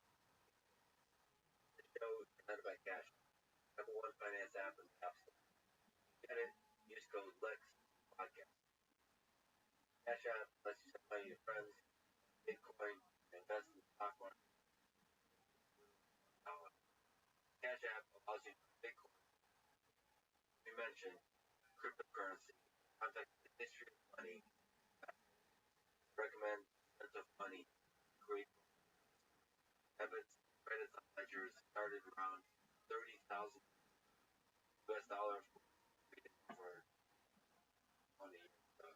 And Bitcoin, first decentralized cryptocurrency, released just over 10 years ago. Given that history, cryptocurrency is still very much early days of development. Still is aiming, just might find the nature of money. Get Cash App from the App Store, play code LEX podcast, you'll get $10. Cash App $10 first. Favorite organization helping to advance robotics, STEM education, young people around the world. Now, in our conversation, it's real. Never the put another way. How do we know merely creation or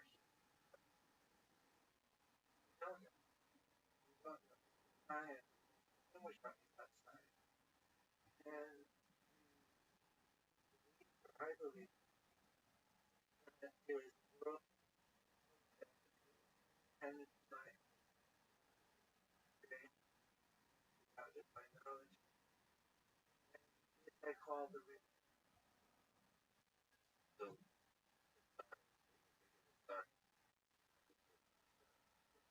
I have this was warming up? Okay, now that we're warmed up, let's take a brief step outside of science. It creates everything creation of our mind.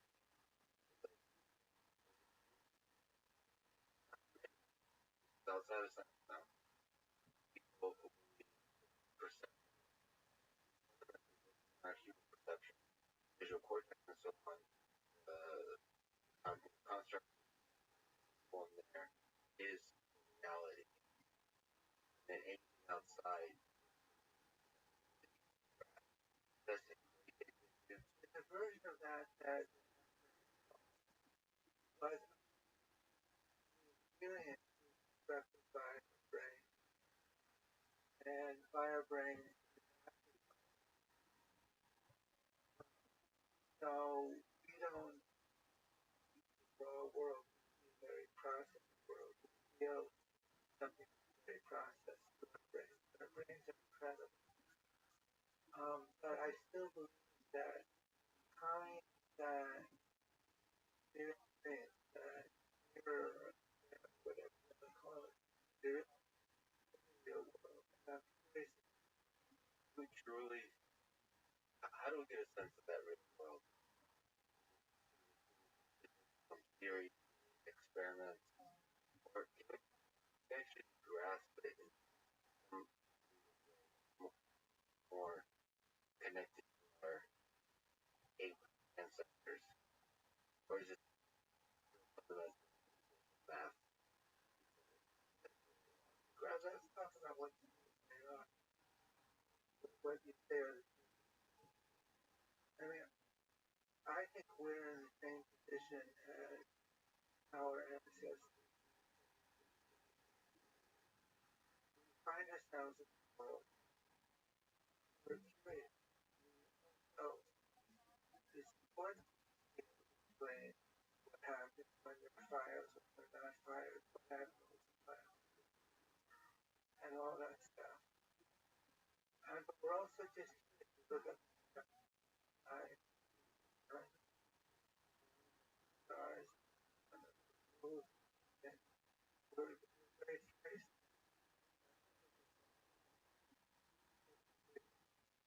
So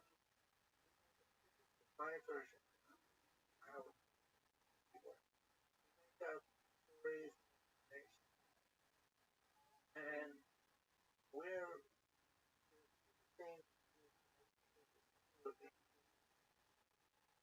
make judgments that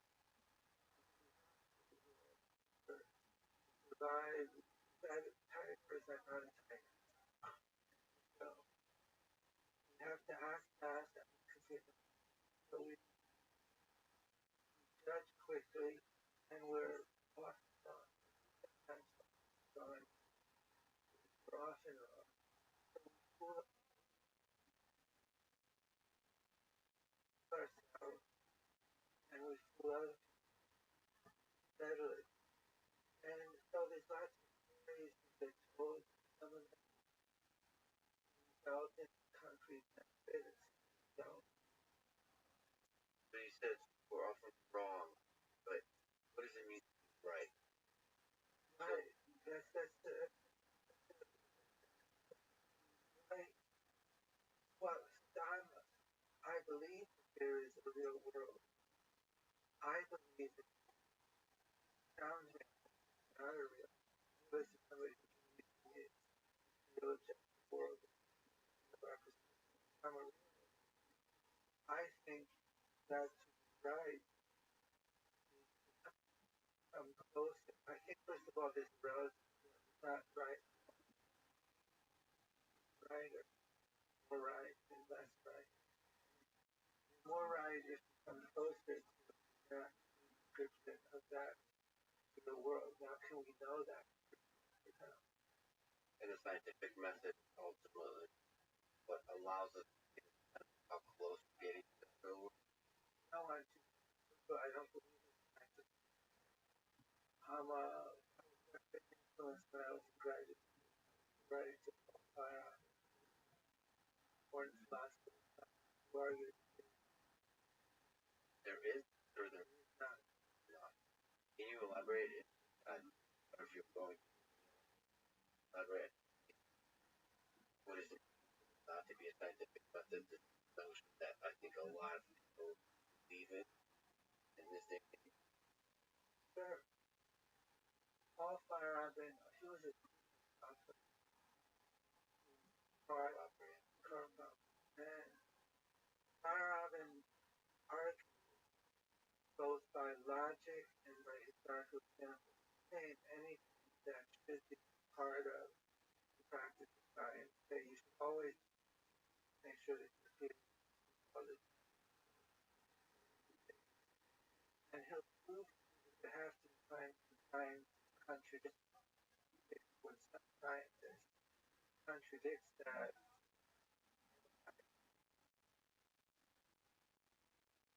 science to progress overall. So it's not a simple matter. I think of science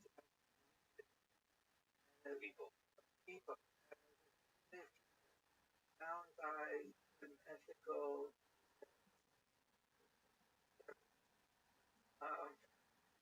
In that community, like right up kind of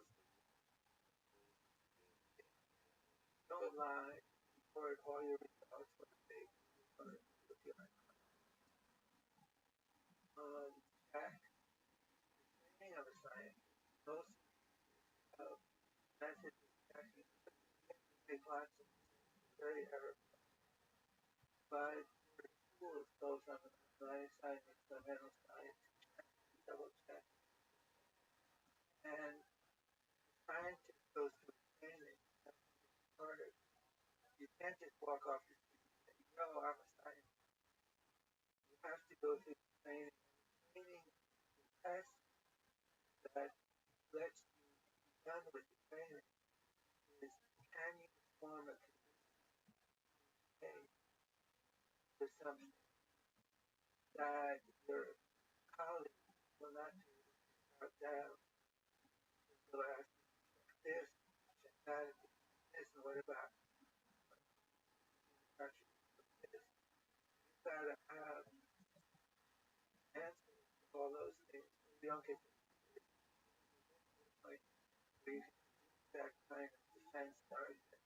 Then you're kind of licensed. It's still going to be questioned. May pose a public debate, but the community is going to have to wait less time. But you can maybe look at it a little longer. What's the gap between the thing that community does and the ideal scientific method? The scientific method is you should be able to experiment. There's a lot of elements, but method, the final result, the hope of it is that you should be able to say with some confidence that a particular thing is close. Right. There's not a relationship experiment. For example, Galileo did the experiment of dropping a ball on top of the sun, and it falls right at the base of the tower. And Aristotelian would say, wow, of course it falls right at the base of the tower. The earth is moving while the ball is falling. Galileo said, no way to this little inertia, and it has an inertia in the direction of the earth is moving. And the tower and the ball move together. But the principle of inertia comes to the bottom. It does look like no, our style of science is right the earth station. And so you gotta get that bunch of cases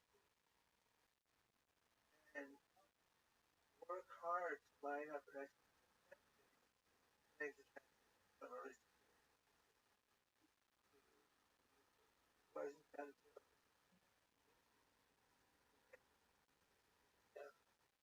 What do you think is the nature process that seems to be progress, at least along our science, of all the community of science? A better job of coming up with ideas that you take on and try, or cool. I don't have a Then the 20th century, century by century, we can talk about string theory and so on, and kind of possible what you might think of as dead end, so on. But not to it. We'll straight up. We'll straighten it out. Okay. But there is nevertheless in science often at least temporary dead end. If you look at the century before New after a lot of ideas close to truth that then can declare a civilization those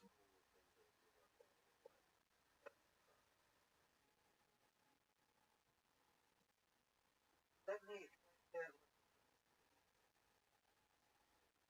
the low bar.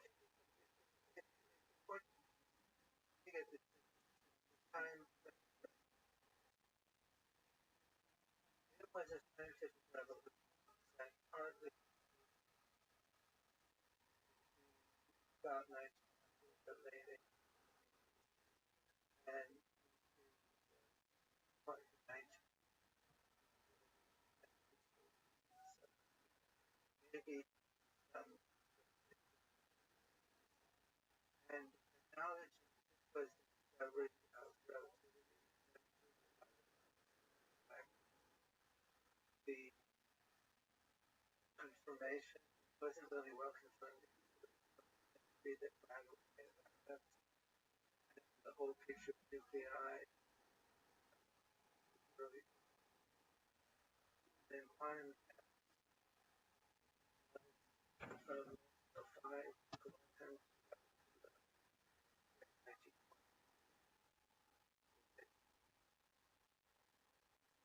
the basis of partial revolution, partial revolution, is the basis of technology. All about, I mean, electrical technology is about those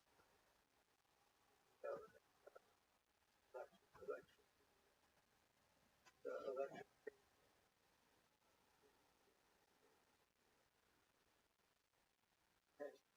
development, right? Right. The fundamental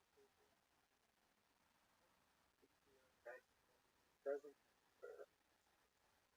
is not a triumph and progress, and it's not a nothing. So, just to on the early 20th century, the revolutions that happened there,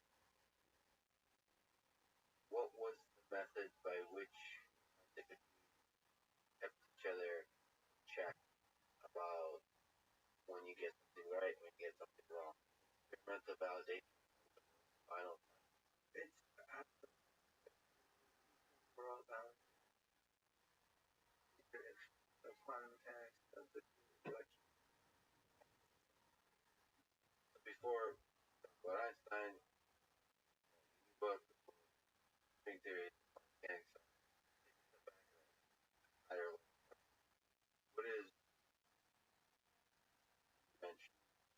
What is realism? What is anti-realism? Why define realism?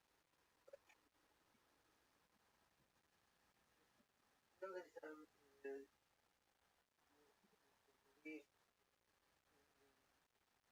in an external world independent of our existence and perception of it. Realist physicist is somebody who believes that there should be possible some completely objective description of every process fundamental describes and explains what happens, why it happens. That kind of implies that that's some permanent. There's no fuzzy magic going on that you can never get to the bottom of thing. Perfectly describe it. I'm not I should live with the fundamental has a chance. You that you can live with it, but you think God's like dice? Are you? I think it's probably. I think theories can change. Theories can change. The fundamental laws of change. Okay, we'll get there. I thought we would be able to find some solid ground, but apparently the ground is the entirety temporarily so. Okay, let's so realism is the idea that while the ground is solid, right, what's the role of the human being, our beautiful, complex mind? We have are we just another set of molecules in a clever way, or the observer, our mind, consciousness of the field? There's two ways to question this. Does our conscious mind or our perception play a role in making feel or that's question. Question two is, does this call it a naturalist view of the book that is based on allow a place to understand the existence of and the nature of perception of mind? And that's question two I do think a lot about, and my answer is not an answer, I hope so. But question one, I don't know. But of course, the answer to question one depends on question. Right. So I'm not up to question. Question two is the thing that you kind of struggle with this time. What about the anti? So, what flavor? What are the different camps of anti talked about? I think it'd be nice if you could articulate people for whom there is not a concrete. Let's see. What are the camps? I'm not sure I'm a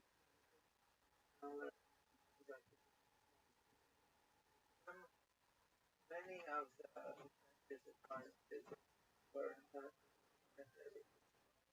there are scholars who lived in a very perilous time in the World War. And there were a lot of trends, culture, but many things they said things like purpose of science is not to give an objective.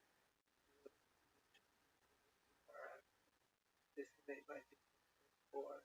The purpose of science is as an extension of our conversation with each other to describe our interaction with nature. We're free to invent inventing new terms, particle or wave or causality, time, space. The little does may carry some identification, but we believe that we actually have to be device in our actions. We have nothing to say about it. Do you find any aspect of that? You kind of said that we were being tell stories. Do you find aspects of that kind of anti-realist more telling? Fundamentally, it's our storytelling. We create time, causality, whatever the quantum mechanics stuff is to help us tell the story of our world. I just would like aspiration for the other thing. But being what? realist. You hope that the stories will eventually lead us discovering the real world. Yeah. Is perfection possible?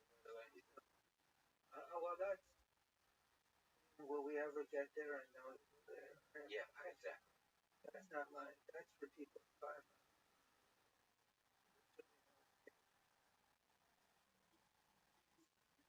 I think reality that exists outside of our mind. There's a limit to our cognitive ability. Again, there's debate, biological system.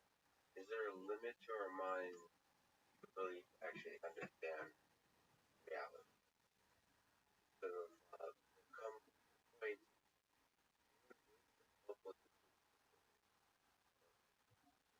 cannot grasp.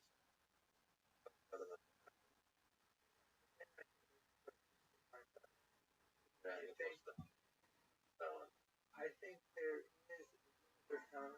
I don't agree with the approach, but I admire what he did in his last book.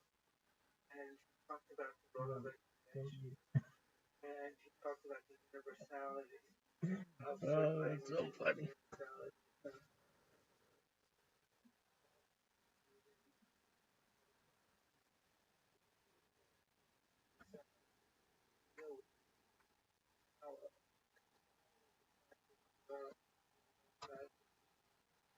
And we now actually still arguing for universality, possibility, or whatever. I admire that argument, but I don't think we're doing okay so far, but we'll have whether there is a limit or not. For now, we got plenty to play with. there are things that are right there in front of us, which we miss. And I'll quote my friend Eric Weinstein in saying, look, Einstein carried his luggage, Freud carried his luggage, Marx carried his luggage, Arthur Brown carried his luggage, etc. Edison carried his luggage. All these geniuses carried it. Not once or relatively recently did it occur to anybody to feel on luggage. And it was right there waiting to be invented. Attention. Eric Weinstein. Yeah.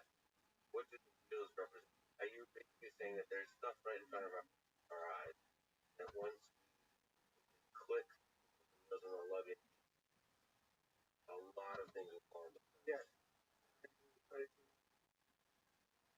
And every day I wake up and think, why can't I be this guy walking to the airport? What do you think it takes to be that guy? Because, like you said, a lot of really smart people carry their luggage. What, just psychologically, so Eric Weinstein is a good example of a person who thinks outside the box. Yes. Who resists almost conventional. You're an example of a person who, by habit, by psychology, by upbringing, I don't know, resist conventional thinking by nature. That's a compliment. Good. So, what do you think it takes to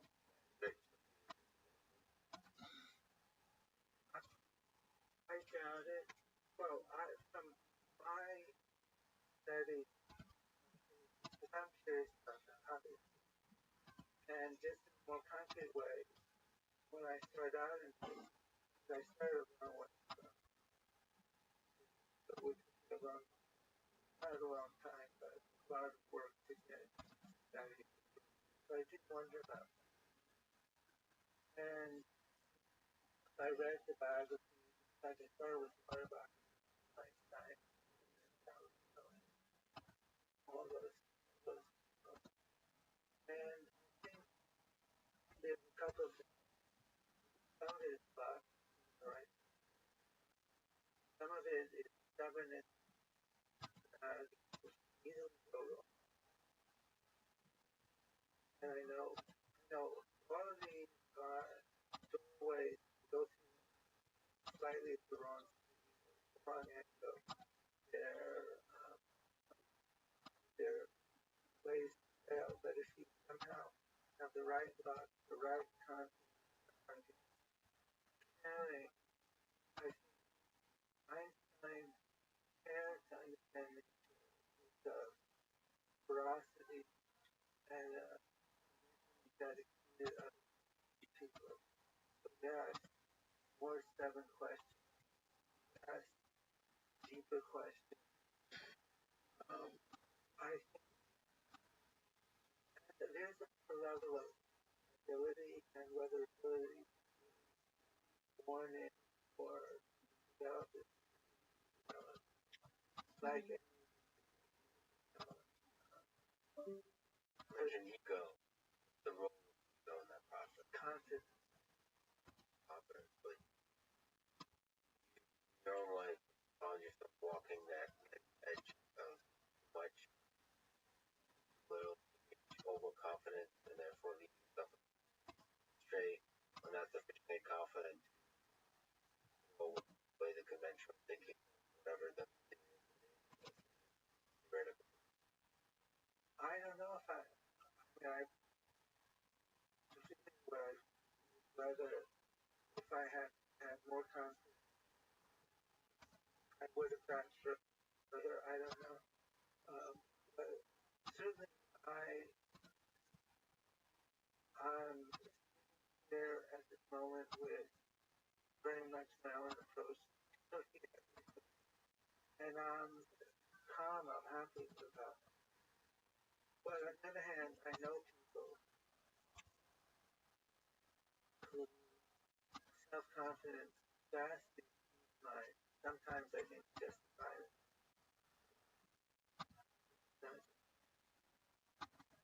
Your most recent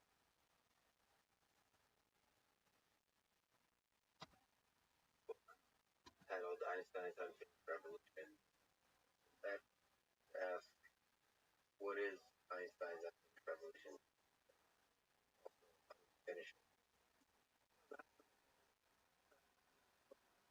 Einstein finished revolution. Revolution invented relativity, special and especially general. One of the first realized there would have to be a gravity theory which somehow realize the resolve the paradox. That would be a part of the way for photons. And he was, I don't associate that. I think his connection found in other kind of put in the closet. Well, he didn't believe that quantum mechanics developed in the late 1920s was correct. First, wrong. Anyway,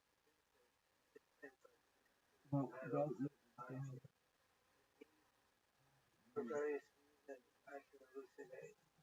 To have no freedom particles, something to reach the stage of each phenomenon that I'm saying, what aspect of quantum mechanics bothers you, Einstein, most? But wave function collapse question measurement is it measurement problem? I'm not going to the measurement problem is the fact that what is the measurement problem? Formulation of quantum mechanics ways to evolve information in time. One of the things that no observer is the other is when the measurement of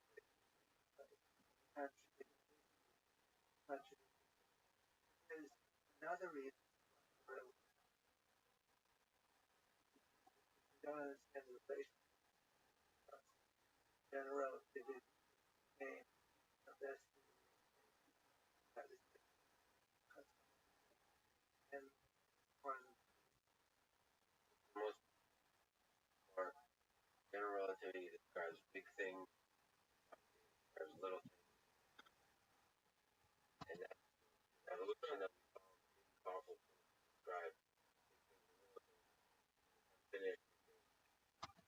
You look at two things that out of describe everything. Right.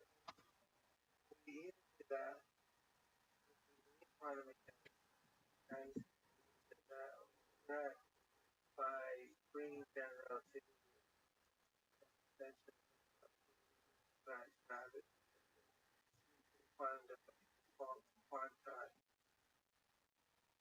theory of gravity or with Einstein that quantum mechanics succeeded and this is my view then part of the job of finding the right extension would be one that incorporated space-time. So, where do we begin? So, first, let me ask, perhaps you give me a chance, I could ask you some basic questions. Not at all. The basic question is the hard one, but mention space-time. What is space-time? We talked about it in introduction.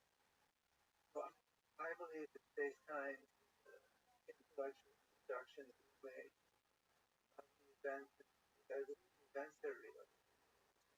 Relationships between events cause the real. But the idea that there is a four-dimensional geometry that has a metric and a connection satisfied equation Einstein wrote is a description, some scale, is an approximation, captures some of what's going on in nature. But I don't believe we're in it. Okay, we're gonna allow me to linger on that. The universe has events. Events cause other idea of reality. Okay, that's in my your view. Well,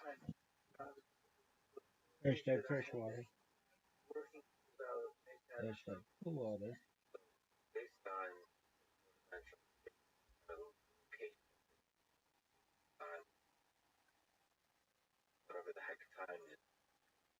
And you're saying that space-time, both space and time are emergent, not fundamental. Accounts taken down. For Garbage. what is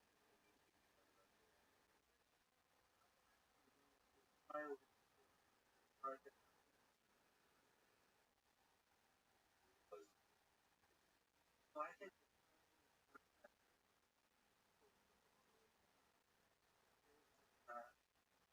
I would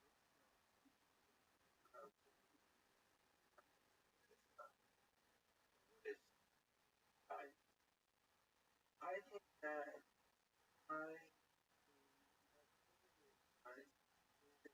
creation of it. There's no And there's not only so I believe the universe is goes past. I believe the future does not exist.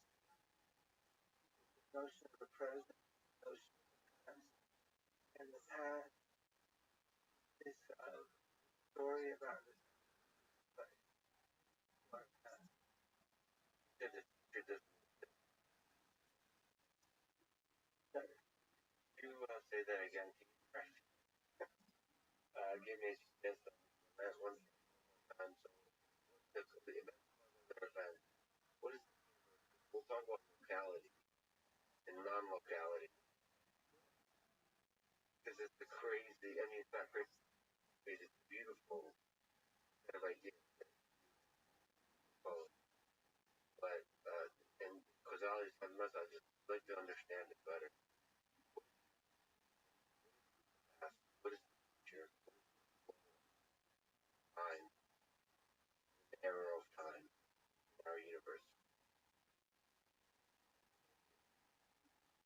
Maybe what's an event? Oh, an event is where something changes, or where you, hard to say an event is a moment in time, say, this is where two particles connect, have, or something changes. Now, we are postulating there is, at the fundamental level, a notion, element doesn't have a definition terms about it, but it's something element. And it doesn't have a connection to energy, matter exchange, right? Because It's at that level. it involves, and that's why the version of a theory of events that I developed with Supreme Court. This, by the way, I want to let collaborators because they did court that all the work back in 2000, called that, and it was period before that Roberta Money last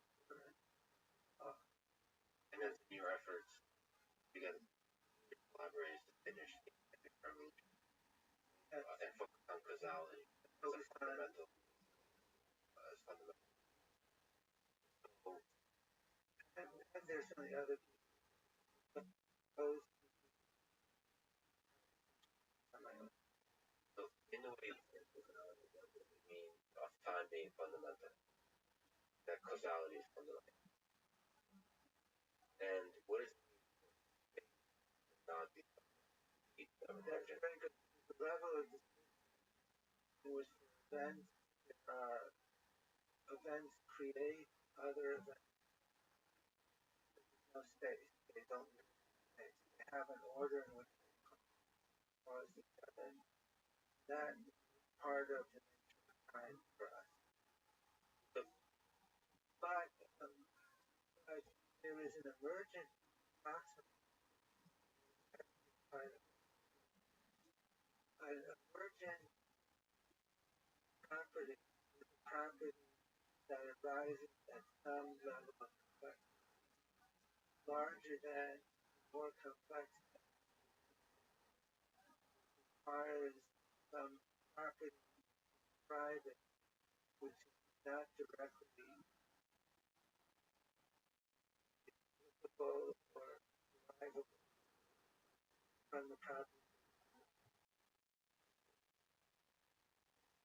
And space is one of the things that sufficiently complex universe dimensional large. Yes, and we have to saw how this happens. Model of computationally. Okay, so connected to space, the idea of locality that we talked about realism. So I live in that board. Locality is the thing that have an effect. It's the thing that bothers me about gravity in general, or action. That probably bothers me. At least that a little bit about it.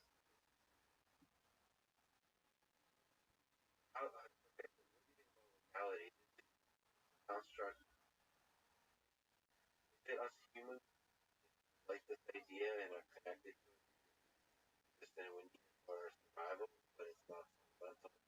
It seems crazy for it not to be fundamental aspect of our reality. Can you comfort me? Therapist.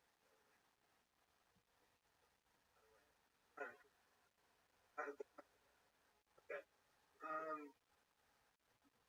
There are several different definitions of locality.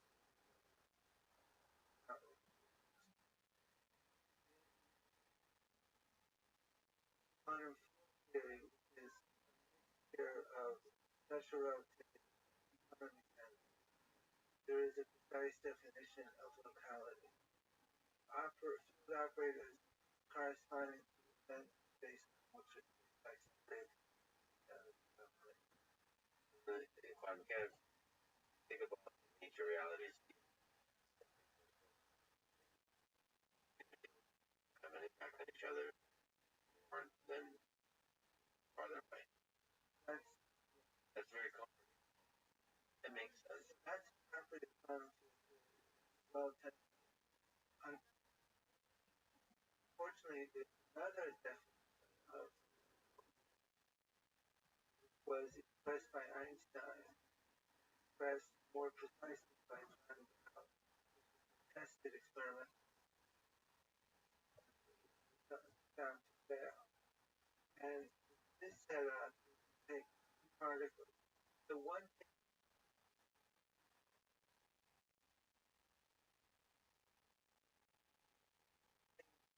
that's really weird about quantum mechanics is a property called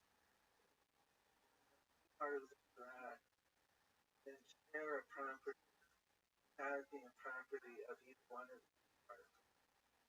And if you such a then you make a measurement of the particle A, so on my right, the particle without measuring the particle. And ask that whatever is the real reality of particle B did not be affected by the choice of the particle or anything about what not yet the choice is measured. And that's the notion of locality that our space while for any choice by the exact reality. But you make that hotel look and you derive a certain quality, some correlation, functions of correlation that satisfies. And then you test that pretty correctly. Experiment very pairs of photons. And it's isn't wrong by In experiment, it doesn't what does that mean? that means that that definition of mortality is false. The one that Einstein was. And the one that I stated, that is not true that whatever is real about particles is unaffected by the choice that you make, because what's particle, no matter how long they can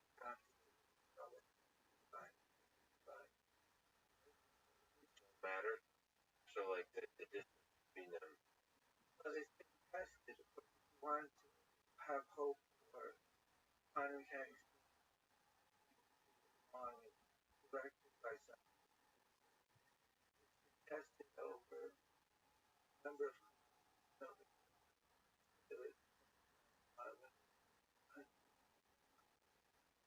So in trying to solve the unsolved question, in trying to theory of everything, is causality fundamental and breaking away from locality. That's a crucial step. In your book, actually, think about as a community. Just a community has to think about. I guess my question is, how do we solve? How do we finish the explanation? Well, that's, I can only tell you what I'm trying and what I've Yes, and exactly. it's not working. One smart answer in college. No. But anyway, my view of it had some nice things that a bunch of different ones, both related to quantum mechanics, quantum gravity. There's a lot to admire many of these approaches, but my understanding is none of them solve the problem I care about. And so we're in a situation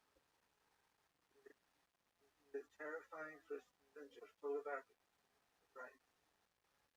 We've got more than a dozen.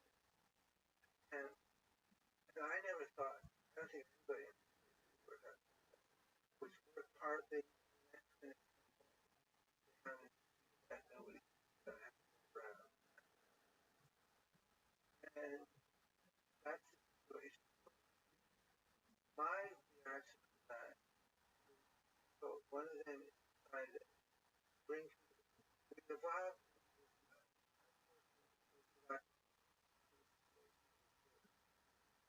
around these, borrow again a metaphor from Eric, on top of those landscape of theory and throw rocks. And Eric says, get off the hills, come down into the valleys, garden, and talk, become friendly, and learn to say, not no, but yes, and I didn't go this far, but maybe it was fine. So in that spirit, I've talked several times with Sean Carroll, also written an excellent book recently. Kind of plays around, big fan of the medieval's interpretation of mechanics. So I'm a troublemaker. He asked, what's your sense of John and the idea? Read many commentary as a each other would have a lot of fun debating. I love Sean, and I really, he's articulate, and he's a great representative of investment public, different people. He also, like I do, take philosophy seriously, and unlike what I did in office, he's really done the homework. Read a lot, knows, talks to them, he goes into arguments. And there's this serious thing that so often ends up on the opposite side. It's fun, it's fun, and I'd love to have a conversation about that, but I would want to. I see. About me. Well, no, I can tell you what. I'd love to put actually pause as a podcast. Definitely figure out how I would. I actually told Sean I'd love to hear you guys go back and forth. So I hope you can make that happen. I'm sure you guys. I want to tell you what it is. It's something that Sean said in June of 2000 that changed my whole approach to the problem. But I have to tell him first. And that'll be great to tell him on his podcast. So I can't invite myself. But yeah, okay, we'll take it out. So anyway, many worlds talk about the non-locality. Many worlds also very uncomfortable idea, or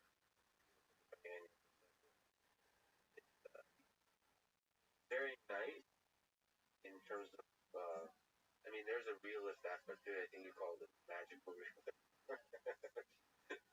Beautiful line, but at the same time, it's very difficult for our human minds to comprehend. So, what are your thoughts about it? Let me start with the obvious.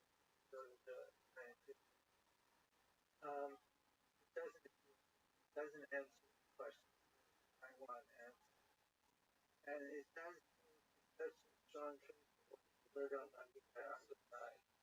Again, looking. I want to come back about principles. That's the other thing I was when we start looking for principles, we made our first principle one world, one. But so it's not helpful to my personal approach, my personal agenda. But of course, I'm part of both.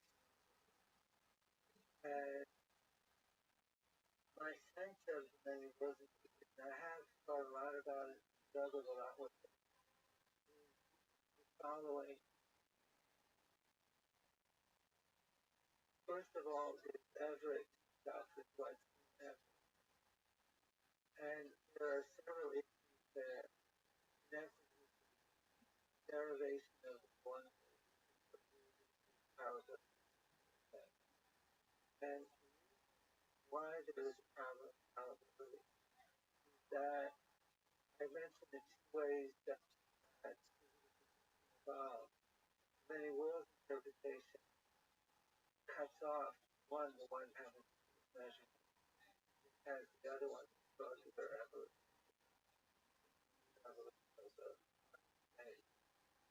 But the notion of probability is thrown away. So where does probability come from? We have to answer the question because experimentally probability is checked. Now, that first idea is very consistent with the problem because the many worlds this talk about branching is not quite precise, but there's a branch in which everything that might happen does happen. Probability one in that branch. I think you can count the number of branches that don't happen and get numbers you can define as something probability. And Everett did have an argument in that direction. But the argument gets very subtle when there is infinite possibility. I think most ones. And my understanding, although I'm not as much of an expert as other people, is that Everett's own proposal failed. There is then there is an important idea that Everett know about going on the right, much relevant. And so a number of people post Everett have tried to make versions of what you might call world quantum mechanics. area and subtle, and it's not the kind that I do well. So I felt that's why this chapter on it, but verse 11. There's a very good group of philosophers, Simon Saunders, Harvey Brown, of course, David Joyce. And those people have developed a lot of work, a very sophisticated set of ideas. I'm to come back and answer that question. They have the flavor of there are really no probabilities of that. But imagine if you ever the story was true and you were living in that universe. How would you make that? So they theory of probability sampling create the story of how would that if you try and ever that. And there's a debate among those experts as to whether they have really succeeded. And when I checked it, I was finishing the book with some of those people, Simon and while they told me that they weren't getting it correct. That's why I put my book. Now, to add to that, Sean has his own approach to that, what's called